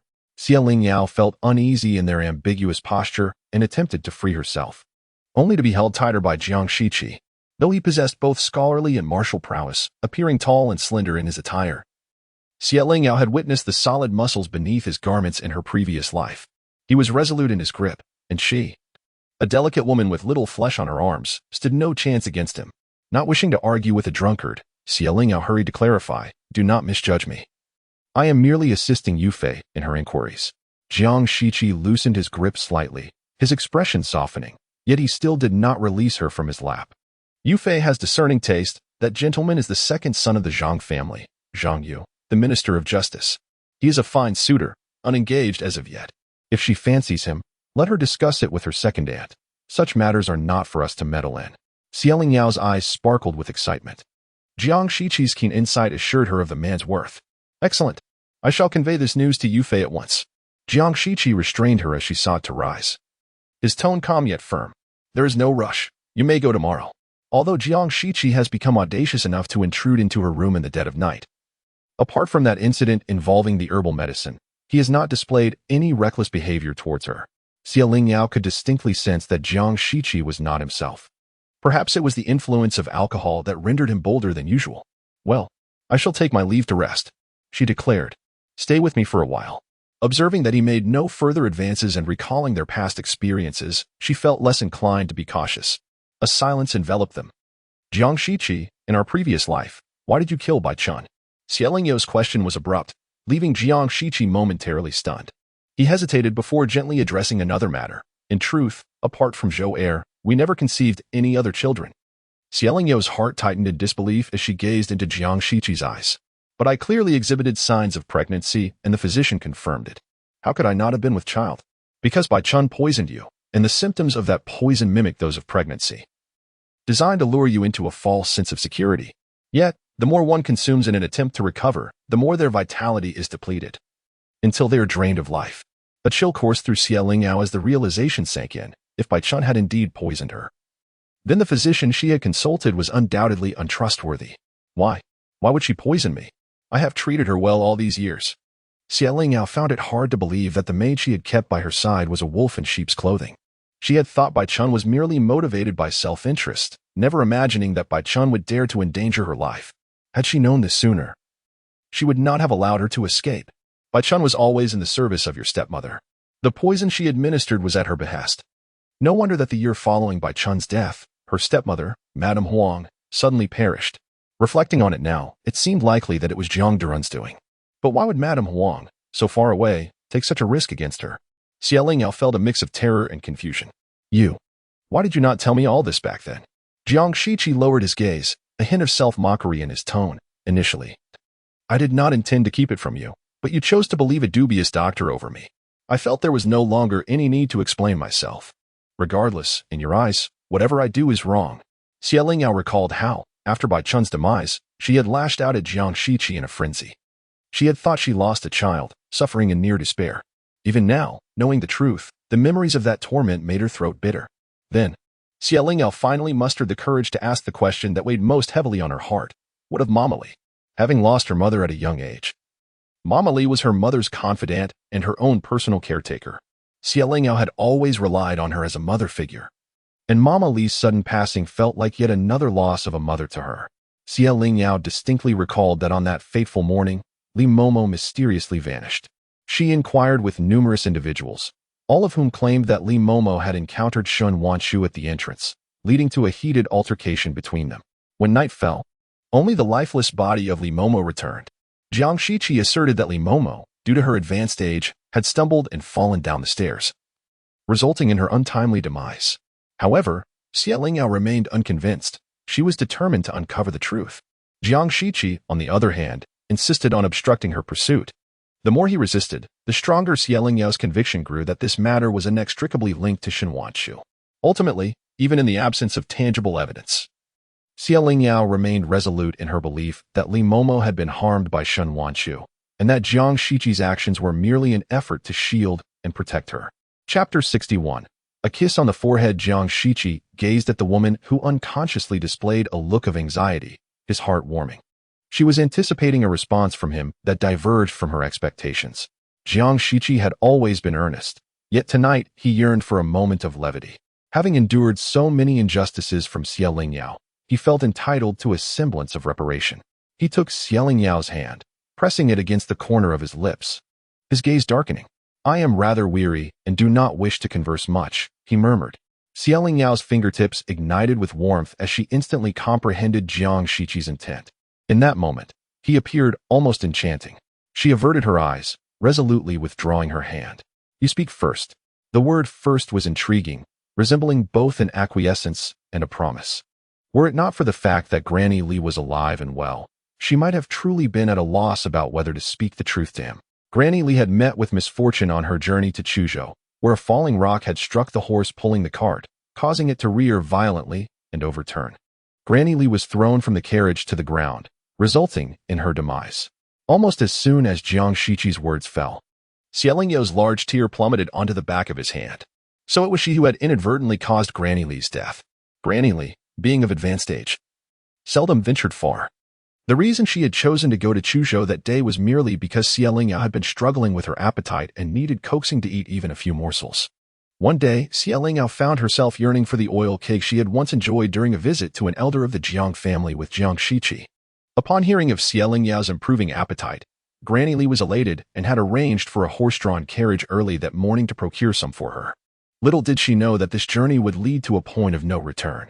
Jiang Shiqi understood the significance of Granny Li in Lingyao's life. If she were to discover that Granny Li's death was a consequence of her actions, the burden would be unbearable. He would rather have Lingyao harbor resentment than live each day engulfed in guilt. Hatred is preferable. It compels one to wish ill upon others rather than oneself. Initially, Jiang Shiqi pondered whether, upon learning the truth, Lingyao would cease to despise him. But upon witnessing her tears, he realized that his well-intentioned concealment had not provided her with solace or reassurance. Her suffering was genuine. Her despair was palpable. Her sense of abandonment was real. For all these years, his neglect of Lingyao had been equally authentic. In this moment, Jiang Shiqi recalled the day she had drunkenly pointed at him, articulating her hatred with a deliberate cadence. She had every right to despise him. From her perspective, she had been forced into marriage with a man she did not love. A man who had caused her to lose her loyal confidant and the caretaker who had served her for half her life. Moreover, he had led her to the loss of a child. "I'm sorry." The two spoke in unison, uttering the same 3 words. They both understood the reasons behind their apologies. Jiang Shiqi was unsettled by Lingyao's tears, and with a firm grip, he turned her to face him, gently wiping away the tears from the corner of her eyes with his fingertip. Lingyao appeared fragile and delicate, yet she harbored a tenacious spirit within her. Despite having quarreled with him countless times in a previous life, she never allowed herself to weep easily. It seemed that shedding even a single tear would diminish her resolve. It turned out that Lingyao's tears were abundant, and Jiang Shiqi could hardly wipe them all away. He mused that perhaps he was indeed quite intoxicated. With a hazy mind, Jiang Shiqi realized that he had kissed the corner of Lingyao's eye, leaving the person in his embrace too frightened to cry or move any longer. What was there to fear? Jiang Shiqi found it somewhat amusing.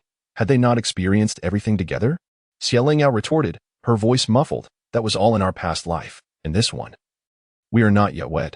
Jiang Shiqi rubbed his increasingly heavy forehead and buried his face in the crook of Lingyao's neck. His hot breath, laden with the strong scent of alcohol, made her shiver involuntarily. "Jiang Shiqi, you are drunk. Please let me go. I shall find someone to help you back to your room. Come and assist me." Lingyao firmly declined. "No, we are not married yet. How could I enter your chamber? Then accompany me to the study to fetch something." "Very well, but you must release me quickly." Lingyao found herself perched atop Jiang Shiqi, the position too intimate, causing her great embarrassment at the thought of being seen. After a considerable time, Jiang Shiqi finally loosened his hold, and Lingyao hastily stood up. She impatiently helped Jiang Shiqi to his feet. "What could be so important that we must retrieve it now?" Jiang Shiqi, with a mischievous intent, leaned a portion of his weight against her. After much effort, they managed to reach the study, where Lingyao unceremoniously deposited him into a chair and lit several candles to illuminate the room. Upon turning around, She found Jiang Shiqi reclining against the chair's back, his strikingly handsome face lowered, eyes closed, seemingly asleep. Observing Jiang Shiqi in such a state stirred a complex array of emotions within Lingyao. The misunderstandings between them could not simply dissolve into love. A decade of disputes and estrangement had drained their marital affection, and even though they could potentially start anew, Lingyao instinctively felt trepidation. The Jiang family, a prestigious lineage, intimidated her greatly. The heart that once beat fervently for love now found it challenging to stir with passion for anyone. Pull open the second cabinet on the left. Jiang Shiqi suddenly spoke, startling Lingyao to the point where she nearly dropped the candle she held. She set the candle down and, following his instructions, retrieved a slender box from within. Here, may we return now? Jiang Shiqi lifted his eyelids, took the box from her, and opened it to reveal a translucent jade hairpin. Its lustrous quality unmistakably exquisite. Jiang Shiqi swayed slightly as he stood, moved behind Lingyao, and delicately inserted the hairpin into her dark tresses. Lingyao stared in astonishment at his actions. Is this, for me? I am not yet proficient in crafting intricate designs, perhaps in the future. I shall create something more elaborate for you. With wide eyes, Lingyao gingerly reached up to touch the jade hairpin nestled within her hair. Is this your handiwork? Jiang Shiqi's gentle gaze fell upon Lingyao's astonished countenance, a smile tugging at the corners of his lips. Do you like it? Lingyao held the jade hairpin, her thoughts in disarray, and did not respond to Jiang Shiqi. Stepping closer, Jiang Shiqi delicately lifted a strand of her hair to his nose. Lingyao found herself trapped between the desk behind her and the tall figure of Jiang Shiqi before her, caught in a dilemma. Do you like it? This time. Lingyao hastily nodded, exclaiming, I do like it. After retrieving the hairpin from her fingers and reinserting it into her hair, Jiang Shiqi lifted her entirely into his embrace. That's good. I must return to Wudong residence. If I linger too long, the matron will grow anxious. Jiang Shiqi paid no heed to Lingyao's words, greedily savoring the warmth and softness of her form. Jiang Shiqi, are you even listening to me? The response came in the form of his tightening embrace. Lingyao, ensnared by Jiang Shiqi, stood rigidly, reluctantly succumbing to his embrace. Yet, the audacious Jiang Shiqi grew increasingly greedy. A mere hug could hardly satisfy a man who had suppressed his desires for so long. In an unexpected move, Jiang Shiqi lifted Lingyao effortlessly and placed her upon the desk. I'm sorry. Lingyao was taken aback by those words, sensing their danger. After all, the last time Jiang Shiqi had taken medicine. Fearful, she widened her eyes, watching as Jiang Shiqi drew closer, her body taut yet immobilized by his hold. The warmth at her forehead was brief, as Jiang Shiqi retreated. Let us go. I'll see you out. Jiang Shiqi restrained himself as he turned to open the study door, the cool breeze clearing his mind slightly. Upon returning to Wudong residence, after washing up and lying on her bed, Lingyao retrieved the jade hairpin Jiang Shiqi had given her, lost in thought. She mused that tonight was destined to be a sleepless night. Chapter 62. Shen Wanchu's visit. Lingyao spent a restless night, tossing and turning. The following day, after being urged by Mama Li 2 or 3 times, she reluctantly extricated herself from the warmth of her bed, just as she finished her morning grooming, and was about to pick up her porcelain chopsticks. Huanxia entered to report that Miss Shen had come to see her. Lingyao narrowed her phoenix eyes slightly, a flicker of coldness passing through, making Mama Li shiver involuntarily. Please have her sit in the hall. I will join her after breakfast, she instructed. Once Huanxia complied and left, Mama Li served Lingyao a bowl of fresh shrimp congee, hesitating slightly as she asked, Does Miss Ning not care for that young lady from the Shen family? Lingyao looked up and smiled brightly at her, her gaze imbued with deep affection. Mama, you should simply focus on eating well and sleeping well. Do not trouble yourself over such trifles on my account. Mama Li shook her head and chuckled. Though I know Miss Ning has grown increasingly independent and no longer needs this old woman to worry for you, I am accustomed to fretting and cannot simply abandon my concern. Lingyao pressed her lips together and smiled in return. If you cannot help but worry about me, then let it be for a lifetime. Do not ever set me aside. She quickly lowered her head to sip her congee, concealing the blush that crept to her eyes. This woman had devoted her entire life's energy and spirit to her care, even more so than to her own 2 sons. In her previous life, when Mama Li passed away suddenly, her sons had traveled from afar, silently carrying their mother's body away without a backward glance. Lingyao understood their resentment toward her. I ought to worry for both you and your mother for all my days, Mama Li said with a hearty laugh, adding 2 plump crystal dumplings to Lingyao's bowl. Eat quickly, there are guests awaiting outside. Xie Lingyao leisurely swallowed the dumplings, rinsed her mouth, washed her hands, and then gracefully stepped into the hall. Shen Wanchu turned upon hearing the sound, and despite having met Xie Lingyao before, she was momentarily dazzled by her exquisite beauty. Suppressing her jealousy, Shen Wanchu rose to greet her with a lively and radiant smile, calling out sweetly, "Sister Xie." Xie Lingyao took her seat without displaying any extra warmth in response to Shen Wanchu's enthusiasm. In her previous life, when Shen Wanchu entered the household at the age of 16, she had also called out Sister Xie repeatedly, though she ought to have referred to Xie Lingyao as sister-in-law. Now, at just 14, Shen Wanchu was slender and youthful, her innocent demeanor capable of deceiving many, yet Xie Lingyao was not among those easily fooled. Noticing Xie Lingyao's somewhat indifferent attitude, Shen Wanchu's irritation grew. If it were not for her aunt's words that Xie Lingyao was favored by her cousin, she would not have willingly come to endure such slight. "Miss Shen, do you seek me for a particular matter?" Xie Lingyao's voice bore a hint of languor, which caused Shen Wanchu's heart to leap. She wondered if it was merely her imagination, but she detected a trace of coldness in Xie Lingyao's tone. "In no pressing matters," Shen Wanchu stammered. "I merely wished to visit after seeing Sister Xie yesterday in the hall, feeling a strong affinity with you. I hope to converse a while. But I have come at an inconvenient time. Have I intruded?" Xie Lingyao offered a faint smile, patiently curious to see what trick she could conjure. Yet, as she listened, it became evident that all she spoke of were mere recollections from the past. For instance, when Zhou spoke incessantly of how Jiang Shiqi had praised Shen Wanchu, she took note of Jiang Shiqi's compliment and clung to it. Or when Zhou presented a delicate silk fan as a New Year's gift to the Shen family, her belief that it was a special gift from Jiang Shiqi for her was due to Shen Wanchu having mentioned it in his presence. Shen Wanchu's aim was to subtly showcase her closeness with Jiang Shiqi, but her youthful naivete betrayed her intentions.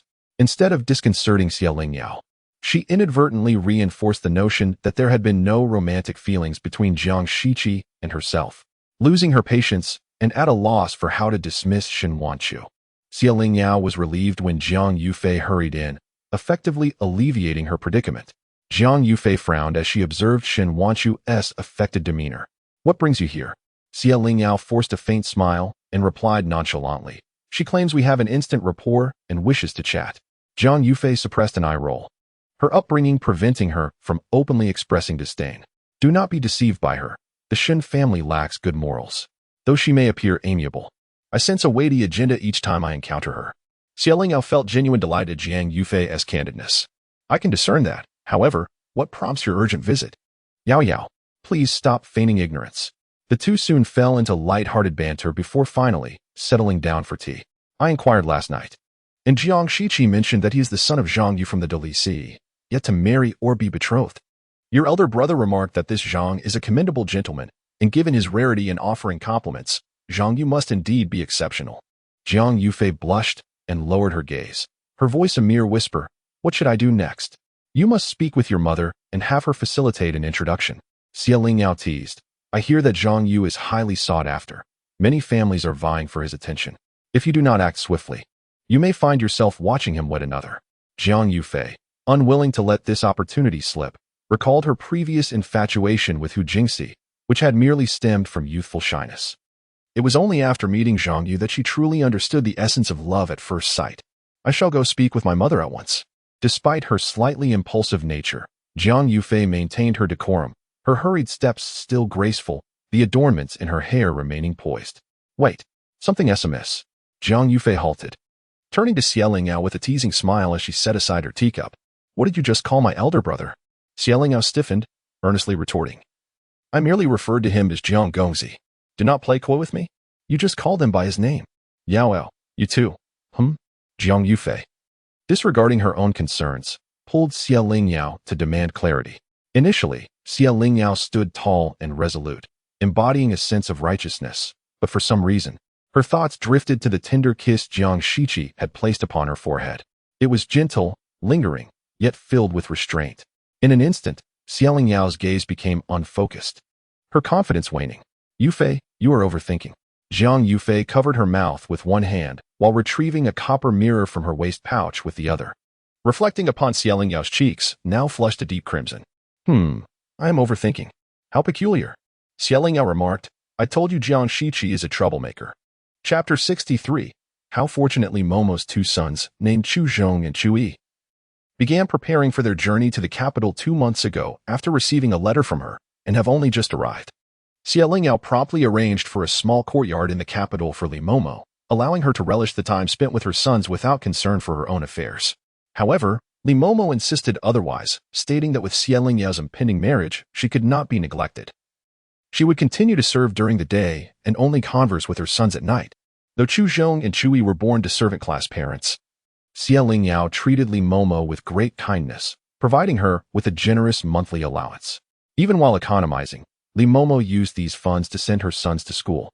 Although their status as servants barred them from participating in the imperial examinations, her intent in educating them was not for the purpose of gaining titles, but rather to ensure they could read and understand propriety. It was due to this decision that Lingyao promptly resolved to have the brothers learn to manage the shop, as she would eventually acquire numerous properties, necessitating trustworthy individuals to oversee them. After settling Li Momo and her family in the morning, Lingyao visited the Su residence in the afternoon. Upon seeing her, Madame Su expressed a mix of comfort and reluctance, ultimately conceding to Jiang Shiqi. Lingyao pressed her lips together, simply acknowledging, "It must be fate." "My dear, Jiang Shiqi visited me before," Madame Su continued. On that day, he delivered a formal greeting, leaving me both astonished and perplexed, yet I agreed to meet with him. He stood respectfully at the lower end, sincerely stating, "I wish to marry Miss Xie. Not for the Xie family's favor, but for my own sake." Madame Su was taken aback, inquiring, "Do you truly have feelings for my daughter, or do you have ulterior motives?"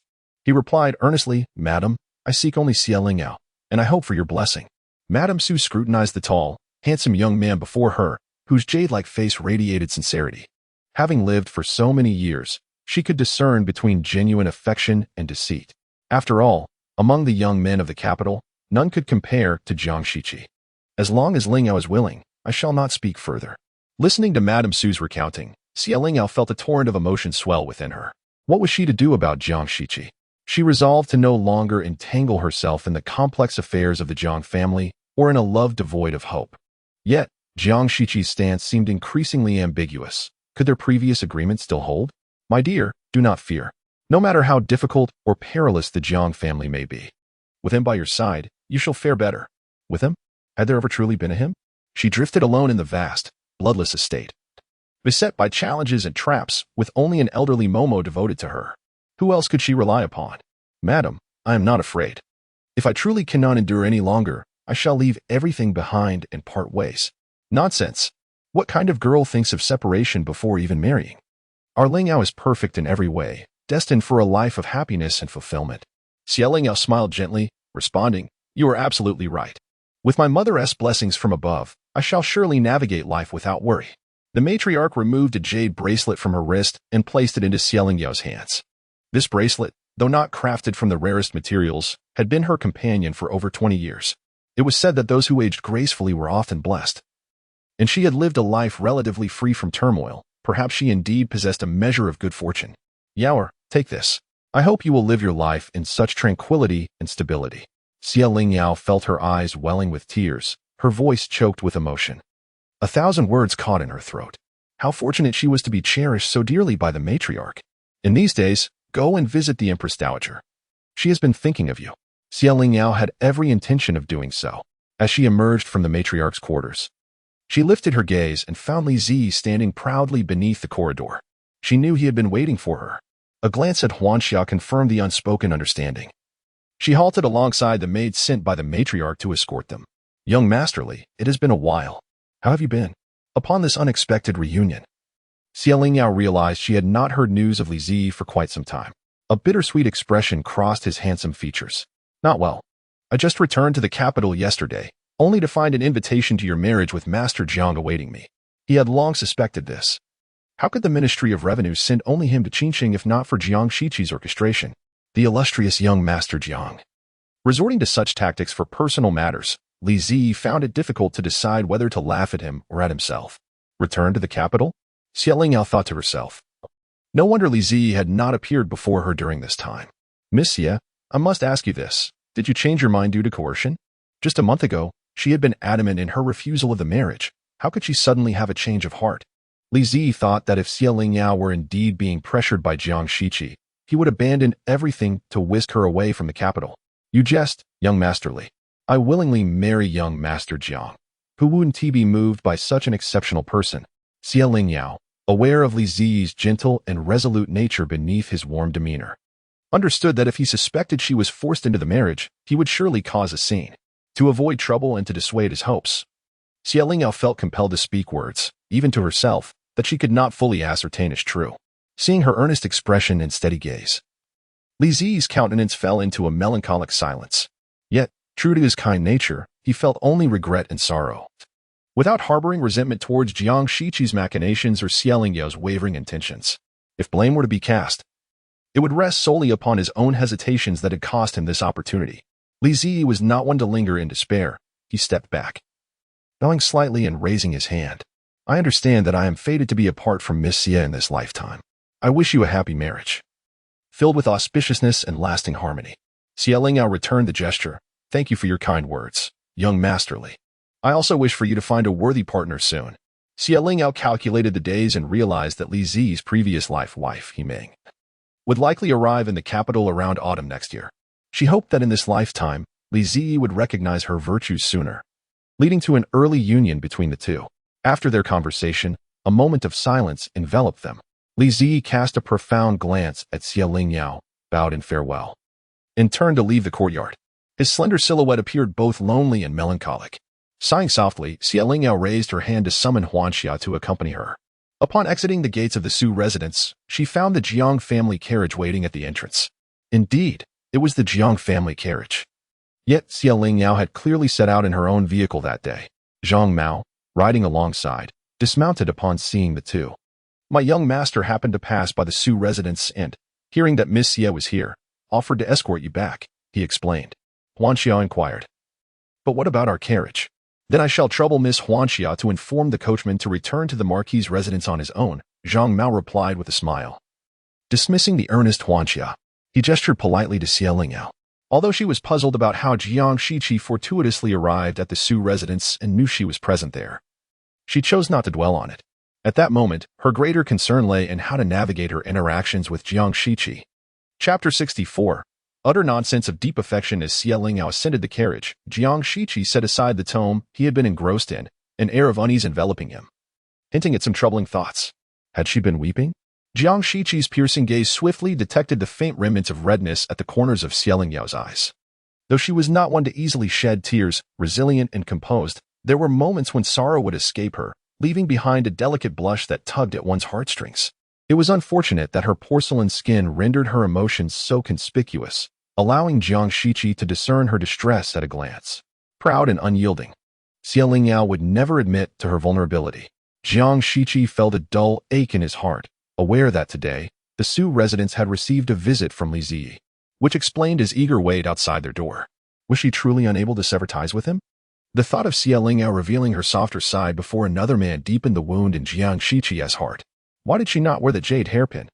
Suppressing his discomfort, he searched her dark tresses, only to withdraw his gaze in disappointment. Xie Lingyao brushed her hair aside and succinctly replied, "It does not complement my attire." Jiang Shiqi fell silent. He understood her vanity well. She believed that jewelry and clothing must harmonize perfectly, often causing him to wait over an hour for her to prepare for significant occasions they were to attend together. Hence, her assertion had a ring of truth.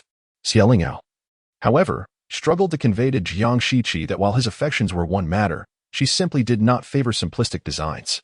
Today, Shenwanchu sought me out. No need to meet her. I shall expel both her and her daughter from the estate directly. In his past life, when Jiang Shiqi investigated Xie Lingyao's alleged wrongdoing towards Shenwanchu, he had acted without hesitation, ordering her to be poisoned in front of the Zhou matriarch, leading to her agonizing demise after 3 days of torment in the dungeons. That vile woman received her just deserts, and Jiang Shiqi believed he had avenged Xie Lingyao. In this life, he vowed to protect her, ensuring that Shenwanchu would find no opportunity to harm her. Should Shenwanchu dare to engage in her previous schemes within the Jiang household, he could not guarantee how he might respond. Did he still fear her? Xie Lingyao, have you forgotten who was responsible for your demise in your past life? Though Shenwanchu harbors ill intentions, her methods are hardly sophisticated. If you expended half the energy arguing with me to confront her, you would not find yourself ensnared by her machinations. Jiang Shiqi rubbed his temples, contemplating the extreme measure of delivering a lethal dose of poison to Shenwanchu. even if she had yet to commit any transgressions in this life. She professes her boundless affection for you, cloaked in the guise of concern, while your mother adores her, wishing she could have birthed her herself. What can I say? The more I speak, the more trouble I invite upon myself. Lingyao words were lethal, yet untraceable. Boundless affection? Jiang Shiqi lowered his eyelids slightly, casting a sidelong glance at Lingyao, as if mocking her naivete. Jiang Shiqi scoffed. Do you think Shenwanchu has remained unmarried at the age of 24 for no reason? Lingyao tilted her head in confusion. Isn't it because she refuses to marry anyone but you?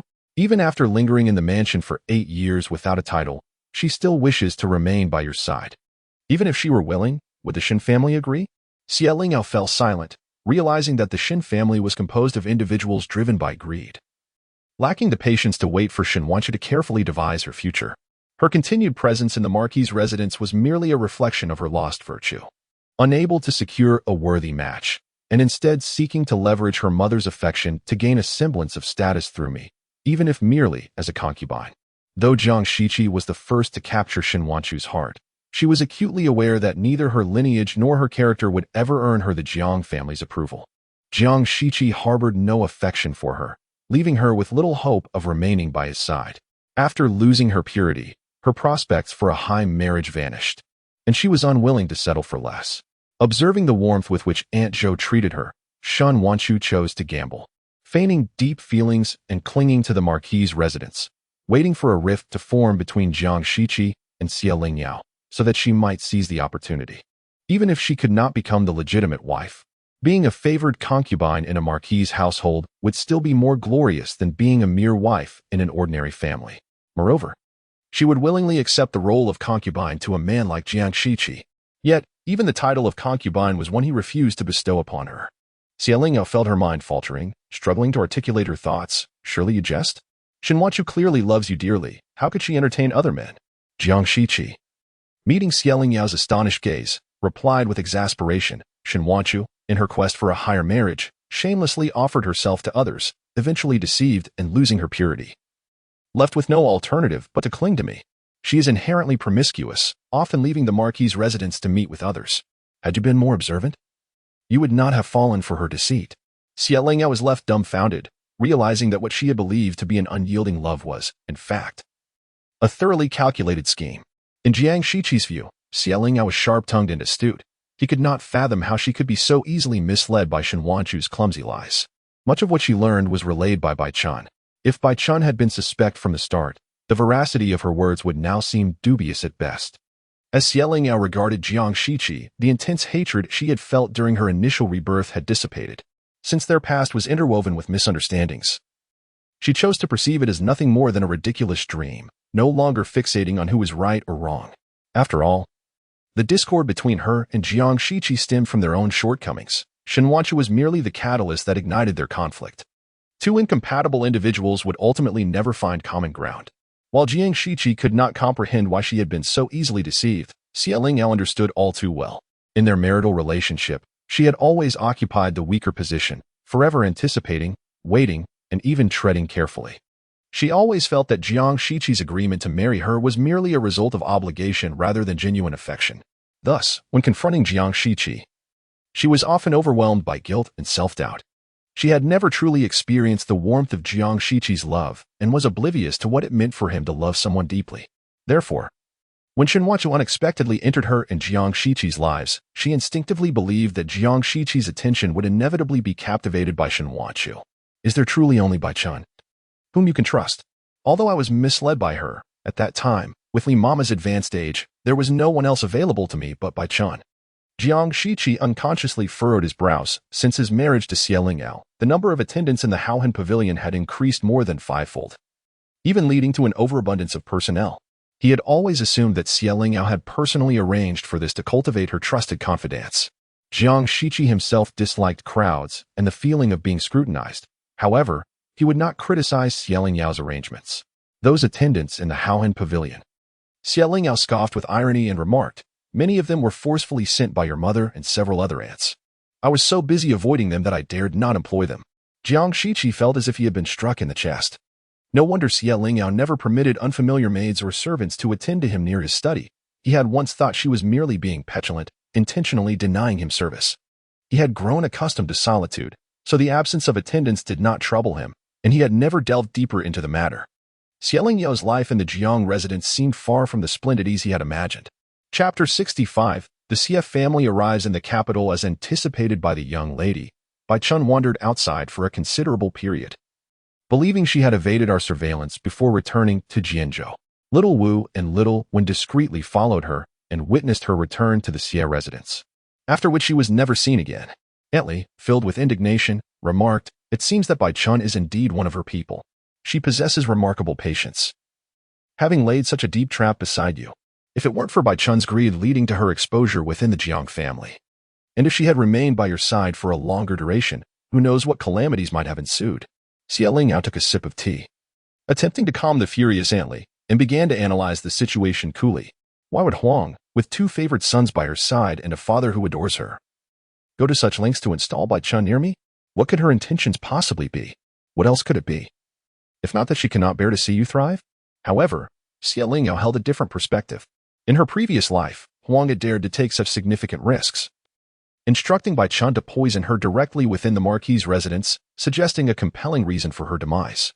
But what could that reason be? Lingyao pondered what path she had blocked for Huang. Her father and mother shared a tenuous bond. In the second year after her mother's passing, he married Huang. Over the years, due to Lingyao's engagement to Jiang Shiqi, her father had treated her relatively well. Though they were not close, he provided for her abundantly. Fearing she might suffer some misfortune that would mar her beauty, the only asset she had to ascend the Jiang family. Yet, deep down, his true affections lay solely with the two sons he had with Huang. Within the CF family, the only thing worth contending for was their vast estate, which Lingyao had never coveted. Given her father's evident favoritism, it was unlikely she would ever inherit it. The CF family comprised 3 children, apart from her. The other 2 emerged from Huang's womb. Regardless of whom her father intended to bequeath the family business, what significance did it hold for Huang?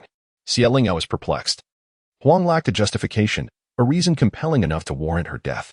Meanwhile, a luxurious ship departing from Jianzhou was swiftly making its way to the capital. On board were none other than the 4 members of the CF family, arriving to attend the wedding banquet. Chen lounged on a soft cushion, dozing off. Huang glanced at him several times, yet the words she wished to voice remained unspoken. "Speak your mind." Chen opened his eyes, glaring at her with irritation. "Your gaze is practically boring a hole through me."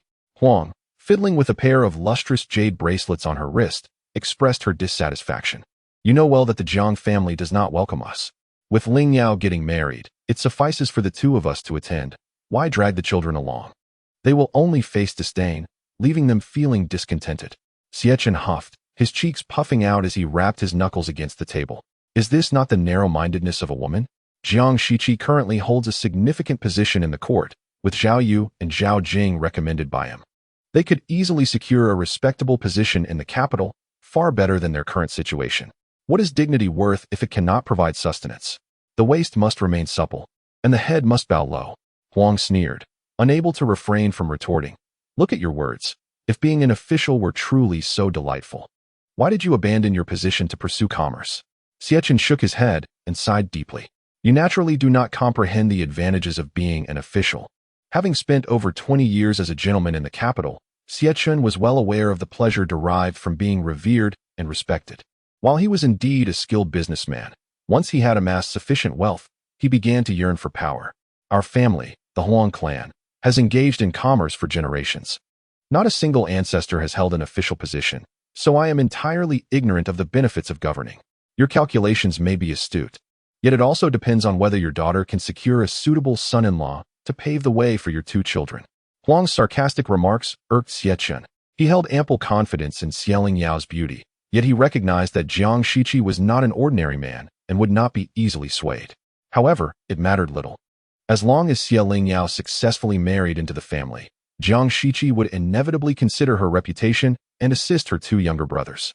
Another day passed, and they finally arrived in the capital. As the boat gradually approached the dock, Chen stretched lazily and was the first to exit the cabin. From a distance, he saw that only Lingyao and a couple of familiar servants had come to greet him, which instantly dampened his spirits. It was evident that Jiang Shiqi truly did not hold her in high regard. Here he was, the future father-in-law, journeying a great distance to attend their wedding banquet. and Jiang Shiqi could not even be bothered to accompany Lingyao to welcome him. With such thoughts, Xie Chen's expression fell immediately. Seeing this, Huang felt a surge of delight. Xie Zhaoyu and Xie Zhaojing followed suit, and from afar, they also spotted Lingyao. "Miss, I believe I see the master." Huan Xiao rubbed her eyes in confusion. Lingyao, holding a list to verify the fabrics, paused at the sound.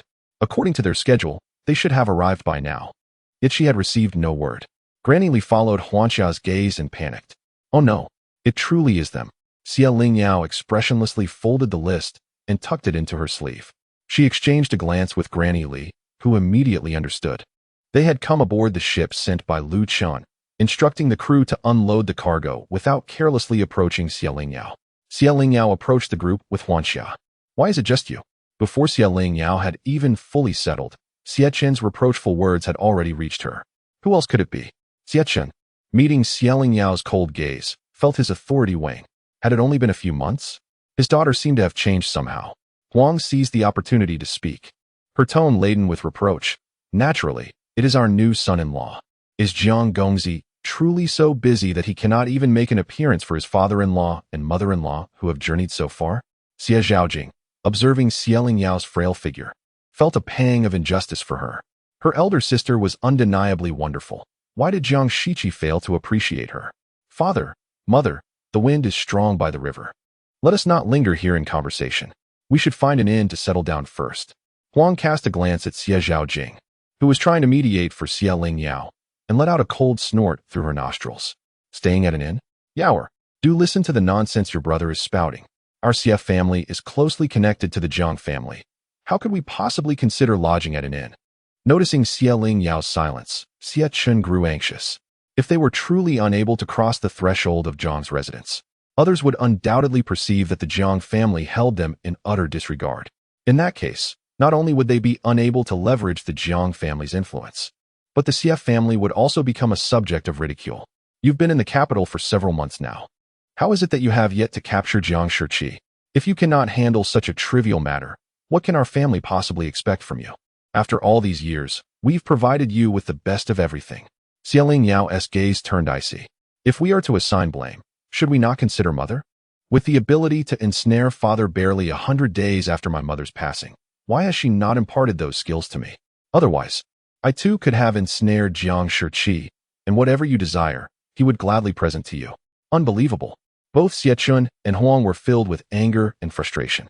With so many passers-by around, they were mindful of their reputation and could not retaliate against Lingyao. Xie Zhaoyu, dissatisfied, strode over to Huang and raised his chin to regard Lingyao. "Eldest sister, your lack of decorum is becoming increasingly apparent. Such insolence towards your elders, coupled with your eccentric temperament, it is no wonder the Jiang family looks down upon you. Yao, why did you not wait for me and arrive here alone?" The members of the Xie family turned at the sound of his voice, only to behold an exceedingly distinguished young gentleman approaching with measured steps. The man exuded an imposing aura, his attendants maintaining a serious and dignified demeanor, causing passers-by to hastily step aside. His unreadable gaze fell upon Jiang Zhaoyu, clearly having overheard his remarks. Xie Zhaoyu's heart skipped a beat, anxiety washing over him as he looked pleadingly at his father. Xie Chen, filled with both joy and trepidation, hurriedly stepped forward and respectfully addressed young Master Jiang. Chapter 66. The considerate Jiang Shiqi bypassed the obsequious Xie Chen and approached Lingyao, shielding her with a protective stance that concealed most of her figure. Gentle and graceful, Lingyao was indeed a treasure, and Jiang was fortunate to have her as his wife. The entire Jiang family held her in high esteem. Never had they looked down upon her. Jiang Shiqi, now a seasoned statesman who had navigated the treacherous political waters for over a decade, exhibited no discernible change in tone or expression, yet emanated an unsettling aura that sent shivers down one's spine. Xie Chen, initially taken aback, soon felt a surge of joy. Jiang Shiqi's aloof demeanor, coupled with such overt protection of Lingyao, undoubtedly indicated a degree of concern for her well-being. Yes, the child is young and speaks without decorum. I implore you, Master Jiang, to overlook it. Xie Chen mercilessly struck his son Xie Zhaoyu, still oblivious to the situation, and chastised at such a tender age. "How dare you utter such nonsense? Hurry and apologize to your elder sister." Madame Huang instinctively sought to defend her son. Yet upon witnessing Jiang Shiqi's formidable presence, she ultimately refrained from interjecting, allowing Xie Zhaoyu to be forcibly bowed towards Xie Lingyao in apology. Elder sister, I was in the wrong. Please forgive me and do not hold this against me. Xie Zhaoyu, seething with resentment, reluctantly lowered his head in submission. Accustomed to fighting her battles alone, Xie Lingyao found solace in Jiang Shiqi's unwavering support. And she could not help but observe the unfolding scene with a sense of detached amusement. Xie Chen cherished his youngest son like an eye jewel. Xie Zhaoyu, having been spoiled since childhood, was brazen enough to speak disrespectfully to her, a transgression that had occurred countless times. Yet Xie Chen, instead of reprimanding him, consistently blamed Xie Lingyao for her lack of tolerance and understanding. Now, due to Jiang Shiqi's mere words, Xie Chen's demeanor shifted from his usual amiable self to one of sternness, compelling his son to apologize. Xie Lingyao found the situation both ironic and laughable. Increasingly disgusted by Xie Chen's hypocritical nature, how could her grandfather, a paragon of virtue, have fathered such a sycophantic and ungrateful son? Truly, the finest bamboo gives rise to the worst shoots. If you acknowledge your wrongdoing, you must accept the consequences. You have disregarded your father's meticulous teachings, and tonight, you shall kneel before his chamber for an entire night to reflect on your actions. Xie Lingyao's smile was warm and affectionate. Yet her words were as harsh as steel. That is unacceptable. Zhaoyu's health is delicate. How could he endure a night exposed to the cold dew? Madame Huang's voice was sharp, unwilling to subject her precious son to such hardship. Furthermore, on what grounds did Xie Lingyao impose such a punishment?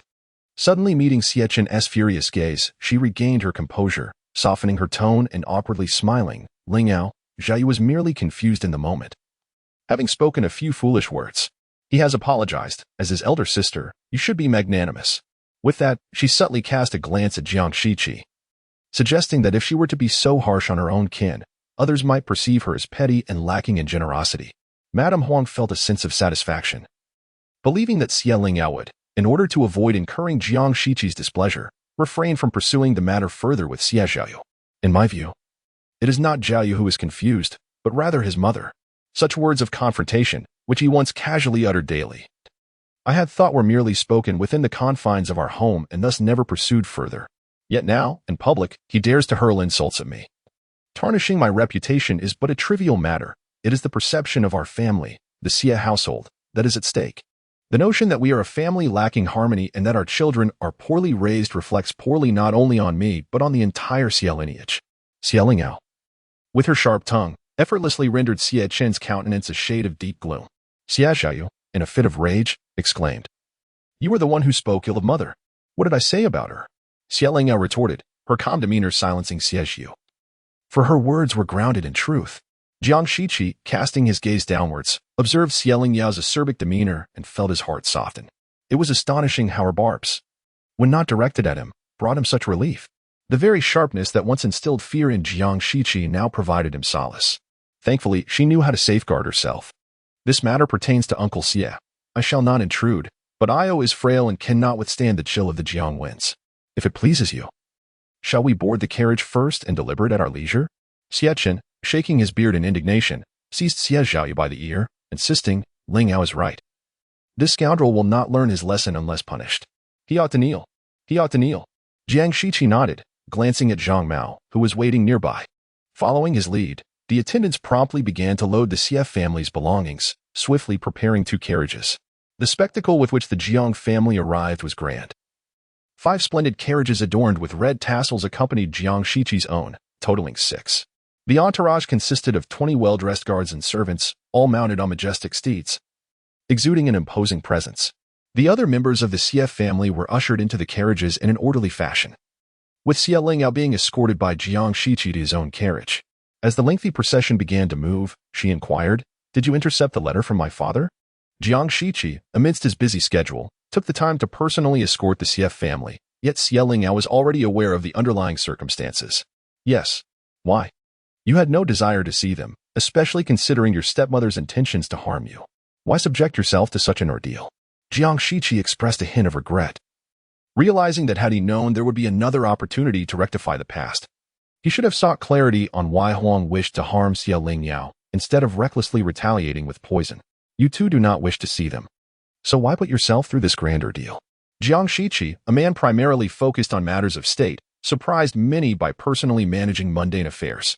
My attitude towards the CF family reflects the Jiang family's stance towards you. While I remain indifferent to others' opinions of me, I do not wish for anyone to perceive the Jiang family as dismissive of you. Xie Lingyao opened her mouth to speak, ultimately managing to utter, "Then you are rather considerate." A smile tugged at Jiang Shiqi's lips. He vowed to be even more considerate in the future. Huang had resided in Jianzhou since her youth, always believing that the CF family was exceedingly affluent. Although she had heard tales of the grandeur and splendor of the capital, it felt distant and unattainable. She thought that all treasures in the world were akin to this. The high-ranking officials and aristocrats of the capital, no matter how extravagant, could not surpass the CF family by much. However, upon entering the Jiang residence, she became acutely aware of her own naivety. The expansive estate emanated opulence at every turn. Each step she took inundating her with a fresh wave of astonishment. Compared to the grand manner of the Xie residence was hardly worthy of being considered a mere annex. When she first encountered Jiang Shiqi, she was emboldened by ignorance, daring to engage in banter with Xie Lingyao in his presence. Yet now, standing before Jiang Shiqi, she feared her legs might give way. The servants of the were well-trained and busily attended to their tasks with remarkable efficiency. Upon seeing Jiang Shiqi and Xie Lingyao, they bowed respectfully, addressing them as young master and Miss Xie. Following Jiang Shiqi, Xie felt for the first time that he could hold his head high in the capital. Observing the servant's demeanor towards Xie Lingyao, he finally exhaled in relief. It appeared that his daughter possessed considerable ability, having not only captured Jiang Shiqi's attention but also earned a commendable reputation within the Jiang household. Thus, the Xie family's return to the capital seemed imminent. Chapter 67. An aunt not seen for many years. Although Xie Lingyao currently resides in the Jiang residence, the matriarch insists that the customary wedding rituals must not be neglected. Failing to do so would not only lack exuberance but also fail to demonstrate the Jiang family's esteem for Xie Lingyao. Over the past few days, the matriarch has come to a resolution. Since marrying Xie Lingyao is a foregone conclusion, it would be best to hold a grand wedding banquet, thereby earning the Jiang family a reputation for gratitude and recognition. Moreover, it is they who eagerly sought to wed her, and thus, it would be unjust to slight her in any way. Consequently, the plan was devised to settle Xie Lingyao in a villa located to the west of Jiang City a day prior to the wedding. While the wedding procession would meander along Jinhua Avenue, returning to the Ho residence in a display of grandeur and elegance. However, Jiang Shiqi opposed this idea, as did the Su family, who learned of such arrangements through Xie. They openly criticized the Jiang family for prioritizing their own ostentation, accusing them of being unfair to the bride by relegating her to a villa. The Su family proposed to host her temporarily, insisting that the wedding procession should commence from their home instead. The matriarch of the Ho residence rejected this notion, asserting that the Su family has no blood ties to the Xie family, and thus, the granddaughter-in-law of the Jiang family should not be wed from the Su household. Caught in a dilemma where offending either family would be unwise, the CF family chose to remain silent, resembling quails in their retreat. With merely 3 days remaining until the wedding, preparations were in full swing, yet this matter lingered unresolved until the empress intervened decisively, dispatching word that Xie Lingyao would marry directly from the palace. Such an extraordinary honor left not only others astonished, but also left Xie Lingyao herself in a state of bewilderment. The Jiang family, taken aback, collectively gasped, bracing themselves for a wedding that would surpass even royal ceremonies in its splendor and exuberance, marking the most extravagant celebration in the capital in nearly a decade. In the days leading up to the event, every corner of the Jiang residence was adorned with crimson silk, creating a festive and jubilant atmosphere. Everyone within the estate wore smiles of celebration. Xie Lingyao gazed at her wedding dress, which had been prominently displayed by Granny Li, her heart a whirlwind of emotions. She traced her fingers over the uneven embroidery, each stitch a product of her own labor, infused with the purest aspirations of her youth. Regrettably, she felt remorse towards her former self. The marriage she had once yearned for had devolved into chaos. "How beautiful!" exclaimed Zhang Yufei, who, upon learning that Xie Lingyao was to enter the palace the following morning, hurried over after breakfast. Upon entering, she found Xie Lingyao lost in thought, staring at her wedding dress. Zhang Yufei set down the wooden box she carried and naturally draped her arm over Xie Lingyao's shoulder, leaning her head against her. "Yao Yao, do not be afraid. All women must marry. Although my elder brother may seem cold, he possesses a good heart and will not allow you to suffer." Xie Lingyao felt no fear, merely a sense of confusion. Her heart wavered. What should she do? "Yao Yao, did you embroider this wedding dress yourself?" With a hint of melancholy in her voice, Xie Lingyao murmured, "Yes, I did it myself." Jiang Yufei lifted her head to observe Xie Lingyao's delicate profile. "You must have once harbored hopes of marrying my elder brother." Jiang Yufei understood that Xie Lingyao was not particularly fond of needlework. Yet she had willingly embroidered her wedding gown stitch by stitch, which indicated her initial joy regarding the marriage. However, the reasons behind Xie Lingyao's subsequent and resolute decision to withdraw from the engagement remained a mystery. A fleeting bitter smile crossed Xie Lingyao's face as she deliberately changed the topic, turning to point at the small wooden box on the table. "What delightful treasures have you brought me?" Jiang Yufei opened the box and extracted a ceramic doll, whose round and charming visage was quite endearing. Xie Lingyao immediately recognized it as a replica of one she had crafted herself. The doll's attire was identical to what she wore on the day she first played in the snow at the Jiang residence, down to the exquisitely crafted deerskin boots. "That day was indeed our first time playing together, yet I felt as if I had known you in a past life." Experiencing an immediate sense of intimacy upon our first meeting, Xie Lingyao cradled the porcelain doll in her hands, unable to part with it. "Perhaps we truly were friends in our previous lives." Observing Xie Lingyao's genuine fondness for the trinket, Jiang Yufei cheerfully suggested, "When you have the time, you should bring a portrait of your elder brother to the shop and have a ceramic doll made in his likeness. Placing the two dolls together would be quite delightful." Aware of Xie Lingyao's busy schedule, Jiang Yufei did not linger long. After exchanging playful banter, she departed. Knowing that Xie Lingyao would soon be a member of the Jiang family, Mama Li and Huanxia busily packed items for the palace, while Xie Lingyao sat by the window, lost in thought. Before long, a message arrived, announcing a visitor at the door with the surname Su. Xie Lingyao nearly dropped the porcelain doll, hurrying to the entrance. Her mother, too, bore the surname Su. As she approached the door, she beheld a woman with gentle features, who, upon seeing Xie Lingyao, was instantly brought to tears. Lingyao. The sensation of shared blood was remarkable. Even though Xie Lingyao had not seen her aunt in many years and her visage had grown hazy in her memory, she recognized her at once. "Aunt." Xie Lingyao nearly threw herself into her embrace. Suyun gazed at her niece, who bore a striking resemblance to her unfortunate sister, and could not help but weep. The two embraced, shedding tears for quite some time before calming their emotions. Once inside, Xie Lingyao personally served tea to Suyun, her voice still carrying the remnants of her tears. "Aunt, what brings you here?" Suyun accepted the tea, lovingly surveying her vibrant and enchanting niece, unable to suppress her smile. "What is this? Do you not wish for your aunt to visit?" "No, how could I? I am simply overwhelmed with joy. I had received no prior news of your arrival. I should have come to fetch you." Moreover, in her previous life, her aunt had not attended her wedding in the capital. "I, too, had no inkling of your impending marriage. It was your future husband who specifically sent someone to bring me to the capital." Suyun chuckled as she spoke. "Initially, I thought they were deceivers. Fortunately, they presented this token, and I have not yet become so muddled in my old age as to forget that you had long ago been betrothed to the Jiang family. Otherwise, I would not have dared to accompany them." Xie Lingyao's heart raced for a moment. Could it be Jiang Shiqi? It was commendable that he still remembered her previous life's repeated longing to meet her aunt. "Regardless, your presence means that there will be no regrets for Yao Dao on this occasion of her marriage." Suyun affectionately patted Xie Lingyao's hand, exhaling a long sigh.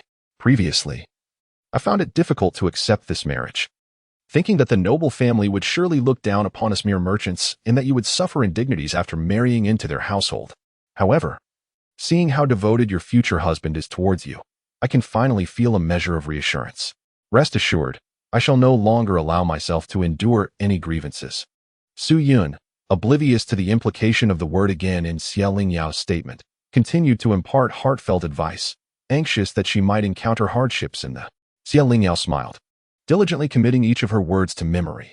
Although many of the truths had been learned through her own experiences of suffering, she still yearned to hear her aunt's motherly admonishments. Yet, in a moment of realization, Xie Lingyao noticed that Xie Zhaojing bore a striking resemblance to her aunt. Chapter 68. The wedding night, Xie Lingyao had spent a day in the palace, yet she found no moment of respite. The Empress Dowager had increasingly taken a liking to her, and with the palace having long been devoid of joyous occasions, she yearned to partake in the festivities. Thus, she instructed the palace maids to make elaborate preparations. Although Xie Lingyao's bridal attire and phoenix crown were already meticulously arranged, the Empress Dowager remained unsatisfied and summoned numerous court ladies from the imperial household department to enhance her ensemble further. Before dawn the following day, the maids tasked with her grooming roused her from slumber. From bathing to dressing, every step was intricate and laborious, leaving Xie Lingyao in a state of distress. Possessing a beauty that was unparalleled, the maids, having seldom encountered such an exquisite figure, devoted themselves to selecting the most suitable adornments for her. As fatigue weighed heavily upon her, she struggled to keep her eyes open, only to suddenly awaken as the commotion outside grew louder. Gazing into the bronze mirror, she beheld a woman with enchanting features, skin fair as snow, her figure resplendent in the dazzling bridal attire. A sense of disorientation washed over her as she finally grasped the reality that she was to marry Jiang Shiqi once again. She had thought that upon reaching this day, her heart would remain untroubled, yet the joyous words of the matchmaker echoed in her ears, and as she looked around, vibrant red silks adorned every corner. Perhaps it was the festive atmosphere that ignited a warmth within her heart. As the auspicious hour arrived, Xie Lingyao was supported by the matchmaker and surrounded by a throng of palace maids and ladies as she approached Jiang Shiqi, who was similarly attired in wedding robes. Through the delicate veil, she caught a glimpse of his imposing silhouette. With steady strides, he advanced towards her, taking her hand from the matchmaker and placing it within his warm grasp. With the other hand, he boldly wrapped his arm around her slender waist, guiding her with utmost care and affection towards the bridal sedan. Under the enthusiastic proclamations of the matriarch, nearly everyone knew that Jiang Shiqi's marriage to Xie Lingyao stemmed from the Jiang family's desire to repay a debt of gratitude. However, many still harbored doubts regarding Jiang Shiqi's genuine willingness to wed a merchant's daughter. Yet today, the usually aloof and proud Lord Jiang appeared softened, his gaze tender, a smile gracing his lips, filled with an unmistakable sense of admiration. In that moment, many could not help but sigh inwardly. For it is often said that even the mightiest of heroes find it difficult to resist the allure of a beauty. Only a remarkable beauty like Xie Lingyao could stir the heartstrings of the composed and unflappable Jiang Shiqi.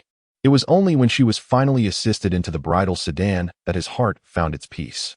At the moment she settled onto the cushioned seat, she noticed a delicately tied oil paper package bound with slender red silk ribbons.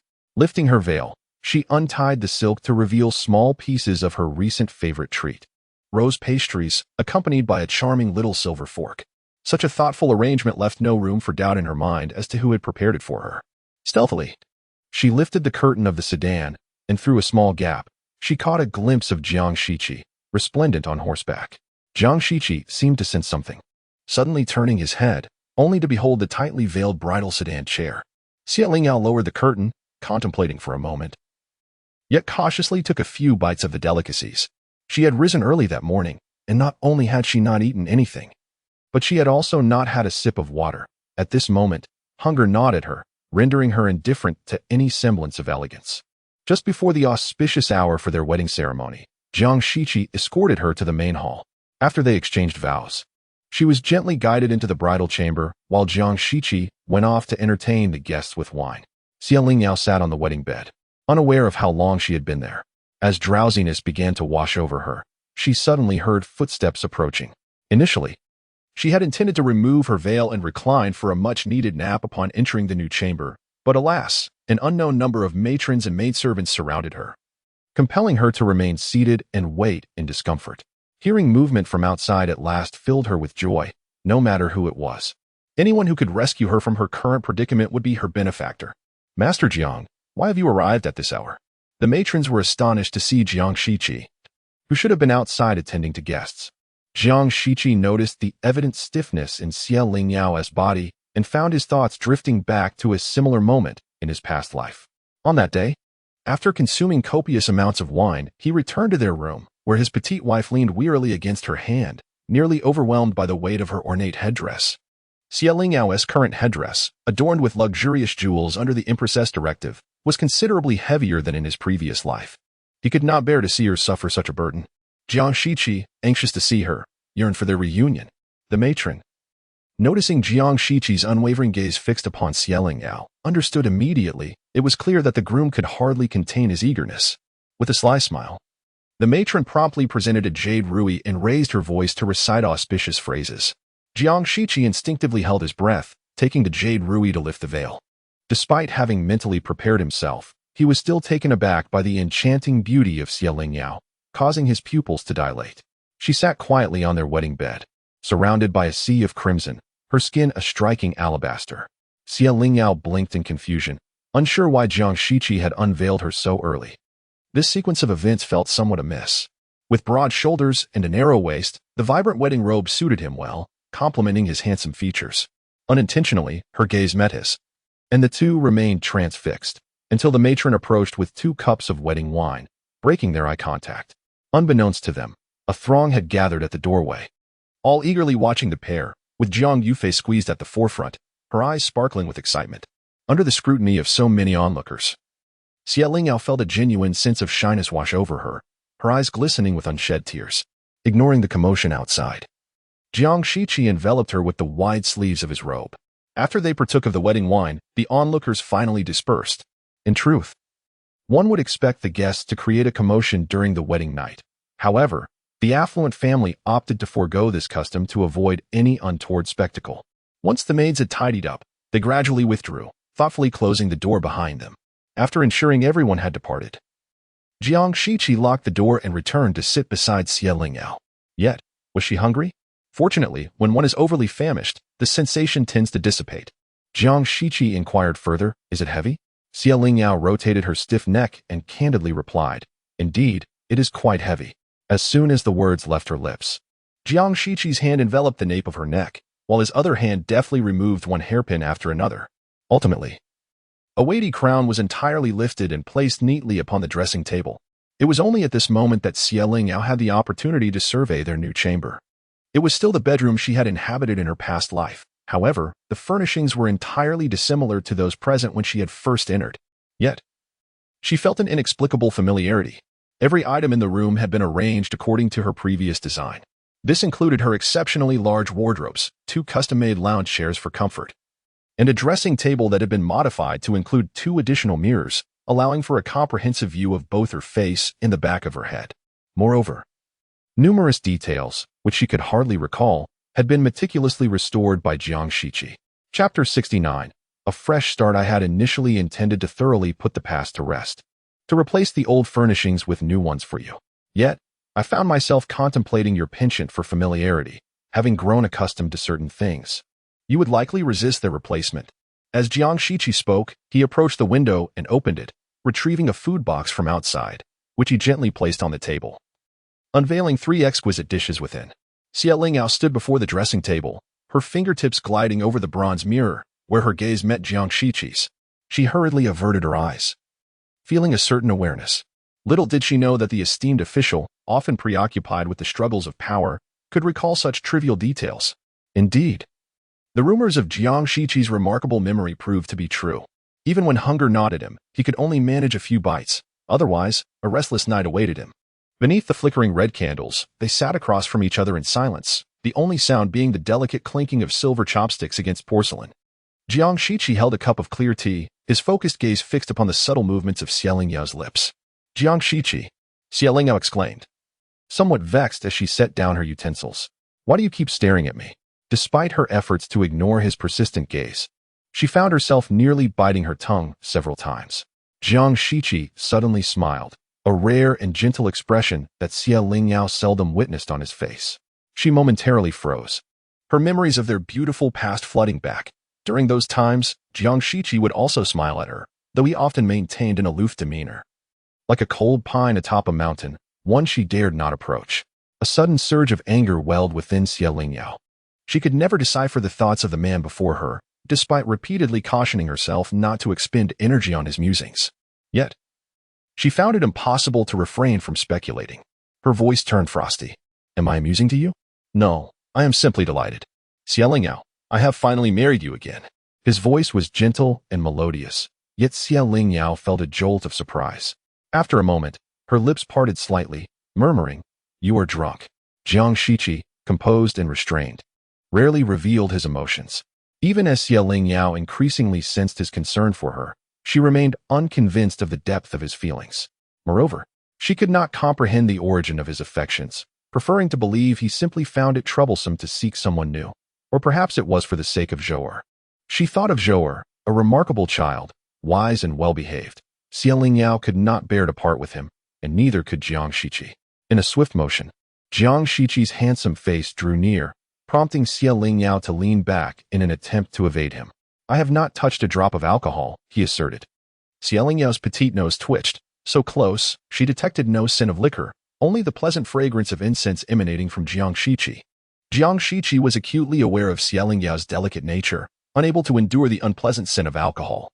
On the day of the matriarch's banquet, he had conspired with those troublesome colleagues and friends to postpone their nuptial festivities. Otherwise, how could he have extricated himself early to return to their quarters? Lingyao, striving to evade the breath he exhaled near her neck, turned her head and questioned, "How can you speak nonsense without having drunk?" Jiang Shiqi recognized her penchant for feigning ignorance, yet today he could not indulge her whims. "Every word I utter is heartfelt. I am genuinely delighted to be your husband in this lifetime once again." Lingyao, somewhat flustered, withdrew, her beautiful visage still marked with astonishment. She had never encountered such an unfamiliar Jiang Shiqi. "Though I cannot fathom why you have inexplicably developed feelings for me in this life. I must clarify." Jiang Shiqi's voice was deep and hoarse as he advanced, cornering her against the dressing table. "At times, I truly question whether you possess a heart." With no avenue for escape, Lingyao found her slender waist pressed against the vanity. Her only recourse to raise her hands in a frantic attempt to fend off Jiang Shiqi's approach. Yet he seized one of her wrists, compelling her to gaze into the depths of his sorrowful black eyes. "From the beginning, whether in this life or the previous, my heart has always belonged to you. Even if our marital bond becomes tenuous, my devotion remains unwavering." Lingyao gasped, realizing Jiang Shiqi had never truly cherished her. His heart was evidently devoted to the court, granting her little of his precious time. At times, she felt less like his wife and more like a mere diversion, something he toyed with when he had the leisure, leaving her to endure the long, solitary nights alone. Loneliness and desolation were her most enduring companions. Lingyao believed that genuine affection naturally manifested through companionship and sacrifice. Yet she had never received such sentiments from Jiang Shiqi. "If you truly cared for me, how could you bear to relinquish my child to the matriarch for her upbringing?"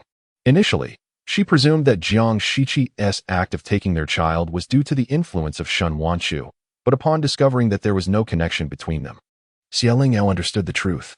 Jiang Shiqi likely believed, deep down, that a merchant's daughter raised by a stepmother was unworthy of the responsibility of nurturing the heir to a marquisate. With a sudden sigh, Jiang Shiqi's tone grew somber. "At that time, you guarded our child day and night, never leaving her side, unwilling to close your eyes. I was unaware of your misunderstanding regarding my relationship with Shen Wanchu. I only heard from the physician that your health was fragile, and if you did not recuperate well after childbirth, it could shorten your life. Thus, I entrusted our child to my grandmother for several years, intending to spend more time with you to restore our marital bond and grant you a measure of respite." Regrettably, Lingyao had not appreciated his intentions then, growing increasingly distant instead. "In hindsight, it was I who took the liberty of separating you from our child during precious moments, and for that, I apologize." Jiang Shiqi, prided himself on his ability to perceive the depths of human hearts, yet ultimately, he only succeeded in pushing his beloved further away through his own cunning. Lingyao bit her lip, pondering whether it truly was so. "Lingyao, shall we start anew?" Jiang Shiqi said, his grip on her tightening with a hint of anxiety, as if fearing she might abandon him once more.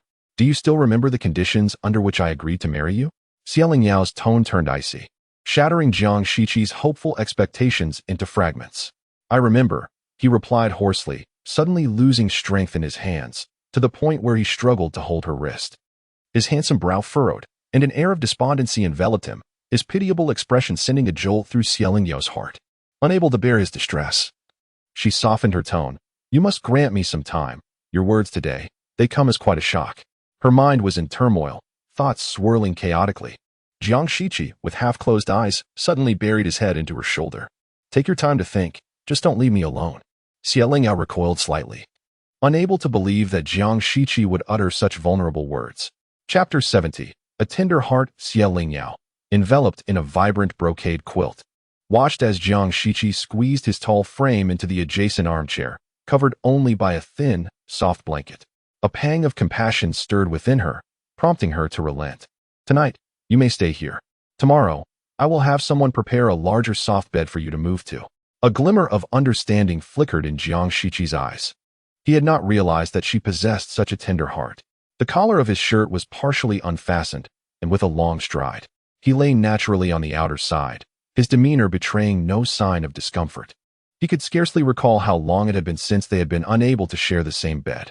Now, lying beside her, inhaling her unique fragrance, and feeling her warmth radiate towards him, he felt a profound sense of contentment, even if her heart remained elusive. Exhausted from the day's toils, Lingyao had anticipated that Jiang Shiqi's presence would keep her awake. Yet, before long, her consciousness began to fade, and within mere moments, her breathing steadied, and she drifted into a deep slumber. Jiang Shiqi turned to face her, extending his hand but refraining from touching her. Fearing that he might awaken her and be unceremoniously banished from the bed, he gently curled a strand of her dark hair around his finger and, unable to resist, placed a soft kiss on the tip before surrendering to sleep.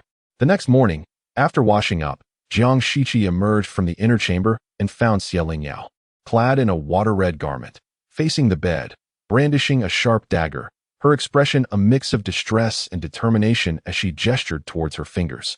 Alarmed, Jiang Shiqi hurried to her side, deftly retrieving the dagger from her grasp with a flick of his finger.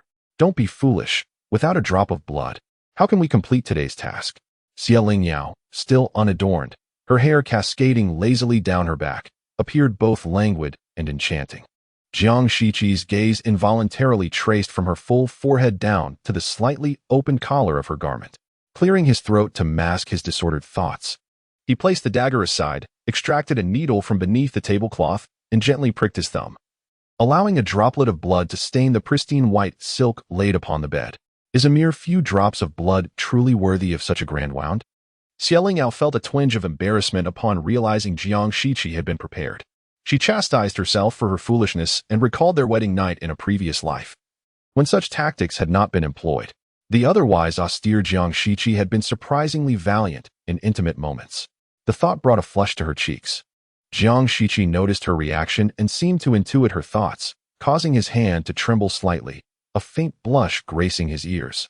They rose early, and after Lingyao took her time to prepare, they made their way to the hall to pay respects to their elders. Despite their early arrival, the hall was already filled with guests.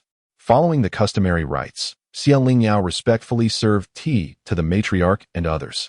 The matriarch, glancing at the silk handkerchief brought by the maid, sipped her tea with satisfaction, sensing that the arrival of her great-grandson was imminent. Although Zhou had little affection for Lingyao, she could not afford to reveal even the slightest disdain in front of so many witnesses. She removed a jade bracelet from her wrist and, feigning concern, offered a few perfunctory words of advice. "You, although newly married, must not neglect your duties. The emperor holds you in high regard, and you must remain diligent." The matriarch feared that Jiang Shiqi, in the bliss of his recent nuptials, might be so entranced by romantic affairs that he would lose his focus under Lingyao influence. "Rest assured, grandmother, I am well aware of my responsibilities," he replied. Zhou lowered her voice, attempting to sound more serious. "Your awareness alone is insufficient." Lingyao understood that Zhou was referring to her, yet without direct mention. She pretended not to comprehend. Just as Zhou's aversion to Xia was palpable, the matriarch's disdain for Zhou was equally evident. Thus, she refrained from engaging in the conversation. The other family members, too, were reluctant to provoke Lingyao in Jiang Shiqi's presence, resulting in an uncomfortable silence. Zhou, feeling awkward, sipped her tea, meeting Jiang Shiqi's eyes, which held a warning, and ultimately fell silent. The matriarch, aware that Lingyao and Jiang Shiqi would soon be heading to the palace to pay their respects to the Empress Dowager, did not detain them further. She even personally ordered a carriage to be prepared for their journey. Once the couple departed, Gu, who had always been at odds with Zhou, seized the opportunity to gloat. "Elder sister-in-law, with such a splendid daughter-in-law, why do you appear so displeased? I see that Shiqi is quite taken with her." Zhou, her expression neutral, replied, "Third sister-in-law, I was not the only one who insisted on bringing Lingyao into the family. Now that she has arrived, you seem to look down upon her. What do you mean by that? I am merely praising her." Gu retorted. The matriarch surveyed her discontented daughters-in-law and raised her voice slightly, speaking sternly. "Now that Xia has entered our family, she is one of us. You must refrain from speaking ill of her. You may all be young ladies of high birth, but what standing do you have before the Empress Dowager? She has hardly set foot in the palace." The women lowered their heads, silenced by the matriarch's words. She was correct. Lingyao, with the Empress Dowager's support and Jiang Shiqi's protection, was not someone they could easily manipulate. While lineage was significant, the favor of the sovereign was paramount.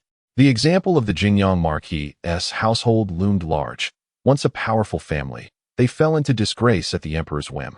The once proud young lady, Yao Linlin, had vanished without a trace. Moreover, the matriarch's attitude revealed that even she seemed to harbor fewer prejudices against Lingyao. This left Gu feeling somewhat unsettled. Why did all the good fortune in the world seem to favor Jiang Shiqi? When Lingyao and Jiang Shiqi arrived at the Empress Dowager's palace, they both knelt before her to express their gratitude. The Empress Dowager, pleased by their handsome appearance as a couple, waved her hand and generously bestowed upon them numerous gifts. Entering the palace empty-handed, Lingyao returned home laden with treasures.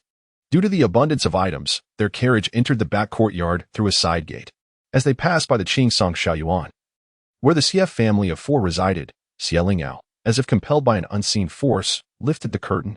To her astonishment, she witnessed Huang striking Xie Zhaojing across the face with a resounding slap, in full view of the numerous servants coming and going.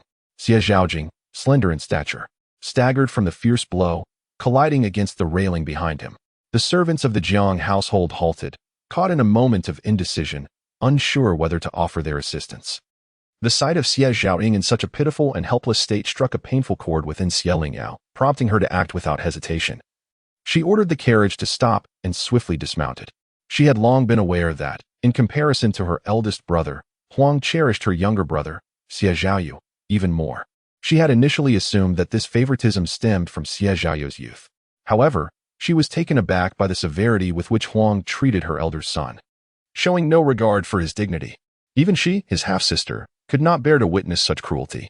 Jiang Shiqi, upon witnessing the scene, rose and followed closely behind. Chapter 71. Having a little brother-in-law is quite nice. Lingyao approached and noticed that Mrs. Huang still intended to strike. She grasped her hand and forcefully pulled it back. Questioning angrily, "What are you doing, mother?"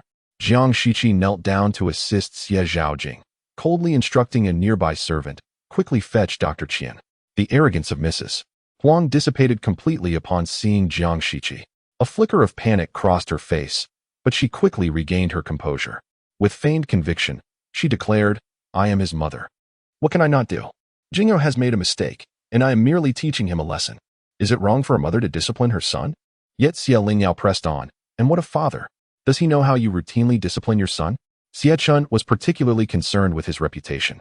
If he were to learn that Mrs. Huang struck their son before so many witnesses, he would surely be enraged.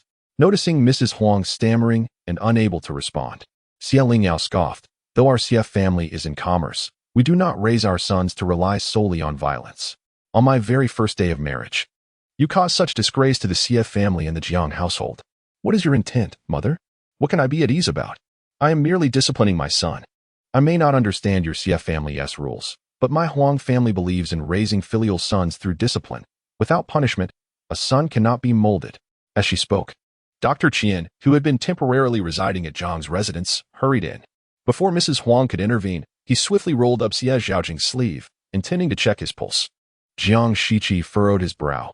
The mottled bruises on Zhaojing's arm were clearly the result of someone intentionally squeezing it. "Ayao, come here." Lingyao bit her lip. Jiang Shiqi privately called her Lingyao, but publicly referred to her as Ayao in front of so many people. When her gaze met the bruises on Zhaojing's arm, her pupils dilated. After all, he was her half-brother, and Xie Zhaojing had always been close to her since childhood. She felt a pang of heartache. Mrs. Huang rushed over, hastily lowering Zhaojing's sleeve and anxiously pulling him to his feet. "Jingo is perfectly fine. There is no need to trouble the doctor." Xie Zhaojing, whether out of fear or simply because he had been frightened by Mrs. Huang, stared blankly, allowing her to drag him about without struggle. Witnessing this, Lingyao anger surged. She forcefully pushed Mrs. Huang aside. "I will take Jingo away first. When father returns, he can come for him." "My son, why should I let you take him away?" Jiang Shiqi pulled Lingyao behind him. "My wife is Jinger's elder sister. What harm is there in inviting him to our courtyard as a guest?" Mrs. Huang, intimidated by Jiang Shiqi's imposing presence, fell silent. Despite harboring a myriad of objections, she had no choice but to allow the servants to assist Xie Zhaojing away. On the first day of her marriage, Lingyao could not take him to Haolan Pavilion, so they all proceeded to Wudong Courtyard. Upon seeing Lingyao, Su Yun arranged for her to stay in Wudong Courtyard after consulting with Zhou Shi. At this moment, hearing the commotion, She came out to see several servants assisting a young gentleman inside, prompting her to quickly step forward. As Dr. Qian busied himself with his medical duties, Lingyao began recounting the events to him. Su Yun listened intently. Despite her aversion towards the Huang family, she could not help but feel a pang of sympathy for Xie Zhaojing, recognizing the innocence of the younger generation. Her gaze swept over Xie Zhaojing's bruised arm, and she averted her eyes, unable to bear the sight. How could a mother be so cruel? At that moment, Su Yun and Jiang Zhaojing found themselves in the same room, and Xie Lingyao glanced around, increasingly struck by the resemblance between the two. This young master has suffered no grave injuries, merely some superficial wounds. I shall apply a soothing ointment, and within 10 days, they will completely heal, she assured. Observing the silent Xie Zhaojing, Xie Lingyao exchanged a worried glance with Jiang Shiqi. Dr. Qian, why does he remain silent and averted? Dr. Qian stroked his beard thoughtfully. I apologize. I am only adept at treating physical injuries. The wounds of the heart, however, are beyond my realm. Jiang Shiqi nodded in understanding. Thank you for your assistance. Please fetch some medicine, Dr. Qian. Xie Lingyao's relationship with the Xie family was far from amicable. In her previous life, after a decade of marriage into the Jiang family, Xie Chen seldom visited her in the capital unless he had a request, and his two brothers were rarely seen. Xie Lingyao never mentioned them, leading Jiang Shiqi to believe there was little affection between the siblings.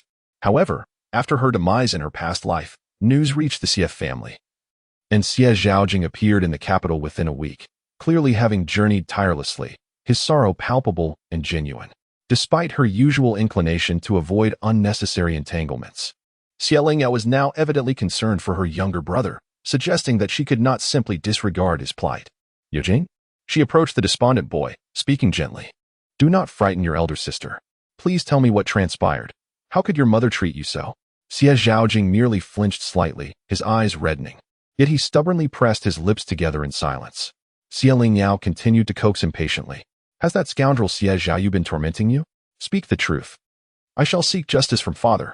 Though he may not heed my words, he will listen to your brother-in-law. With him by our side, we can ensure you are defended in any matter. Jiang Shiqi, overhearing this, allowed a faint smile to grace his lips. Having a brother-in-law was indeed advantageous. Daojing, your sister and I will not allow you to suffer injustices, he reassured. Finally, Xie Zhaoying, still looking downcast, spoke in a faint voice. Elder sister, may I speak with you alone for a moment? Of course. When they were finally alone, Xie Lingyao pressed on. What is the cause of your injuries? Tears streamed down Xie Zhaojing's face before he could muster a response, yet he resolutely remained silent. After a long pause, he finally spoke. I do not know. Since you went to the capital and father left for Zhengjiang, mother has inexplicably turned against me, often lashing out with harsh words and punishments. Yet, I have behaved no differently than before. She seems determined to find fault with me at every turn. He could sense his mother's closer bond with his younger brother, which once caused him to cry in distress during his childhood. However, as he matured, he became acutely aware of his responsibilities as an elder brother, yielding to Xie Zhaoyu and rarely engaging in direct conflict with him. Despite his efforts, his mother remained dissatisfied. He excelled in numerous aspects compared to Xie Zhaoyu, yet he could not fathom why his mother favored his brother more. Previously, his mother's admonishments and punishments were justified, and she had rarely resorted to physical reprimands. Lately, however, it seemed as though she derived pleasure from chastising him.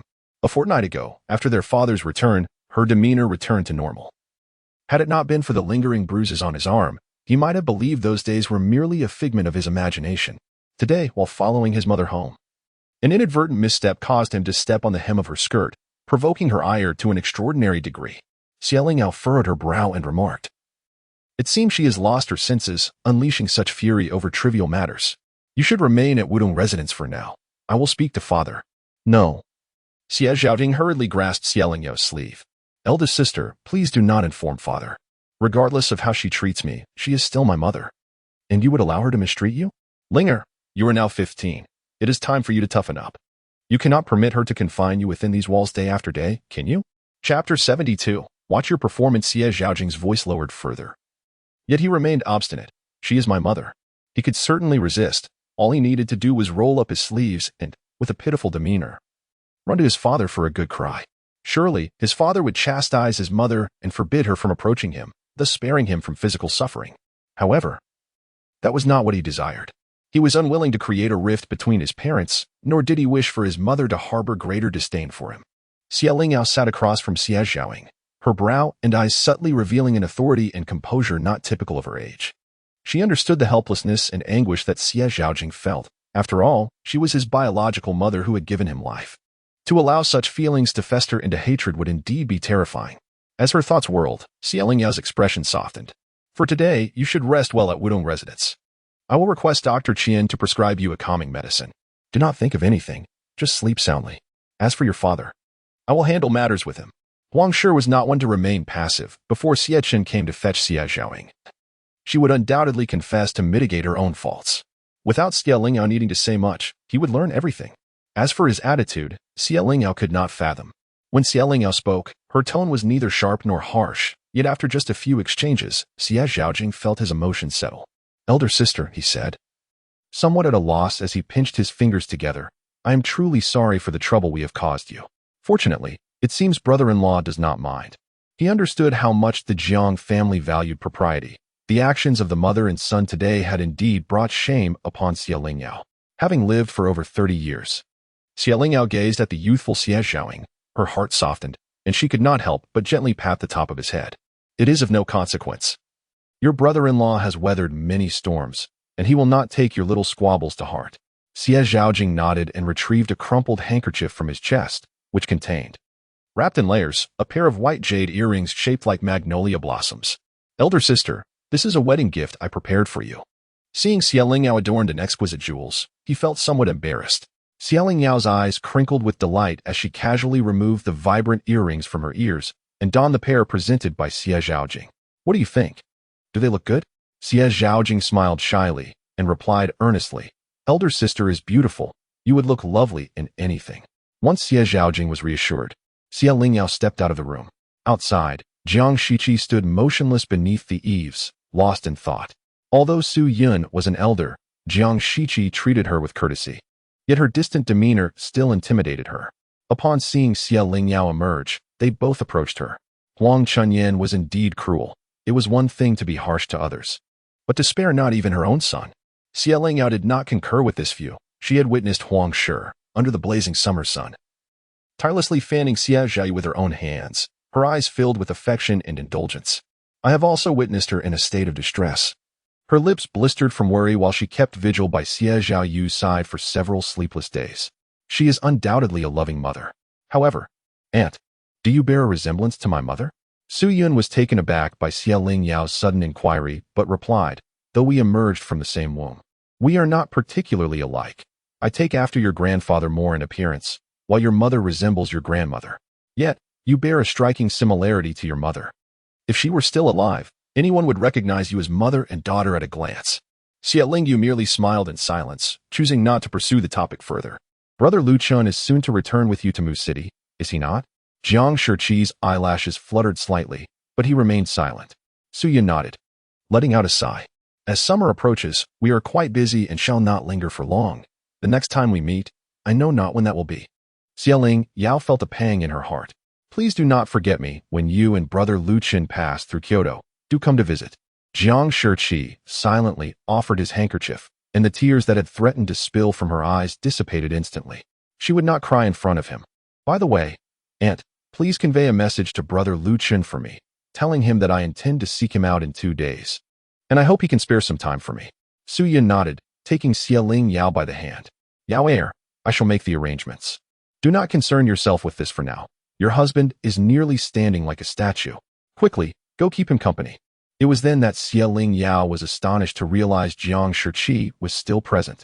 Not wishing to say anything further in front of Su Yun, she bowed respectfully before departing with Jiang Shiqi from Wutongju.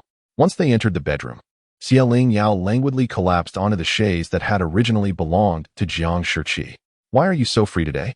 Do you not have matters to attend to? Jiang Shiqi lifted his robe and settled at the small table by the window, casually picking up a book to peruse. The only difference in this bedroom compared to the past was the presence of this small table. Jiang Shiqi forcefully made room for himself. The Ministry of Revenue could function without me. Why must I be tethered to it? With a beloved wife by his side, why would he wander away from home all day? Is he foolish? Xie Lingyao lazily turned her head. But you used to stay home all day, did you not? It was common for you to be away for 3 days, and 5 or 6 days without returning was hardly unusual. Jiang Shiqi snapped the book shut, rising to stand before Lingyao, his tall figure casting a shadow over her, his lowered eyelids regarding her with an unspoken pressure. I wish to inquire about certain individuals. What is my purpose in returning? I can endure harsh words and cold glares, but I have had enough of spending entire days working only to be unable to enter my own bedroom, forced to sleep alone in the side chamber. Rather than return to be met with disdain, I would prefer to stay away. Lingyao smirked and awkwardly closed her eyes, feigning sleep. Indeed, she had been rather unkind to Jiang Shiqi. She is not inherently cold-hearted, yet when faced with Jiang Shiqi, she becomes as stubborn as a mule, unwilling to relent even under duress. She would rather suffer 1,000 losses than yield an inch. Observing the rare flicker of vulnerability in her demeanor, Jiang Shiqi felt emboldened. He settled into the space beside her on the lounge chair and gently inquired, "What is the matter? Have you forgotten? Lingyao? Do you intend to proceed in such a manner?" Lingyao attempted to turn away, but Jiang Shiqi effortlessly pulled her back. "The past is past. You yourself have stated a desire to start anew. Why do you persist in dredging up those old, trivial matters?" Lingyao was quick to retaliate, her voice fierce yet lacking conviction as she reversed the accusation towards Jiang Shiqi.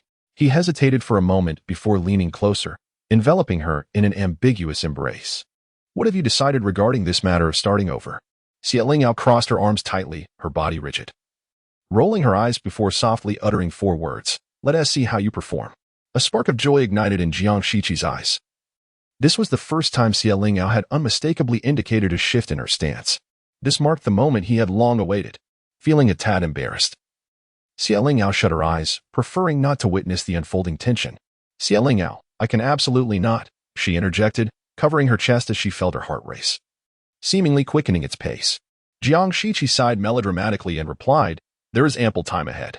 He knew that the days he and Lingyao had to share were plentiful, and he was willing to wait. Chapter 73. To keep or to discard Xietchen had to leave the city for a matter, which meant they would have to wait at least another day or 2 for his return. Before dinner, the Huang family sent someone to fetch Xie Zhaojing, but Jiang Shiqi's people intercepted them. Since Lingyao had stated that it was necessary for her father-in-law to personally come to collect her, he had to ensure her safety. In the evening, after being summoned by the matriarch to dine together, the two sat in the room, staring at each other in silence. Jiang Shiqi was always busy, and Lingyao found it difficult to recall how they used to pass the time when he accompanied her.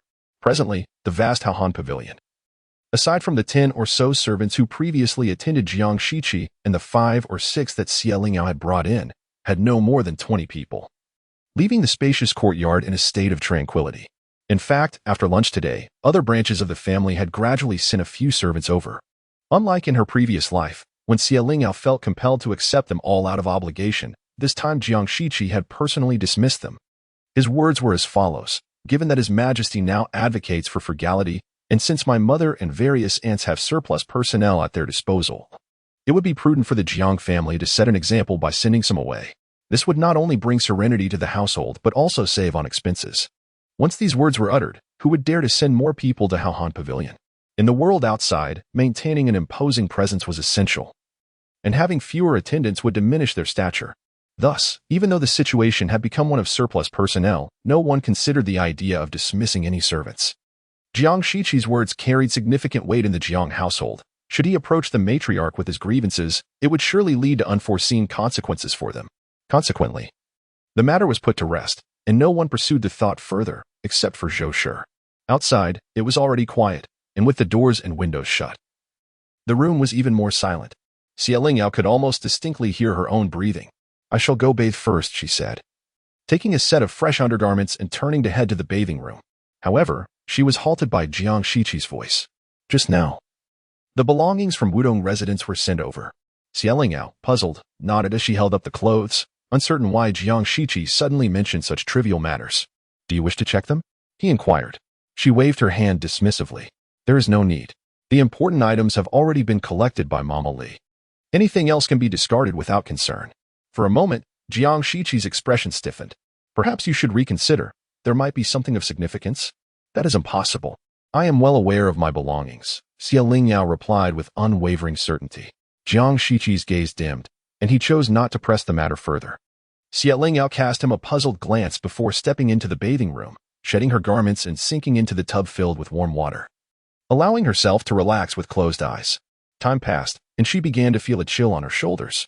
Preparing to submerge herself further, she opened her eyes, only to find Jiang Shiqi had entered the room at some point. A dark silhouette stood behind the gauzy curtain. "Jiang Shiqi, what are you doing standing there?" she exclaimed, startled. "They say they found a painting beneath your bed," he replied. Lingyao paused for a moment, recalling the painting she had carelessly discarded beneath the bed. It was a gift from Jiang Shiqi, the first time he had revealed his feelings for her. At 20, Jiang Shiqi had grappled with his emotions and, with unwavering resolve, chose to confront them.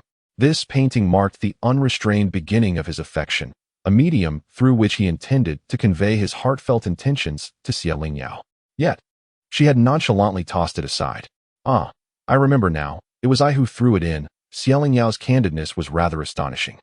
Jiang Shiqi pressed his tongue against the roof of his mouth, using the scroll to part the delicate veil, inching closer to Lingyao until he stood behind her, looking down upon everything. Fortunately, Lingyao, in a moment of whimsy, had added numerous petals to the water. Otherwise, she might have truly blinded Jiang Shiqi. "Why?"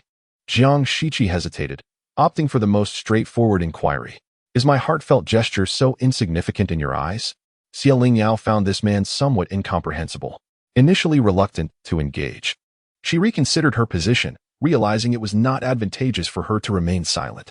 Otherwise, before Jiang Shiqi could register the hurt, Lingyao continued, "Do not forget. At that time, I harbored many misunderstandings about you. Li Mama, the death of Bichuan, and the estrangement of Zhou'er loomed heavy in my heart. I did not harm you. That, in itself, was rational." Jiang Shiqi lowered his gaze, his fingertips grazing the water's surface, his voice barely above a whisper. "And now, what of this painting? Will you keep it or discard it?" His long fingers stirred subtle ripples in the water, causing Lingyao to tense and withdraw slightly. Why the silence? Is the water cold?" Jiang Shiqi. With a splash, Lingyao reached out to grasp his hand, her expression tinged with irritation. "Is your sentiment truly so precious? It is merely a painting. In our past life, did you ever cherish the sachets and pouches I made for you? Must my intentions be belittled while yours remain untouchable?" Jiang Shiqi's expression momentarily faltered. He was baffled by Lingyao's ramblings. What had she ever crafted for him? To avoid unnecessary complications, he had always commissioned his belongings directly from the largest embroidery house in the capital. Indeed, there was a time when, along with the clothes he had ordered, small trinkets were included, which he assumed were mere promotional gifts. Although he found them somewhat endearing, he had never worn the sachets, as their significance was different. Over time, he had forgotten about those little items, which were likely all crafted by Lingyao. "Are you implying that those sachets and pouches that accompanied my robes were made by you?" "Of course," Lingyao replied with a scoff. "I had intended to present them to you in person, but fearing your rejection would only cause embarrassment, I chose a more indirect approach, and as expected, you looked down upon them." She had never seen the creations she painstakingly crafted day and night on Jiang Shiqi. It seemed that he either disdained her craftsmanship or looked down upon her entirely. Thus, she ceased to present her work to him. Jiang Shiqi reflected upon those exquisite trinkets with a sense of vexation and helplessness. No one had ever acknowledged that those items were made by her. Had he known, his waist would not have remained devoid of such tokens for so many years. Lingyao was momentarily at a loss for words when an epiphany struck her. "Surely, you did not think those were gifts accompanying the clothes, did you?" The two exchanged glances, both amused by each other's folly. After all, the painting depicted her. Should it be lost and found by a stranger, it would certainly invite trouble. "Let us keep it safe for now," she declared with a hint of pride. Lingyao's hand remained firmly grasping two of Jiang Shiqi's fingers, and he reciprocated, enveloping her hand within his palm. "Very well, let it be so." Her earlier gesture had been too grand, causing petals to drift away, revealing a glimpse of spring's allure. Jiang Shiqi's breath quickened for a moment, and he swiftly averted his gaze, only to find Lingyao tilting her head back, her bright eyes meeting his startled ones. Enveloped in the mist, the atmosphere between them grew suddenly intimate. He was acutely aware of this woman's abundant allure, which captivated him utterly and left him craving more. Lingyao felt Jiang Shiqi's grip on her hand grow warm. Rather than fear, she was filled with curiosity. If her memory served her correctly, Jiang Shiqi was not a man driven by desire, yet this moment suggested otherwise. "Jiang Shiqi, what are you thinking?" He exhaled a heated breath, his throat constricting. If I were to speak, would you respond? Xie Lingyao raised an eyebrow, decidedly unyielding. Of course not. I merely wish to know what the illustrious Jiang Darren is contemplating at this moment. Something unspeakable, perhaps. Xie Lingyao lingered in thought for a while, the warmth causing her cheeks to flush, her eyes and lips glistening with a dewy sheen. For now, I have not considered anything else. Jiang Shiqi released her hand, then gently brushed his fingers against the corner of her lips. Xie Lingyao instinctively pressed her hand against his, her fingertips lightly tracing his hand, causing Jiang Shiqi's spine to tense. Her voice carried a seductive edge. If it is merely this, then shall we proceed as you desire? Jiang Shiqi's fingers trembled. His voice rendered hoarse as he gasped for breath before responding with conviction. That would be most agreeable.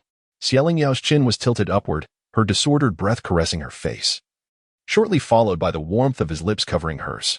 It was not until the water began to cool that Xie Lingyao, shivering in his embrace, made him acutely aware of the passage of time. If you do not emerge soon, I shall surely freeze to death. Jiang Shiqi, with a touch of urgency, bit down on her nearly submerged crimson lips. There is ample time ahead. Chapter 74.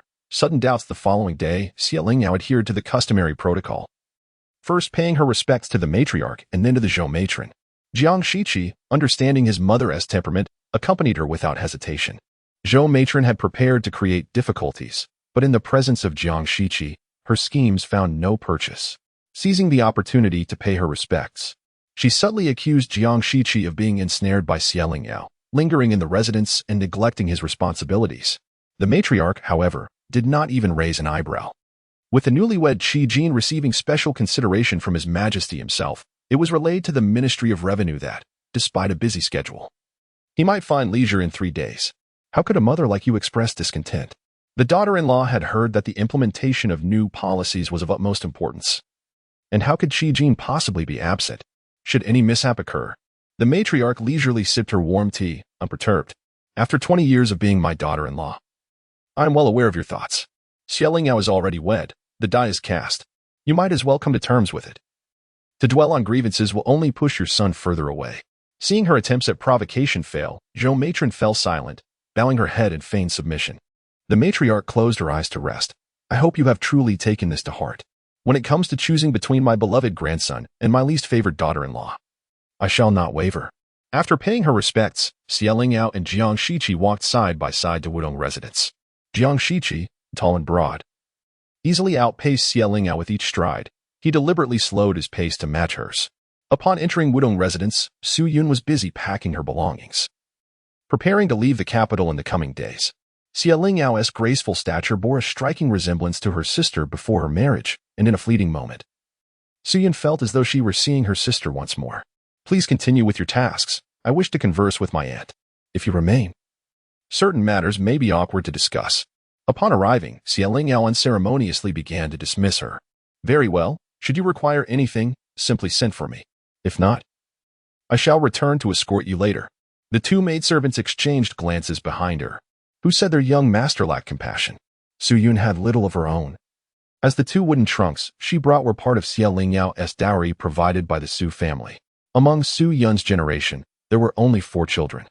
Xie Lingyao's mother was the eldest daughter, cherished by her parents and beloved by her siblings. As Xie Lingyao was their only daughter, the Su family held her dear, especially considering her early loss of a mother. Even from afar, they always kept her in their thoughts. Upon hearing of her marriage, they were certainly not reluctant to part with that portion of her dowry. Su Yun presented Xie Lingyao with a list, stating, these items represent the heartfelt intentions of our Su family. Though they may not compare to the lavish gifts your father has prepared, they will serve you well. The Jiang family, being of high standing, although your husband may protect you as a new bride, you will inevitably need to spend to secure your peace within this household. As women, the more substantial the dowry, the greater our confidence. Xie Lingyao fell silent for a moment, having experienced the vicissitudes of human relationships in her past life. She had long forgotten the sensation of being cherished by family. Now, she realized that there had always been someone watching over her. As it was a dowry, Xie Lingyao naturally had no reason to refuse. From Su Yun, Xie Lingyao learned that Jiang Shiqi initially intended to bring her maternal grandparents along, but unfortunately, the elderly couple was unable to make such a long journey. After deliberation, the Su family ultimately decided that Su Yun, who shared a close relationship with Xie Lingyao's mother, would go in their stead. After conversing for a while, Su Yun suddenly appeared peculiar, pointing towards the room where Xie Zhaojing was, speaking in a hushed tone. Yaoer, the more I look at that child, the more I feel. Don't you think he resembles you in some way? Su Yun nodded, puzzled. I have seen Huang Chunin before. That child doesn't resemble your father or mother, so why does he seem to take after me? Xie Lingyao harbored a bold and strange conjecture, yet it seemed absurd even to her, so she refrained from sharing it with Su Yun. The world is vast and full of wonders. Many individuals bear striking resemblances despite lacking any blood ties. Unlike his mother and brother, Jinger is kind-hearted and gentle. Having been close to me since childhood, perhaps he shares a sibling bond with me. Perhaps, indeed, I also feel a kinship towards that child. He is well-behaved and polite, which evokes a sense of pity. I wonder how Wang can bear to treat him so. Xie Lingyao initially intended to visit Xie Zhaojing, but the maid taking care of him mentioned that he had taken a calming medicine and was asleep after a few days of rest, so she decided against it. After having lunch with Su Yun, without waiting for Jiang Shiqi to come pick her up, Xie Lingyao returned to Haohong Pavilion on her own. Knowing he was in the study, she chose not to disturb him and instead summoned Granny Li. Granny Li had been bustling about recently, yet her spirits were remarkably high. Now that Xie Lingyao was married, she had one less concern and could reunite with her sons, filling her heart with joy and invigorating her step. Granny, did the doctor ever mention why my mother had complications during childbirth? Granny Li was taken aback, unprepared for Xie Lingyao's sudden inquiry about this matter. The passing of Madame was a shared sorrow between them, and typically, no one dared to bring it up. It was said that the intervals between the births were too short, and Madame's constitution was weak, making her unsuitable for conceiving so soon again. Granny Li's eyes reddened as she spoke. The fetal position was also improper, resulting in the unborn child suffocating, and Madame suffered severe hemorrhaging, passing away on the spot. Xie Lingyao struggled to suppress her sorrow and inquired further, Granny, did you see my mother's remains? I did, but I was so young at the time. Upon hearing of Madame's death, I fainted from grief. When I awoke, Madame had already been placed in her coffin. What about the unborn child? Granny Li's tears streamed down her face as her voice trembled. The child had died in utero, still within Madame, who attended to my mother's remains. Upon reaching this question, Granny Li finally realized that Xie Lingyao's inquiry was not mere casual curiosity. Miss Ning, oh no, young Madame. Are you suspecting that there was something wrong with Madame's death? Granny Li pondered. Madame Li meticulously recalled the events of the year when her mistress became pregnant once more, affirming that there were no oversights. There should have been no issues at that time. When her mistress had just conceived, several esteemed physicians were consulted, all of whom advised against carrying the child. The mistress's frail constitution rendered her wholly unfit for gestation. Yet, the mistress's heart ached with reluctance. After all, she was already with child, and she could not bear to part with it. Madame Li was filled with remorse, believing she should have dissuaded her mistress back then. Ultimately, so much time has passed, and Xie Lingyao was unable to uncover anything of value. Chapter 75. Impossible. Xie Lingyao lay on the small couch, lost in thought, and unknowingly drifted into slumber. She typically had a light sleep, and the moment her body was lifted, she promptly opened her eyes, bewildered, only to find Jiang Shiqi carrying her towards the bed. Have you finished your tasks? Xie Lingyao, still half asleep, spoke with a softness in her tone that contrasted sharply with her usual sharpness, a fact that Jiang Shiqi found quite delightful. Having traversed all that in my past life, I now find every endeavor manageable, which leaves me with ample leisure, hardly a cause for busyness. Yawning, Xie Lingyao felt a sensation of descending heaviness and instinctively wrapped her arms around Jiang Shiqi's neck to prevent herself from falling. This kind of treatment was something she had never experienced before. Jiang Shiqi paused briefly, tightening his embrace. Why do you seem so weary? I have a habit of napping in the afternoon. It is simply the right time. He gently placed her on the bed, pulling the covers over her. Then continue to sleep. I shall not disturb you. Xie Lingyao turned onto her side, murmuring softly in response. However, after a short while, she noticed that he had not left, prompting her to sit up in confusion. Do you have something to attend to? Jiang Shiqi pressed his lips together, gazing into her innocent eyes. I find myself somewhat fatigued as well. Xie Lingyao pointed towards the small couch where she had previously rested, her meaning unmistakable. You ought to go sleep there.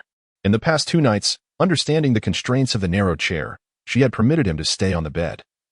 But now that the small couch had been returned to the room, he was expected to occupy his rightful place.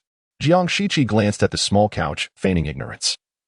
and proceeded to remove his outer robe, lying beside Lingyao. The coldness of the small couch paled in comparison to the fragrant warmth of his beloved wife in the bed. Lingyao thought to herself, fine.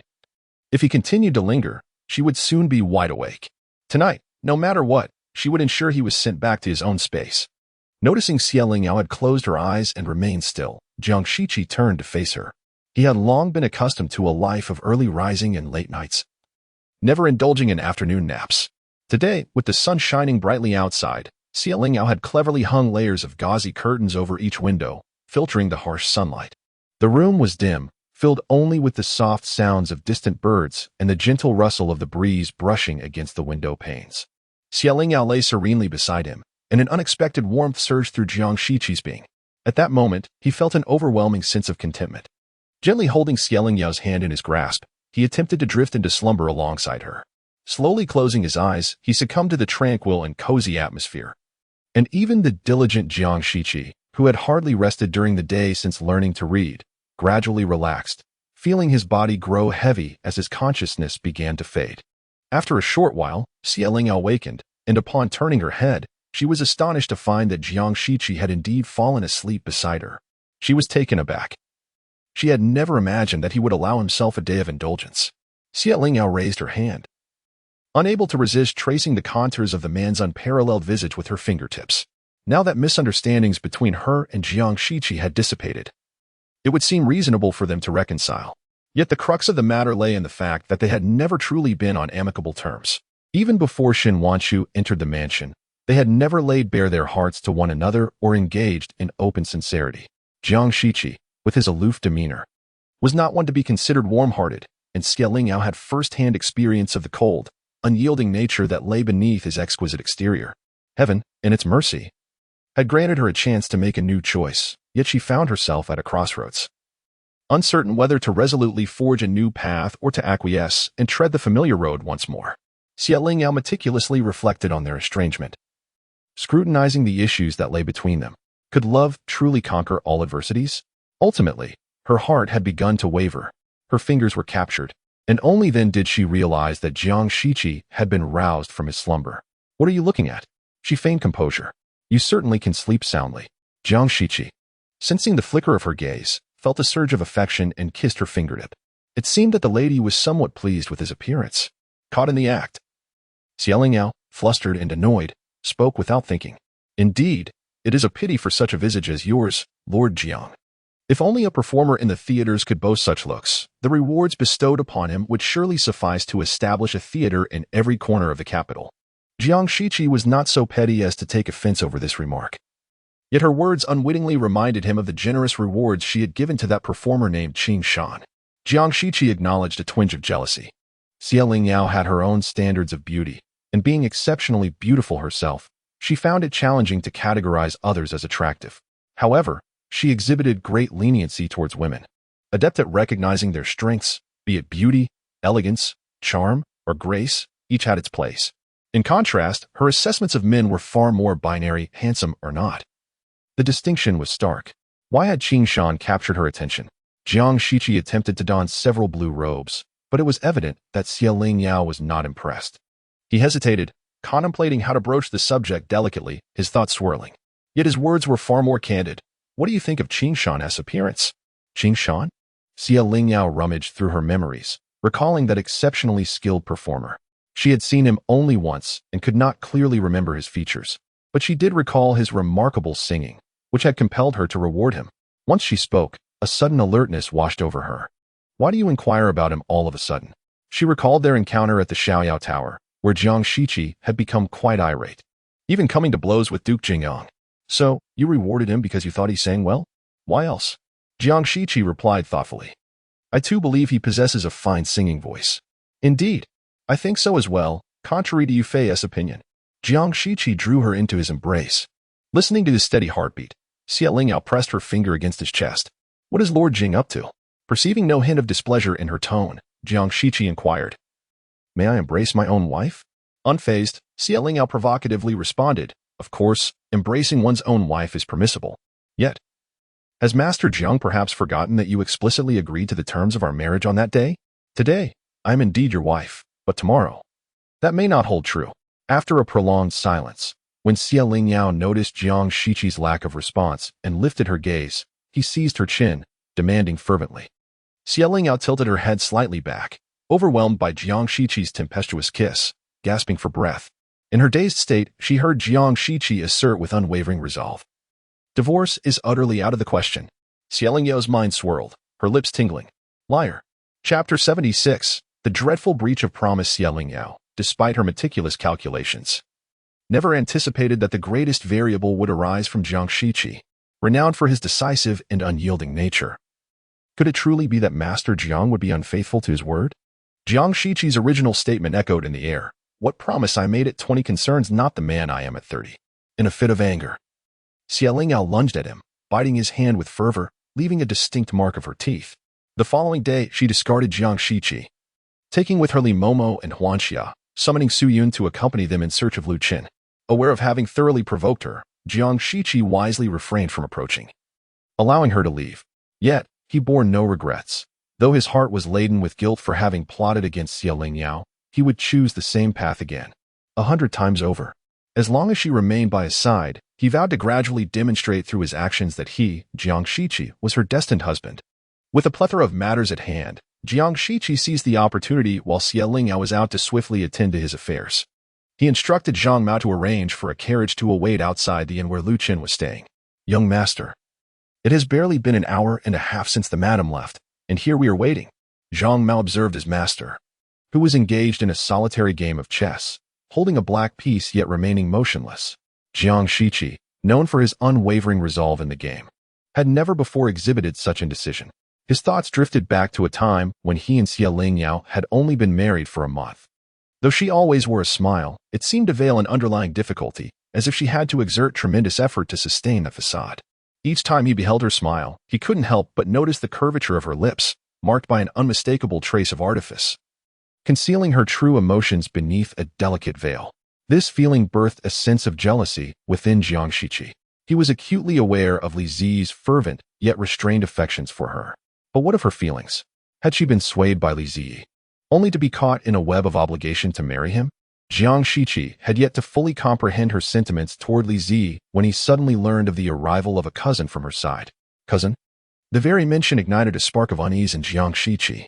Indeed, as Lingyao eagerly prepared to meet this cousin, her lips finally blossomed into a sincere smile. Unable to remain passive, Jiang Shiqi could not resist delving into their past. Year after year, Lu Qin would visit Jianzhou to see Lingyao. Regardless of the convenience of the journey, a heaviness settled in Jiang Shiqi's heart, an indescribable sensation. His newlywed wife harbored affections for another. As her husband, he ought to feel anger and disappointment. Yet, he found himself empathizing with Lingyao predicament. The young Jiang Shiqi, brimming with youthful fervor, would not cast blame. But the ache would linger nonetheless. As for the present Jiang Shiqi, his thoughts ran deeper, and his schemes more intricate. You are right, I cannot simply wait idly. Jiang Shiqi stepped down from the carriage with a long stride and entered the inn. Zhang Mao questioned, is that what he meant? He sighed deeply, resigned to his fate as he instructed the coachman to park the carriage at the end of the street, out of the way, before hastily following in Jiang Shiqi's footsteps. Lingyao, having just finalized some details with Lu Qin, noticed the dusk settling in and deemed it inappropriate to linger any longer. She prepared to return home hand in hand with Su Yun. This evening, she intended to stay at Wudong residence, for she did not wish to encounter Jiang Shiqi at that moment, and her aunt was to leave the capital the following day, prompting her desire to spend more time with her. However, upon reaching the entrance, she unexpectedly collided with Jiang Shiqi, who approached her with an air of noble elegance in his dark patterned robe. The man was notoriously inscrutable, adept at concealing his emotions. Yet, at the moment their gazes met, Lingyao distinctly perceived a glimmer of amusement in his eyes. Was this a chance encounter, or had he pursued her? She leaned toward the former, convinced that Jiang Shiqi would not lower himself to chase after her merely to placate her. Jiang Shiqi had always been accustomed to others catering to him. How could he possibly know the art of humility? In light of Jiang Shiqi's insincere and unilateral breach of contract, Lingyao found that her indignation was not as profound as she had anticipated. Perhaps his relentless pursuit had inadvertently led her to a decision. The reasoning eluded her. Nevertheless, she had no intention of forgiving him, at least not easily. Turning to bid farewell to Lu Qin, who had accompanied her, She deliberately ignored the approaching figure. Brother Chun, I heard from my aunt that your wedding date is set for the 8th of next month. Regrettably, I cannot attend in person, but this is a wedding gift I have prepared for you and your bride. Please take it back with you. Xia Lingyao received a box from Mama Li, containing a jade ruby. Lu Chen accepted it with delight and replied, Lingyao, you are too thoughtful. After this year's Mid-Autumn Festival, I shall return to the capital, and I will bring my bride along so we can gather again. Xia Lingyao exclaimed with joy, that would be splendid. Jiang Shiqi observed Xia Lingyao's radiant smile in Lu Chen's presence, and his gaze momentarily dimmed. Upon approaching and overhearing their conversation about Lu Chen's wedding, he felt a sense of reassurance.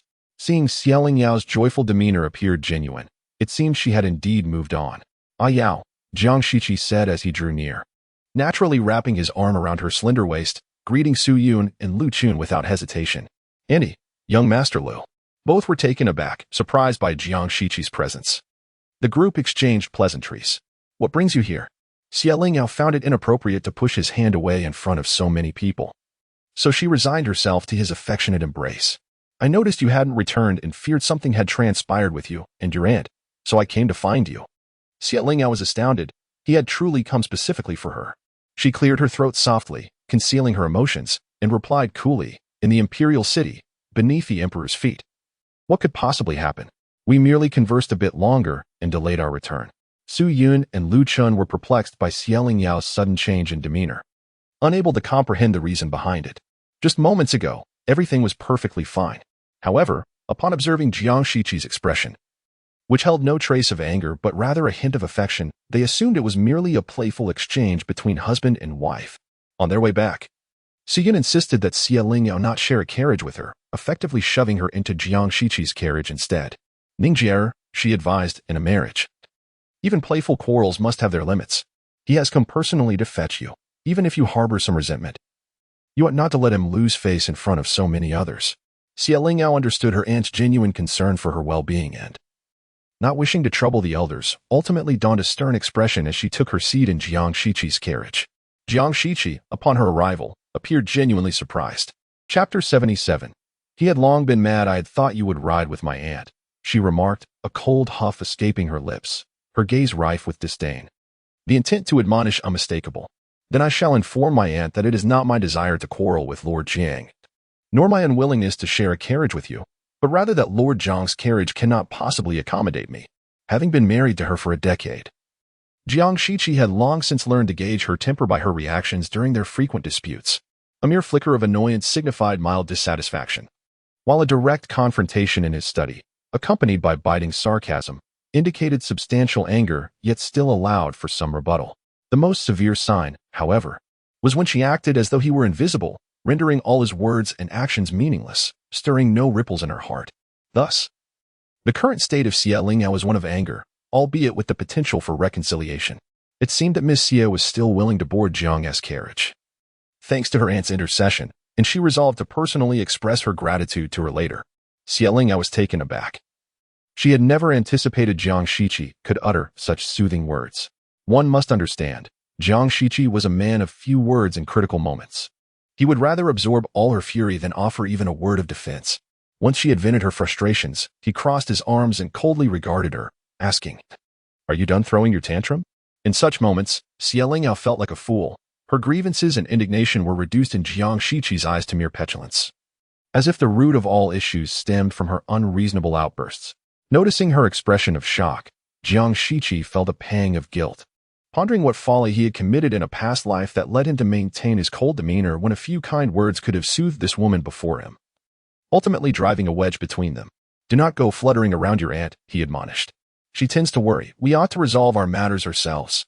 "I would gladly resolve them. Were you willing to speak to me? You have not uttered a word since noon yesterday," she retorted, her breath hitching at his display of wounded pride. What exactly was he complaining about? She was the one deceived, after all. "If you had not deceived me, I would not be angry with you. At the heart of it, you merely see that I am alone, even if you breach our agreement and act unfaithfully. I am powerless to change your course. You treat me like a fool, playing with me at will, and you do not understand how to respect me." As she spoke, tears brimmed in her eyes, and she averted her gaze, unwilling to reveal her vulnerability before Jiang Shiqi. His fingers curled in anguish. He longed to reach for Xia Lingyao, but she evaded him, leaving his hand suspended in the air. "Ah Yao," he uttered, his voice heavy with sorrow, each word echoing from the depths of his heart. "I admit my selfishness and emotional reserve in orchestrating your marriage to me step by step. Yet, my only desire is to keep you by my side. I cannot bear the thought of the day you might leave me. It is not a matter of disrespect. I simply do not know what meaning my life holds without you." Lingyao was taken aback and blushed deeply. Jiang Shiqi's implication was that he could not live without her. Such a pitiful sentiment seemed uncharacteristic of him. Yet, those words echoed clearly in her ears, sending a tremor through her heart. "You," Lingyao stammered, utterly astonished. "Are you mad? If you aren't, how could you utter such nonsense?" "I am mad. The moment you died in my arms, I lost my sanity. The mistakes of the past were irretrievable in this lifetime." All he desired was for her to remain by his side. Whether she loved him or hated him mattered not. He would provide her with the finest of everything and ensure she lived a peaceful and happy life. Beneath Jiang Shiqi's calm exterior lay a shadowy and fragmented heart. No one understood the despair and helplessness of holding the beloved as her eyes closed forever, her dying words declaring she would never marry him in the next life. Better than he did. At that moment, he had already succumbed to madness. What dignity, what boundaries, what principles mattered before her? All he craved was Lingyao. She felt a stirring within her, realizing at that moment the depth of Jiang Shiqi's affection. Jiang Shiqi was a man difficult to fathom, unable to grasp his feelings. Lingyao had naturally deemed him a cold-hearted individual. Even if he held a modicum of sincerity, she believed it to be insignificant. Now, she discovered that a reticent person could harbor such profound emotions. What if I am determined to leave? I do not know. Lingyao was speechless. It was indeed rare to hear those words from him in her lifetime. The astute Jiang Shiqi, who remained unyielding in the face of calamity, was at a loss when confronted with her. "I can navigate all other matters, but when it comes to you, Lingyao, I truly do not know what to do." What could he do? If Lingyao insisted on departing, could he confine or bind her against her will?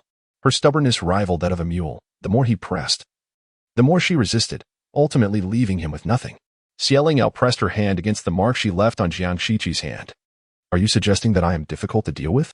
Sensing her softened stance, Jiang Shiqi exhaled with relief, seemingly unfazed by the pain. "It is I who am troublesome. In this life, I have become entangled with you." Lingyao withdrew her hand, teasing, "If only you had spoken as sweetly in your past life, we would not have ended up in such estrangement." Learning from past mistakes, she vowed never to suffer the same fate twice. Jiang Shiqi tentatively reached out to pull her closer, and noticing her lack of struggle this time, he boldly drew her onto his lap, gently squeezing her fingertips. "Do not be angry, all right?" Lingyao pulled her finger away and poked his chest. "It won't be that easy." Jiang Shiqi tightened his embrace around the woman, a faint smile gracing his lips. "It's not so easily done. I am acutely aware of my faults. As long as you are willing to accept my apologies, I shall acquiesce to your every word." Lingyao cast a sideways glance at him, raising her hand to halt his flow of words. "Let us set aside other matters for now. Pray tell, what do you mean by saying I was schemed into marrying you?" Jiang Shiqi: "Well, it appears we have yet to resolve one issue, and in my moment of excitement, I have inadvertently revealed another. Do not feign ignorance. I heard everything quite distinctly." With no way to deny it, Jiang Shiqi reluctantly recounted how he had approached Princess Qiangwu, frequenting various venues with her, and had intentionally spread rumors of her affections towards him, which had alarmed the Jiang family into hastily arranging his marriage. Lingyao fixed her gaze upon the man before her, who feigned innocence. "Ah, no wonder, despite having no prior connections with Princess Qiangwu in my past life. It seems in this lifetime, certain individuals are eager to plot against her." At 20, Jiang Shiqi was no paragon of virtue. "Are you upset?" Lingyao asked, a soft smile gracing her lips as she took hold of one of his hands, playfully leaving a mark with her teeth. "Master Jiang, you truly excel at scheming. Alas, without such schemes, one cannot hope to win over Lingyao." Lingyao. Chapter 78. The importance of childbirth over household management. Jiang Shiqi was unable to placate Lingyao. He had anticipated this outcome. Lingyao, with her clear-cut affections and aversions, would not be easily deceived. With the 3-day respite now over, Jiang Shiqi found himself compelled to resume his bustling routine. As he departed, Lingyao had yet to rise. Lying on her side, presenting him with nothing but the cold, indifferent back of her head, which seemed to convey the message of not engaging with a deceiver. Jiang Shiqi lingered at the bedside for a considerable time. Ultimately, he was in the wrong, and no amount of apologies would suffice. I had Fei prepare your favorite shrimp congee. Do remember to have a few bites before you leave. Lingyao silently pulled the covers higher, obscuring not just her body but her ears as well. After Jiang Shiqi exited, Lingyao, feeling irritable, threw off the blankets and summoned Huansha to attend to her. Today, she had to pay her respects alone, and it was inevitable that the Zhou family would complicate matters for her. Once she was ready, Lingyao ordered breakfast to be served. Though she had grown weary of fish and shrimp since arriving in the capital, she had developed a fondness for meat and had not tasted fresh shrimp congee in quite some time. The thought of it now made her crave it. Gazing at the steaming pot of fresh shrimp congee, Lingyao succumbed to temptation and consumed 2 small bowls without restraint. The culinary skills of the Jiang household were indeed commendable. After satisfying her hunger, Lingyao first went to pay her respects to the matriarch, only to learn that the matriarch was unwell and had taken medicine the previous night, rendering her unable to rise. Thus, she turned to visit the Zhou family. There, she found Madame Zhou languidly reclined on a soft chair, her complexion not particularly favorable. Is mother unwell? Lingyao inquired with a hint of concern. Though she was well aware that despite Madame Zhou's feeble appearance, her constitution was robust, she rarely fell ill, not having taken a dose of medicine all year. It was likely that some trouble had arisen with the Zhou family, causing her distress. Madame Zhou glanced at her, a lump forming in her throat. Dressed in a flowing blue lily gown, Lingyao's already fair complexion appeared even more radiant, resembling soft snow, her beauty surpassing that of previous days, particularly her eyes, which shone like autumn waters, cold pools, or precious gems. Madame Zhou gritted her teeth, cursing inwardly, what a calamity.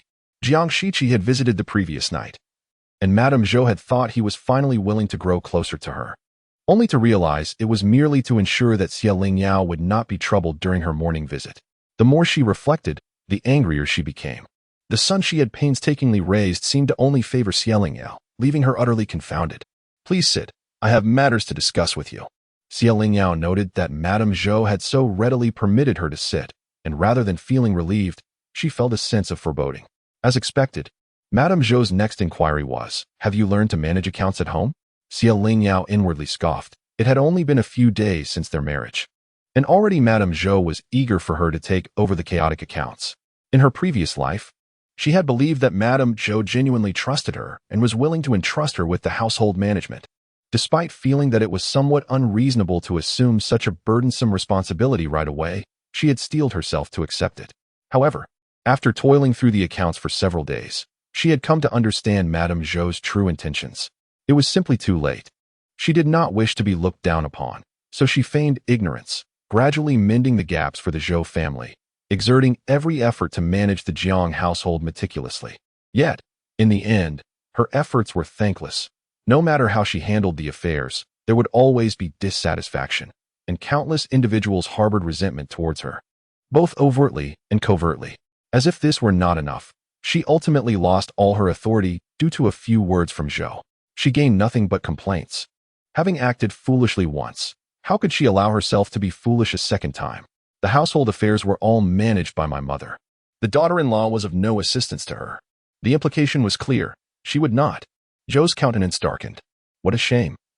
To have a daughter-in-law who could not even manage the most basic household duties. What could one expect from her? Lingyao gazed at Zhou with a sense of grievance, her tone trembling. Mother previously stated that I was too young for these matters and would teach me properly 6 months before my marriage. Yet I do not know if she has forgotten or what. Since then, she has not mentioned it again. Huang had not forgotten at all. She deliberately chose not to teach her.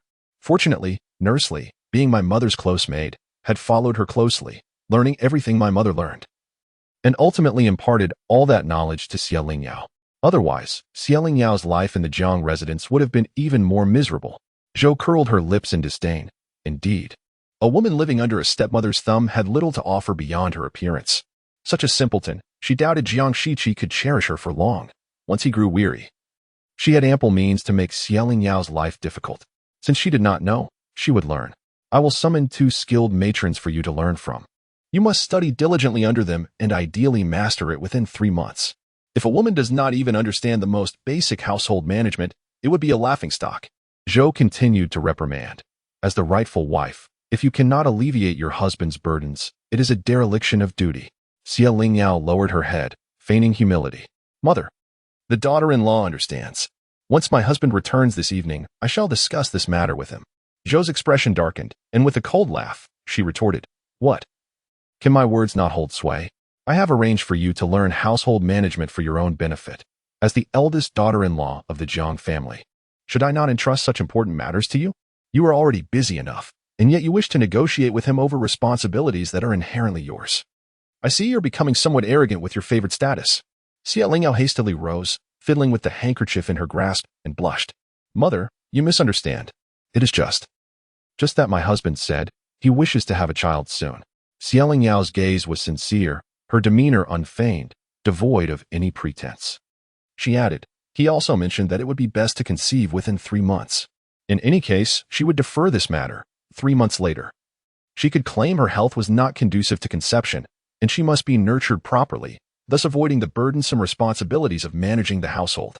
Zhou had not anticipated Jiang Shiqi would be so fixated on wanting a child, seeing him so engrossed in his official duties. She had assumed he was indifferent to the matter of offspring. It is worth mentioning that she too yearns to embrace her grandson at an early age. Many of her contemporaries have already indulged in the joys of grandparenthood, and she cannot help but feel envious. Moreover, despite her myriad grievances regarding Lingyao, one cannot deny that the latter's beauty is beyond reproach. A striking couple, the offspring they produce are bound to be exceptionally attractive. The thought stirred a longing within Mrs. Zhou. Since Qi Jin desires a child, she should exert herself and strive for an early conception. The Jiang family has long been without a new addition, and should she succeed, it would surely enliven the household. Once Lingyao becomes pregnant, she will no longer share a chamber with Jiang Shiqi. A man who has awakened to his desires is hardly one to remain chaste. At that point, even if Jiang Shiqi manages to restrain himself, the toll of pregnancy on Lingyao beauty and figure will surely diminish her allure, making it difficult for her to continue to captivate her husband as she does now. As the two women quietly sipped their tea, their minds were abuzz with scheming thoughts. Chapter 79. A surge of jealousy. Jiang Shiqi, unusually, returned home early. The servants at the entrance glanced curiously at his carriage. Their esteemed young master, once a paragon of grace, had now conformed to the customs of marriage. Unable to resist the urge to be close to his beloved wife, he held in his pocket a package of rose candy, a favorite treat of Lingyao. He recalled how, during her busy days, she would often pop one into her mouth, leaving a lingering scent of roses in her speech and breath. Unable to resist, he took one out and tasted it, curious about the flavor that delighted her. The sweet, enchanting aroma enveloped his palate, starkly contrasting yet oddly harmonizing with his own cool sandalwood fragrance. Much like Jiang Shiqi and Lingyao, one austere and the other alluring, two seemingly unrelated individuals bound by fate. Dismounting from his carriage, Jiang Shiqi took a few steps toward the entrance of Hao Wang Pavilion, only to encounter Mama, a servant by Madame Zhou's side, approaching with a physician.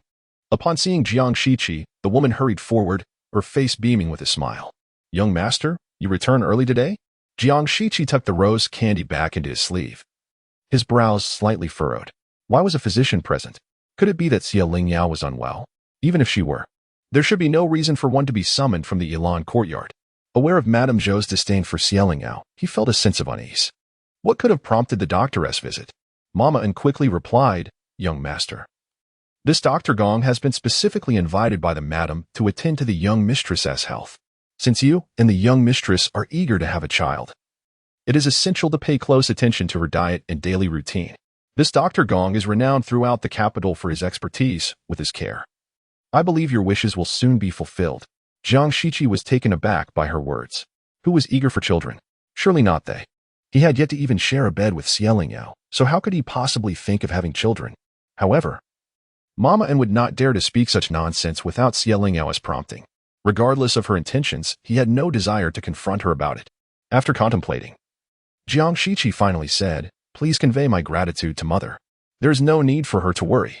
While my wife and I do wish for a child, we prefer to let nature take its course without unnecessary haste. But, since the doctor is already here, perhaps I should at least have a look?" Mama, not ready to relent, recalled that Madame Zhou had secretly instructed the physician to examine Lingyao's frail constitution, assessing her suitability for childbirth. If it were deemed difficult for her to conceive, Madame Zhou could then openly arrange for Jiang Shiqi to take a concubine. Jiang Shiqi's expression turned cold, and Mama, sensing the shift, quickly lowered her head, silenced by his intimidating presence. Despite his youth, the aura he exuded was formidable, instilling a sense of trepidation that even the most seasoned of servants had rarely encountered. Mama dared not speak further and hurried back to report. With a heart full of doubt, Jiang Shiqi entered Hao Wang Pavilion, noting the quietude that surrounded him, and proceeded directly to his chamber, pushing open the door. One fine Lingyao leisurely sprawled on her small couch, engrossed in a book, her legs casually crossed and swaying in the air. On the small table beside her rests a bowl of walnut cheese and a plate of red date cake. How could she possibly return so early? Hearing a sound, Lingyao lifted her head, yet her posture remained unchanged. Jiang Shiqi's gaze fell upon her petite feet, and he approached, draping a light blanket over her. The day's tasks were not too numerous, allowing for an early return. However, upon his approach, Lingyao expression darkened. There was an unmistakable scent of roses emanating from him, a sweet fragrance that wafted directly to her nose. Such a scent could not possibly belong to Jiang Shiqi. Could it be that the esteemed gentleman had been preoccupied with some lovely acquaintance, hence his early arrival? If he had gone, why not stay the night instead of rushing back? A surge of indignation welled within Lingyao. Just moments ago, he had professed eternal devotion. Yet now he appeared to be entangled with another woman. How foolish she had been to wrestle with her own doubts. Truly, one should not judge by appearances. She had assumed Jiang Shiqi to be a man of restraint and indifference towards matters of the heart, only to discover he was not unlike any other man. With a tone tinged with sarcasm, she infused her words with a hint of jealousy. Jiang Shiqi, bewildered, could not fathom the sudden anger that had overtaken her. "Do not speak nonsense. You are my wife, not some fleeting admirer," he replied, only to realize the awkwardness of his words. He had been eager to return to her. Yet why did she insist he need not come back? Noting Jiang Shiqi's feigned ignorance, she chose not to relent, offering a cold huff. "Jiang, even from 3 miles away, the scent of roses clings to you. What further excuses can you muster?" Jiang Shiqi regarded her with an inscrutable expression, then retrieved a packet of rose candy he had brought for her. "Miss Xie, have you forgotten the flavor of the candy you adore?"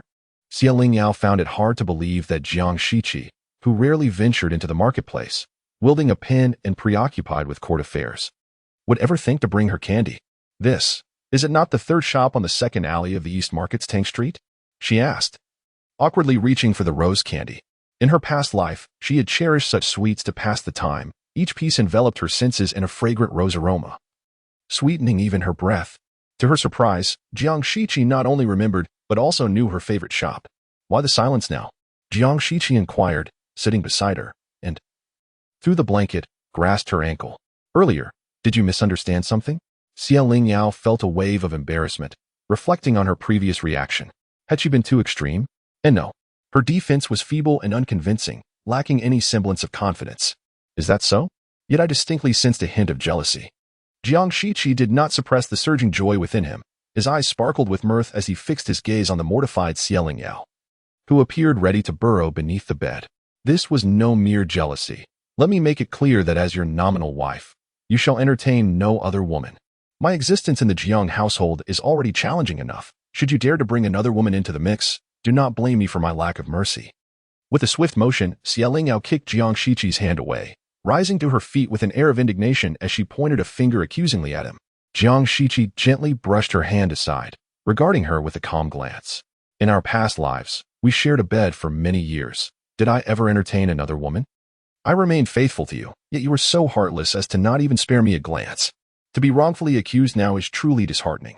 Lingyao popped a rose-flavored candy into her mouth, narrowing her eyes in delight like a languid cat, and murmured, "Don't bring up matters of our past lives so often." "Very well, let us set aside the past for now." Jiang Shiqi rose to stand behind her, his eyes fixated on the crown of her head. "I heard from Aunt that we are eager for a child." Lingyao blinked innocently, her lips glistening with the sweetness of the candy, exuding an enchanting fragrance of roses. Jiang Shiqi swallowed hard, yearning to sample more than just the candy. Chapter 80. 3 years of stewardship. Even cats and dogs disdained Lingyao never anticipated that her casual remarks would reach Jiang Shiqi, the very person involved. Before the night had even passed, "You didn't let anything slip, did you?" Although confronted directly by Jiang Shiqi, she felt no embarrassment. After all, her marriage into the Jiang family had been orchestrated by him. In truth, the hardships she currently faced were all a consequence of Jiang Shiqi's actions. So it seemed only fair to use him as a shield against unnecessary troubles. I am not so oblivious as to disregard that your words carry weight. As a dutiful wife, I shall certainly abide by your wishes, Xie Lingyao remarked, clearing her throat uncomfortably. Do refrain from making such peculiar statements, Jiang Shiqi replied, his demeanor entirely composed. Every word I utter is heartfelt. I simply speak the truth. He yearned to express his affection for Xie Lingyao daily. To articulate his love at opportune moments, this was the first lesson in their marriage. The handsome yet icy man, speaking love's language with utmost seriousness, left Xie Lingyao somewhat at a loss. So, do enlighten me. What prompted you to bring up the matter of children? At the mention of children, both of them instinctively thought of Zhou'er, their hearts tightening. This morning, as soon as I took my seat, your mother broached the subject of stewardship, expressing her intention to hand over the authority to me.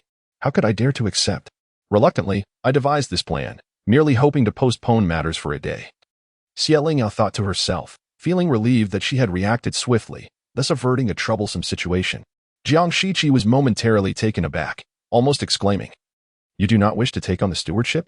He had assumed Xie Lingyao would be willing. He typically paid little attention to the affairs of the household, but he had occasionally heard rumors from others. It was said that in many families, daughters-in-law battled fiercely for the position of steward, engaging in open and covert conflicts, even to the point of tearing their faces, leading to chaos within the household.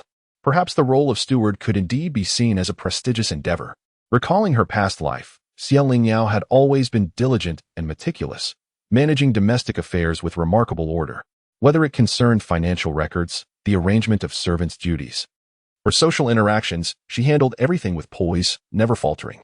Her busy yet self-satisfied demeanor suggested that she genuinely enjoyed the authority that came with the role. With a sharp crack, Xie Lingyao bit down on the candy in her mouth, glaring indignantly at Jiang Shiqi. What? Do you think I would be eager to take on the stewardship? Jiang Shiqi remained silent, his silence serving as his response. Xie Lingyao laughed in anger. Are you unaware of how little your esteemed mother thinks of me? If managing the Jiang family's accounts were truly so effortless, would she willingly entrust them to me? As she spoke, her ire intensified, her phoenix eyes nearly blazing with fury. It is often said that 3 years of stewardship can lead to disdain from even cats and dogs. Not to mention the considerable dowry I had to supplement to cover the debts your mother incurred. Do you know how many people, from your aunts to the servants, have disparaged and marginalized me behind my back? Your mother, after all, is a legitimate countess, her age and experience commanding respect. Even if she is strict and lacks empathy, she can still be said to maintain a firm hand over her household. Not comparable to me, born of a modest lineage.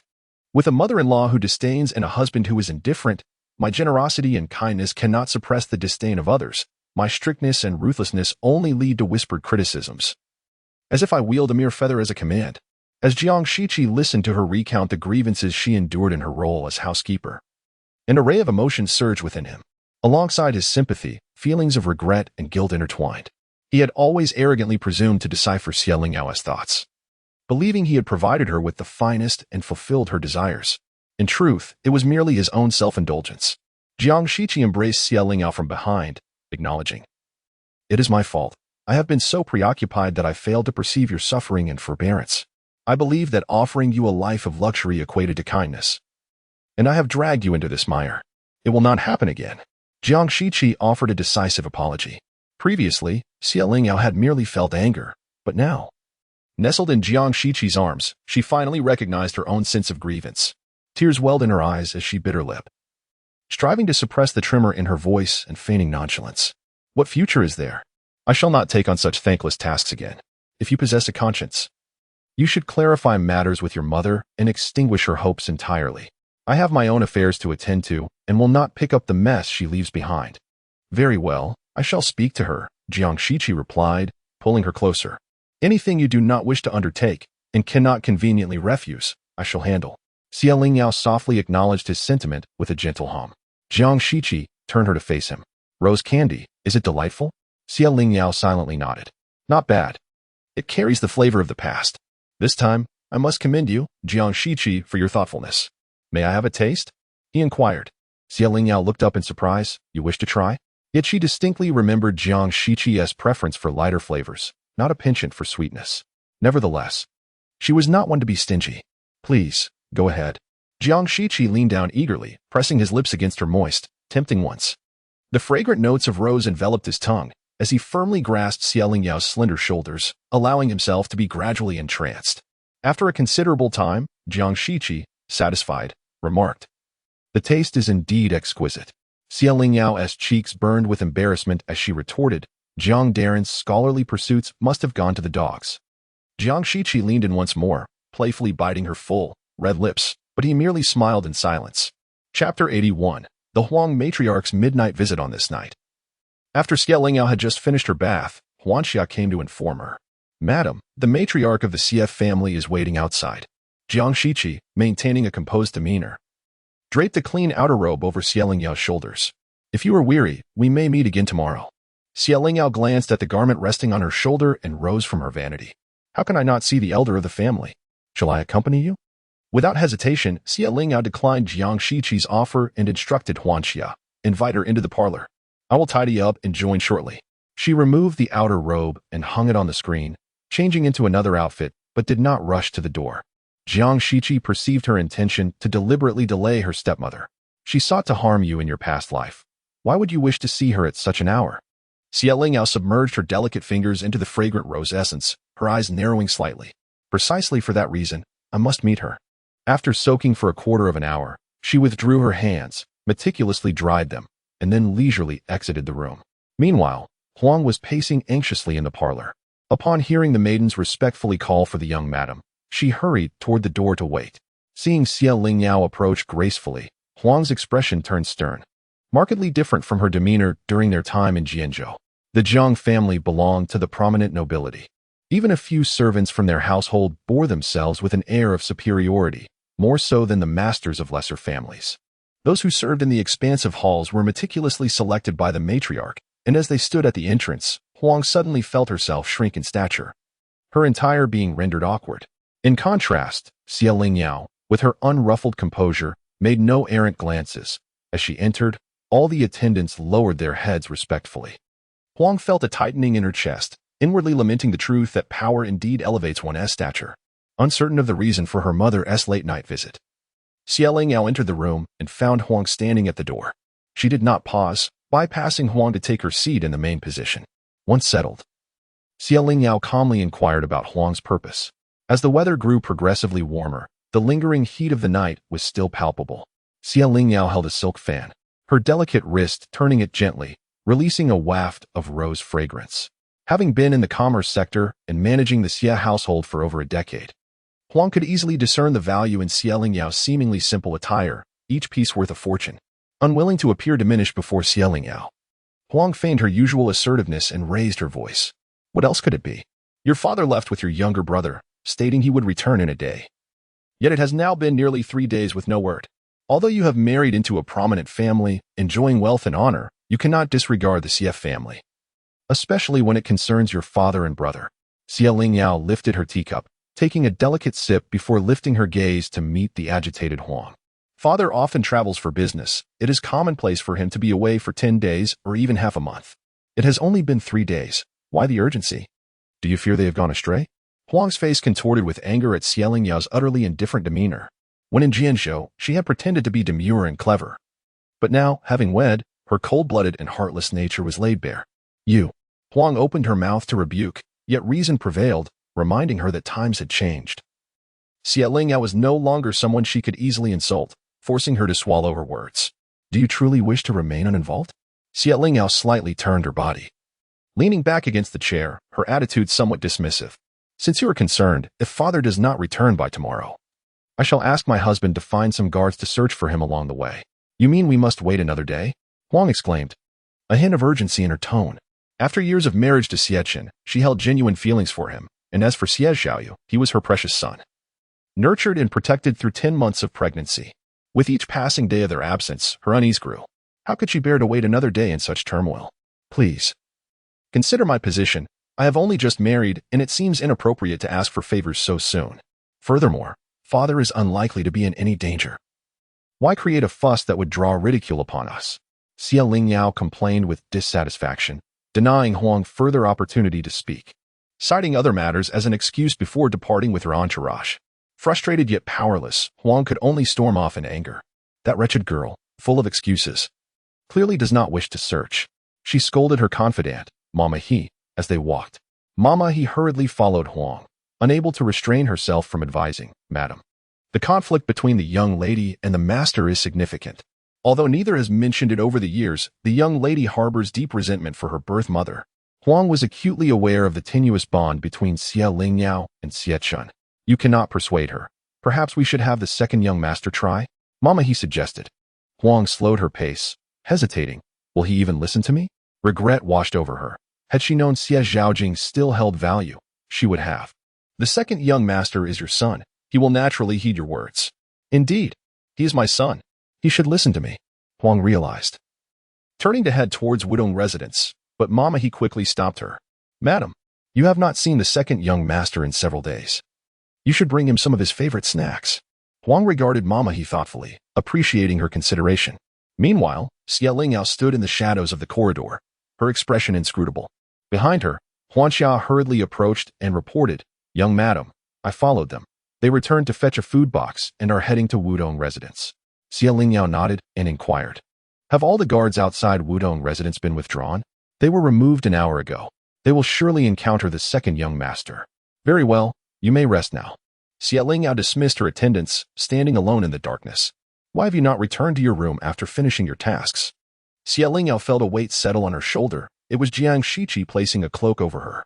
As warmth enveloped her, a sense of comfort blossomed within her heart. Let us go. Chapter 82. Another child at the break of dawn. A dashing young gentleman clad in a dark blue silk robe lingered hesitantly before the grand entrance of the Haohan Pavilion. Young Master Xie, do you wish to see the young lady of the house? I can inform her for you, a matron at the door inquired. Noticing his indecision as he paced back and forth, Xie Zhaojing felt a flush of embarrassment, waving his hand dismissively. After a moment's hesitation, he cautiously asked, May I inquire if my brother-in-law is inside? I am here. A cool voice resonated from within the courtyard as Jiang Shiqi, resplendent in his crimson official robes, emerged with an imposing and handsome stature. Brother-in-law. Xie Zhaojing felt a wave of awkwardness wash over him as he hurriedly clasped his hands in greeting. Jiang Shiqi, in good spirits, nodded in acknowledgement. Are you seeking your elder sister, or do you wish to speak with me? Originally intending to avoid Jiang Shiqi, Xie Zhaojing found himself compelled to meet his elder sister, thus lingering at the entrance. Caught off guard by Jiang Shiqi's inquiry, he quickly replied, I wouldn't dare disturb you, brother-in-law. Jiang Shiqi stepped aside, granting passage. You may enter. Your elder sister is having her meal. She has not much appetite, so it would be timely for you to coax her into eating a bit more. Yes, of course. As Xie Zhaojing observed Jiang Shiqi's considerate nature regarding his elder sister's well-being, a sense of warmth blossomed within him, and his smile became more genuine. After watching Jiang Shiqi depart, Xie Zhaojing hurriedly followed the matron into the courtyard. As he traversed the lengthy corridor, he found himself awestruck by the exquisite and thoughtful design of Haohan Pavilion.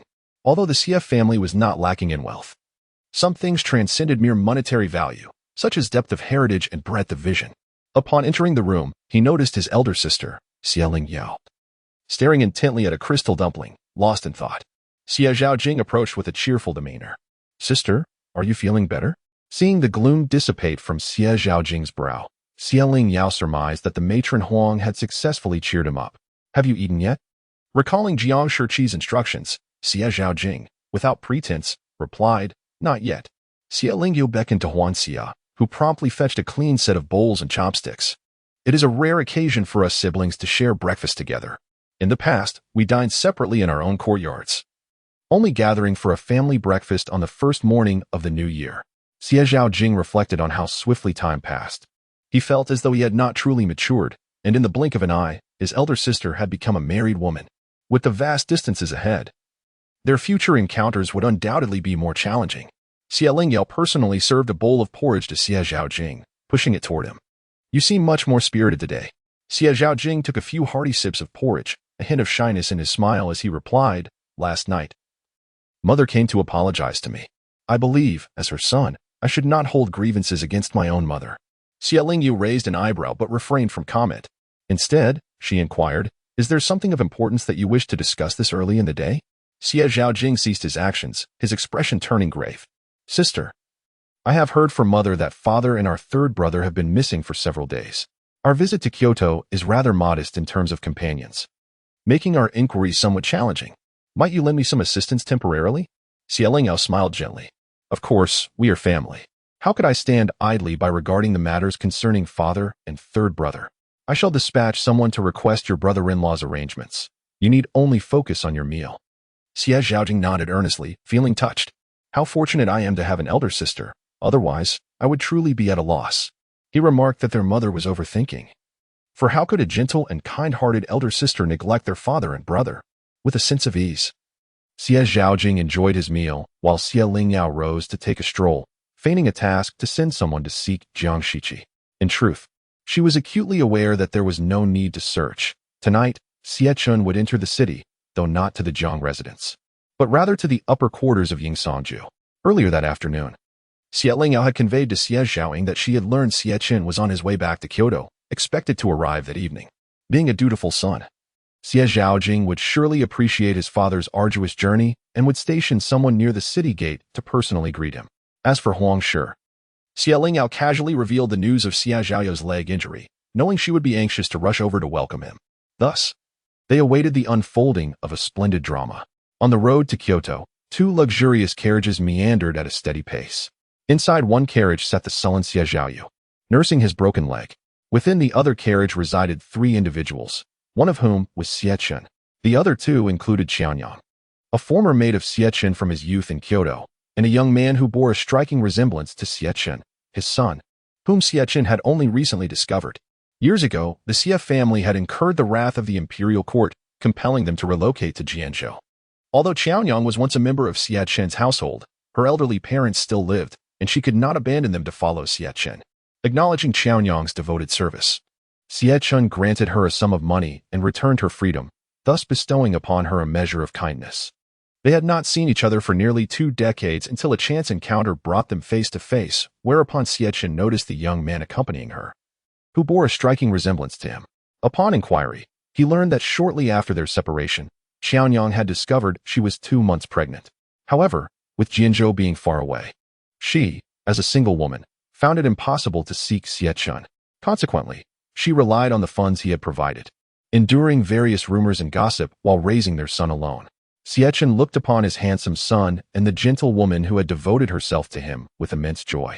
Qianyang had been Xie Chen's first love, occupying a significant place in his heart. Though it could not be said he held deep affections for her, she was not easily forgotten. Moreover, she had raised such an admirable son, prompting Xie Chen to feel an unprecedented urgency to grant her a title. Yet, Qianyang remained opposed to this notion.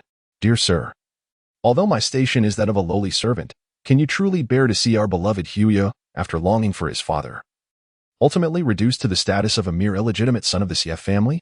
Over the years, despite the hardships he has endured alongside me, he has not borne the stigma of being a bastard. His aspirations are lofty, and having recently achieved the rank of a scholar, it would be unbearable for him to accept such a designation. Xie Chen found a certain truth in Qianyang's words. His affections undoubtedly lay more with Huang, for the only status he could offer Qianyang would be that of a concubine, thereby relegating Xie Hui to the position of a bastard. That simply cannot be. Xie Hui, now a scholar, is destined for greater heights. Should he be branded as illegitimate, he would lose face, unable to hold his head high in the world. The prestige of the Xie family requires Xie Hui to contribute as well. Worry not, I shall devise a way. Huier is a fine child, and I will not let him down. After careful consideration, Xie Chen resolved to have Huang acknowledge Xie Hui as her own, granting him the status of a legitimate son. The child expresses gratitude to his father. Xie Hui's tone remains neither submissive nor arrogant, his demeanor neither joyful nor sorrowful. Xie Chen, witnessing this, felt an increasing sense of satisfaction. Among the 2 children he personally raised, Xie Zhaojing is feeble, while Xie Zhaoyu is haughty. It seems they pale in comparison to the son nurtured by Qianyang. Reflecting on the struggles endured by the mother and child over the years, Xie Chen firmly resolved to compensate them generously. Chapter 83. Finally securing a place recently, with a multitude of matters to attend to, Xie Lingyao found it challenging to devote time to the affairs of her shop. It has been some time since the establishment of Nuangxiangfu, and the influx of customers has been relentless, resulting in a thriving business. After a rough calculation, she discerned that, excluding costs, profits would begin to emerge within 3 months.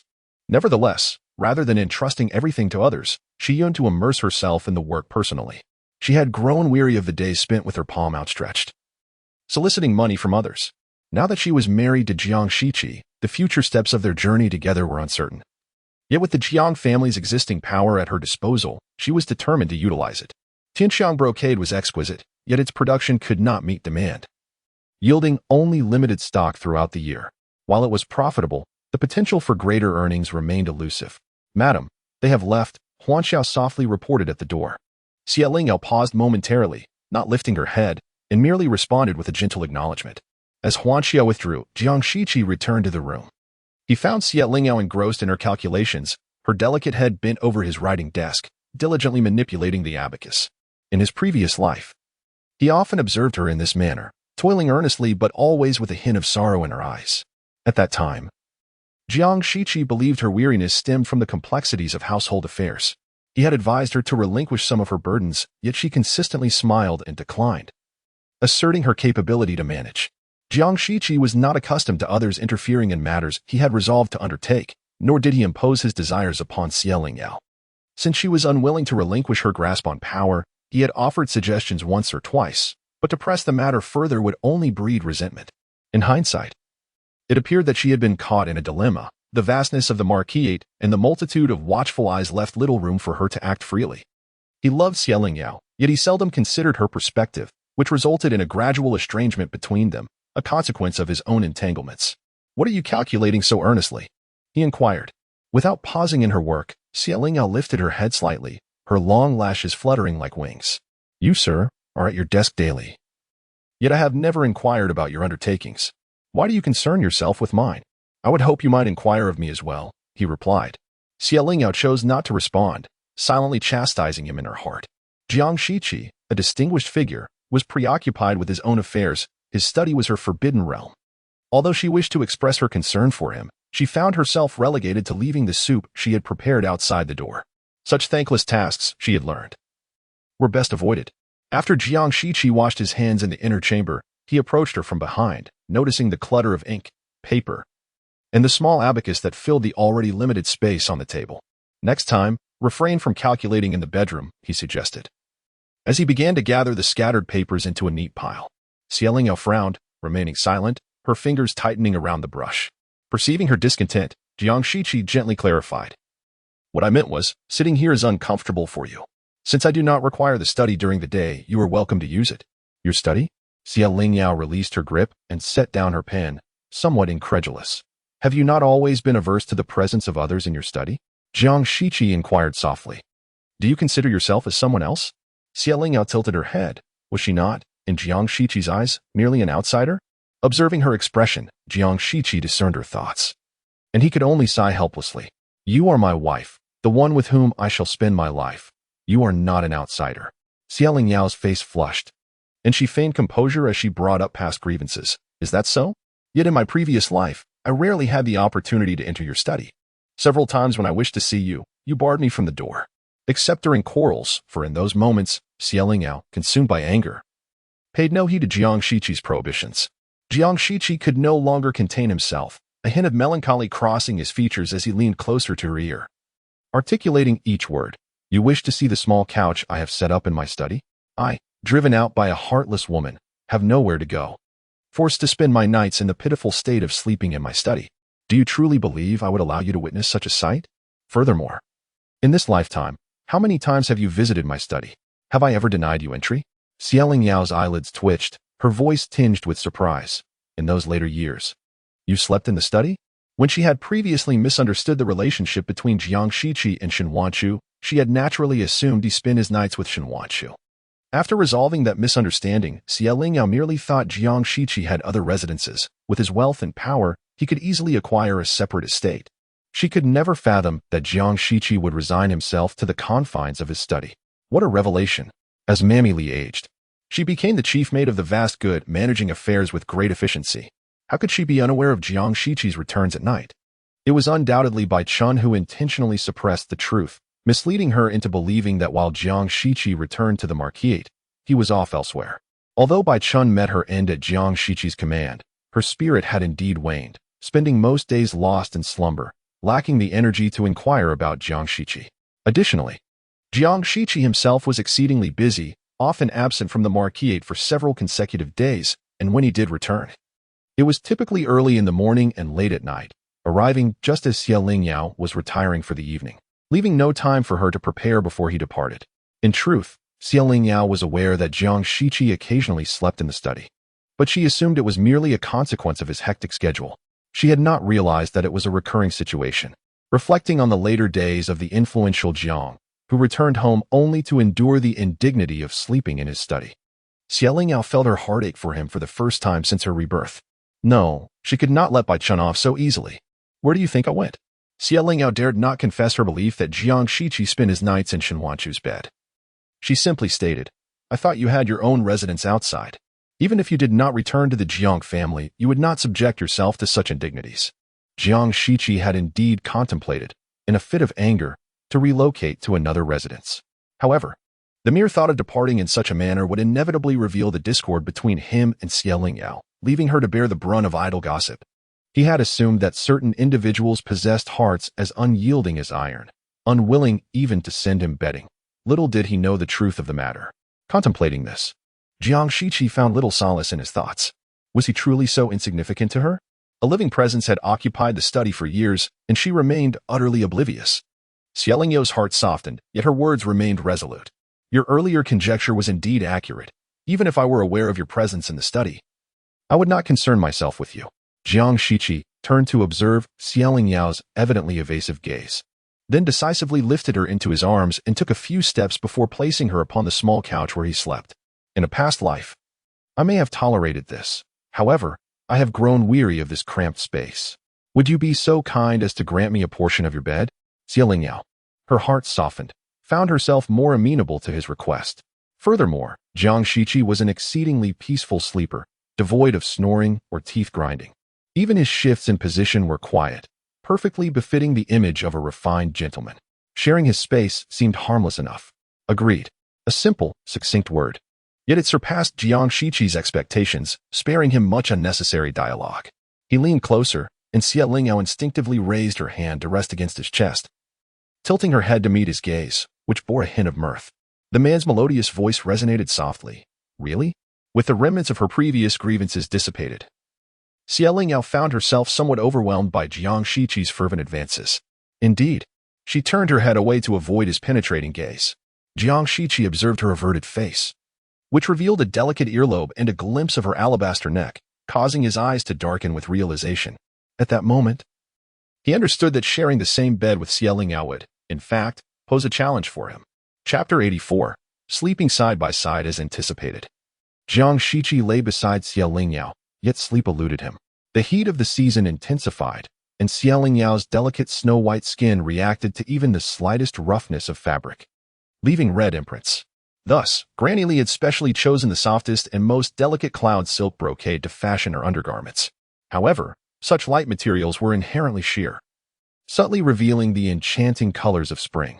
Jiang Shiqi was exceptionally skilled at concealing his emotions, and although Lingyao felt a moment of shyness, upon seeing his composed and upright demeanor, she felt entirely at ease. In Lingyao eyes, Jiang Shiqi was not a man driven by desire. After all, they had been married for a decade in their past life, yet their intimate encounters had been infrequent. Thus, she felt no need to be coy. Draping a thin quilt over herself, she closed her eyes, peacefully surrendering to the embrace of sleep, leaving Jiang Shiqi to toss and turn in restlessness. Turning to face Lingyao in the darkness, Jiang Shiqi's mind was filled with the alluring image of her, adorned in her sheer garments. Emerging from the inner chamber moments ago, his breath quickened abruptly, the suddenness of it stark against the stillness of the night. What is it? Lingyao inquired, sensing the disturbance. Are you feeling hot? Nothing, just sleep, Jiang Shiqi replied, inhaling deeply in an attempt to make his voice sound more natural. Yet, Lingyao was no naive maiden easily deceived. Her 10 years of experience as a woman revealed to her that something was amiss with Jiang Shiqi. Though a suspicion began to form in her mind, she couldn't help but smile. Despite Jiang Shiqi's occasional affectionate gestures, which had not advanced beyond kisses, she had thought he harbored no ulterior motives. In truth, she did not mind his sporadic displays of affection. Once their past grievances were laid bare, her resentment dissipated, allowing suppressed feelings to quietly flourish.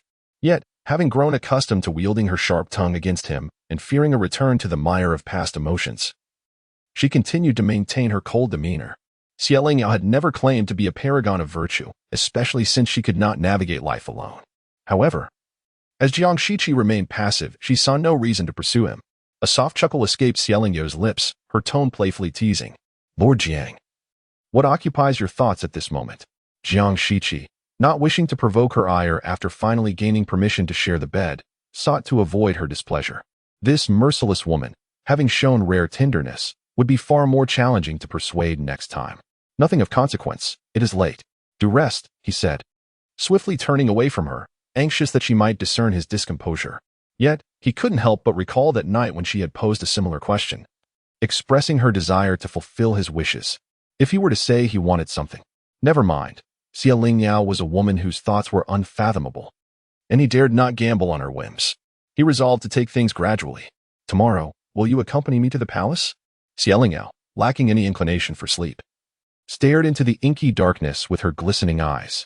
Since Jiang Shiqi did not bring it up, she naturally refrained from mentioning it herself. However, feeling somewhat restless, she decided to change the subject. Well, I shall accompany you. Tomorrow, the matriarch of the Su family will also enter the palace. Will you be dining at the Su residence, or shall I take you to Dingxin Pavilion? They have introduced a new dish, a roasted leg of lamb seasoned with spices from Qiangjia, which is quite delightful. Xie Lingyao had not ventured outside for several days. The other ladies kept a close watch on her, prompting her to avoid any outings to prevent Jiang Chenro and her companions from encroaching upon her space, an annoyance indeed. As for Jiang Yufei, she had recently visited her maternal grandparents, as her grandfather's health had been declining. As a dutiful granddaughter, she felt compelled to pay her respects. Xie Lingyao was contemplating a leisurely stroll tomorrow after her palace visit, perhaps to check on her shop. Thus, when Jiang Shiqi proposed dining at Dingxin Pavilion, she found the suggestion quite agreeable. Firstly, having Jiang Shiqi's company made her feel much more at ease. Secondly, Dingxin Pavilion was not far from Nuangxiangfu, merely 2 streets away, allowing her to meander there after their meal. Lastly, she was quite tempted. Although the Jiang residence offered good food, it was rather bland for her palate. After several days of such fare, she longed for something different. The matriarch will be accompanying the Empress Dowager for a religious ceremony in the afternoon and won't be leaving the palace with me. Let's go have lunch together. Jiang Shiqi detected the satisfaction in Xie Lingyao's tone and cautiously shifted his position, carefully enveloping her in his embrace. All right, I shall wait for you outside the palace gates tomorrow. Jiang Shiqi. Are you not feeling hot? Jiang Shiqi pressed closer. Not at all. Xie Lingyao chose not to comment on his self-inflicted discomfort, instead adjusting the small pillow made for her by Granny Li, cradling it in her arms as she prepared to sleep. Yet, the increasing warmth radiating from him was quite distracting, and she squirmed restlessly, attempting to signal him. However, a suppressed groan from Jiang Shiqi caused her to freeze in place. The softness of her body emitted a sweet fragrance, leaving Jiang Shiqi parched and longing. He struggled to tame his racing heart and restless spirit. Yet, Xie Lingyao was anything but still, occasionally reaching for her pillow or shifting to alleviate her discomfort. There was never a moment of peace. Jiang Shiqi, quiet. He gently pushed her away, his voice husky and low. It's time to sleep. Xie Lingyao yawned and sighed. Indeed. It is time to sleep, but I do hope you can still find rest. Jiang Shiqi. So, she was fully aware of his suppressed feelings. After being his wife for 10 years, how could she not understand such matters? Delicate kisses trailed from his forehead to her lips, causing Xie Lingyao to involuntarily shudder. Before she could utter a word, his soft lips claimed hers entirely as he eagerly sought to explore her mouth. Suddenly, Jiang Shiqi paused, sensing that, if he was not mistaken, Xie Lingyao had responded for a fleeting moment. This was not merely his own desire, but rather an entangled affection shared between 2 souls. Unconsciously, Xie Lingyao had wrapped her arms around Jiang Shiqi's neck, and upon noticing his sudden stillness, she abruptly realized the implications of their closeness. However, Jiang Shiqi did not afford her the luxury of contemplation. He deepened the kiss, a man of remarkable intelligence who executed every act with elegance, including this intimate exchange. In Jiang Shiqi's embrace, Xie Lingyao melted like water, and just as she believed everything would unfold naturally, he halted all movements. He wished to linger a moment longer, waiting until her heart and gaze were wholly consumed by him. Huh? Xie Lingyao gazed at the man who had unexpectedly risen from the bed, bewildered and perplexed. You should rest. I shall return shortly after sipping a cup of cold tea. His voice, laced with a husky timbre, made her want to laugh. Yet, She acquiesced to his wishes, allowing him to seek his own troubles. Chapter 85. The lady of the house cares for herself as Xie Lingyao was granted a seat by the Empress Dowager. A palace maid entered to announce the arrival of the Empress. Xie Lingyao and the matriarch of the Su family hastily rose to withdraw. But the Empress Dowager waved her hand dismissively. No need for that. The Empress wishes to meet my dear Lingyao. Xie Lingyao is well aware of the Empress. A woman of remarkable virtue and generosity, albeit without offspring. Were it not for her powerful maternal lineage, her position would not be so secure. However, by the time of Xie Lingyao's demise in her previous life, the Empress had firmly ascended to the role of Empress Dowager, and her fate was ultimately commendable. The Empress entered gracefully, exuding an aura of dignity and poise, her countenance radiating warmth and kindness. After greeting the Empress Dowager, she settled beside her, her gaze lingering on Xie Lingyao with evident admiration. Indeed, she was a woman of unparalleled beauty. Yet the Empress understood that Xie Lingyao's worth extended beyond mere looks. The fact that she had garnered the Dowager's favor was not a trivial accomplishment. Yesterday, I heard from my mother that Lady Jiang would be coming to the palace today, and I thought it would be a fine opportunity to witness the character of the one who has captured the heart of Jiang Shiqi, the foremost gentleman of the capital. Having seen you today, I now understand what it means to be a match made in heaven, a true beauty and talent. Your Majesty is overly kind. I am but a woman of modest grace. If you claim to possess modest beauty, then what hope is there for the rest of us? The Empress Dowager interrupted Xie Lingyao's self-deprecation with a chuckle, teasing, I have heard that Jiang Shiqi is still waiting for you outside the palace gates. He truly cannot bear to be apart from you for even a moment. The matriarch of the Su family inquired excitedly, is what the Empress Dowager says true? Xie Lingyao shyly nodded. It was only as she was preparing to alight from the carriage that she learned Jiang Shiqi had no pressing matters to attend to in the palace that day. He had merely accompanied her. Initially, she had assumed he was just passing by as he had before. His casual remark, go on, I will wait for you here, resonated more profoundly in her heart than any words he had spoken. In that moment, Xie Lingyao realized that Jiang Shiqi was indeed changing for her. That is precisely what I said from the very beginning. He is a good man. You too, despite your insistence on calling off the engagement, now see his merits. Do you not? The Empress looked on in surprise. Xie Lingyao had contemplated breaking off the engagement? A man like Jiang Shiqi, who aspired to marry a princess, would surely be welcomed by the Emperor, yet Xie Lingyao had rejected him? The matriarch cleared her throat awkwardly. Why bring up such matters? The two children are well together now. Xie Lingyao pressed her lips together, sharing a light laugh. She had not anticipated the situation would unfold as it had.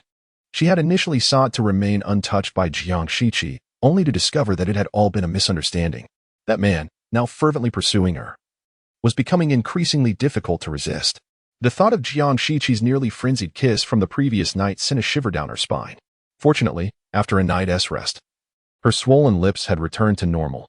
Otherwise, she feared she would not have had the courage to face anyone today. My dear, do you think Jiang Shiqi is good or not? The Empress Dowager's eyes sparkled with a sly smile, resolutely intent on playfully teasing Xie Lingyao today. Under the gaze of three pairs of eyes, Xie Lingyao felt a rush of heat at the corners of her eyes, her cheeks tinged with embarrassment. How could she possibly voice dissent in such a public setting? After all, she was a bride who had departed from the Empress Dowager's palace. To speak ill would be akin to slapping her elder's face. Just then, Jiang Shiqi, who had been summoned from outside the palace gates by the Empress Dowager, caught wind of this crucial exchange. Although he recognized that Xie Lingyao's response was perhaps driven by the circumstances, he could not help but feel delighted. Upon hearing the commotion from outside and seeing the visitor, Xie Lingyao's expression froze.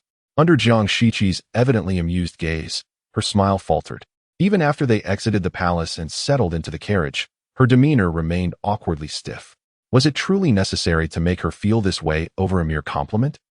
Jiang Shiqi found her reaction both amusing and exasperating, pondering what exactly Xie Lingyao was concocting in her mind.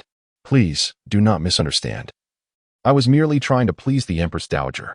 Moreover, in such a setting, if I were to speak ill of you, it would leave both the Empress and yourself in an uncomfortable position, he remarked, his expression suggesting he had anticipated this all along. Xie Lingyao feigned adjustment of her hairpin, sitting up straight. As long as you understand, she replied. Jiang Shiqi smiled slightly and chose not to elaborate further, focusing instead on the matters at hand.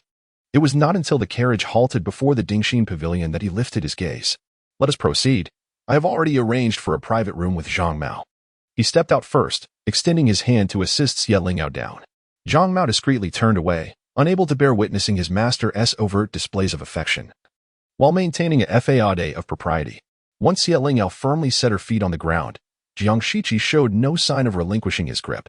The attendant at the entrance, perceptive and quick-witted, immediately recognized the couple before him as the newlyweds who had recently captivated all of Kyoto, the esteemed Jiang Shiqi and his bride. Xie Lingyao. He led them upstairs, his chatter a continuous stream of congratulatory remarks. Xie Lingyao pursed her lips, finding the attendant amusing yet somewhat tiresome. However, as Jiang Shiqi, a man of few words who preferred tranquility, remained silent, she felt it would be impolite to interrupt. As they ascended to the second floor, they unexpectedly encountered Li Zi and Su Haoxing. Li Zi appeared considerably haggard, her eyes sunken and her complexion pale. Yet the brightness in her gaze upon seeing Xie Lingyao was striking. However, upon noticing the intertwined hands of Xie Lingyao and Jiang Shiqi, her expression dimmed once more. Taken aback by Li Zi's condition, Xie Lingyao instinctively furrowed her brow and stepped back slightly. Sensing her unease, Jiang Shiqi tightened his grip on her hand. It was only when Su Haoxing gave Li Zi a gentle nudge that she seemed to regain her composure, and both greeted Jiang Shiqi with respectful bows. Lord Jiang. At this, Jiang Shiqi finally released Xie Lingyao's hand and returned the gesture. Lord Su, lordly. In an effort to dispel the awkwardness, Su Haoxing jested. I recently heard from several colleagues that Lord Jiang used to be the one who returned home only at the latest hours, yet ever since his marriage, he has transformed into the earliest to depart. I initially thought they were merely teasing. Today, however, it appears that even amidst his busy schedule, Lord Jiang has taken the time to dine with his wife, suggesting that the rumors hold a kernel of truth. Xie Lingyao turned her gaze towards Jiang Shiqi, observing that his expression remained unchanged, showing no signs of discomfort from the playful banter. My dear wife knows how to cherish herself, perhaps when Su Darren marries, he will come to understand. With the new policies now implemented, the Ministry of Revenue can finally breathe a sigh of relief, and for me, accompanying my wife for a meal is the most pressing matter at hand. Su Haoxing's expression was akin to having seen a ghost. He simply could not reconcile such words with Jiang Shiqi, whom he perceived as taciturn and prone to delivering remarks that were more likely to render one speechless. Such astonishing words could indeed come from his lips. Su Haoxing was baffled, and naturally, Xie Lingyao was equally perplexed, unable to restrain herself. She pinched Jiang Shiqi's firm waist, questioning whether the man before her was truly Jiang Shiqi. Jiang Shiqi calmly suppressed her mischievous hand at his waist, quietly relishing the disheveled expression of Li Zi. How satisfying. Chapter 86. The one she holds in her heart is only him to discern the moment when Xie Lingyao realized that Jiang Shiqi's mood was amiss. One might trace it back to the instant he emerged from his bath, silent and fixedly gazing at her from across the table. As she wiped the damp ends of her hair, Xie Lingyao reminisced. Earlier that day, Jiang Shiqi had generously rewarded the clever attendant Zhang Mao with a substantial sum of silver, personally carved a leg of lamb for her, and escorted her to the shop. Appearing quite untroubled during these acts, just as Xie Lingyao anticipated that Jiang Shiqi would continue to scrutinize her in silence, he abruptly spoke. Today, why did you pinch me? Xie Lingyao halted, approaching him. Did it hurt? Jiang Shiqi replied that it did not. The force of her pinch was less than that of a cat's claw.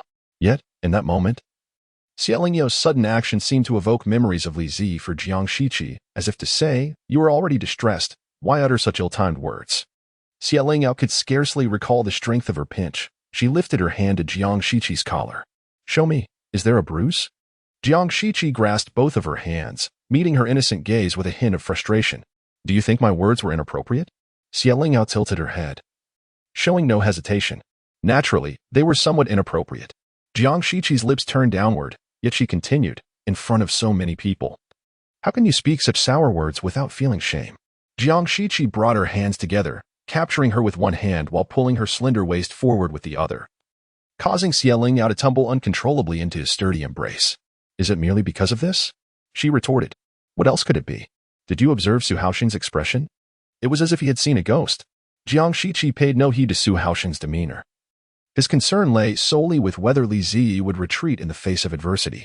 In his past life, he was acutely aware of the hesitation that plagued Li Zi regarding marriage. Was it not out of concern for her? What does this have to do with Li Zi? Xie Lingyao's expression momentarily faltered as she belatedly comprehended that Jiang Shiqi was harboring some pent-up frustration. Master Jiang, are you jealous? Jiang Shiqi regarded her coldly. Those years, how could I have swallowed down so much jealousy? Lingyao found herself both amused and wronged. Her heart had always been devoted to the indifferent man before her, devoid of any flirtation with others that would warrant his clandestine jealousy. Do not slander me. Since the day I entered the Jiang household, I have been cautious and reserved, fearful of providing others with fodder for gossip. I have scarcely conversed with other men. How could I provoke such jealousy in you? You may not have acted inappropriately, yet your heart lingers on him. Lingyao expression turned icy. But with her hands firmly grasped by Jiang Shiqi, she longed to deliver a punch. Lingyao, unable to contain her frustration, leaned closer to the man's handsome face and bit his left cheek. Jiang Shiqi neither dodged nor flinched, allowing her to vent her emotions. Do enlighten me. Where in my heart do I hold him? She retorted. Do you still recall that handkerchief I burned? Lingyao could never forget. At that time, her feelings for Jiang Shiqi had reached an uncontrollable threshold. For the sake of Zhou and herself, she ultimately resolved to make an effort to mend things. She meticulously embroidered a handkerchief for Jiang Shiqi, stitching his name into it with heartfelt intention, preparing to present it to him personally. However, Jiang Shiqi did not wait for her to deliver it. He had already seen it for himself, hiding in the inner chamber. It was the first time she witnessed such an unpleasant expression on Jiang Shiqi's face. Her hopes were dashed, and her concessions turned into a jest. The handkerchief was taken by Jiang Shiqi, who kept it close, and the next day, a maid discovered traces of burnt silk among his writing tools. To take without asking is theft. That handkerchief was clearly stolen to be burned. Lingyao exclaimed in indignation. I have yet to question you about it. If you did not like the handkerchief I embroidered for you, why did you have to burn it? Jiang Shiqi's expression shifted to one of peculiar intrigue. You claim that handkerchief was embroidered for me? Lingyao was taken aback, hesitating. Didn't it have your name stitched on it? Can you not see it was meant for you? Jiang Shiqi remained silent, releasing her and swiftly guiding her to the writing desk in the bedroom. He quickly prepared the ink and handed her the brush. Write my name. Though Lingyao was perplexed by Jiang Shiqi's sudden fervor, she obediently wrote Qijun on the blank shin paper. Jiang Shiqi took the brush from her hand and inscribed Qijun beside it. This is my name. Lingyao stared in astonishment, her mind momentarily clouded. Li Ziyi, courtesy name Huijin, she finally grasped the implication. So, you believe that handkerchief was meant for him? Jiang Shiqi did not deny it. The agony of betrayal was still vivid in his memory. I did not burn it out of anger or sorrow. It bore the name of another man. If others were to see it, it would cause you trouble. Lingyao covered her face, laughing through her tears. It is indeed my fault for being lazy. Had I diligently embroidered 2 characters, you might not have misunderstood. Those 2 characters had been revealed to her by her mother-in-law, who seemed eager to see her cast out. Jiang Shiqi's gaze deepened, his heart unsettled. Ah Yao, regardless of whom that handkerchief was meant for, please tell me, who truly occupies your heart? Lingyao sighed. In her previous life, she would have been furious, resenting Jiang Shiqi for doubting her feelings. However, after enduring so much, she understood that many misunderstandings between them stemmed from their mutual stubbornness, unwilling to speak or inquire. Thus, she stated, in my past life, the only one I cherished and adored was you, Jiang Shiqi. Lingyao leaned against Jiang Shiqi, feeling the joy concealed beneath the frantic beating of his heart. It turned out that the man who had made him feel jealousy to the core was none other than himself. Jiang Shiqi longed to embed the person he cherished deeply within his heart. He felt an overwhelming sense of gratitude that fate had bestowed upon him another chance, allowing 2 lovers to truly experience each other's affections. Yet, a profound regret lingered within him, for he had missed so much. How could we have let half a lifetime slip through our fingers? With her head resting against the man's chest, Lingyao cast a sidelong glance, questioning him with a hint of accusation. So, all those years, did you truly believe that my heart belonged to Li Ziyi? It was my own folly. Lingyao finally understood. No wonder Jiang Shiqi had uttered such sour words at Dingxin Pavilion, for they were meant for Li Ziyi. How could someone of his age be so naive? She had no desire to dwell on the past, yet her tongue remained unwilling to grant him an easy reprieve. Did Jiang, the young master, truly believe he wore a hat of green atop his head?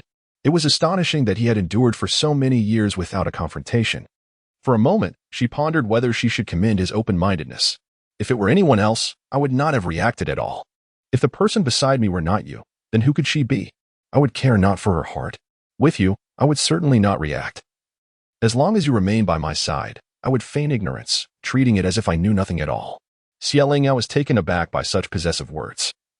She had no doubt of their authenticity, for from Jiang Shiqi's perspective, he indeed acted in accordance with them. Xie Lingyao parted her lips, hesitant to speak further. Jiang Shiqi was now quite intimidating, capable of rendering her flushed with mere words. "Ah Yao, love me once more, will you?" Xie Lingyao met Jiang Shiqi's hopeful gaze, closed her eyes, and, rising on tiptoe, lightly pressed her lips against his, providing her answer in that tender moment. Chapter 87, The Brother Born of the Same Mother. "Please have something to eat." Xie Zhaojing gazed at the haggard woman, his heart aching. Just days ago, they had been a harmonious family, but unexpectedly, their father returned home with an unknown woman and her nearly 20-year-old son. What was more, he even insisted that their mother acknowledge this son, who was older than their eldest sister, compelling her to present him to the world as her own. Huang's eyes, dry and weary, shifted as she realized the man's heartlessness and selfishness. If she were to accept Xie Hui, he would become the legitimate eldest son, and the family fortune of the Xie clan would naturally pass to him, with that lowly servant as his birth mother. How could she secure a place for herself while giving her son such a disgrace? After years of enduring humiliation, was this the fate she had hoped for? No. It was unacceptable. The Xie family's legacy was meant solely for her son. Moreover, she had long borne the stigma of being blamed by many who believed she had entangled herself with Xie Chen even before the passing of the Su matriarch.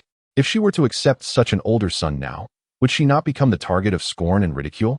Since Xie Chen had shown her no compassion, she would not feel obliged to show him any loyalty. "Go, summon your elder sister." Xie Zhaojing hesitated. "Mother, my sister has just married and the Jiang family has many customs. Perhaps we should not trouble her." A fierce glint flashed in Huang's eyes as she suppressed her rage, attempting to speak gently. "Given the gravity of our family's situation, it would only sadden her more if we kept her in the dark. Go now, Zhaojing. Your brother has injured his leg, and I can only rely on you." With newfound determination, Xie Zhaojing nodded. "Very well, mother, you eat something first. I will return shortly." When Xie Zhaojing came to fetch her, Xie Lingyao had already anticipated Huang would seek her out, and without further inquiry, she followed him to the inn where the Xie family was currently staying. Upon arriving at the Welcome Pine residence, Xie Lingyao felt as if she had stepped into another world. She had come here once consumed by hatred, yet now she felt a sense of calm. Following Huang's instructions, Xie Zhaojing quietly led Xie Lingyao directly to Huang's chamber, ensuring not to disturb Xie Chen. As they reached the door, they were met with the sight of shattered porcelain strewn across the floor. Xie Zhaojing hurriedly cleared a path for Xie Lingyao before inviting her inside. "What has happened to mother? Why is she in such a rage?" Xie Lingyao observed the disheveled Huang and, as a woman herself, felt no joy at this sight. She was acutely aware of Xie Chen's callousness, as any daughter would be. Huang struggled to rise from the bed and waved her hand at Xie Zhaojing to dismiss him. The elderly maid, concerned, cast a wary glance at Xie Lingyao, who had always been regarded as an adversary by Huang, and felt uneasy about leaving them alone. "Stay by the door, do not let anyone else in." "No, she need not leave." Huang's voice halted the maid, leaving her astonished. Huang poured herself a cup of cold tea, and, without uttering a word, tears streamed down her face as she recounted how Xie Chen had abruptly brought home a mother and son, and how he had pressured her to accept the child. These matters are well within the knowledge of Xie Lingyao, for that mother and child were brought to light by her chance encounter with Xie Chen. However, she never anticipated that Xie Chen would resort to the drastic measure of threatening to divorce in order to coerce Huang. Although Xie Lingyao surmised that Xie Chen would not relinquish Huang merely for a mere seamstress, regarding the divorce as a mere tactic of manipulation, it does not alter the fact that he has indeed wounded Huang's heart. This woman, once heartbroken, could become resolute. After all these years navigating the complexities of commerce, Xie Chen appears oblivious to this simple truth. Perhaps he understands it well enough, yet his arrogance blinds him to the notion that Huang could pose any threat. After all, what tempest could a mere woman conjure? Feigning anger, Xie Lingyao slammed her palm upon the table. "How audacious! He already had a child before seeking to wed my mother. I must confront him and inquire whether he was aware of Xie Hui's existence when he proposed to my mother." Huang intervened, saying, "Lingyao, why must you cling to past grievances? What matters now is the present. If I acknowledge Xie Hui, he will become the legitimate heir of the Xie family. He shares no bond with your two younger brothers, and once he inherits the family business, what relevance will they have?" Xie Lingyao took a seat, clearing her throat and fiddling with her handkerchief, her meaning unmistakable. The Xie family's fortune holds no bearing on her. Those two younger brothers are also Huang's sons, and she has no reason to clash with her own father on their behalf. Huang had anticipated this response from Lingyao. The girl is astute. Even if you disregard you or what of Jinger, he is the closest to you. Lingyao, caught in a dilemma, replied, what can I do? Currently, I have yet to establish myself within the Jiang family. Every word I speak requires utmost caution, lest I be seized upon for a misstep. If I were to quarrel with my father now, I would earn a reputation for filial disobedience, making it implausible for me to navigate my future in the Jiang household. Huang silently scoffed. Only moments ago, she was ready to confront Xie Chen, and now she feigned indifference. Ultimately, Xie Hui's emergence posed no threat to her. Whether or not Xie Hui is the legitimate heir matters not to her. The dowry that belonged to her has already been claimed. And the remaining fortune of the Xie family is of no concern to her. Why should she involve herself? Moreover, Lingyao demeanor clearly indicates her deep-seated resentment towards Xie Chen, as if she longs to sever all ties with the Xie family. Mother, I must attend to matters within my household. I shall take my leave. As Lingyao made to rise, Huang's gaze bore down upon her, dark and frenzied. Stop. You may disregard us, but will you also turn your back on your own flesh and blood, your brother? Li Mama suddenly raised her head, her voice quivering. My lady has only given birth to Lingyao. Where could there be a brother? Lingyao turned her head to mask the redness in her eyes. Indeed. You are confused with anger. My mother did have another child in her womb, yet tragically, it resulted in the loss of both mother and child. Even in your deepest grievances, you should not invoke my deceased mother. After emitting two eerie laughs, Huang stated, is it truly a case of a stillborn? This venerable Limama by your side was your mother's personal maid. You might inquire if she has ever laid eyes upon your mother's remains. Limama gasped sharply, feeling a wave of dizziness wash over her. Mama, please take a seat. Lingyao commanded gently, soothing the trembling Limama before turning her scrutiny toward Huang. So, according to your assertion, Xie Zhaojing is indeed the child of my mother? When Huang entered, Xie Chen had proffered the information that she was already 7 months pregnant. Her belly swollen to a point of no concealment, necessitating an urgent marriage. Yet, until the time of her delivery, the child was seldom seen. Only occasionally brought out once it was nearly a year old. Lingyao had reason to speculate that the prior avoidance of public appearances stemmed from the obvious discrepancy in the child's gestational age, and as the child grew, variations in size would render concealment unnecessary. Therefore, if Huang's claims were to be believed, Xie Zhaojing would be her biological brother. Indeed, at this moment, Lingyao set aside these thoughts, her voice sharp as she demanded, how did my mother die? If Xie Zhaojing was truly her mother's offspring, then her demise became shrouded in mystery. Huang, startled by the fierce gaze of Lingyao, nearly toppled from her seat. She hastily replied, your mother indeed suffered during childbirth, but your father chose to save the child rather than her. She did not perish with 2 lives, but rather bled to death. Lingyao swallowed the metallic taste of blood in her throat, regaining her voice after a moment's pause. Then why must Jinger remain under your name? In those days, the Su family wielded significant power and acted tyrannically. If your mother were to die, leaving behind 2 children, they would undoubtedly seek to take both away. Your father, not wishing for the offspring of the Xie family to fall into the hands of the Su family, had no choice but to. Lies. What necessity is there? A man who can easily abandon his first wife has no true necessity. He surely harbors ulterior motives. Huang had not anticipated that Lingyao would prove so unyielding. Now, with no one to rely upon but attempting to keep Lingyao at her side, she hesitated, ultimately compelled to speak the truth. In your father's eyes, your mother could not bear a son. The rapid expansion of the Xie family relied heavily on the support of the Su family, and your father could seldom hold his head high while in their presence.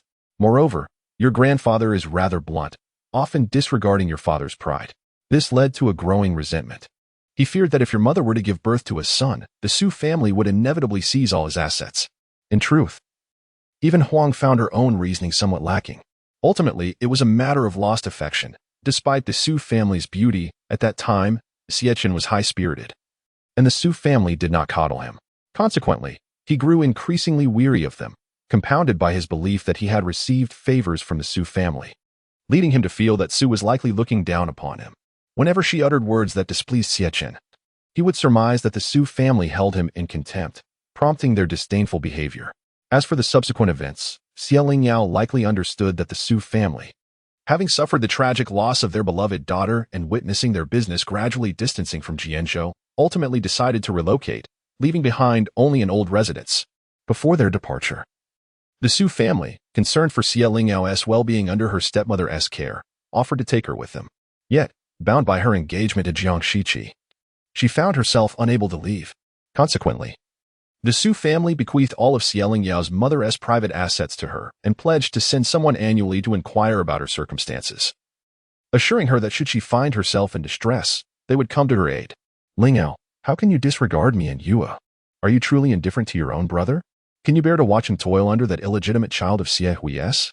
Xie Lingyao, bracing herself against the table, rose with an air of frigid resolve, wordlessly striding out. Witnessing her exit without a backward glance, Huang's heart brimmed with disappointment, and she collapsed to the ground, clutching her chest in despair. At that moment, unexpectedly, Li Mama returned. Our young mistress insists that you relinquish the girl, Bichuan. Huang's eyes widened in shock, her expression fraught with panic. How could Xie Lingyao, even aware of Bichuan's association with her, possess such meticulous insight for a mere maid? If Xie Lingyao knew of this matter, would she still offer her assistance? No, not assistance for her, but rather for Xie Zhaojing. Chapter 88. A conspiracy. Madame Huang's words. Do you find them credible? Madame Li observed that Xie Lingyao had returned home with a countenance shrouded in uncertainty, remaining silent. Concerned, she could not help but inquire, despite knowing that Xie Lingyao might be reluctant to speak. What do you think, madam? Outside, a gentle drizzle began to fall, blurring the view from the window. Xie Lingyao gazed into the mist, occasionally feeling the cool touch of raindrops as they were swept by the wind onto her face. Fearing that Xie Lingyao might catch a chill, Madame Li brought her a light cloak, yet she refrained from closing the window, understanding that Xie Lingyao needed it open at this moment. I do not know. Madame Li quickly wiped away the tears gathering at the corners of her eyes. But I hope it is true. The madam, aware of her frail condition, still could not bear to part with the child to safeguard her own life. Her wish was for both children to grow up safely and smoothly. Having the child alive is indeed more fortunate than losing both mother and child. Xie Lingyao's fingers drummed lightly against the windowsill as she murmured, Mother was foolish, sacrificing her life to bring a child into the world for someone who did not love her. If I were in her place, I would have sent an unwanted child away with a bowl of medicinal soup.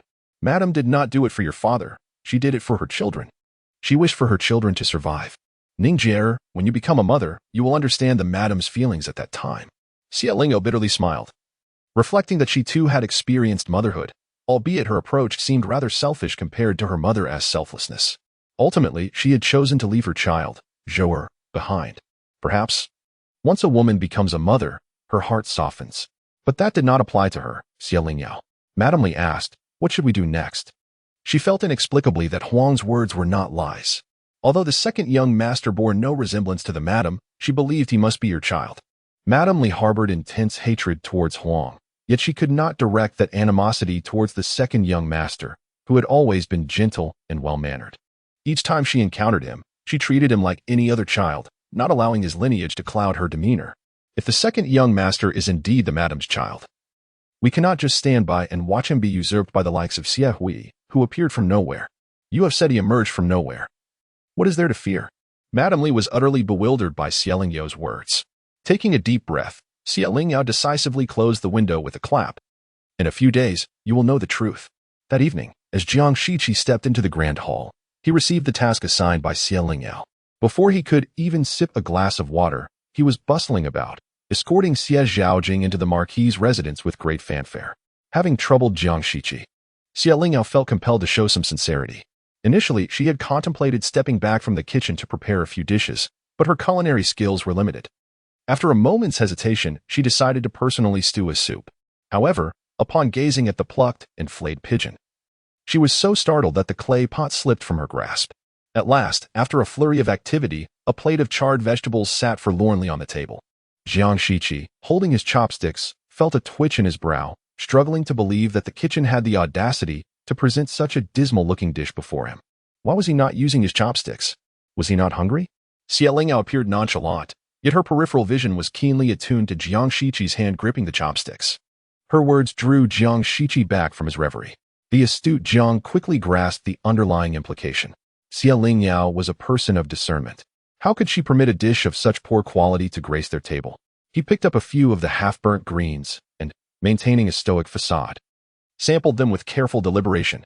Xie Lingyao lowered her gaze to sip her soup, feigning casualness as she inquired, how does it taste? The flavor was as grim as its appearance. Jiang Shiqi candidly assessed the dish, the words delicious swirling on his lips but failing to escape. Nevertheless, recognizing it as Xie Lingyao's heartfelt gesture, he resolved not to disappoint her. Rising from his seat, he brought the plate of vegetables closer, taking a portion for himself. Swallowing it with an inscrutable expression, Xie Lingyao swiftly snatched the plate away, instructing Fei Yun to remove it. His determination to consume the entire dish was evident. Yet if he were to suffer ill effects, she could not bear the responsibility. Knowing this is my intention, why won't you utter a few kind words to please me? Jiang Shiqi's tongue remains as resolute as ever. Jiang Shiqi chuckled softly. I wish to convey that my willingness to eat this dish stems not from its flavor, but from the fact that you made it. He sipped his soup, suppressing the peculiar bitterness and saltiness that lingered on his palate. Xie Lingyao shot him a glare of mock indignation, prompting Fei Yun to bring the dish back. With a defiant glance at Jiang Shiqi, she swiftly grabbed a piece and placed it in her mouth. She had merely added oil and salt, along with a seasoning of unknown origin. How bad could it possibly taste? Yet, the moment her tongue made contact with the vegetable, she forgave Jiang Shiqi, marveling at his extraordinary endurance. Xie Lingyao could not fathom how such simple ingredients could coalesce into such an odd flavor. Clearly, she lacked that particular talent. Accepting the tea Jiang Shiqi offered, she acted as if nothing had transpired. Let us eat. To avoid inciting her ire, Jiang Shiqi shifted the conversation to other matters. You have been mysteriously occupied with various tasks lately. Today, you asked me to fetch your second brother. Is everything nearing completion? I suppose so. The final step will occur in the coming days. After a contemplative pause, Jiang Shiqi remarked, if you choose not to divulge your endeavors, I shall refrain from prying, waiting patiently for the day you wish to share. Despite knowing Jiang Shiqi was employing a tactic of retreat to advance, Xie Lingyao acquiesced. It is not that I intended to keep things from you. Since you inquire, I might as well share a bit. Dispatching all the servants, she recounted the recent happenings within the Xie family, succinctly highlighting the key points. That crafty woman and her son, were they brought here by you? Xie Lingyao scoffed. What mother and son are you talking about? That Xie Hui was originally named Du Hui. My aunt only brought him in to play a role because he bears some resemblance to my father. Simply having a son is not sufficient. He also requires a woman connected to my father to play his mother in order to be convincing. Xiaonyang is the most suitable candidate, if we calculate the timeline. If she were pregnant when she left the Xie family, she could indeed bear a child of Du Hui's age. Xie Lingyao understood that Xie Qin's primary concern was to bring glory to the family name, so she crafted an image of a composed and scholarly son for him. The simplest and most effective way to secure a good identity for this son was to have Huang recognize him as her own. Yet, the more Xie Qin racked his brains over this son, the more fearful Huang became. She dreaded the possibility that her years of effort would ultimately benefit another. Xie Xiaoying and Xie Zhai were too young and untroubled to be relied upon, leaving her with no choice but to place her hopes on the now well-married Xie Lingyao. However, the relationship between her and Xie Lingyao was far from harmonious. At best, they regarded each other with mutual disdain. Why would she help her? Not only did Xie Lingyao harbor deep-seated grievances against Xie Qin and the entire Xie family, wishing to sever ties at once, but she also cared little for who the legitimate heir of the Xie family was. Therefore, if one wished for Xie Lingyao to intervene and utilize Jiang Shiqi's influence to pressure Xie Qin into relinquishing his recognition of Xie Hui, it would require considering the interests of a particular individual. Conveniently, Huang possessed such a person. Xie Zhaojing's identity was a matter that Huang and Xie Qin had tackled together, making her the one most privy to the details, while Xie Lingyao remained indifferent to the chaos within the Xie family. Xie Zhaoying became the most significant bargaining chip to sway Xie Lingyao's intentions. If she could harbor resentment against Xie Qin for over a decade for her mother, it was only natural that she would stand against him for the sake of her own brother. Chapter 89. The Lonely One. Before Su Yun departed from the Ho residence, both she and Xie Lingyao had already sensed something amiss. Huang's attitude towards Xie Zhaojing, coupled with the striking resemblance between Xie Zhaojing and Su Yun, compelled them to contemplate further. The events of years past had long faded, and verifying them would prove to be a formidable challenge. Rather than laboriously investigating, it would be more prudent to allow someone privy to the truth to disclose it willingly. In contrast to Xie Qin, Huang was clearly a more suitable candidate. Xie Zhaoyu was her lifeblood, and should anyone threaten his interests, she would undoubtedly take action. Thus, Xie Lingyao and Huang devised a scheme, presenting Xie Qin with an exceptional son, one whose appearance and demeanor mirrored Xie Qin's youth, endearing him to the father. Moreover, Xiaonyang's incessant lamentations regarding the hardships of raising her son alone for so many years, without the guidance of a father, and the countless trials endured weighed heavily on Xie Chen's conscience. In a moment of confusion, he, who typically prioritized self-interest, overlooked Huang's deep concern for her son and their shared past secrets. Although Xie Lingyao had clandestinely met with Huang, guided by Xie Zhaojing, Xie Chen, as the head of the family, would inevitably notice these developments. Just after Xie Lingyao's meeting with Huang, Jiang Shiqi promptly took Xie Zhaojing away, leaving Xie Chen to surmise what Huang might have divulged. Before he could confront Huang, he was preoccupied with soothing his daughter, now wedded to the noble family. As a father, he understood Xie Lingyao well. She was much like her late mother, delicate in appearance, but possessing a resolute spirit, stubborn and unyielding, never showing any empathy towards him. Anticipating her father's arrival, Xie Lingyao finished her meal and waited in the hall. Jiang Shiqi, aware of the awkwardness of the situation, discreetly retreated to the study. When Xie Chen arrived, Xie Lingyao was leisurely sipping tea while engrossed in a book. "What has your mother told you?" Xie Lingyao signaled for tea to be served and dismissed the attendants. "Father, with your keen perception, how could you possibly be unaware of what she confided in me?" Xie Lingyao sat upright, her eyes flashing with indignation. Xie Chen was astounded to realize that, in terms of presence, he was outmatched by his daughter, who had yet to reach her 20s. "Since you are here, why not enlighten me? My mother endured 10 months of pregnancy, sacrificing her life to bring me into this world, yet you insist on labeling me as your stepmother's child. When you dream of my mother in the dead of night, do you not feel a twinge of guilt? Regardless of whose son he is, ultimately, he is my son. Xie Chen's son. I possess the right to select a more fitting mother for him." Xie Lingyao swept aside her teacup, the sound of shattering porcelain resonating sharply in the stillness of the night. Xie Chen stepped back, avoiding the shards, his expression darkening. "Impudent! You have only just married, and already you dare to shatter cups before your father? Do not presume that your marriage into a noble house grants you the license to act with such audacity. Should others witness your brazen and unfilial demeanor, it would not be long before you face abandonment. At that time, do you believe the Xie family will allow you to return in such a disheveled manner? Father must be confused. Did you not always desire for me to marry into the Jiang family? If I were truly cast aside, who would suffer but me alone? Moreover, if you cannot accept a daughter abandoned, the Su family will certainly not tolerate the deception you have maintained for years. The Xie family may currently be wealthy, yet the Su family is equally formidable, with business ventures spanning the vast expanse of the land, a sprawling lineage far surpassing the meager numbers of the Xie family. Should the Su family truly set their sights on Xie Chen, he would undoubtedly suffer greatly." Xie Lingyao coldly added, "Do not forget, Jinger was brought here by Jiang Shiqi. In this matter, he is inclined to support me." Xie Chen pondered in silence, and after a moment inquired, "Have you disclosed this to him? He understands the Su family's deep affection for Su Shi, as well as the immense power wielded by Jiang Shiqi. He is my husband, and thus, I must consult him on all matters. If he is willing to stand up for us siblings, I believe father should consider whether to speak the truth and provide his daughter with an explanation or to continue to vent his anger, resulting in public disgrace." Leaving the Xie family a laughingstock in Kyoto, Xie Chen swallowed hard, initially attempting to remain calm, intending to soothe Xie Lingyao. But upon witnessing the identical condescending expression to that of her mother, his anger flared. Regaining his composure, Xie Chen softened his tone. "Jinger lost his mother at birth. What harm is there in placing him with your stepmother, where he would receive care and guidance? If he were to learn that his mother perished because she insisted on giving him life, would he not be burdened by guilt for eternity?" Xie Lingyao fixed her gaze on Xie Chen, then turned away, allowing tears to cascade down her cheeks. She was not naive enough to believe all of Huang's words. It was only upon hearing Xie Chen utter these truths that she was finally certain of Xie Zhaojing's identity. No wonder Huang took such great risks to eliminate her.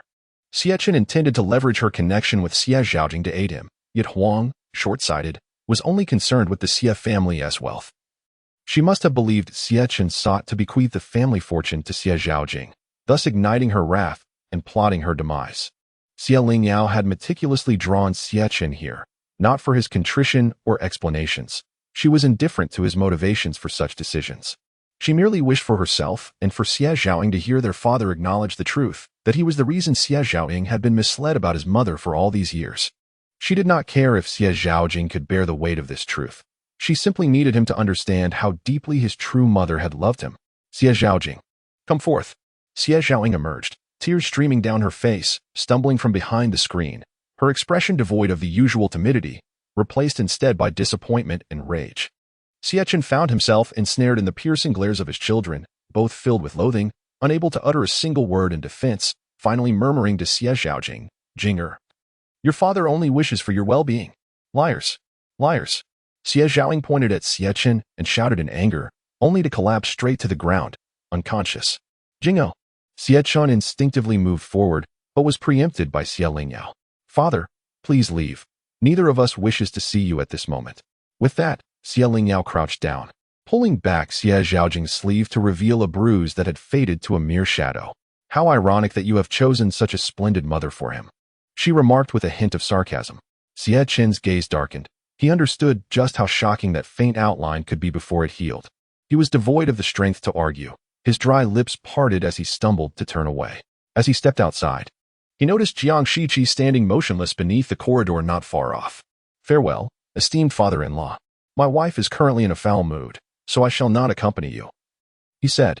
A jolt ran through Xie. He dared not respond and hurried back to the inn, only to find it empty. Qiaonyang and Xie Hui had vanished without a trace. He had been outmaneuvered. This was his first thought. He felt the chill of betrayal from everyone. He had become utterly isolated. This was his second thought. Xie sat down heavily on the threshold of the room previously occupied by the Huang family, surrounded by chaos and devoid of any presence. "Sir, the lady. She left an hour ago with the young master. Returning to Jianzhou, he was informed." Xie wearily waved his hand, left speechless. How splendid it was that he had been so thoroughly outwitted by his own daughter. The bonds of father and daughter, of father and son, of marital affection, all had vanished. Xie Lingyao truly resembled her mother, equally intelligent and ruthless. Chapter 90, Deeply Rooted Affection. Xie Zhaoying, consumed by a surge of emotions, had not been able to rise since fainting the previous night. Jiang Shiqi summoned a physician to attend to him, who merely advised that he rest well. Following the same approach as before, the doctor prescribed soothing remedies that induced a deep slumber for several days, allowing him to eventually come to terms with his thoughts. Had it not been for Xie Lingyao's awareness of Dr. Qian's medical skills, she might have found such a rudimentary treatment unacceptable. Su Yun returned once more, seizing the opportunity while Xie Zhaojing was sound asleep to sneak a glance at her elder sister as posthumous child. Ultimately, she left with tears in her eyes. "Yaoru," she confided, "I must speak candidly. My heart is filled with a profound hatred for your heartless father. I wish I could take up a sword and seek justice for my ill-fated sister. However, creating a scene would serve no good for either you or Jing. You are already treading on thin ice in the capital, and some matters require careful consideration." Xie Lingyao personally assisted her into the carriage, her eyes glistening with unshed tears. "Rest assured, I understand everything you have said. I only wish to reclaim my brother. Beyond that, I am indifferent and wish to concern myself with nothing else." Would Xie regret her indifference? Would he resent her for it? The Xie family was not solely Xie's, it also belonged to her grandfather. Her grandfather, with his noble ideals and unwavering integrity, was the figure Xie Lingyao held in the highest esteem. She could afford to disregard Xie. Yet she must consider the entirety of the Xie family. Just as she parted from Su Yun, her emotions still tumultuous, she saw Jiang Yufei alight from her carriage, joyfully dashing toward her. "Sister-in-law." Jiang Yufei's address harked back to their past life, and hearing it now stirred a complex mix of feelings within Xie Lingyao. Regaining her composure, she extended her arms to catch the exuberant Jiang Yufei, smiling as she said, "Your mother is watching you from behind. If you continue to rush about like this, you shall surely receive a reprimand upon returning indoors." Jiang Yufei playfully pulled her along, teasing, "Oh, now that you've married my elder brother and become my sister-in-law, you're already reluctant to frolic with me. When I have a nephew or niece in the future, will you cast me aside?" Xie Lingyao couldn't help but chuckle, gently tapping Jiang Yufei's smooth forehead. "In just a few days apart, your tongue has grown sharper," she remarked. "By the way, how is your maternal grandfather? Has he recovered?" Jiang Yufei leaned against Xie Lingyao, their closeness drawing astonished glances from passing servants. Yet, they paid little heed, maintaining their affectionate posture as they continued inward. "He is doing well. He even scolded me heartily this morning." Now that Xie Lingyao was married, Jiang Yufei found it inconvenient to visit Haoan Pavilion, so she led her to her own courtyard. With enthusiasm, Jiang Yufei directed Zhu to bring tea and snacks for Xie Lingyao, exclaiming, "Though we have only been apart a few days, it feels like an eternity. You cannot imagine how many things I have been eager to share with you." With Jiang Yufei's lively presence beside her, Xie Lingyao's spirits lifted as well. In this lifetime, their bond surpassed that of the previous one. reaching a level of intimacy where they could share their innermost thoughts. Who could argue otherwise? Just imagine, once you are married. I shall remain in the manor with no one to converse with. What shall I do then? You have your elder brother by your side all day. It is a wonder you still managed to spare a thought for me. Jiang Yufei cast a teasing glance at Xie Lingyao and dismissed all the attendants around them. I have heard something intriguing about your elder brother while at the Zhao residence these past few days. Would you care to hear it? Xie Lingyao, not particularly concerned, recognized that Jiang Shiqi was a prominent figure in the capital, and any tale regarding him would likely be well known. However, upon witnessing the sparkle of excitement in Jiang Yufei's eyes, she feigned interest, ready to listen intently. Do you recall that outing when we went to listen to music and encountered your elder brother? Xie Lingyao nodded. Of course, I remember. The performer in blue sang beautifully, yet it was the one in green who excelled even further. No, that is not the point. It concerns your elder brother's altercation with the then Marquis of Jingyang. Do you remember? Xie Lingyao could not forget. In her memory, Jiang Shiqi was always aloof, concealing his myriad thoughts beneath a stoic facade. But during that incident, she witnessed a fierce intensity in him for the first time. His ferocious gaze resembled that of a lone wolf, instilling a sense of dread in those who beheld it. Xie Lingyao nodded to indicate her recollection. Jiang Yufei leaned in closer, her voice dripping with mystery. Do you know why he acted as he did, or rather, for whom he acted? Xie Lingyao pushed her head away, laughing softly. It was merely due to the affairs of the court. When interests clash, it is commonplace for fists to fly, and even knives may be drawn. Jiang Yufei countered. That may be true for others, but my elder brother, a paragon of grace, would never stoop to the level of mere mortals. Ah, but passion can render one irrational. Even your elder brother is not immune. He acted on your behalf. Xie Lingyao, perplexed, pointed at herself. For me? The revelation of Jiang Shiqi's aggression had a profound impact on Jiang Yufei, embedding itself firmly in her memory. She had also noticed several attendants accompanying the Marquis of Jingyang on that fateful day. Following the Marquis's downfall, many of his former servants were sold, and one such individual happened to be acquired by the Zhao family. When Jiang Yufei encountered him at the Zhao residence, he appeared vaguely familiar. After a day's reflection, she finally recognized him. The notion that her elder brother had personally resorted to violence was utterly astonishing. She summoned the young servant to inquire further, hoping to uncover some hidden truths. Initially, she held little hope, yet to her surprise, the young servant indeed possessed knowledge. He had been present when the Marquis of Jingyang made his boastful remarks towards Xie Lingyao, and shortly thereafter, Jiang Shiqi had arrived, prompting the Marquis to dismiss everyone, believing he had urgent business to attend to. Subsequently, the Marquis of Jingyang was subjected to an unprovoked assault. By the time they finally breached the door, Jiang Shiqi was already wiping his hands. He declared, she is not someone you can humiliate at will. That she referred to Xie Lingyao. Ah. So the elder brother had long since harbored deep feelings for you. Xie Lingyao suppressed the tumult within her heart, attempting to feign tranquility. Yet she realized that the upward curve of her lips had betrayed her. It turned out that even his emotions could spiral out of control. She could not help but acknowledge that, upon realizing Jiang Shiqi had fought for her, a secret joy surged within her heart. Chapter 91. My husband is not a bargaining chip. Jiang Shiqi was acutely aware that Xie Lingyao had been in a rather melancholic state these past few days. So he deliberately returned to the mansion early. Upon arriving at Haohan Pavilion, he found her absent. After inquiring with Fei Yun, he learned that she had recently been summoned by the Zhou family. Without taking the time to change his attire, Jiang Shiqi hastened towards the Ilan courtyard. Last night, upon hearing that Jiang Shiqi had brought Xie Lingyao's brother back to the mansion, Zhou Shi felt a pang of discomfort.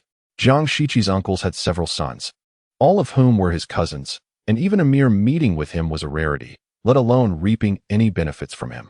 Every time Zhou Shi recalled Jiang Shiqi's cold demeanor towards the Zhou family, her heart grew heavy with disappointment. Secretly, she resented Jiang Shiqi for disregarding familial bonds and showing no concern for the Zhou family's standing. In contrast, Xie Lingyao, emboldened by the fervor of newlywed bliss, seemed to have Jiang Shiqi wrapped around her finger. Merely moments after entering the household, she had already arranged for her brother to join the Jiang family, evidently aiming to leverage Jiang Shiqi's influence for her own gain. Yang Shi, having heard some news from an undisclosed source, arrived promptly. If her son could not benefit, why should another be allowed to? Seizing the opportunity while Jiang Shiqi was absent, Zhou Shi summoned Xie Lingyao with intentions of asserting her authority as a mother-in-law, primarily to caution Xie Lingyao to abandon her schemes, reminding her that the Jiang family's stature was not something to be exploited by just anyone. After exchanging pleasantries, Lingyao observed that Zhou Shi had no intention of offering her a seat. Yet, she felt neither embarrassment nor grievance, standing tall with an air of composure. Aware of the importance of maintaining her slender figure, she understood that too much sitting would hinder her appearance. Zhou Shi's initial display of authority had little effect on Lingyao, leaving both Zhou Shi and Jiang Shiqi somewhat disheartened by her apparent lack of trepidation. Since your arrival, I have seldom called upon you to serve me, partly out of consideration for your initial discomfort in the Jiang household, and partly because I recognize your diligent efforts. I wish to afford you some respite. In truth, were it not for Jiang Shiqi's protective nature, Zhou Shi would have preferred Lingyao to wait outside from dawn until dusk. Do you know why I summoned you today? Had Jiang Shi not been present, Lingyao might not have immediately discerned Zhou Shi's intentions, but the moment she stood beside her, the truth became apparent. In the Zhou family's visits to the Jiang household, leaving without gaining any advantage would be deemed a loss. In her previous life, Lingyao had been aware that Zhou Shi hoped Jiang Shiqi would intervene to secure placements for the Zhou family's children at the Taishui Academy. The Taishui Academy housed students of esteemed lineage, where both background and character were prerequisites for admission. Indeed, those who entered the academy were already on the path to a promising career. Zhou Shi's expectations of Jiang Shiqi were somewhat inflated, even 10 years hence. Despite his formidable influence, he would find it impossible to sway the resolute scholars of the academy who held their integrity in the highest regard. Should Jiang Shiqi attempt to leverage his power, he would find that the collective indignation of the scholarly community could easily overwhelm him. Thus, Zhou Shi's demands were truly excessive. And it was no wonder Jiang Shiqi harbored such disdain for the Zhou family. Their insatiable greed was a vivid illustration of the term. Witnessing the expressions on the faces of both the Zhou and Yang families, as though she had committed some unforgivable sin, Lingyao couldn't help but feel a twinge of mockery in her heart, although her outward demeanor remained one of confusion. Perhaps it was the visit from her aunt, prompting her mother to send her daughter-in-law to make an appearance. Zhou's inability to discern even a hint of pretense on Lingyao face led her to believe that the latter was unaware of Xie Zhaojing's recent arrival at the residence, prompting her to allude to it subtly. While it is true that every family has its relatives, brief visits are merely a courtesy, yet to linger indefinitely could become quite inappropriate. Given that the conversation had already ventured this far, Lingyao saw no reason to feign ignorance. After all, she had no intention of allowing Xie Zhaojing to stay permanently. Her plan had always been to have Jiang Shiqi take him to the Marquisate as a temporary measure. As for Xie Zhaojing's future, Lingyao had already contemplated it, awaiting his awakening to discuss matters with him. Thus, she boldly inquired, "I beg your pardon, dear mother. But are you referring to my inept brother, Xie Zhaojing?" Zhou had not intended to lay everything bare.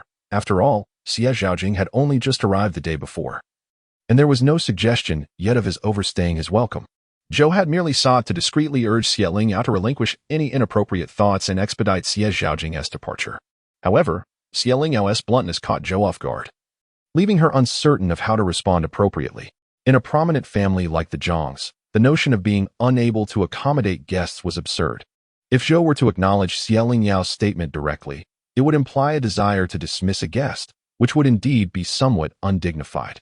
Furthermore, this guest was none other than the brother of their new daughter-in-law. Zhou believed she understood Lingyao's intentions, while outsiders remained oblivious. If she were to insist on Lingyao sending him away, it would appear excessively harsh. Such actions could easily lead to gossip about the Jiang family's disdain for the less fortunate, thus landing herself in trouble. Yang, however, remained indifferent to Zhou's internal turmoil, serving tea with a condescending demeanor, her eyes half-lidded, and her tone haughty. "Little Xie, some matters are perhaps beyond my purview as your aunt, but your mother, being kind-hearted, empathizes with your humble origins and the trials you faced under your stepmother. She likely overlooks many of your untimely behaviors. As for me, I am rather forthright and cannot abide deceit. Thus, I must speak on her behalf. You are still young, yet your mother and I have lived several decades. Your thoughts are, of course, transparent to us."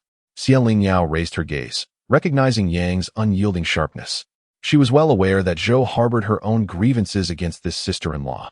Had it not been for the fact that Yang had borne 3 sons for her beloved brother, Zhou might not have tolerated her presence at all. Zhou's expression was already somewhat displeased, while Yang seemed intent on making Lingyao uncomfortable, not even sparing her a glance. Given Zhou's unwavering dedication to the Zhou family, Yang felt entitled to expect Jiang Shiqi to embody the virtues of the Zhou lineage, believing he owed his allegiance to her sons as a matter of course.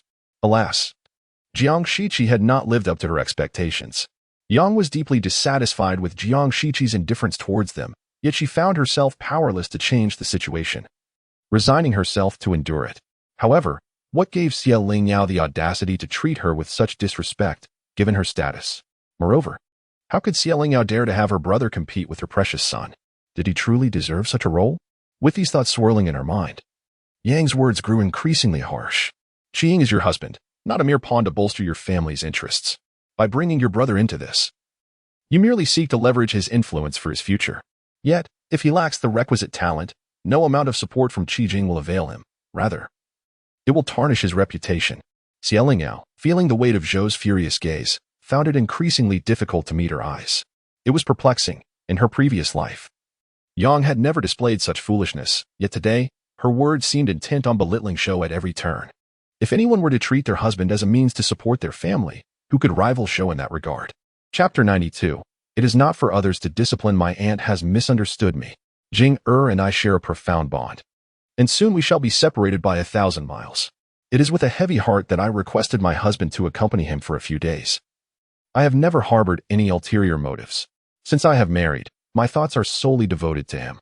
His honor and the reputation of the Jiang family will be my future reliance.